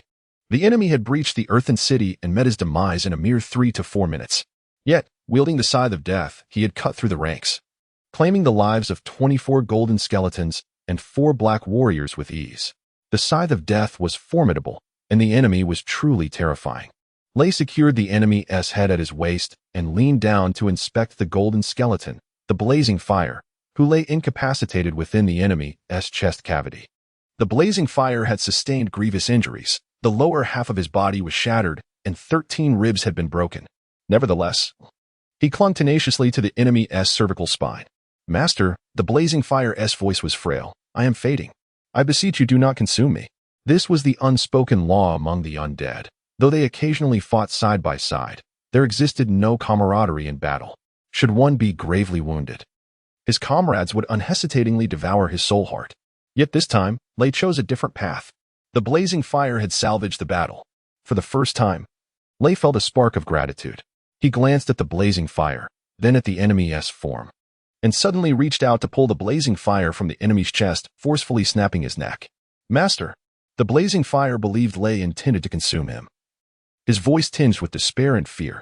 However, before he could finish speaking, he felt a surge of immense soul energy emanating from Lay's hands, revitalizing his severely weakened soul heart, restoring it to its peak vitality, and even enhancing it further. Lay placed the blazing fire's head atop the enemy's neck and cast a restoration spell, intoning, "Stand up. Let me see if you can control this body." "Is this for me?" A voice of elation erupted as the blazing fire harnessed the soul energy and sprang to life. The colossal skeleton, albeit with a disproportionately small head, appeared comical, yet the blazing fire successfully commanded the enemy's body, transforming once more into a powerful golden skeleton. "Once I have exhausted the enemy's soul heart, this head shall be yours," Lay remarked, patting the massive head at his waist while casually retrieving the Scythe of Death. The Scythe of Death had a handle exceeding 7 meters in length, complemented by a blade extending 2.5 meters, weighing a staggering 300 kilograms. Upon grasping the handle, Lay immediately sensed a colossal force akin to 5 horses and felt a tempest of emotions emanating from the scythe. He discerned countless remnants of souls intertwined within the weapon, the echoes of the undead it had once slain. Though their essences had been extinguished, their spiritual imprints lingered on the scythe, weaving a tapestry that seemed to imbue it with life. The Scythe of Death, the ultimate weapon of the skeletons, was finally in Lay's possession. Unable to contain his exhilaration, he raised the scythe high and struck down upon the stone fortress. A thunderous crack resounded. But it was not the stone that shattered. Rather, it was the mighty scythe of death itself. In the hands of the enemy, the weapon could cleave through walls. Yet in Lei's grasp, it crumbled like common bone, failing to leave even a faint mark on the stone fortress. What has transpired? The scythe of death, a supreme weapon of the skeletons, was imbued with life. Several stones shifted aside as Buma emerged leisurely from within the fortress. Though she had concealed herself inside the stone structure, she had employed magic to maintain a watchful eye on the battle outside, and now that the enemy had been vanquished, she made her timely appearance. Bulma lifted a handful of ashes left by the Grim Reaper's scythe and said with a hint of regret, "The Grim Reaper's scythe is a weapon born from evolution and thus possesses life. A scythe can have only one master. When a second master attempts to wield it, it will automatically self-destruct. When, then, shall I possess such a scythe?" Lei longed desperately for a Grim Reaper's scythe of his own. "You." Bulma glanced at Lei and continued, "Once you evolve into a high-grade platinum skeleton, or if your soul heart becomes significantly stronger, you may be able to evolve into the Grim Reaper's scythe." Bulma's intention was not merely to wish Lei peace, but rather to ensure his survival. A powerful soul heart could satisfy Hoover for a century, during which, if Lei's contracted master summoned him to the human realm, their objective would be achieved. Should Lei not be summoned within that century, it is likely that his master would have aged and passed away, allowing Bulma to exploit the loophole left at the time of contract signing to actively dissolve their bond. As for Lei's fate thereafter, Bulma felt no obligation to concern herself. "Before I encounter Hoover, I must first accept the inheritance fire of Giba," Lei commanded, and the vast army of millions of skeletons began to move once more. "You cannot do this," Bulma urgently interjected. "The soul heart of Giba cannot fully satisfy Hoover. What he truly desires is the soul sacrifice of millions of skeletons. If you accept the inheritance fire, it is likely to provoke Hoover's wrath. What then will you use to defend yourself against his formidable power?" Bulma hastily warned Lei. "Moreover, with your current strength, you are insufficiently equipped to endure the refining of the Great Lord's inheritance fire. Should you enter, not only will you fail to acquire the memories of the inheritance fire, but you may very well be consumed by it." Chapter 59. The female skeleton. The fire of inheritance is a pure embodiment of energy, one that no immortal being can withstand. Otherwise, the abandoned lands would not be littered with so many forsaken ancient tombs. Lei has annexed dozens of smaller skeleton territories, absorbing numerous fragments of the fire of inheritance to attain his current strength, rather than experiencing an instantaneous leap to a level comparable to that of Saiba. Unlike Lei, Saiba was inherently a great lord, possessing within his tomb a substantial fire of inheritance that Lei is currently incapable of bearing. Lei is acutely aware of these realities. He had contemplated waiting until he had enhanced his abilities before attempting to accept Saiba as fire of inheritance. However, the essence of a great lord's fire signifies a wealth of historical records from the abandoned lands, alongside the sacrifices of millions of souls. Thus, relinquishing it is indeed a hard choice for Lei. Seeing Lei in a state of hesitation, Buma advised him, "With your current strength, conquering several more skeleton territories would be quite effortless. However, do not overreach. If you do, the great Lord Tamon will strike against you. You have witnessed Saiba's prowess. Luck will not accompany you indefinitely, and defeating Tamon is beyond your capability. Though there are no explicit regulations, the activities of the undead do indeed follow certain patterns. Battles may occur among skeletons, and wars among lords, but they must not exceed certain limits, otherwise more powerful lords will intervene. Even wars among undead kings cannot expand indefinitely, lest they attract the celestial hunters, bringing immeasurable calamity to the abandoned lands. Is there truly no way out? In truth, doubts had begun to plague Lei. If a single Saiba was so formidable, effortlessly traversing the heavily guarded heights, had his luck faltered even slightly today, it would have been Lei facing defeat instead of Saiba. Thus, according to Buma's previously set plan, could Lei truly vanquish Hoover by concentrating over 1,000 golden skeletons and more than 200 black knights around him? With Buma as assistance? Buma perceived Lei's concerns and explained, "Hoover is an exceptionally diminutive skeleton lord, shorter than yourself. Although he wields a scythe of death, it measures only a little over 3 meters long. Hoover has become the most powerful skeleton lord in this region solely due to the overwhelming expanse of territory he commands. I am confident that defeating Hoover would be far easier than overcoming Saiba. However, Tamon is a different matter entirely. I have witnessed his combat prowess, which far exceeds that of Saiba. But how could someone of such small stature, lacking in combat strength compared to Tammin, possibly be the strongest lord in this vicinity? Lei questioned skeptically. It's quite simple. For Hoover is a female skeleton. Buma revealed a term unknown to Lei. A female skeleton? Lei was perplexed further. Did skeletons possess gender distinctions as well? Having accumulated a wealth of knowledge, Lei understood that nearly all creatures in the human world possess gender. Humans are divided into male and female, animals into male and female. Yet, could skeletons also be classified by gender? Lei had encountered countless skeletons, the most complete possessing 206 bones, while the most fragmented had only 80 or 90. Regardless of completeness, they differed only in the size and number of bones. Their structure remained identical, leaving no room for gender differentiation. Buma, concerned that Lei might not comprehend, was surprised to find that he did understand. Within the memory system of Raph Allen, there existed extensive accounts regarding women, particularly many beautiful women. As Raph Allen had been known for his lecherous tendencies, Lei had previously found it puzzling why Raph Allen, capable of effortlessly defeating a beautiful woman, would sometimes feign defeat. It dawned on him that this was what Buma referred to as gender consideration. The essence of Tsaiba's soul was formidable. Lei had never encountered such a potent soul before. Should he consume Tsaiba's soul, his battle prowess would undoubtedly surge, potentially allowing him to ascend to the rank of a platinum skeleton. The sacrifices of millions of skeleton souls were equally significant, a ceaseless power that would be his upon accepting the great lord's fire of inheritance. After all his struggles and the peril of potential annihilation by Tsaiba, would he truly relinquish what he had painstakingly acquired? Lei's answer was a resounding no. Why should Hoover reap rewards without effort? Thus, Lei made a decision that left Buma in shock. He removed the skull from his waist and forcefully inhaled through its mouth. 3 hours later, having completed the entire consumption process, Lei's body was enveloped in a shroud of black mist, his eyes transformed into fiery crimson. This power is overwhelming. I believe I have ascended to become a platinum skeleton. He tossed Tsaiba's empty skull to Liehua, saying, "Put this on. My deputy should possess a fitting head." If Liehua could shed tears, he would have wept profusely at that moment. His newfound strength now threatened his master's authority. Yet, instead of destroying him, Lei had bestowed upon him a rare giant skull. Even the most emotionless of skeletons felt moved. However, Liehua's moment of emotion was short-lived. Once he affixed the massive skull, he suddenly felt a piercing pain in his forehead.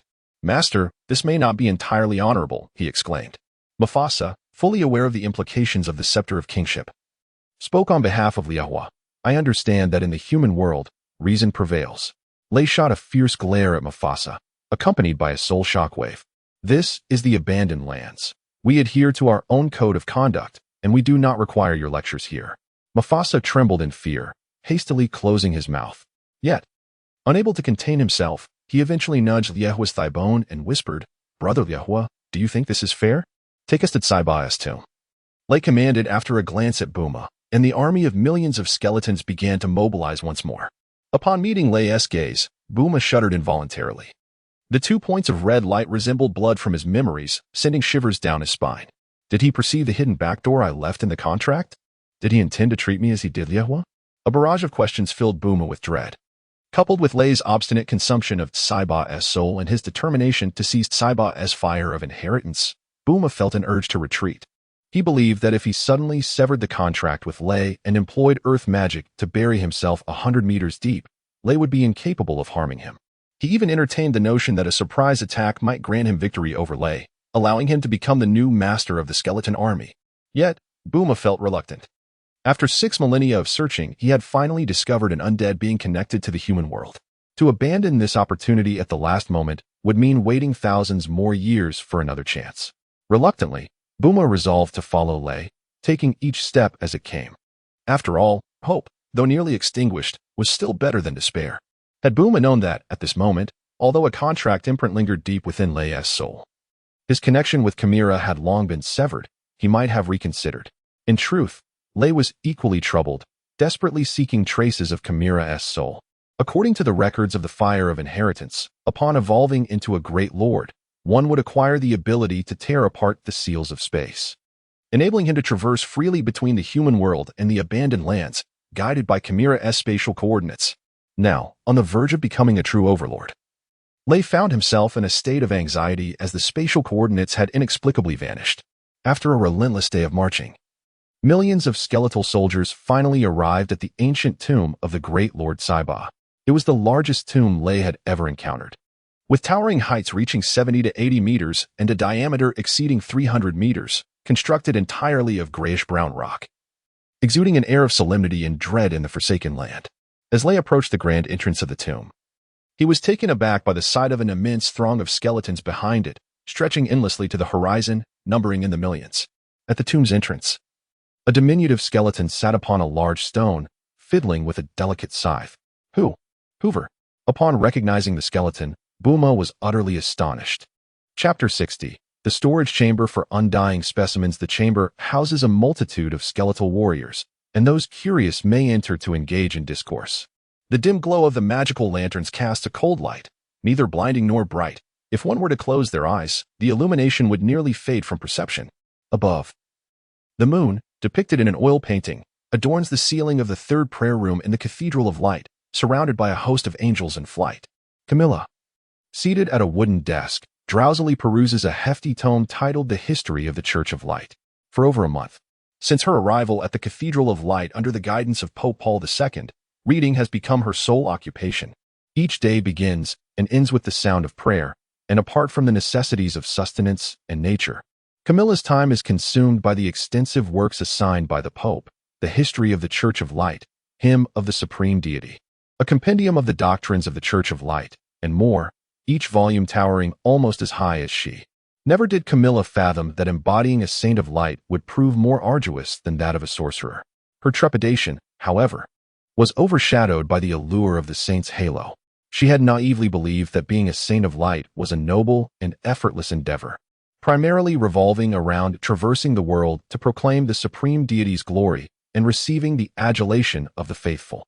Yet, the sheer volume of literature seemed insurmountable. Turning a page of yellowed parchment, Camilla softly reads, "When the malevolent forces within the realm grow formidable enough that the supreme deity's emissary can no longer maintain control, the supreme deity shall dispatch angels to assist the Church of Light in eradicating the forces of evil." Thus, she realizes that angels do not solely represent purity, friendship, peace, and hope. They also symbolize power and slaughter. Camilla ponders, do these enchanting, beautiful angels truly engage in murder? Continuing her reading, the power of angels is immense, surpassing the limits of human capability. Thus, it is not the corporeal form of the angels that descends, but rather their souls in the essence of the divine. When the soul of an angel merges with a human form, that human becomes a sword wielded by the supreme deity upon the earth. Those who receive the angelic visitation must possess a pure soul and a genuine attribute of light. The purer the soul, the brighter the attribute, the higher the angelic rank they can withstand. Only those with the most untainted souls and the truest attributes can bear the arrival of a six-winged seraph. What? Camilla suddenly leaps up. The purest attribute? The most pristine soul? Does that not define a saint of light? Is her very existence meant to provide a vessel for the descent of a six-winged seraph? "Miss Camilla, you appear somewhat unsettled," remarks Sir Vichman, a 13th level knight of the Holy Order, as he approaches respectfully. "Would you like me to summon a priest for you?" As a saint of light, Camilla enjoys certain privileges, one of which is a small detachment of holy knights as her escort. This group serves as her protectors, and when she ventures out, they act as her ceremonial guard. Vichman is the captain of this protective squad. Regaining her composure, Camilla inquires, "Sir Vichman, is there something you need?" "The monarch is in the laboratory. Please proceed there." He replies, "The basement?" Camilla furrows her brow. However, she refrains from questioning Vichman further, merely nodding for him to lead the way. Vichman channels his holy aura, radiating a brilliant white light as he grips a stone pillar, twisting it forcefully to reveal a cleverly concealed small door that slowly opens. "Miss Camilla, please." Vichman bows slightly, gesturing for her to enter. Within the small door lies a long corridor extending downward, revealing over 1,000 steps that descend several hundred meters. Despite the magical lights illuminating the sides of the passage, an air of gloom and terror pervades. Camilla cautiously traverses the corridor, taking over 10 minutes to reach the end. As she turns a corner, her breath catches in astonishment. This is no ordinary basement, but rather an expansive storage chamber for biological specimens. The chamber rises over 30 meters high and spans more than 10,000 square meters, supported by numerous massive stone pillars. Countless gems emit a dazzling glow, illuminating the chamber in exquisite detail. All around, Shelves filled with thousands of biological specimens lined the ground, pillars, and walls. Among these, Camilla recognizes familiar humans and animals. Yet most specimens are unknown to her, their species a mystery. Some creatures tower over 10 meters in height, while others are no bigger than a mouse. Some possess limbs, while others have wings. Suspended from the ceiling are 10 even more wondrous specimens. Among them, 5 fierce, majestic dragons command attention. Camilla recalls seeing their likenesses in magical texts during her studies. The golden dragon, silver dragon, magical dragon, red dragon, and green dragon. To her shock, beside these 5 colossal dragons stand 5 humanoid figures. 3 men and 2 women, handsome and elegant, their skin as pale as finely crafted jade, their eyes deep and seemingly alive. Gazing silently at Camilla, these 5 figures possess dragonfly-like wings, delicate and ethereal, in shades of pink, azure, and near transparency. 3 of them sport a single pair of wings, while the other 2 boast 2 pairs. Angels. Camilla's emotions swell, tears of joy welling in her eyes. As a girl nurtured in the doctrines of the Church of Light, she had long envisioned the form of angels, and now she stands before 5. Though these angels no longer breathe, they are angels nonetheless, and Camilla cannot contain her excitement. Spellbound, Camilla gazes at the suspended angelic specimens, her mind momentarily ceasing to function, her eyes unwilling to blink. Miss Camilla, these are angels, embodiments of beauty and justice. A voice echoes from another corner of the chamber, Pope Paul II himself. Long ago, they were the favored ones by the supreme deity. However, in their quest to spread the supreme deity's glory and vanquish evil, they willingly renounced their noble status and descended to earth, ultimately perishing in battle. To honor them, the Church preserves their once venerated bodies here for us to revere through the ages. Fallen? Camilla struggles to comprehend. Your Holiness, can angels truly be defeated? As she follows the voice, upon reaching the 7th pillar, a gasp escapes her lips. Behind it lies a gruesome display of specimens. Over 1,000 terrifying beings. Faint hellhounds. 8-horned swamp spiders, abyssal devourers with heads larger than their bodies, and one-eyed demons with eyes the size of watermelons. All exude an aura of death, sending shivers down Camilla's spine. Amidst these monstrous entities, the most numerous are the skeletons. Over 300 skeletons of varying sizes, from the lowly gray bone to the gleaming white platinum variety, populate the chamber. Upon a stone pedestal rested an exquisite, translucent, and shimmering skeleton. Pope John Paul II stood beside this peculiar skeleton, a benevolent smile gracing his face as he observed Camilla approaching slowly. All undead beings are malevolent, especially skeletons. The distress they cause humanity surpasses that of all other undead entities combined. Thus, they are deemed the most wicked and ought to be eradicated.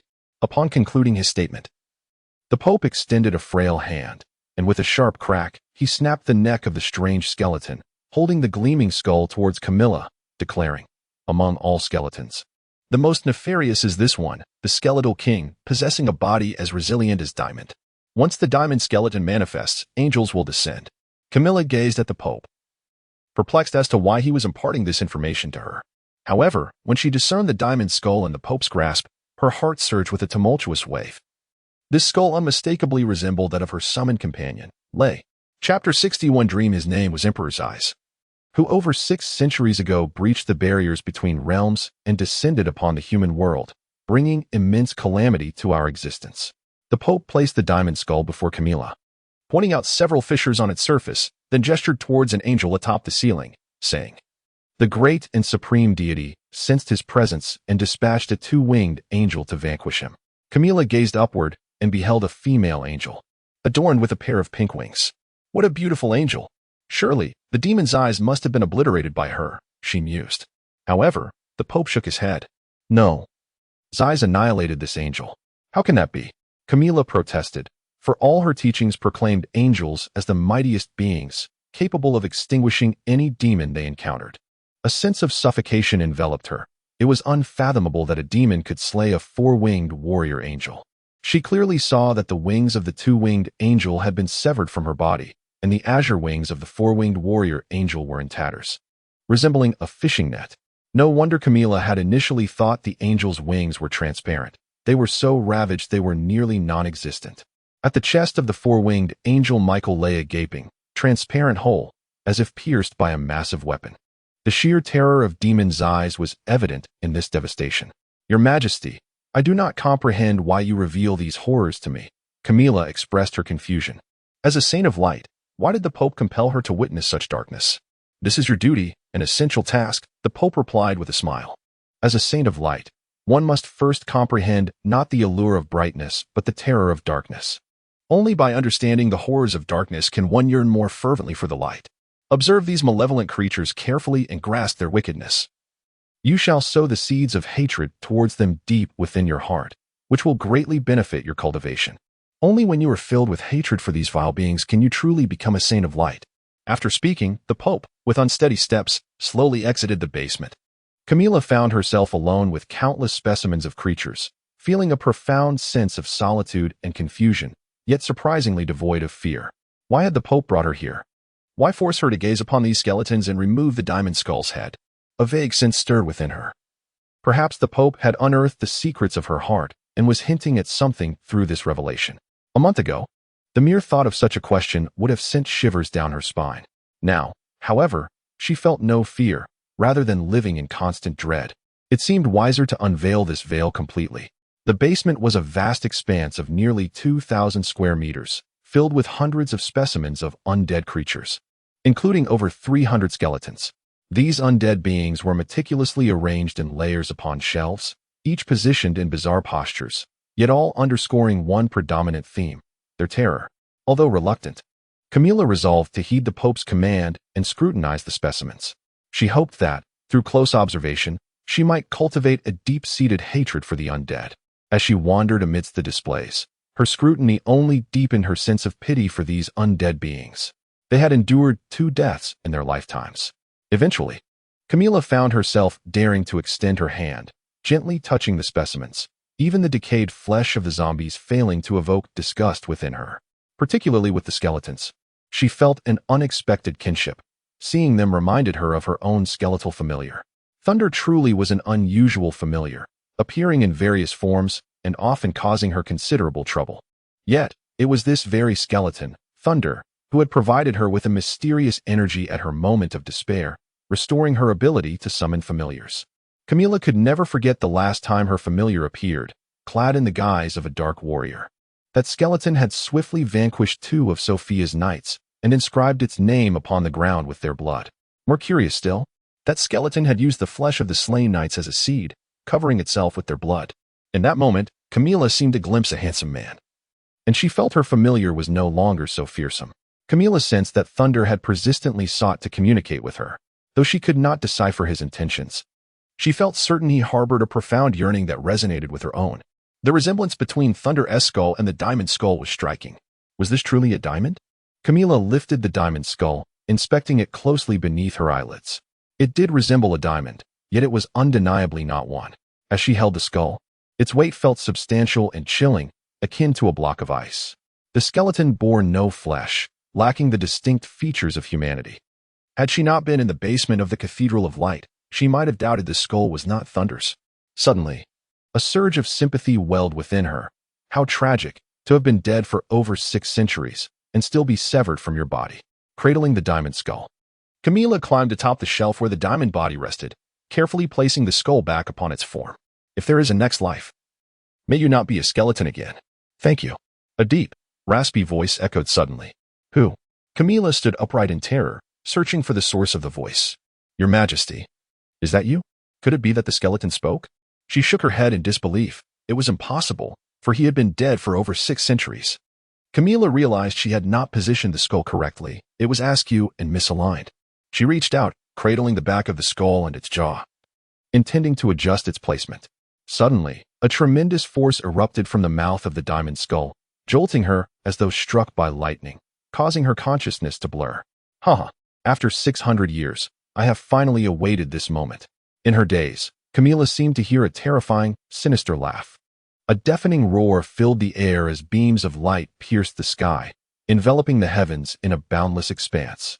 A swirling mass of black and white clouds clashed violently above, akin to 2 primordial beasts engaged in fierce combat.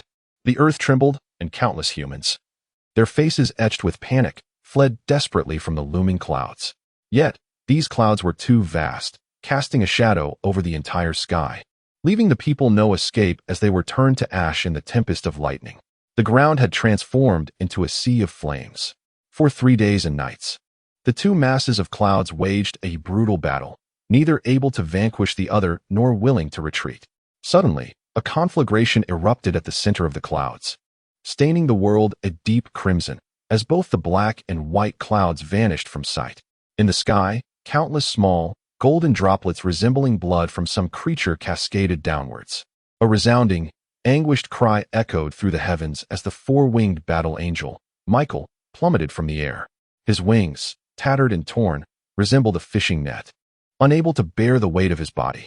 Above Michael, a pristine, diamond skeleton, having exhausted its soul energy, began to wobble precariously. "What is this?" Camilla exclaimed. Upon opening her eyes, she found herself still in the basement of the Temple of Light, surrounded by specimens of undead creatures, illuminated by the eerie glow of magical lamps. Suddenly, a jolt of electricity seemed to pulse through her hand. Camilla looked down and noticed that the diamond skeleton structure had grown significantly brighter, with indistinct, chaotic ripples vibrating across its surface, all spiraling into her own body. "It is merely an illusion." Camilla wiped the sweat from her brow, acknowledging the malevolence of the situation. "I should keep my distance." She leapt down from the platform, intending to explore elsewhere. However, as she raised her gaze and caught a glimpse of the basement ceiling, she could not suppress a gasp of horror. No. Upon the ceiling, the 5 angel specimens had fallen, reduced to mere heaps of ashes on the ground. Chapter 62. The Great Lord Hoover in the Forsaken Land. The skeletal Overlord Hoover and Lay exchanged glances, remaining motionless for an entire day and night. Mufasa, feeling a twinge of boredom, stealthily approached the fiery figure beside him and whispered, "What is our master doing? Is he fighting, or has he fled? Why are there no orders?" Holding a large staff, the fiery one did not cast his gaze toward Lay, but instead focused on a gray-brown stone approximately 300 to 400 meters to the right. This stone, oval in shape and resembling a giant egg over 40 centimeters in diameter, appeared to be slowly rotating amidst the relentless cold winds of the Forsaken Land. Just a few hours prior, this stone had been a mere 45 meters away, and now it lay over 370 meters distant. It was as though the fiery one was speaking to himself. Upon closer inspection, Mufasa discovered a peculiar indentation in the ground before the stone, with its initial point starting right at the fiery one's feet. "Buma brought us here, but where has he gone?" the fiery one uttered absently. Indeed, Mufasa, recalling Buma, began searching among the skeletal ranks. Suddenly, a realization struck Mufasa, and he turned his gaze back to the stone, his eyes filled with fury. "Oh, so he intends to flee. How outrageous. I have yet to escape. How dare he?" Filled with righteous indignation, Mufasa galloped swiftly toward the stone, raising his forelegs to deliver a powerful kick. "Even if you wish to run, you must do so behind me." Just as Mufasa's hooves were about to make contact, the stone ascended into the air with a whoosh, landing between Lay and Hoover. The stone bounced a few times before revealing a disheveled Buma, who stammered, "Master, Lord Hoover." I. Unable to articulate a coherent sentence, he fumbled for words. "Traitor." A white shadow shot upward as the platinum skeletal Hoover brandished his scythe of death, aiming for Buma's head. "He is my servant," Lay stated coolly, extending his sword to shield Buma from the impending blow. Buma stood dazed between the two, glancing back and forth, utterly bewildered by their actions. Since Hoover's sudden appearance outside the ancient tomb of Kaiba, fear had consumed Buma. Tasked by Hoover to assist Kaiba in eliminating Lay, Buma had instead turned against Kaiba, aiding Lay in his demise. To make matters worse, Lay had devoured Kaiba's soul heart. Such a betrayal would not go unpunished by Hoover. Consequently, when faced with the standoff between Lay and Hoover, Buma had stealthily disguised himself as a stone, inching away in hopes of escape. Yet, the bond of contract between Buma and Lay thwarted his intentions, leading to his summoning by Lay. Expecting certain death, Buma was taken aback by an astonishing sight. The formidable Lord Hoover not only refrained from attacking Lay but, at Lay's behest, spared him. Though Buma could not hear their conversation, he sensed the two powerful skeletal lords engaging in a profound mental exchange. Could it be that they had reached an understanding? Indeed. As Buma surmised, Lay and Hoover had not only reconciled but had forged a partnership. The proposal for collaboration came not from Lay, but from the dominant Lord Hoover. Upon encountering Hoover, Lay was struck by disbelief. He had not anticipated Hoover to be such a diminutive skeleton. Hoover's frame barely reached 1.65 meters, with slender shoulders and a somewhat broad pelvis. An illusion washed over Lay as he gazed upon Hoover, conjuring memories of Camilla. A fleeting sense of pity welled up within him, making him reluctant to deliver a lethal strike. However, this compassion was short-lived as Lay quickly recognized Hoover as an adversary. A battle was inevitable.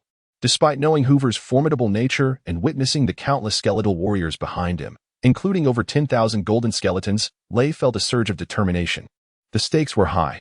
Defeating Hoover would establish him as the preeminent skeletal lord in the region. Conversely, even if he managed to escape Hoover's pursuit, he would forever dwell in Hoover's shadow, with his aspirations remaining unfulfilled. Thus, Lay approached Hoover, wielding his twin swords, while commanding the golden skeletons and black warriors to flank and obstruct Hoover's skeletal forces.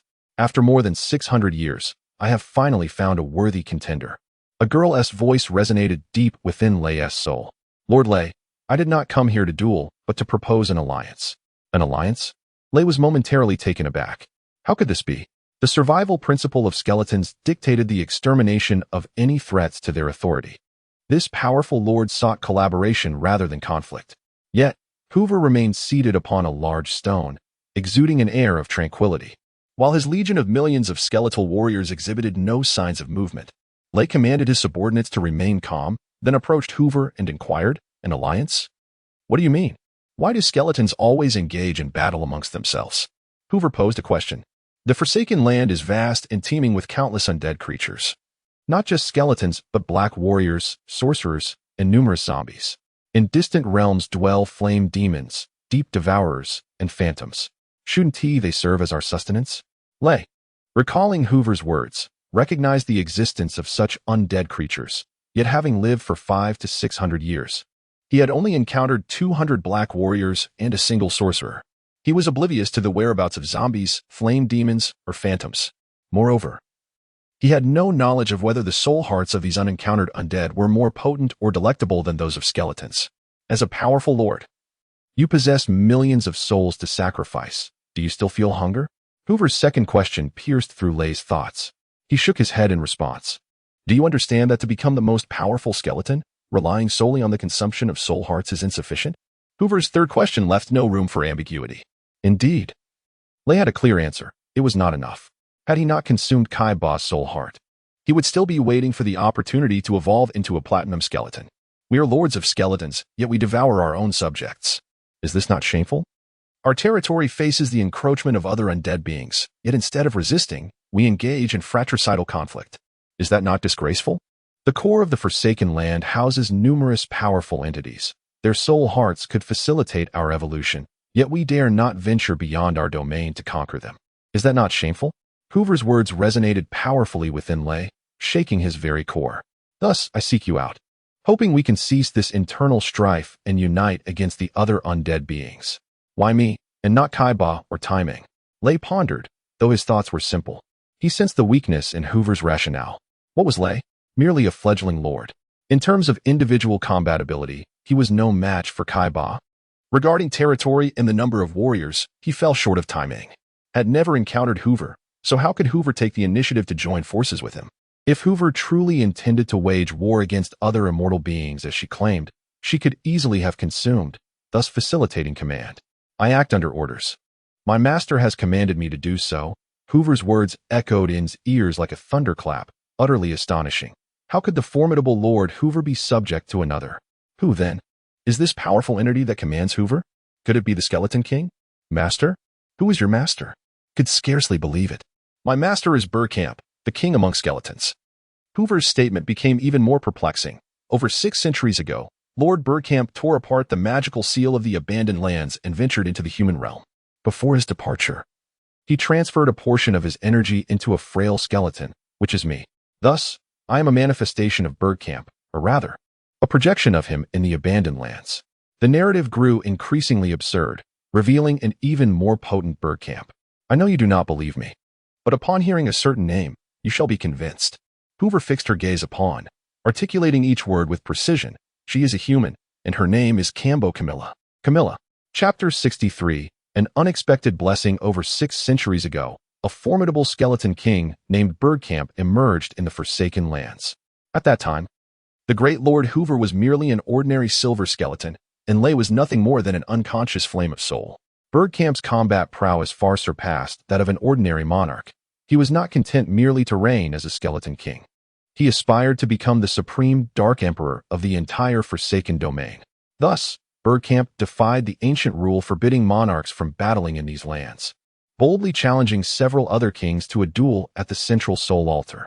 His transgression incited the wrath of the other sovereigns, the Black Knight Emperor, the Sorceress King, the Zombie King, the Phantom King, and a powerful bone dragon united to eliminate Bergkamp.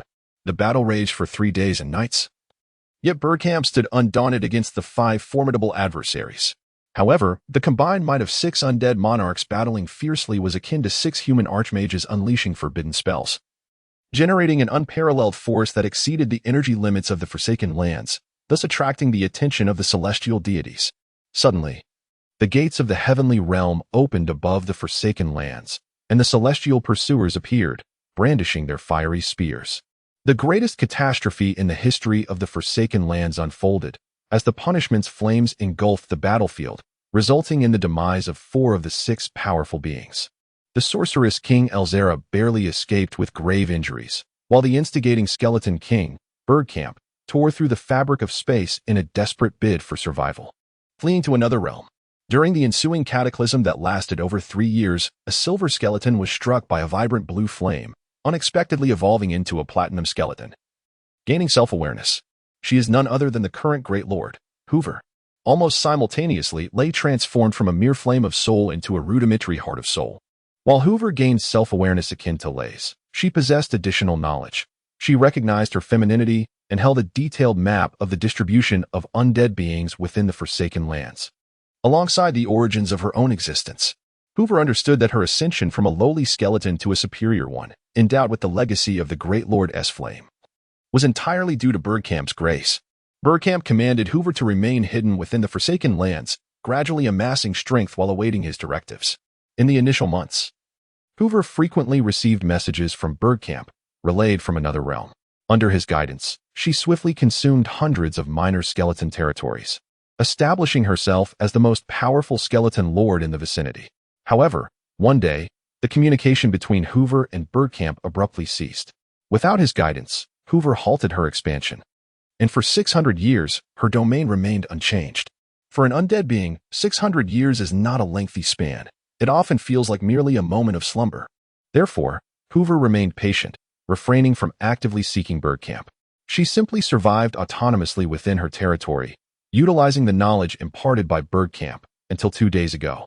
Standing atop an ancient tomb, she gazed into the distance, awaiting the arrival of a powerful heart of soul from Buma. At that moment, a message from the long-missing Bergkamp suddenly reached her. Hoover sensed Bergkamp's frailty. The message was fragmented, yet she discerned his intent.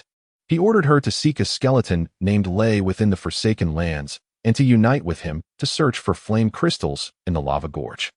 How could it possibly be me? Lei queried, perplexed. There are countless skeleton lords in the Forsaken lands. Am I truly the only one named Lei? I do not know. My master provided me with a location and instructed me to wait here. Coincidentally, you appeared, bearing the same name. It seems Bergkamp possesses a touch of foresight. Lei refrained from attacking Hoover, patiently listening to her tale, primarily due to her mention of Camilla. The knowledge of Camilla's name implied a connection, leading Lei to almost believe Hoover's account. I do not know. The message from my master was incomplete, suggesting his condition is dire, Hoover replied. He informed me that he is with a human named Camilla, who possesses a skeleton familiar named Lei. The sudden emergence and equally abrupt disappearance of Bergkamp's message left Hoover with limited information, severing her connection with him. While Lei did not fully trust Hoover's explanation, one certainty emerged. She did not wish to eliminate him immediately, indicating that Hoover was not his most pressing adversary. How shall we cooperate? I do not know. My master commanded me to follow your lead. Hoover felt a sense of indignation. As the most powerful skeleton lord in the region, she was compelled to obey the orders of a mere junior lord who had yet to evolve a scythe of death. It indeed felt inequitable. Yet, a master is a master. The imprint of Bergkamp embedded in her soul was irresistible, compelling her to submit to Lei's commands. Lei was astonished by this stroke of fortune. Without the need for combat, the region's most powerful skeleton lord would acknowledge his supremacy, signifying his ascendance as the ruler of this domain. Lay could not quantify the strength of the skeleton soldiers in the area, but he was aware that the number of golden skeletons alone exceeded 100,000. Such formidable power could easily establish a mighty empire in the human world. However, this was not what delighted Lay the most. What thrilled him was the newfound information regarding Camilla. Since the severance of their soul connection, Lay had experienced anxiety and uncertainty. He questioned whether all his efforts had become futile after losing the spatial coordinates. He had even doubted whether Camilla had met her demise, especially considering the perilous situation he sensed during their last encounter. Yet, despite the interruption, the contract's imprint remained, serving as a motivating force for Lay to persevere. Now, with news of Camilla finally surfacing, even if indirectly, and with Hoover unable to provide any updates on her condition, hope reignited within Lay's heart. "Master, my army has arrived. Shall we proceed to the lava gorge?" Reluctantly, Hoover began to refer to Lay as master in accordance with Bergkamp's orders. The army she commanded was formidable, boasting over 30,000 golden skeletons and 114 skeleton lords. Following Bergkamp's instructions, she was tasked with leading the Skeleton Legion to assault the Flame Demon tribe in the lava gorge, securing at least 3 kilograms of flame crystals. Flame crystals, crystalline forms found within lava, are exceedingly precious as materials for fire-based magic. They are exceptionally suitable for storing fire magic energy. Wearing unrefined flame crystals can withstand temperatures exceeding 1,000 degrees or provide immunity against fire magic attacks of level 4 or lower. If processed by alchemists into magical equipment, they can endure up to 4 instances of level 6 fire magic attacks. Though Lay remained unaware of Bergkamp's motives for requiring flame crystals, he recognized their utility for himself. Flames and high temperatures are the bane of most undead beings, and even advanced golden skeletons cannot withstand level 4 fire magic attacks. The memory of that great fire over 600 years ago remains vivid in Lay's mind, having witnessed countless scenes of skeletons struggling and lamenting amidst the flames. He has even endured the torment of fire himself during his days as a frail, lowly skeleton. He was summoned multiple times by the necromancers of humanity to partake in their wars. In each conflict, the undead were relentlessly assailed by searing flames, particularly the sacred fire unleashed by light mages, which became a veritable nightmare for the undead. A mere touch of this divine fire could reduce them to ashes. Thus, Lay found Hoover's suggestion acceptable. After all, there existed the possibility of venturing into the realm of humanity, making it essential to possess equipment capable of resisting such flames. However, before seizing the flame crystal, Lay had 2 matters to attend to. Firstly, he sought to undergo the baptism of the inheritance fire within the Giba tomb, and secondly, he desired to launch an assault on Timing's territory to capture and sacrifice Timing's soul. Yet, when Lay voiced his intentions, Hoover dealt him a crushing blow, informing him that both endeavors were unattainable. The inheritance fire of Giba belonged to the giant's flames, and as an ordinary skeleton, Lay, constrained by his physical form, could never unlock the memories held within the inheritance fire, regardless of his might. Furthermore, Timing was originally one of Hoover's subordinates and had now enlisted in Hoover's Grand Army, becoming one of the 114 skeletal lords. Given their collaborative relationship, annihilation was not an option, leaving Lay profoundly disheartened. However, when Lay turned to glance at the Vice Lord, Flame, an idea sparked in his mind. While his own bones were inadequate, Flame's bones were certainly capable. Flame's body belonged to Giba, who was an authentic skeletal giant. "Flame, you must enter the ancient tomb at once and receive the baptism of the inheritance fire." Chapter 64. Mufasa's concerns. The fierce flames had already entered the ancient tomb, while outside, countless skeletons stood vigil, numbering in the millions. These skeletal sentinels remained motionless and silent, capable of standing guard for decades, or even centuries, until the fire of their souls extinguished. This was both the sorrow and the advantage of the undead beings. Lacking any physiological needs, they existed solely to obey their master's commands, something no human army could achieve. Yet among this legion was a restless skeletal steed, Mufasa, who bore the soul of a dragon. Having survived for millennia and retaining memories of his past life, Mufasa's intellect ranked among the top 10 within this army. If he were to rank himself, he would boldly declare himself the most astute. Intelligence has its merits, yet it also brings the burden of expressing one's opinions, even at the risk of severe punishment. Unable to contain himself any longer, Mufasa cautiously communicated through the realm of souls, saying, "Esteemed master, I have a thought that I am uncertain whether to share. After a brief pause, he noted that Lei neither expressed anger nor sought to silence him.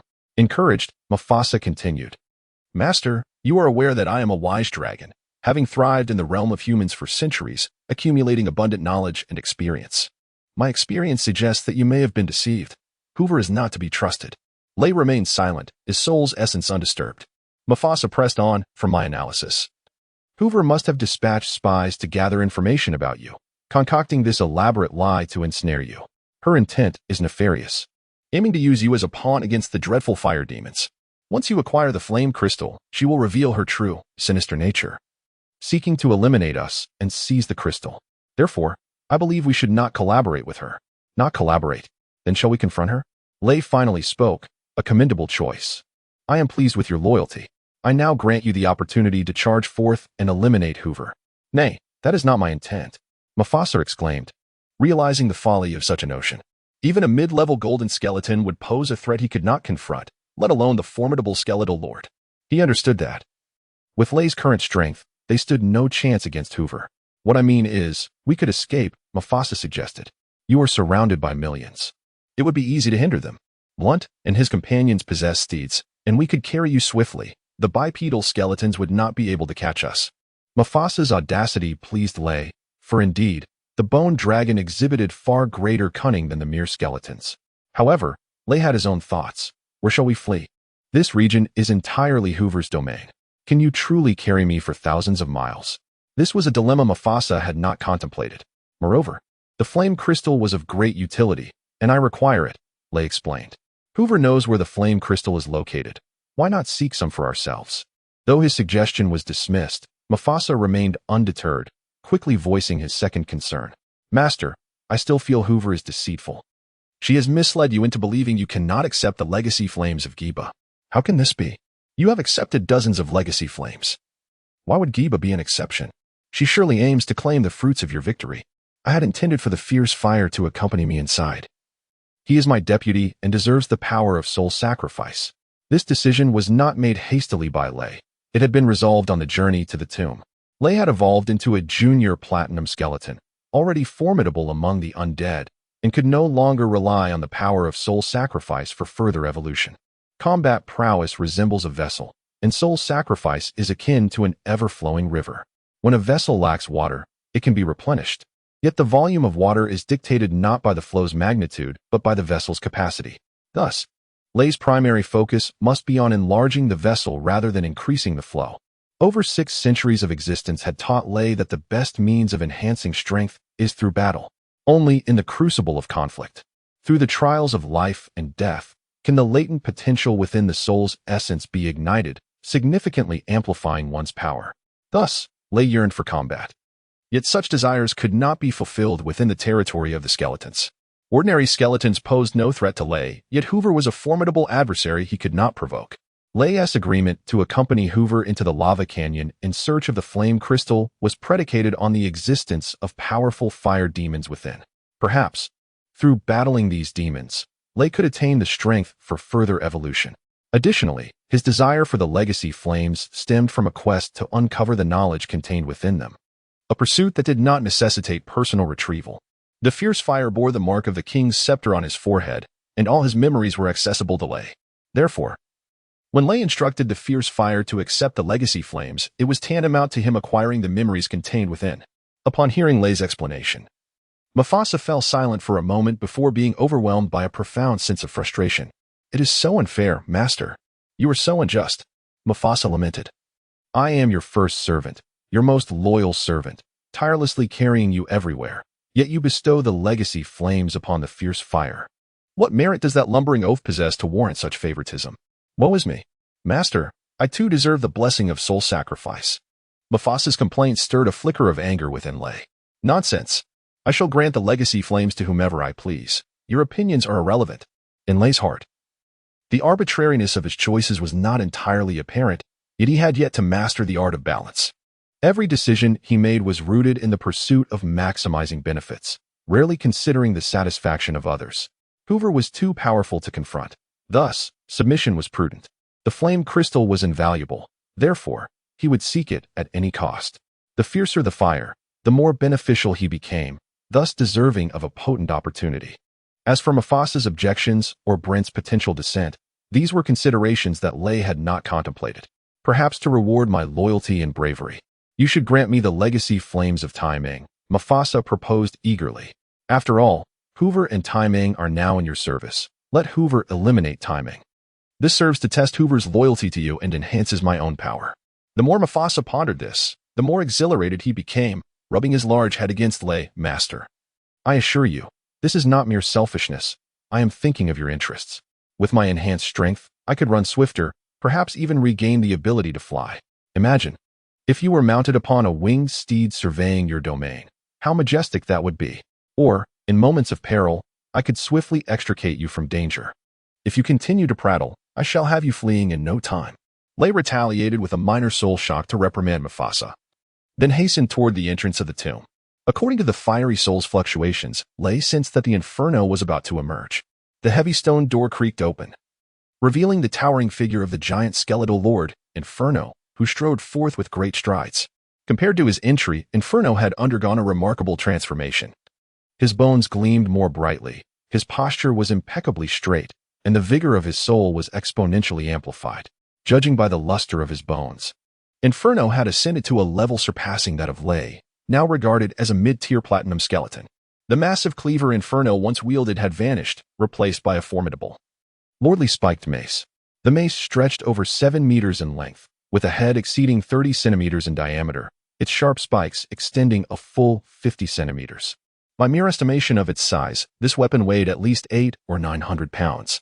It appeared to be a weapon previously wielded by Giba before he evolved into the Grim Reaper's scythe, which Inferno had fortuitously claimed upon his exit. Master, thank you. Upon seeing Lei, the colossal form of Inferno collapsed to the ground, exclaiming, "Merciful and generous master, Inferno has truly become a skeletal lord." Observing the profound changes in Inferno, Lei felt a sense of satisfaction and nodded, inquiring, "What have you acquired?" A vibrant blue flame of memory erupted from Inferno's mouth, gracefully floating before Lei. "Master, this is the memory contained within the fire of inheritance." The astute Inferno did not wait for Lei to demand it, but willingly offered the memory. A torrent of information surged towards Lei like a flood breaching its dam, and he opened his soulless heart, greedily absorbing the memories of the forsaken lands. Desolation, slaughter. Slaughter, desolation. The initial billions of years bore a striking resemblance to other inheritances, chronicling the history of the Lord's rise and fall within this territory. However, when Lei traced the source of the memories and beheld a flock of peculiar creatures soaring in the sky, he was taken aback. Angels? Were these the angels from the memories of Raph Allen? Chapter 65, The Abandoned Source, the Messengers Dispatched by the Celestial Beings to the Mortal Realm. In Raphael's Recollections, there exist numerous accounts concerning angels. Angels can be categorized by their power levels: the diminutive wingless cherubs, the majestic archangels with a pair of wings, the formidable four-winged seraphim, and the resplendent six-winged beings of light. To the faithful of the Church of Light, angels embody justice and radiance. However, to the necromancer Raphael, they symbolize terror and desolation. Angels are beings that harmoniously balance magic and martial prowess, with their speed and strength perfectly unified. Even the lowest tier of cherubs possesses combat prowess that surpasses the entire human realm, though their power is significantly diminished when they descend into human forms. Upon their arrival in the mortal world, their combat capabilities are reduced by over 90%, rendering them equivalent to a 13th level warrior or magician. Should a four-winged seraph descend to the earthly plane, despite incurring greater losses in power during their descent, they would still tower above all human champions, capable of cleaving dragons in twain. Angels themselves are devoid of gender, yet they assume male or female characteristics based on the human vessels they inhabit, whether male or female. Each angel is a paragon of beauty, their appearance undeniably exquisite. This is the essence of Raphael's memories regarding angels. Though scant, they vividly outline their form. The reason for Thunder's astonishment lies in his vision of beings akin to angels amidst the flames of inheritance in the Forsaken Lands, not merely one, but throngs of them, descending like birds in flocks. These winged beings, as Thunder cannot ascertain whether they are indeed angels. He refers to them as winged beings for now, possess angelic beauty and don resplendent garments, soaring freely through the skies. Among them, some possess wings while others do not, and the most winged among them boast as many as 4 pairs. The winged beings frolic in the air, some engaged in merriment, others in song and dance. Meanwhile, upon the ground, countless other creatures toil tirelessly, their forms gaunt and faces etched with sorrow. It is evident that these winged beings are not mere visitors. They are the indigenous inhabitants of this land, perhaps even its sovereigns. The winged beings reign supreme, basking in the fruits of labor from other creatures, who occupy a subjugated position, laboring diligently yet precariously. Thunder discerns several interruptions within the memories of the flames of inheritance, with significant temporal leaps. The first interruption occurs at the origin of the memory, where the scene depicts the winged beings ruling over other creatures. Yet the origins of both the winged beings and these creatures, as well as the evolution of this societal structure, remain unrecorded. Thunder surmises that perhaps the flames of inheritance lack sufficient strength to reveal more distant memories. As the world ruled by the winged beings flourished, a second interruption arises. Suddenly, the winged beings vanish without explanation, and the flames of inheritance provide no insight into the causes or duration of this transformation. However, Thunder speculates that war must have transpired, as the aftermath of their disappearance is rife with remnants of conflict. Many mountains have crumbled, rivers have altered their courses, and nearly all major cities lie in ruins.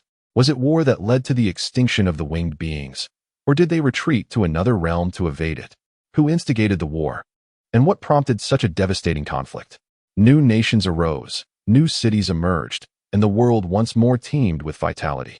Yet again, a third interruption manifests.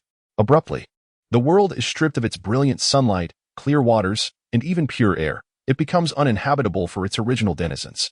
All creatures perish. Yet a new species emerges, the undead inhabitants of the Forsaken Lands. Thunder is familiar with the more recent memories, steeped in eons of solitude and desolation, as the undead stubbornly endure in this abandoned expanse. From that moment forth, the world acquired the name of the Forsaken Lands. What cataclysmic events transpired on this land eons ago? What force transformed a once vibrant domain into a realm of desolation? Who abandoned this land, and why was it forsaken? My lord, we should set forth. After an indeterminate passage of time, the impatient voice of Mufasa reverberated within Thunder's soul. You cannot remain upon my back indefinitely. I am weary and require rest. Thunder shook his head, extricating his thoughts from the tumultuous memories of the flames of inheritance. He surveyed the boundless skeletal legion surrounding him, raised his right hand, and pointed towards the distant lava canyon. Let us depart. As the sun dipped below the horizon, 1,000 magical lamps within the Cathedral of Light ignited, casting a glow akin to sunlight, illuminating the entire cathedral as if it were midday. The illumination persisted until the sun rose anew the following day. Thus, within the entire continent, the Cathedral of Light stands as the sole sanctuary devoid of night. The headquarters of the Church of Light, a place revered by the highest deity, forbids the existence of darkness. Yet, is light truly ubiquitous? Is there indeed a realm untouched by darkness? Yes, not only is there, but an absolute darkness prevails. In the basement of the Grand Temple of Light, the magical lights have extinguished, rendering it a realm of shadows. When Joseph, the commander of the Holy Knights, pushed open the basement door, he visibly struggled to acclimate to the darkness. Frowning, he summoned his holy aura, conjuring a sphere of light to illuminate the basement. Joseph had visited this basement numerous times, having delivered many specimens of the undead here. In contrast to those grotesque beings, Joseph's gaze was invariably drawn to the 5 angelic specimens adorning the ceiling. 5 exquisite forms, 5 powerful angels, had once inspired in Joseph endless fantasies and reverence. As a holy knight, Joseph held angels in the highest esteem, while admiring their beauty. He yearned for the day he would become a vessel for a descending angel, possessing such a beautiful form and formidable power. Habitually, Joseph tilted his head to behold his idols once more. However, he was immediately struck with shock, for the angelic specimens had vanished from the ceiling, leaving it eerily empty. Your Majesty. Joseph knelt in reverence, yet his eyes remained fixed upon the white skull held by the Pope, his gaze brimming with anguish and indignation. Who could have committed this deed? He recognized the specimen of the diamond skull all too well, for it represented the most powerful undead being ever discovered by humanity, a testament to a monumental achievement of the Church of Light, and more significantly, the demise of 2 formidable angels. Joseph was perplexed by the Pope's words, for, to his knowledge, the head of the demon's eyes had remained affixed to its neck. Over 600 years ago, although the 6-winged seraph had severed Zeiss's head, during the collection of specimens, it had been deliberately secured with iron wire to showcase Zeiss's complete form. Yet, As Joseph scrutinized further, he found himself utterly astonished. The iron wire that once secured the Sith's skull has vanished, yet the skull remains steadfastly perched upon the cervical vertebrae, as if the vertebra had never been severed. Even a fractured bone has seemingly reverted to its original state. Furthermore, the Sith's bones appear wider and more luminous, devoid of even a speck of dust. Has he been resurrected? Joseph's right hand tightened around the sword. However, the Pope once again evaded Joseph's inquiry, stating, "It has been over 50 years since the presence of the radiant saintess in our Church of Light, which truly ought not to be the case." The Pope sighed. "Thanks be to the Almighty, Camilla has emerged. We now have a radiant saintess. Joseph, can you bear to see the pure Miss Camilla defiled by demons?" "No."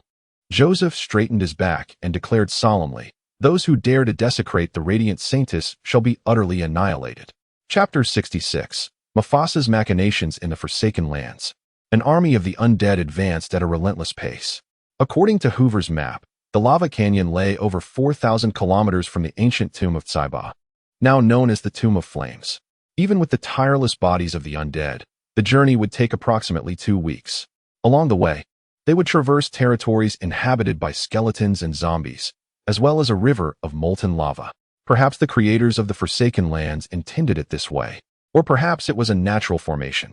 In this desolate realm, each significant territory was surrounded by swamps ranging from hundreds to thousands of meters in width.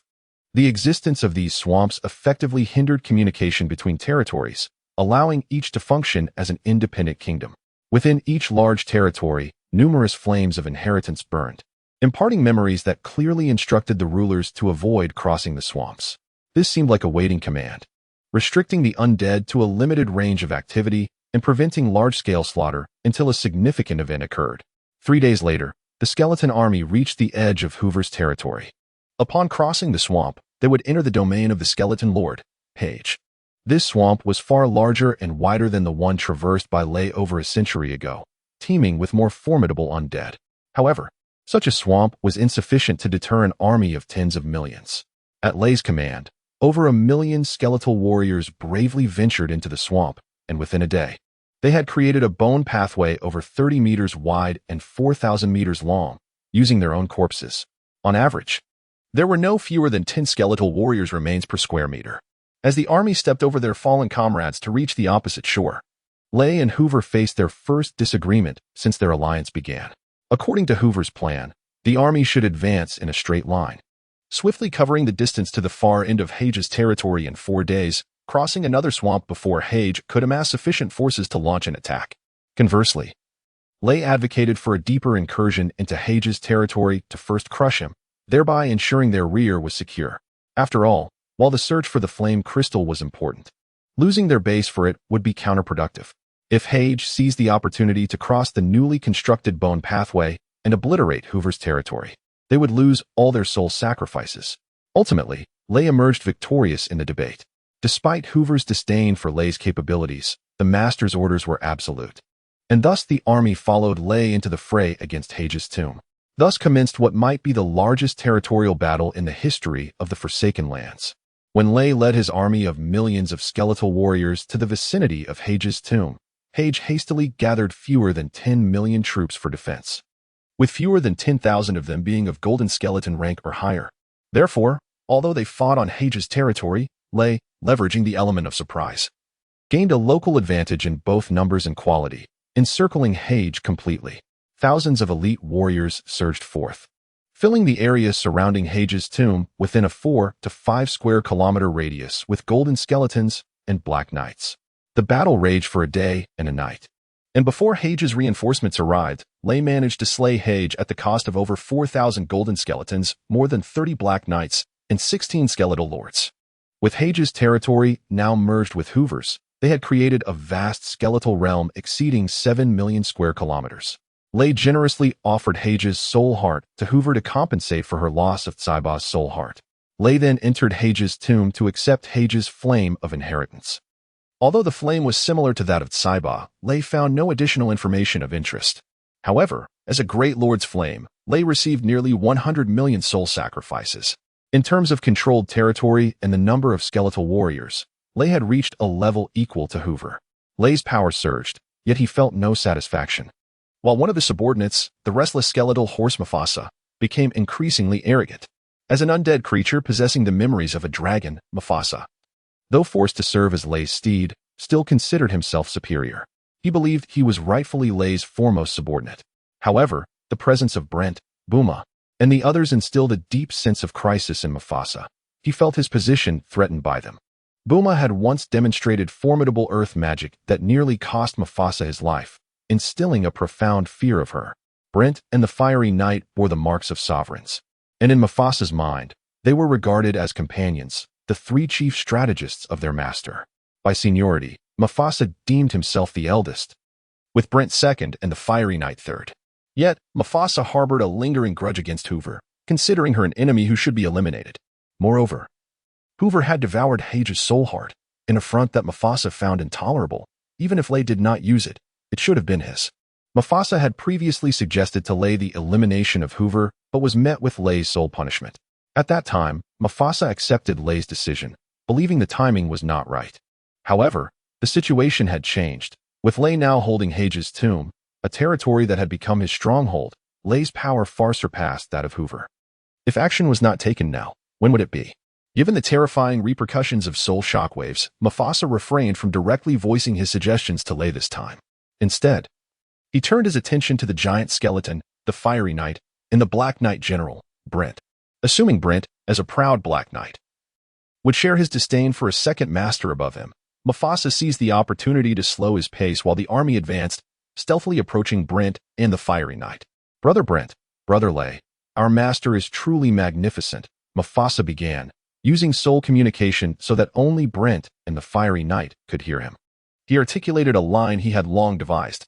It is a stroke of fortune for us to serve as our master's subordinates. We should feel proud and honored. For the sake of our master's interests, we must go to any lengths, even if it means shattering ourselves. However, our master is currently quite discontent. His life is under constant threat from enemies. This is a disgrace and sorrow for us as his subordinates. Mufasa began to stoke the flames of dissent. Can we, brothers, stand idly by while this situation continues? Can we allow our beloved master to endure sorrow, anger, and fear at every moment? Mufasa, clarify who threatens our master. The Fiery Knight exploded with rage, his eyes glowing red. Brent, however, ignored him, continuing his leisurely pace. It's that damned Hoover. Seeing the Fiery Knight's anger, Mufasa's heart soared. Have you not noticed? Since that wretched Hoover appeared, our master has not known a single day of happiness. In the past, our master wielded absolute authority, free to act as he pleased. But now, he must consult with Hoover for every decision. Though he is nominally the commander of this army, he is bound to Hoover's orders. This is utterly outrageous. Mufasa spoke with great fervor, seemingly burdened by profound injustice. His voice tinged with a hint of sorrow. As the foremost servant of my master, the bond between us transcends that of mere mortals. Each time I sense the humiliation and helplessness weighing upon my master's heart, mine bleeds in anguish. Unable to alleviate his burdens, I yearn for death. Inferno, aflame with rage, abruptly raised his head, his fiery gaze fixed upon the forefront of the procession. At the very front, Lei and Hoover walked side by side, seemingly engaged in conversation. Lei, clad in resplendent black knight armor, bore twin swords at his waist and towered overmost at an imposing height of over 6 feet. Despite the weight of his armor, the enchantments of perpetual swiftness allowed him to move with remarkable agility, displaying no signs of fatigue. In stark contrast, Hoover's appearance paled significantly in comparison. Standing at a mere 5'5", the silver-white bones of his frame emanated a soft glow, his shoulders slender, yet his pelvis was disproportionately wide, with limbs so diminutive that even an ordinary skeleton would outsize him, were it not for the menacing scythe of the Grim Reaper he wielded. No undead creature would ever associate him with the stature of a grand lord. How could such a frail skeleton dare to dictate to our master? Mufasa stoked the flames of his indignation. I shall slay him, Mufasa declared as his scheme bore fruit. Inferno, wielding a spiked mace, suddenly quickened his pace. Brent, why do you remain unmoved? Inferno questioned as he advanced, yet Brent remained unhurried. Mufasa, in a fit of urgency, exclaimed, Coward! It is a disgrace for me, Mufasa, to call you brother. I am a soldier. I shall never strike without command, Brent replied coolly. However, should my comrades be assailed, retaliation in self-defense requires no orders. Mufasa momentarily grasped the meaning behind Brent's words, but upon noticing Brent's right hand tightening around the hilt of his sword, his soul rejoiced in delight. Chapter 67. The power of Hoover. Despite the change in territory, the desolate gray-black hues prevailed, with remnants of shattered bones strewn across the ground. Lay and Hoover walked side by side over the fragments, words unspoken, yet an unceasing exchange of souls transpired. When the skeletal king, Birdcamp, forged Hoover, he imprinted a holographic map of the wasteland onto Hoover's heart. At this moment, the information exchange between Lay and Hoover was that vast map. The wasteland resembled a nearly circular continent, encompassing approximately 860 million square kilometers, surrounded by an endless black sea, with a distance of about 19,000 kilometers from the periphery to the center. The Black Sea was not composed of water, but rather a viscous and highly corrosive black liquid. Within the wasteland lay millions of territories, divided by swamps or mountains, ranging from a few dozen square kilometers to tens of thousands, scattered across the land like pieces on a chessboard. After billions of years of evolution, smaller territories had been gradually assimilated by larger ones, and it was estimated that fewer than 400,000 territories remained. The number of expansive territories like Hoover's was even less, totaling fewer than 200.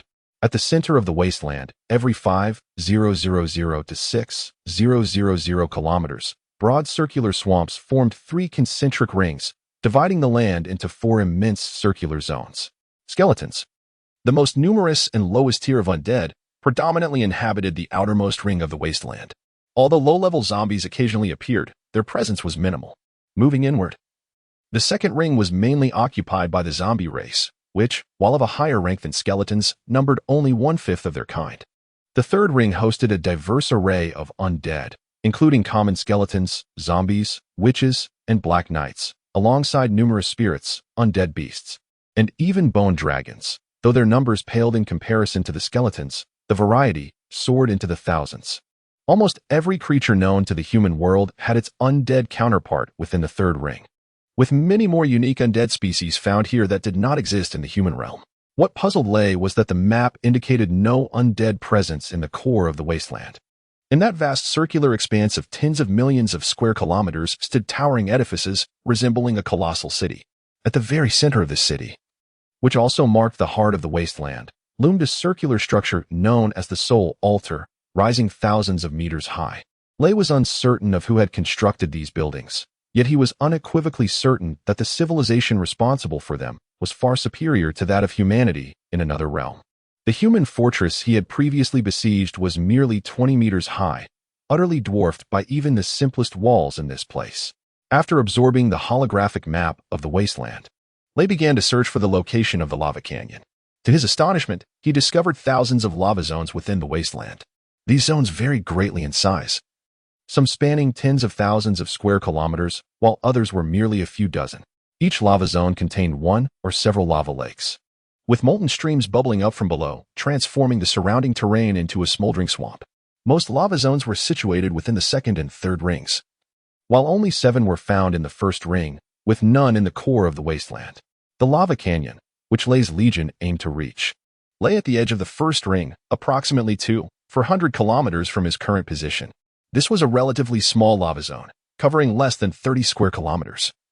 Nestled between 2 mountain peaks, the lava lake was situated halfway up the mountainside, with molten rock cascading down, ultimately flowing into the vast swamp nestled between the third and fourth rings, forming a lava river over 40 kilometers long and less than a kilometer wide.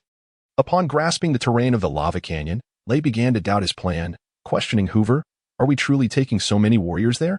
The journey from the edge of the lava zone to the central lake spanned about 20 kilometers, and the path was narrow, with some sections barely accommodating 2 skeletons side by side. If all the skeletons advanced, they would nearly fill the riverbed. This march included not only millions of skeleton warriors emerging from Hoover's territory, but also over 20 million from the Heg territory, comprising 140,000 golden skeletons and more than 7 million silver skeletons, a grand total of 30 million skeletons stretching over 150 kilometers, a sight to behold. According to the behavioral principles of undead, Hoover's choice was undoubtedly sound. Undead creatures lacked emotions and did not cultivate bonds of camaraderie. All undead under their command were merely resources for consumption, expendable at will. Millions of skeletons were insignificant, if necessary. Hoover would not hesitate to drive them all into the swamp to perish.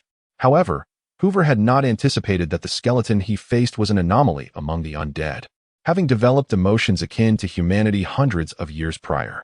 Lay had traversed between the human world and the wasteland numerous times and possessed a human contract master. A rare circumstance indeed. Although his interactions with humans were brief, he had inevitably absorbed some of their traits. During the assault on the fortress, Lay had observed that human soldiers rarely charged recklessly. They collaborated, sometimes sacrificing their lives to aid comrades. Thus, the thought of driving millions of skeleton warriors to their doom in the swamp felt unbearably heavy on Lay's heart. The previous instance of sending over 1 million skeletons to the swamp had already pained him deeply. This time, he was resolute against such an action. The swamp was not an unfathomable abyss. Advanced warriors could traverse it. Lay articulated his thoughts, recalling that over 100 years ago, he had independently crossed a swamp merely a few hundred meters wide as a low-level white skeleton. If a low-level skeleton could navigate such a distance, surely over 200,000 high-level golden skeletons could traverse a vast swamp of several kilometers. It was important to note that the swamp was not entirely submerged. There were many places to land, and with sufficient leaping ability, it should be easily surmountable. We have never encountered a fire demon, nor do we know its true strength. Therefore, until we witness the fire demon, neither of us can afford any missteps. Hoover insisted on his standpoint. Our elite troops must remain at the end. Only then can we ensure the completion of our master's orders. But Lay sought to negotiate further, yet at that moment, a ripple coursed through his soul. He sensed a disturbance among his subordinates. Suddenly, a massive black spiked club appeared behind Hoover, accompanied by a chilling gust of wind, aiming for Hoover's head. "I will kill you." Li Hua had stealthily maneuvered behind Hoover, seizing the opportunity to strike. Lay was taken aback, instinctively yearning to unleash the power of the King's scepter to compel Li Hua to halt. Yet, in an unexpected twist, an insidious thought took root in Lay's mind. Instead of activating the scepter, he seemingly carelessly sidestepped, granting Li Hua a clear path for his assault. Confronted with such a sudden attack, Lay was convinced that even if he possessed the ability to react promptly, he would still be unable to evade the reach of the spiked club, inevitably sustaining injury. However, what left Lay utterly astounded was the sudden turn of events. Just as the fiery mace was about to strike Hoover's head, Hoover inexplicably vanished. The mace, deprived of its target, crashed to the ground with a thunderous roar, unleashing a tremendous shockwave that sent dust and debris swirling. In an instant, an ethereal figure ensnared the flames, swirling around like a white whirlwind, producing a cacophony of clinks and clanks, while the air reverberated with the furious roars of the fiery entity. The speed was astonishing, beyond comprehension. In the blink of an eye, Hoover circled the flames several times, delivering a barrage of attacks exceeding 100. Each assault was brief and gentle in force, yet the damage inflicted under the scythe of death was significant. Fragments of bone scattered, and the colossal fire creature crumbled to the ground. Brent and Mufasa, who followed closely behind, were left dumbfounded. They had intended to launch an offensive against Hoover under the pretext of self-defense after the flames initiated their attack. However, before they could make a move, the fiery creature collapsed amidst a cascade of silvery light, its legs severed with brutal precision. Lay, too, was shaken. What manner of speed was this? Clad in magical gear that conferred permanent acceleration, he considered himself one of the swiftest skeletons. Yet, in the face of Hoover's velocity, Lay felt as sluggish as a snail in the human realm. Despite vanquishing the flames, Hoover remained composed, crossing the scythe before his chest and coldly addressing Lay. "Master, are you testing my abilities?" Chapter 68. Sudden Assault. Joseph solemnly declared to the 20 members of the Holy Knight Order surrounding him, "For the glory of the Supreme God, we shall venture forth today to confront the darkest of places." The darkest of places, was it the Demon Valley or the headquarters of the Nature Goddess Church?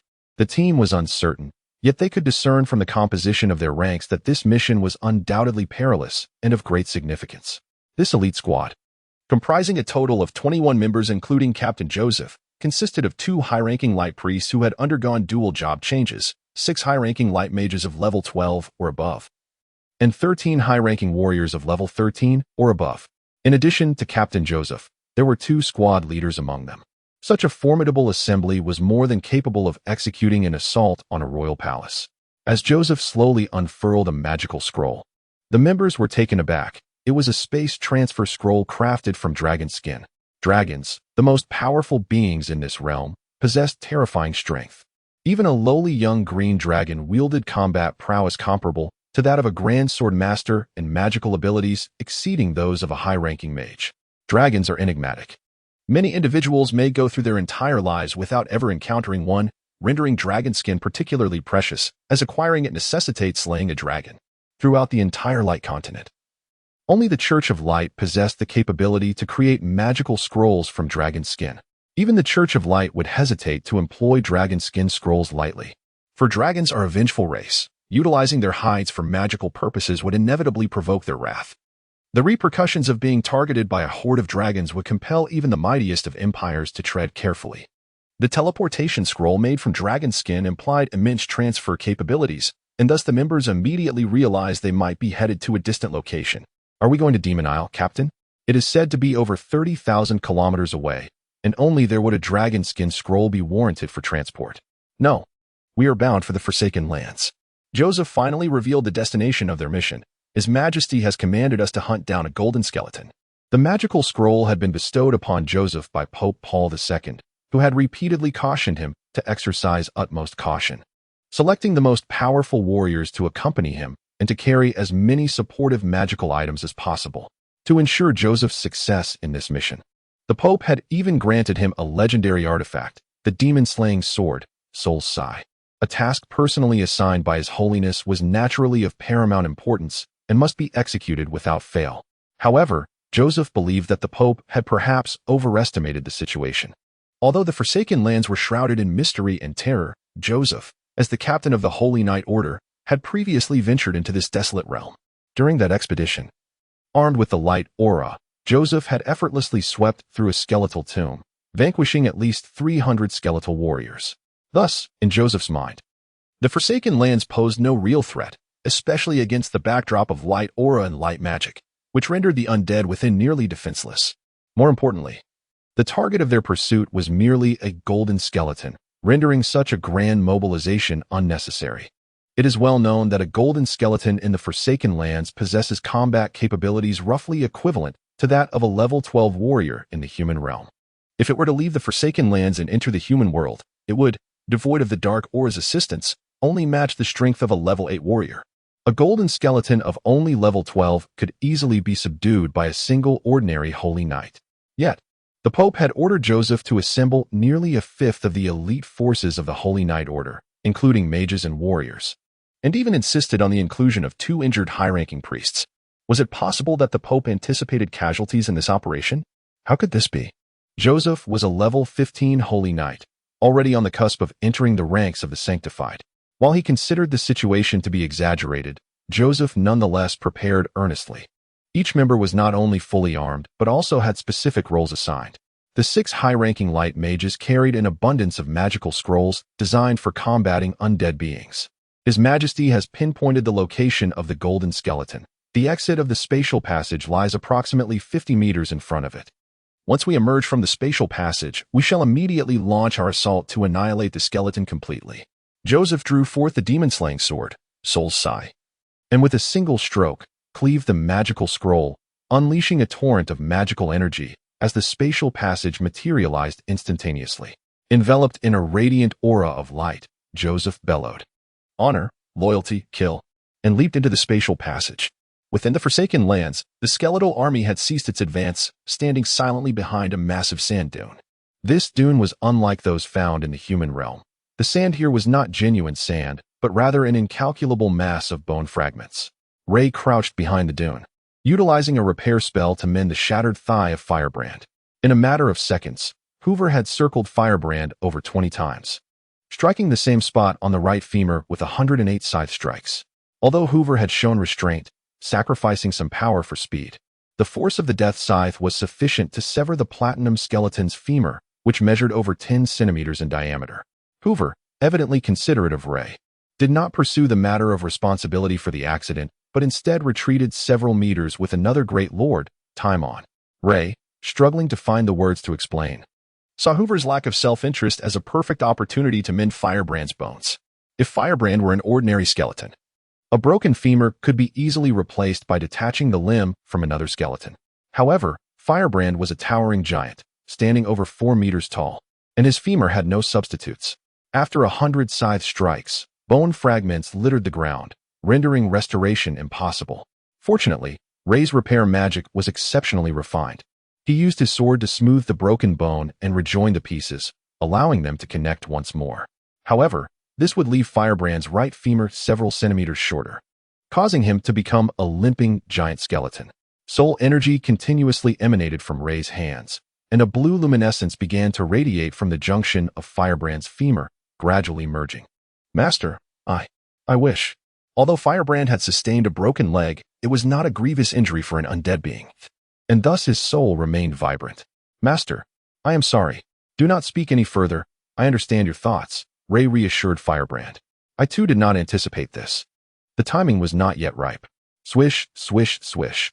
The sound of swords being drawn resonated as Brent, leading 6 or 7 black-armored generals, suddenly surged to Ray's side, forming a protective circle around him. Ray, believing Hoover intended to attack, hastily steadied Firebrand. It was not Hoover who sought to strike, but rather an unusual phenomenon that had suddenly appeared in the sky above the Forsaken Lands, approximately 70 to 80 meters in front of Ray. The murky air of the Forsaken Lands began to swirl, as if a colossal vortex had manifested, drawing in an immense flow of air that was obliterated at its center. Hoover, having noticed the commotion, quickly gathered Timon and several skeletal lords to converge toward Ray. Suddenly, a vast black hole materialized in the sky above the Forsaken Lands, and 21 clothed figures emerged from it in succession.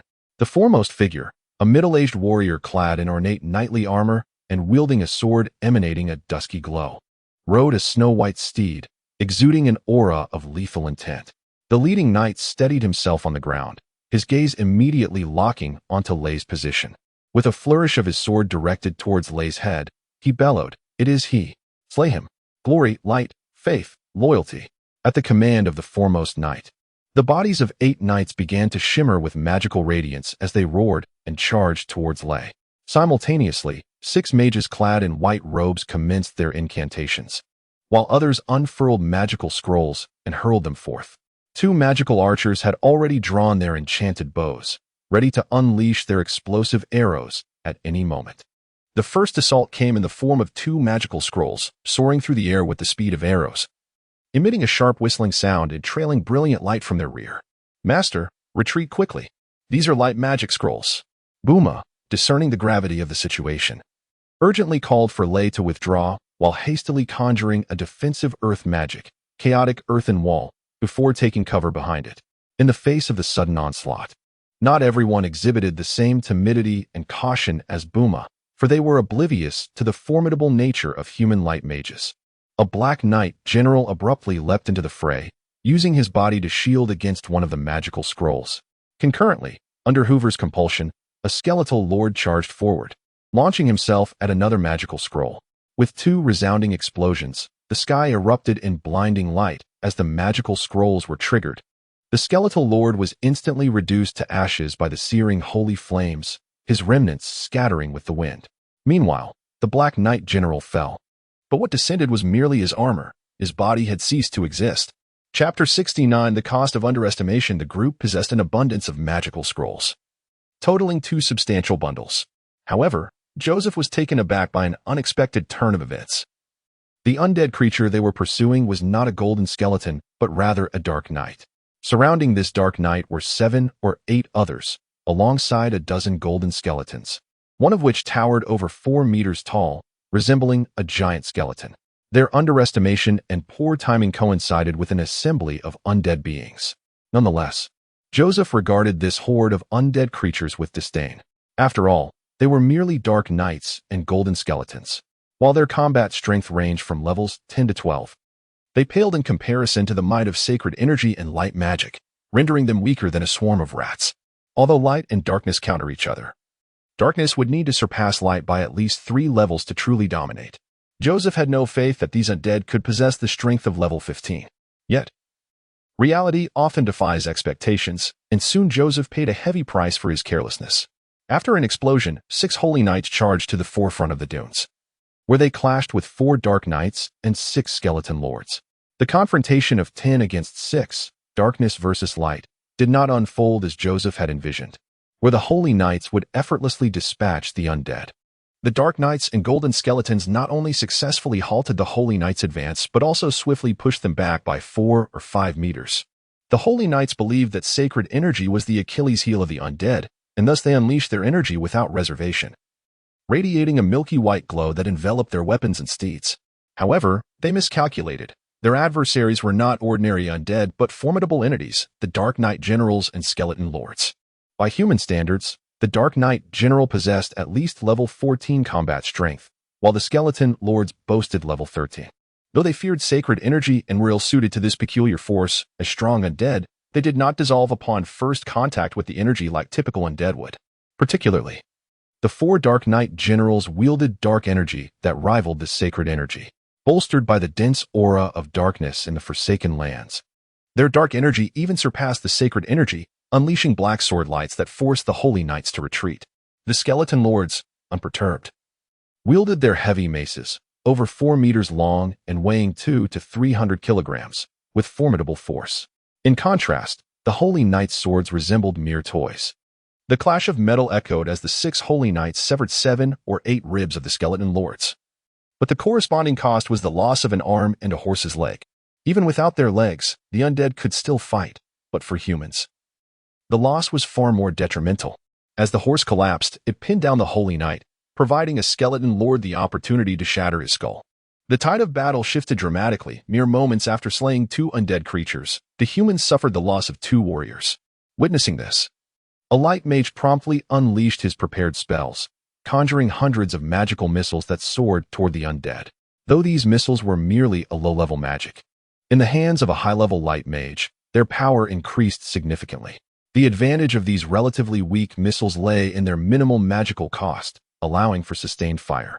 As the barrage of missiles surged forth, a Skeleton Lord, unfamiliar with the potency of light magic, charged into the fray, only to be struck by dozens of magical missiles, instantly reduced to a pile of ashes. Another light mage completed his incantation, casting the intermediate light magic, Holy Radiance, which enveloped the undead before them. A magical barrier, over 30 meters in diameter, emerged, filled with searing holy flames. Under the dual assault of blinding light and intense heat, Ray and his companions felt dizzy, as if their bones might begin to melt. Suddenly, a gray mist began to rise from the ground, swirling within the magical barrier like a whirlwind.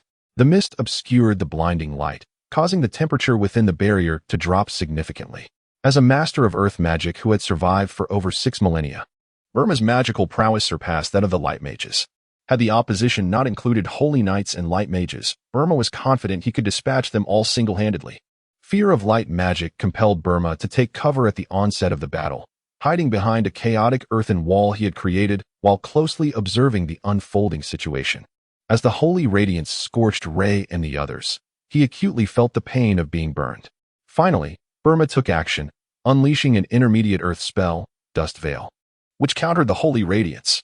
Joseph was indeed unprepared for the loss of 2 comrades. It was only at this moment that Joseph comprehended the gravity of the task assigned by His Holiness the Pope, who had warned him to exercise caution. This was far from an ordinary golden skeleton. They were a true assembly of demons. What troubled Joseph further was the realization that, although their side had not exerted full strength, with insufficient magical preparations and archers remaining underutilized, the enemy appeared equally restrained. A total of 10 Dark Knights and Golden Skeletons approached, while on the dunes, including their primary target, there were still 4 Dark Knights, 3 Golden Skeletons, 1 Platinum Skeleton, and 1 Necromancer. The balance of power was nearly even. Amidst Joseph's myriad doubts, as he prepared for a second assault, Mufasa roared in fury from behind the dunes. "Scoundrels, despicable, shameless, cowardly. Why do you remain idle while my master is under attack by a band of rogues?" Mufasa unleashed every venomous insult he could muster.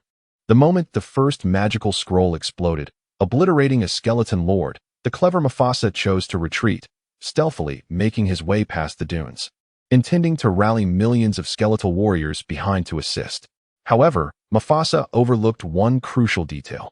These beings were undead. Their every move dictated by the commands of their master's soul. Unless Ray and Hoover issued commands, they would remain steadfast, never taking the initiative to assist. Enraged, Mufasa suddenly leaped, aiming both front hooves at the chest of a golden skeleton. "Did you hear me? I command you to fight." With a resounding clang, the golden skeleton's rusty sword struck Mufasa's foreleg, severing a significant chunk of bone. Though they would not attack without orders, they were not inanimate objects. They were capable of self-defense. You. Mufasa staggered back, a wave of sorrow washing over him. Truly, the mighty had fallen, once a noble dragon. Mufasa had commanded respect among the strongest of humans, yet now, as a skeletal steed, he was felled by a mere golden skeleton. "Oh, dragon god Pallet, the punishment you have bestowed upon me is too severe." Looking skyward, Mufasa felt a surge of tears welling up. "Mages, do not be stingy with your scrolls. Archers, aim for their leader. Knights, charge forth." On the opposite side of the dunes, Joseph rallied his forces in a timely manner, initiating the second wave of attack. One by one, magical scrolls were hurled, igniting a series of explosions upon the dunes as the troops surged forth. 10 holy knights brandished their swords, rallying once more with fervor. Confronted by the menacing adversaries, it was the giant skeleton lord, Inferno, who first erupted in wrath. He let out a thunderous roar, not waiting for thunder to issue the command for battle, and raised his spiked club to initiate a countercharge. With Inferno's movement, Brent too sprang into action, leaving 2 Black Knight generals to safeguard Thunder while he, accompanied by the remaining 6 Black Knight generals, surged forward in pursuit of Inferno. Meanwhile, under Hoover's command, the great Lord Timon raised the Scythe of Death, leading 7 skeleton lords into the fray. This time, the clash was brutal. The 10 holy knights, upon encountering this fierce horde of undead creatures, immediately lost 3 of their number. One was struck down by Inferno's spiked club, another bisected by Brent's dual-handed sword, and the third met a dire fate, cleaved in 2 by Tamon's scythe, horse and rider alike. What manner of undead beings were these? How did they so starkly deviate from the legends? Witnessing the gruesome demise of former comrades, Joseph nearly toppled from his steed.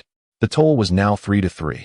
3 holy knights had perished, yet they had also slain 1 Black Knight and 2 skeleton lords. It was only at this moment that Joseph comprehended the inadequacy of their magical scrolls. At this rate, after 2 more rounds of combat, their supply would be utterly depleted. However, a more formidable threat was soon to arise. The ground of the Forsaken Lands trembled violently, and from behind the dunes surged countless skeletal warriors, weapons raised, charging towards Joseph. Chapter 70. Joseph's despair. The atmosphere was charged with shock, terror, and despair, emotions that no one could adequately articulate regarding the state of the Holy Knights. As a member of the Church of Light and an arch-nemesis of the undead, Joseph led a group that had encountered the undead before, most having experience in battling them. Historical texts of the Church recount that over a century ago, the Holy Knights had shattered legions of skeletons at the fortress of Hosworth. In their minds, the undead were feeble creatures, easily vanquished by the might of light, akin to rats scurrying in fear. They had previously only faced lowly undead, often battling with skeletal minions summoned by necromancers. The occasional appearance of formidable silver or golden skeletons brought them excitement, as such encounters were deemed exhilarating. However, should the number of golden skeletons exceed 10, they would warrant concern, for they were mid-tier warriors, and a large number would pose a significant challenge. What if the golden skeletons numbered in the hundreds or thousands? That would signify a terrifying force, one beyond the capabilities of even a small detachment of holy knights. Now, they were not faced with a mere 1,000 golden skeletons, but tens of thousands. The golden skeletons surged forth, painting the horizon in a dazzling gold. Due to the constraints of the spatial portal's location and angle, Joseph and his companions failed to notice anything amiss until the overwhelming tide of golden skeletons revealed that the enemy's main force had yet to arrive. Why? Why do humans oppose us? Why do they pursue me? This question echoed in Ray's mind as the battle commenced. Thanks to the memories of Raphael, Ray easily recognized the group as members of the Church of Light's Holy Knight Order, with the leader being Joseph, a level 15 Holy Knight. The forces of light and darkness were at odds. Should a Holy Knight encounter the dark undead in the realm of humanity, their sole duty would be to obliterate them. Ray understood this, as the presence of undead was akin to an invasion in the human world. Yet, the abandoned lands belonged to the undead. Their existence did not encroach upon the world of humanity. Was the pursuit of the undead into the abandoned lands not a form of invasion in itself? Ray had long harbored a yearning to exist in the beautiful realm of humanity. Thus, he bore no malice toward them, and duteous feelings for Camilla. He even desired peaceful coexistence. However, the sudden appearance of Joseph and his party shattered Ray's Na'vi aspirations, revealing the profound hatred that existed between humans and the undead. As they pursued him into the abandoned lands, why must they kill me? Ray found no answers. Yet, this lack of understanding only deepened his sorrow and anger. The undead were simple in their philosophy. If you strike me, I shall retaliate. And even if you do not strike, I shall rush forth to bite you. Now, with the enemy at their doorstep, what was there to hesitate over? 200,000 golden skeletons stirred, alongside over 1 million silver skeletons, and nearly 200 black knights began to mobilize.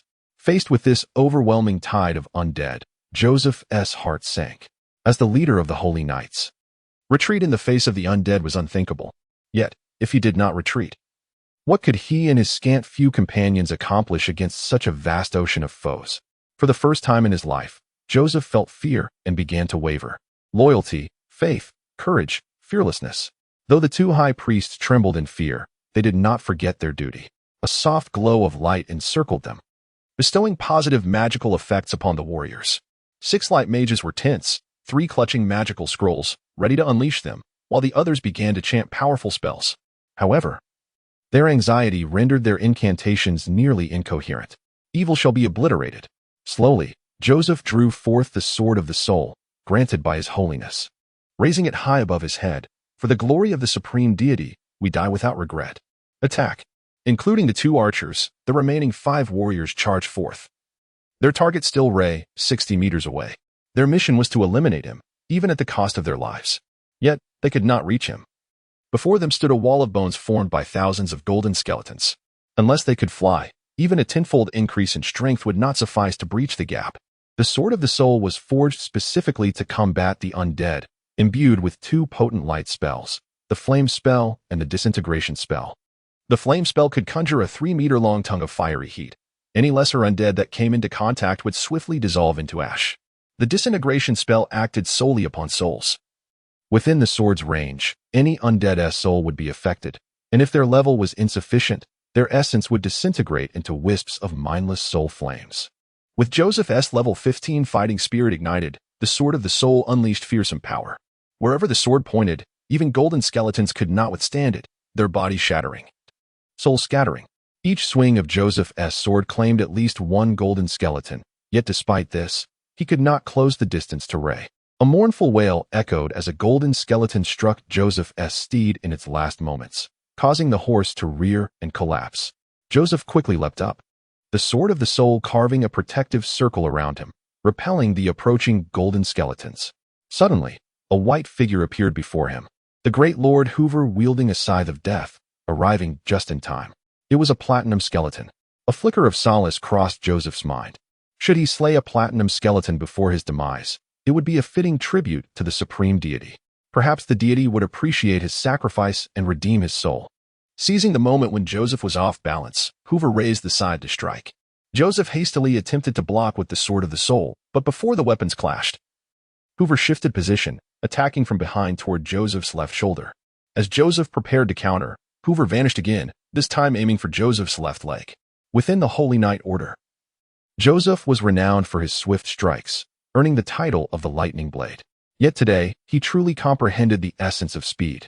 Though Hoover's power was not greater than Joseph's, and her body struggled against the magical flames of the Sword of the Soul, she maneuvered with an unfathomable quickness, always staying a step ahead, denying Joseph any opportunity to retaliate.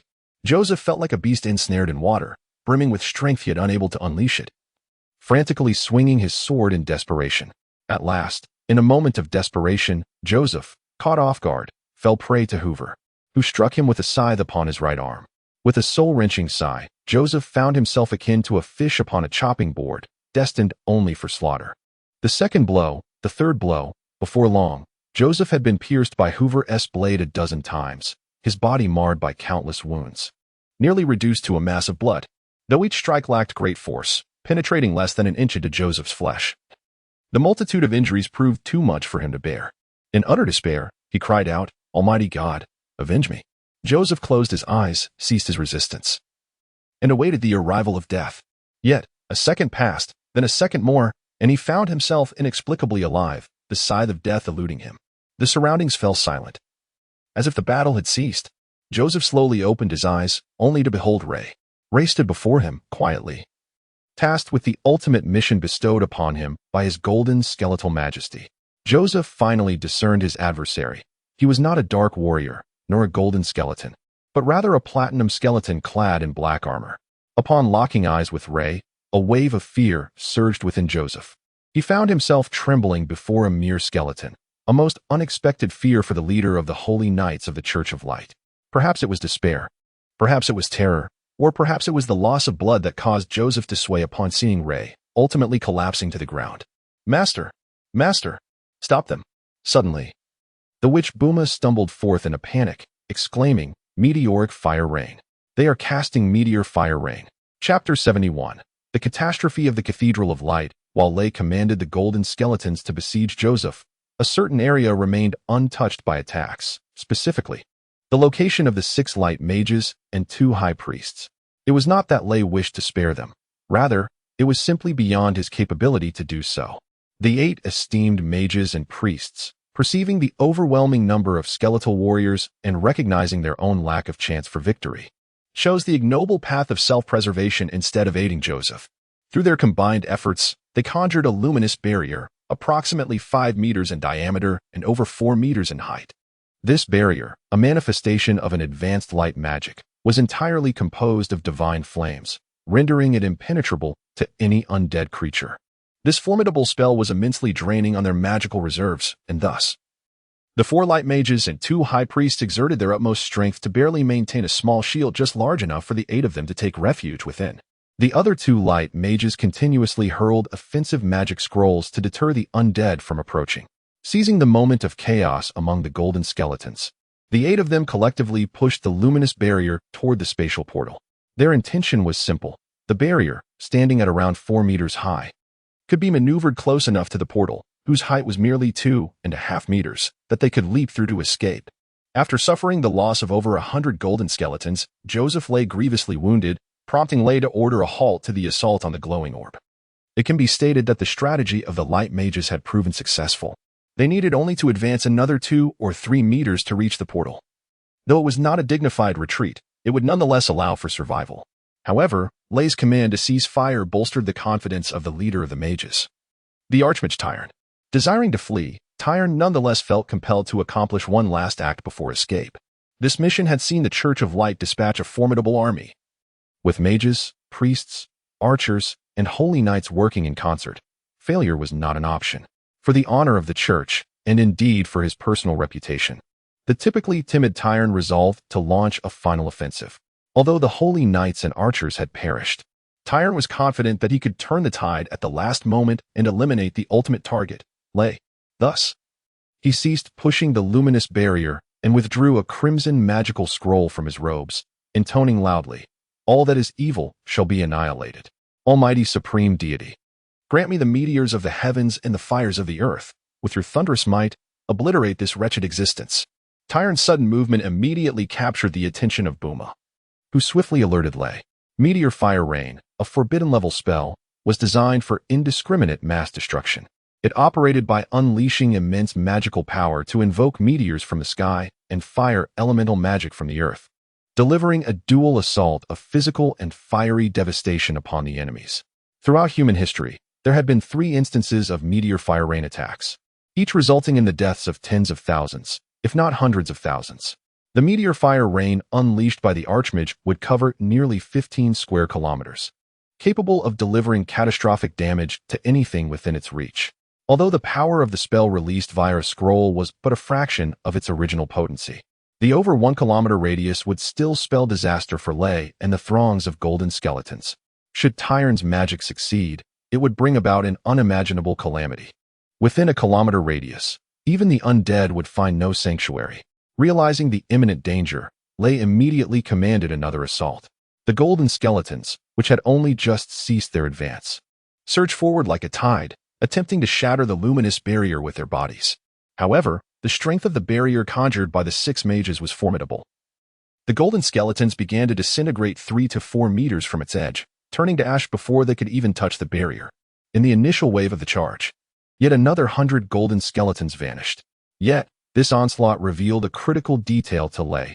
While the golden skeletons turned to dust, their weapons remained intact. Hundreds of rusted arms lay scattered near the luminous barrier, with one rusted dagger even piercing into the barrier itself. It became evident that the luminous barrier affected only the undead.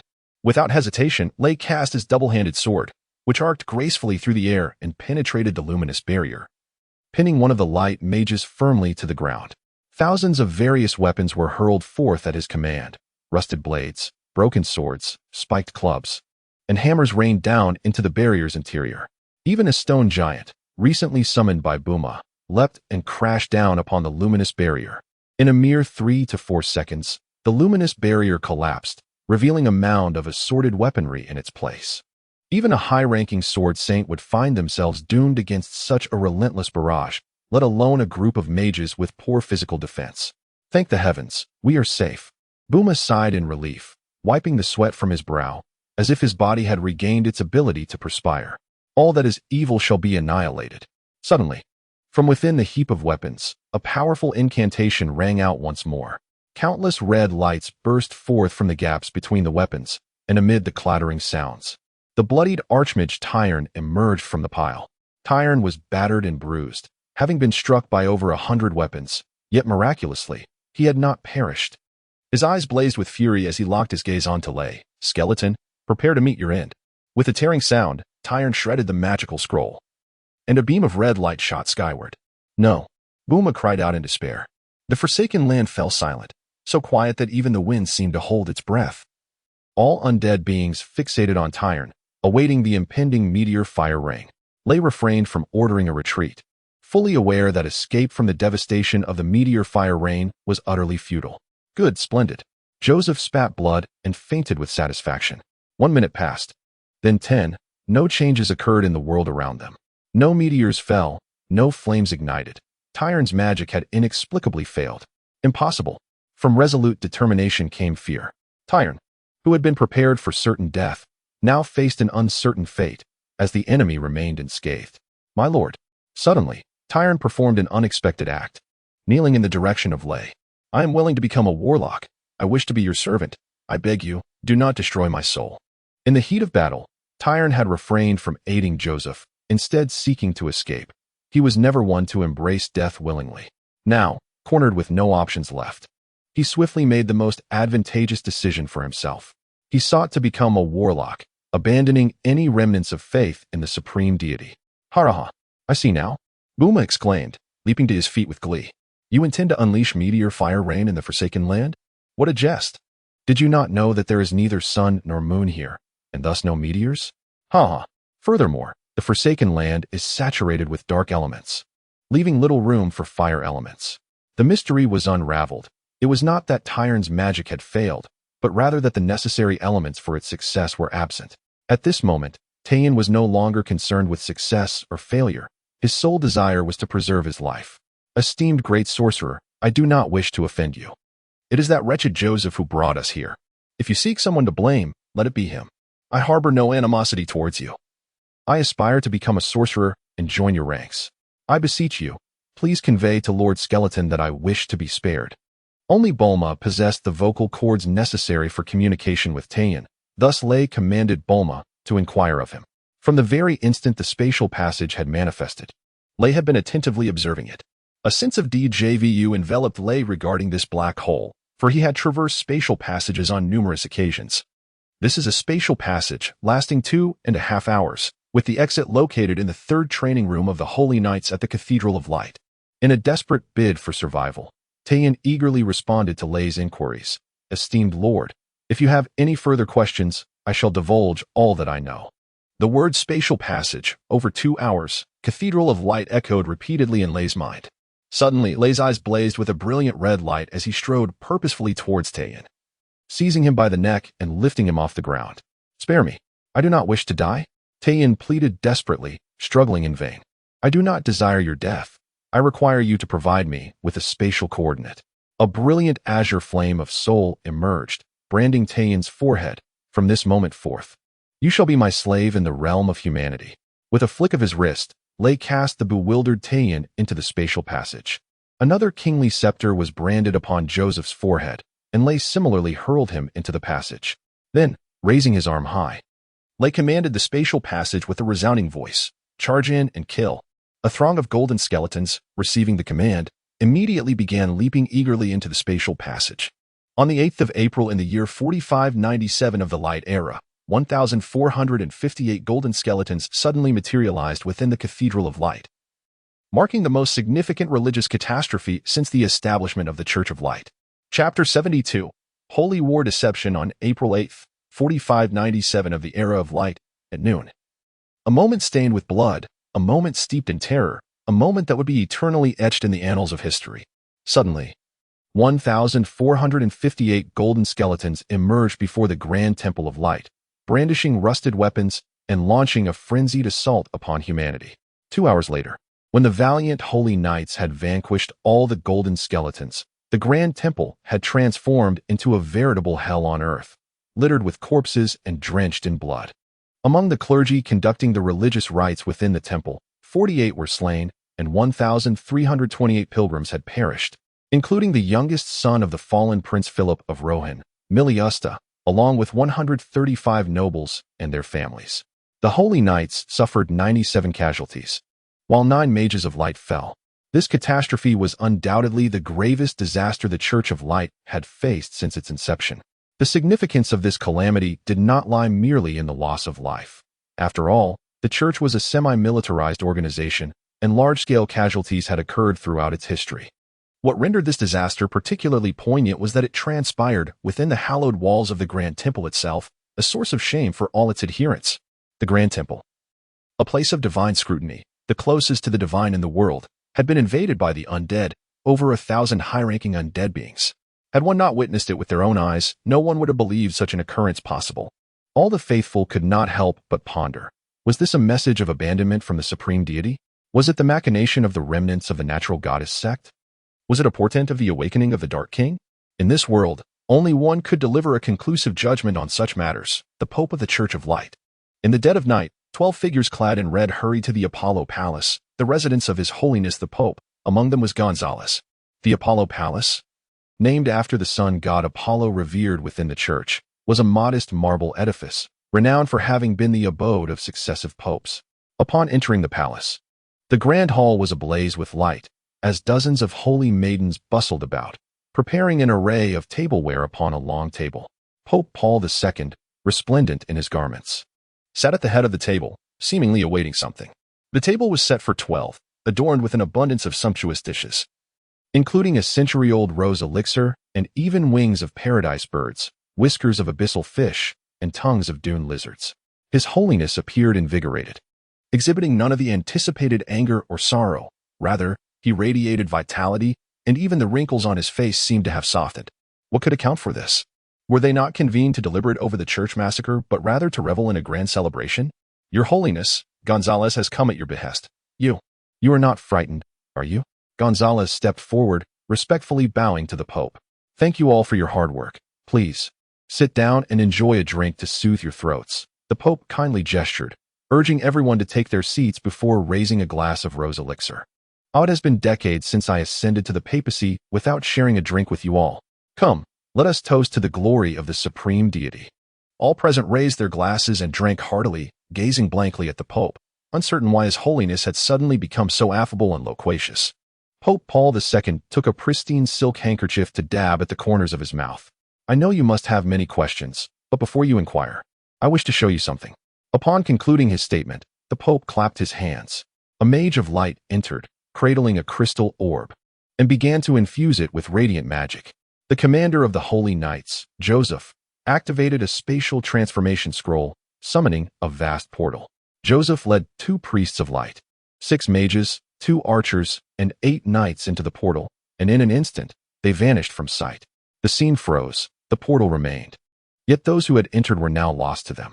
The 12 red-robed cardinals exchanged puzzled glances, unsure why the Pope had directed their focus to this still image. However, being men of discernment, they recognized from the scroll, crafted from dragon hide, that the distance of the teleportation was no ordinary span. As seconds ticked by, the cardinals, fixated on the crystal orb, began to feel the strain in their eyes. Meanwhile, the Pope, seemingly indifferent, indulged in fine wine and roasted meats. Suddenly, 36 minutes after Joseph and his party had entered the portal, a surge of magical energy erupted from within, and a bloodied figure staggered out. It was Master Tayan. A cardinal gasped in astonishment. Soon, another cardinal exclaimed, "Good heavens, Commander Joseph has emerged too. What has transpired? Why are they so grievously wounded?" Before anyone could process this, an even greater shock ensued, as the portal began to spew forth golden skeletons. 1, 2, 100, 200, like a torrent of yellow. The entire scene was quickly engulfed by the shadows of golden skeletons. When the last golden skeleton emerged from the portal, the tableau was frozen in time. The Pope waved his hand, and the mage took the crystal orb and exited the hall. Everyone was left in stunned silence, 24 eyes fixed on the Pope, eager for his explanation. They were all familiar with golden skeletons. As cardinals, they had once burned them at the stake. They understood that golden skeletons were elite warriors among skeletons, requiring hundreds of years of evolution to attain such a form. While golden skeletons existed in the human realm, they were often found in ancient tombs from bygone eras, typically posing no threat, and even the largest and oldest tombs had never housed more than 10 golden skeletons. As bitter rivals of the dark forces, one of the church's paramount missions was to locate ancient tombs harboring the undead and obliterate them. But where could such a multitude of golden skeletons possibly originate? The answer could only be the wasteland. However, the wasteland lay in another plane. No matter how powerful the golden skeletons were, they had never launched a large-scale incursion into the human realm. "Your Holiness, where have Joseph and the others gone? To the lair of the golden skeletons?" inquired Cardinal Ebhard of the 5th Diocese, voicing a question shared by all. What mission were they executing to provoke such a massive retaliation from the golden skeletons? The secret headquarters of the natural goddess sect, at the port of Aden. Pope Paul II uttered a name that sent shockwaves through the assembly. The natural goddess sect? Cardinal Horns of the 11th Diocese leapt up, exclaiming, "Have we located their headquarters? Splendid. We can finally annihilate them." Although the natural goddess sect had been eradicated over a century ago by the Church of Light, remnants of the sect still lingered, poised for resurgence. The Church's greatest adversary was none other than the natural goddess sect. For more than a century, the Church had never relaxed its pursuit of the sect's remnants. Regrettably, the remnants proved too cunning, eluding the Church's efforts to eradicate them entirely. Pope Paul II was pleased with how his words had shifted the focus of the assembly. "No, we have been deceived. That place is not the headquarters of the natural goddess sect, but rather a vast ancient tomb. The remnants of the natural goddess sect have gathered over 1,000 golden skeletons there. They killed our special task force and, before the closure of the portal, drove the golden skeletons here." It was revealed that this was a conspiracy orchestrated by the natural goddess sect. Infuriated, Gonzalez bellowed, "We shall not let them escape. Those who dare offend the supreme deity shall be annihilated." Suddenly, the voice of Pope Paul II resonated with greater intensity. "They have brought us disgrace, and we shall atone for this shame with blood. Find them, capture them, and eliminate them." For many years, the cardinals had never witnessed such fury in His Holiness. Instinctively, they bowed their heads, unable to meet the Pope's gaze. In a hurried manner, the 12 cardinals consumed but a single goblet of fine wine before departing the Apollo Palace, burdened by fear and heavy hearts. When the sun rose the following day, an event that would send shockwaves across the continent was destined to unfold. As he watched the 12 cardinals depart, Pope Paul II gradually settled into his chair, his once radiant countenance dimming as the lines on his weathered face began to reappear. "After decades, I have finally begun to find some meaning in life. Lord, forgive my deceptions," he murmured with closed eyes, a barely perceptible smile gracing his lips. Chapter 73, The Birth of the Skeleton Beauty. The Pope chuckled, while Lay was engulfed in worry. In the forsaken land, 13 flickering yellow flames of soul darted about like fledgling birds.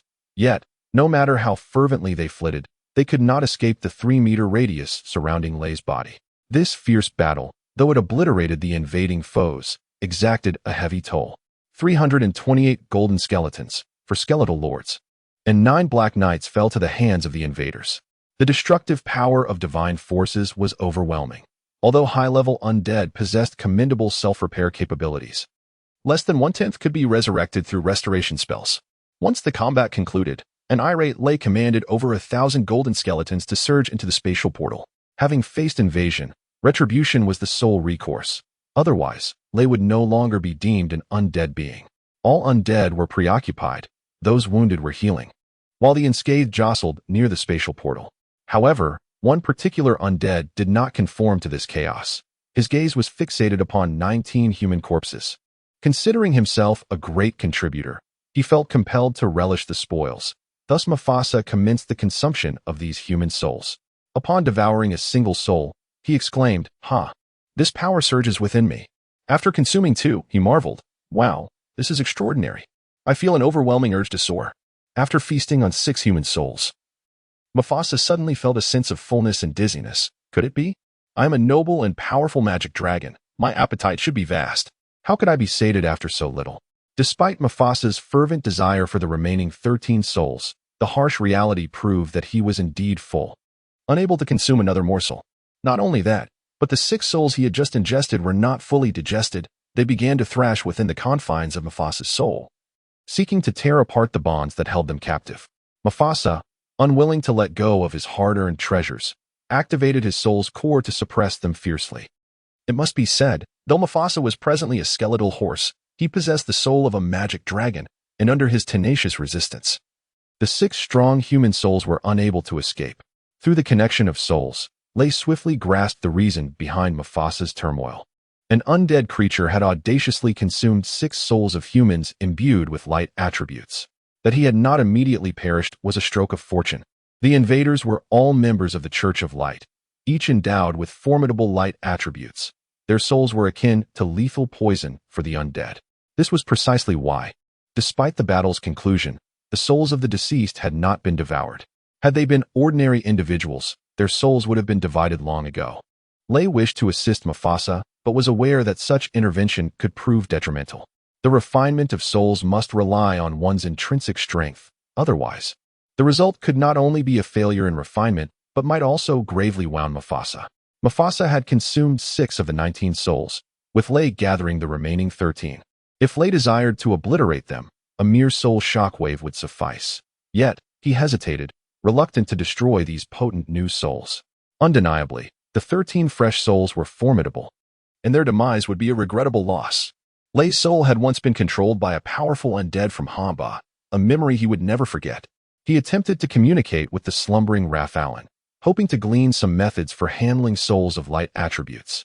Yet, as always, Raphaelin remained unresponsive, as if lifeless, ignoring Lay's inquiries. Noticing Lay's fixation on the 13 souls, neither consuming nor annihilating them, Buma, understanding Lay's contemplation, suggested, "Master, you could transform them into my kin, the witchlings. It may prove to be an excellent choice." Witchlings? Lay's eyes brightened. As a necromancer, Raphaelin's memory should contain methods for converting humans into witchlings. Lay swiftly searched Raphaelin's memories and soon found the relevant records. As souls entered and exited, the human bodies had lost their biological vitality, no longer capable of metabolism. Yet they had acquired the ability to remain eternally youthful. Consequently, those who were revived would transform into undead witchlings. However, these witchlings would not be like Buma. They would belong to the lowest tier of witchlings, known as witch slaves. Their lives would be prolonged. Yet they would simultaneously become slaves to the individual who bestowed life upon them. A wave of soul energy spread forth, enveloping the 13 souls in a shroud of deathly aura. The golden flames dimmed significantly, becoming somewhat ashen, given that the bodies had recently perished. With blood coagulated and nerves necrotic, the modified souls would require time to adapt to such forms. The corpses had not been dead long. Their blood and flesh still retained warmth, serving as a suitable seed for the regeneration process. Since the previous failure to overlay flesh on a body, Lay had contemplated the reasons for that failure, pondering various possibilities, yet had been hindered by the lack of seeds for experimentation. Now, however, a plethora of fresh blood and flesh lay before him, ample for Lay's trials. He removed his black knight armor, bent down to retrieve Joseph's soul side, and with a single stroke of his sword, severed half a pound of flesh from the thigh of a holy knight. Affixing it to his chest before initiating the regeneration process, Lay first crafted a heart, followed by lungs, liver, and other internal organs, then constructed blood vessels and tendons, ultimately enveloping the skeleton in muscle and skin. The entire procedure lasted over 20 minutes, resulting in remarkable success. The muscle grew entirely according to Lay's will, mirroring the appearance of his original form.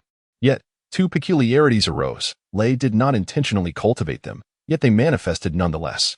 The first was on Lay's head, where skin formed, sprouting a lush beard and hair. The second was between Lay's legs, where a slender tubular appendage stubbornly appeared. Previously, Lei had regarded these features as inconsequential. Hair could not serve as a weapon, nor could it provide strength like muscle. It seemed entirely superfluous. As an undead, Lei had no need for sustenance or excretion, rendering waste organs unnecessary. However, since they had already grown, Lei paid little heed to them. As Lei moved his limbs, he felt a slight heaviness and sluggishness compared to before, yet he was far more agile than during his initial attempt.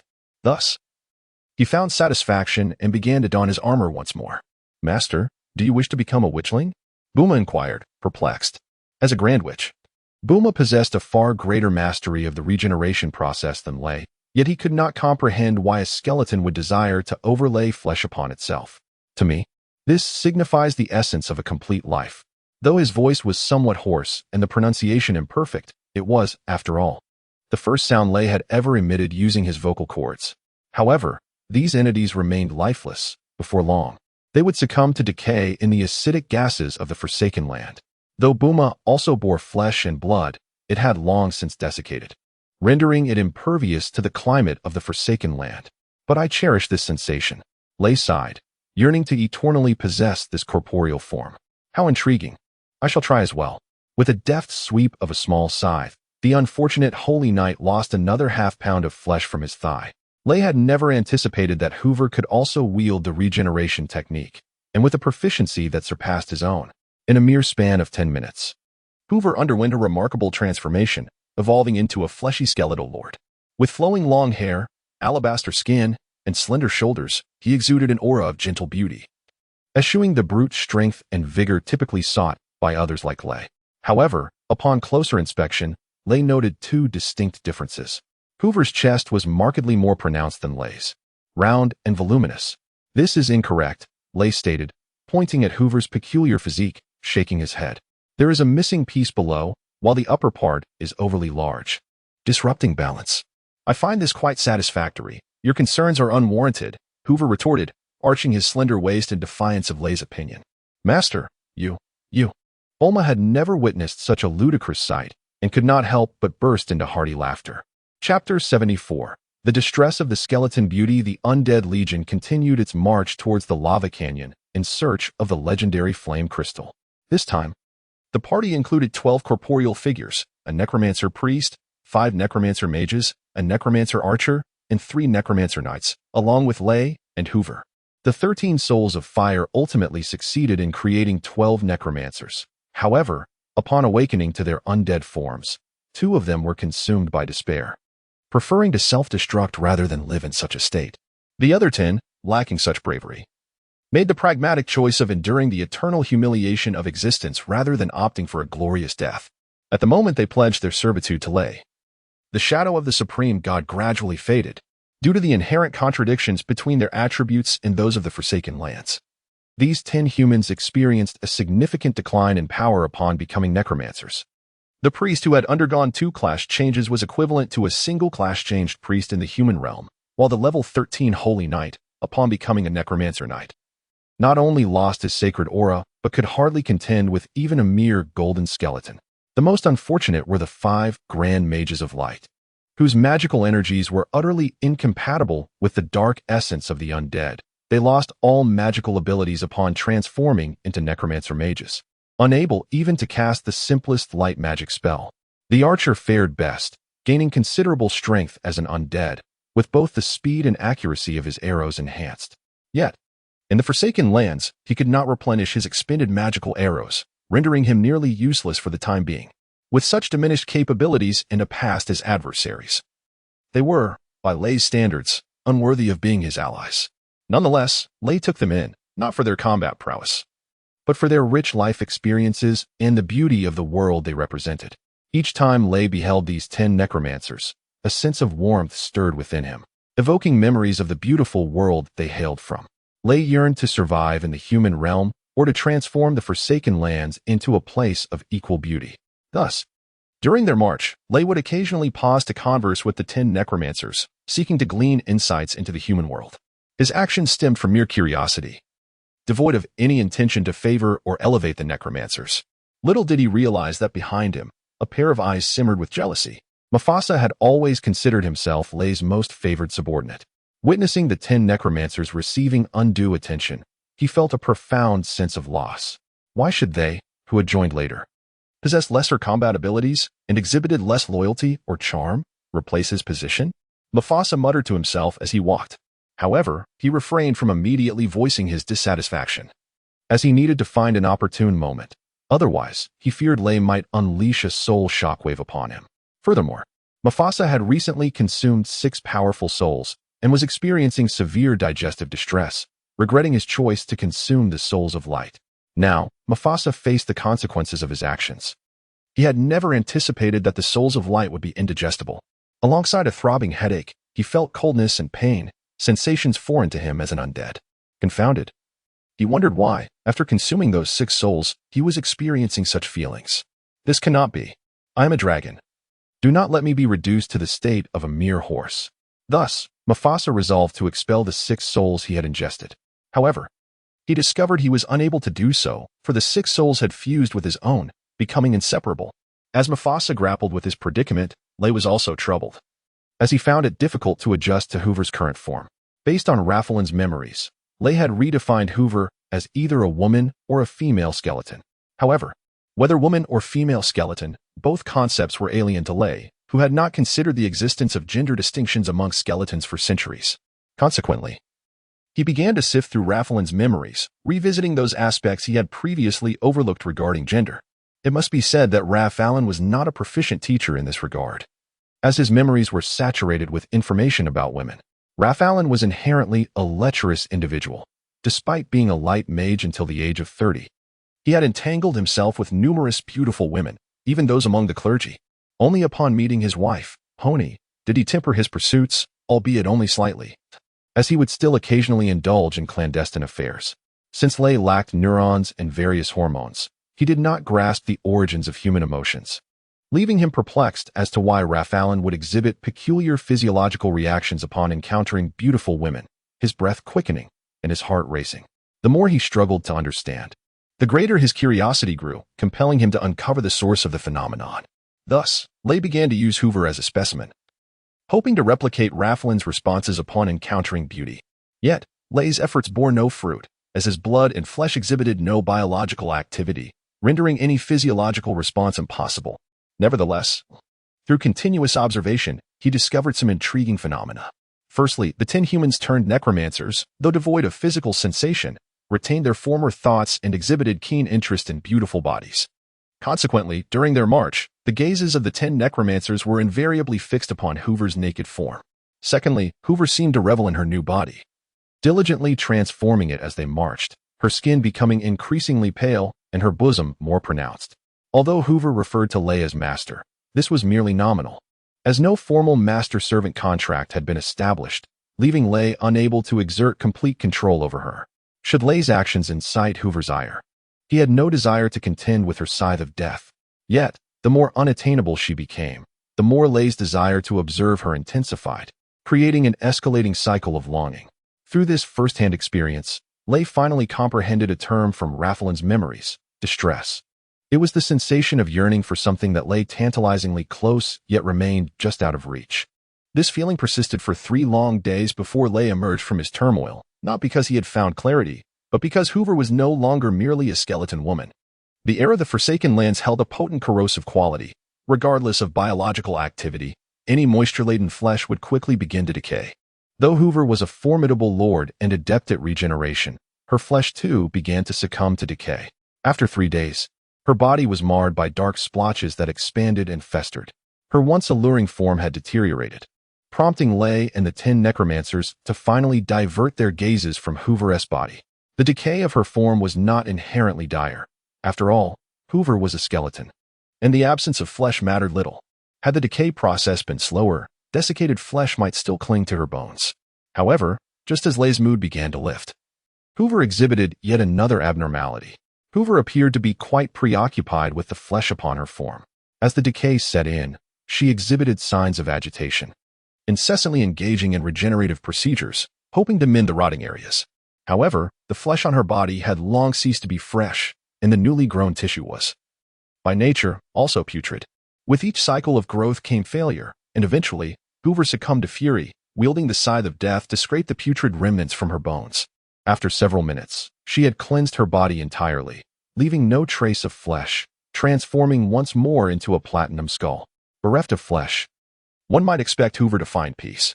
Yet, contrary to such expectations, she became increasingly restless. A day later, as the lava gorge came into view, Hoover suddenly rushed before Lay, exclaiming with urgency, "Master, summon your 2 slaves using the Scepter of Kings. I require their flesh."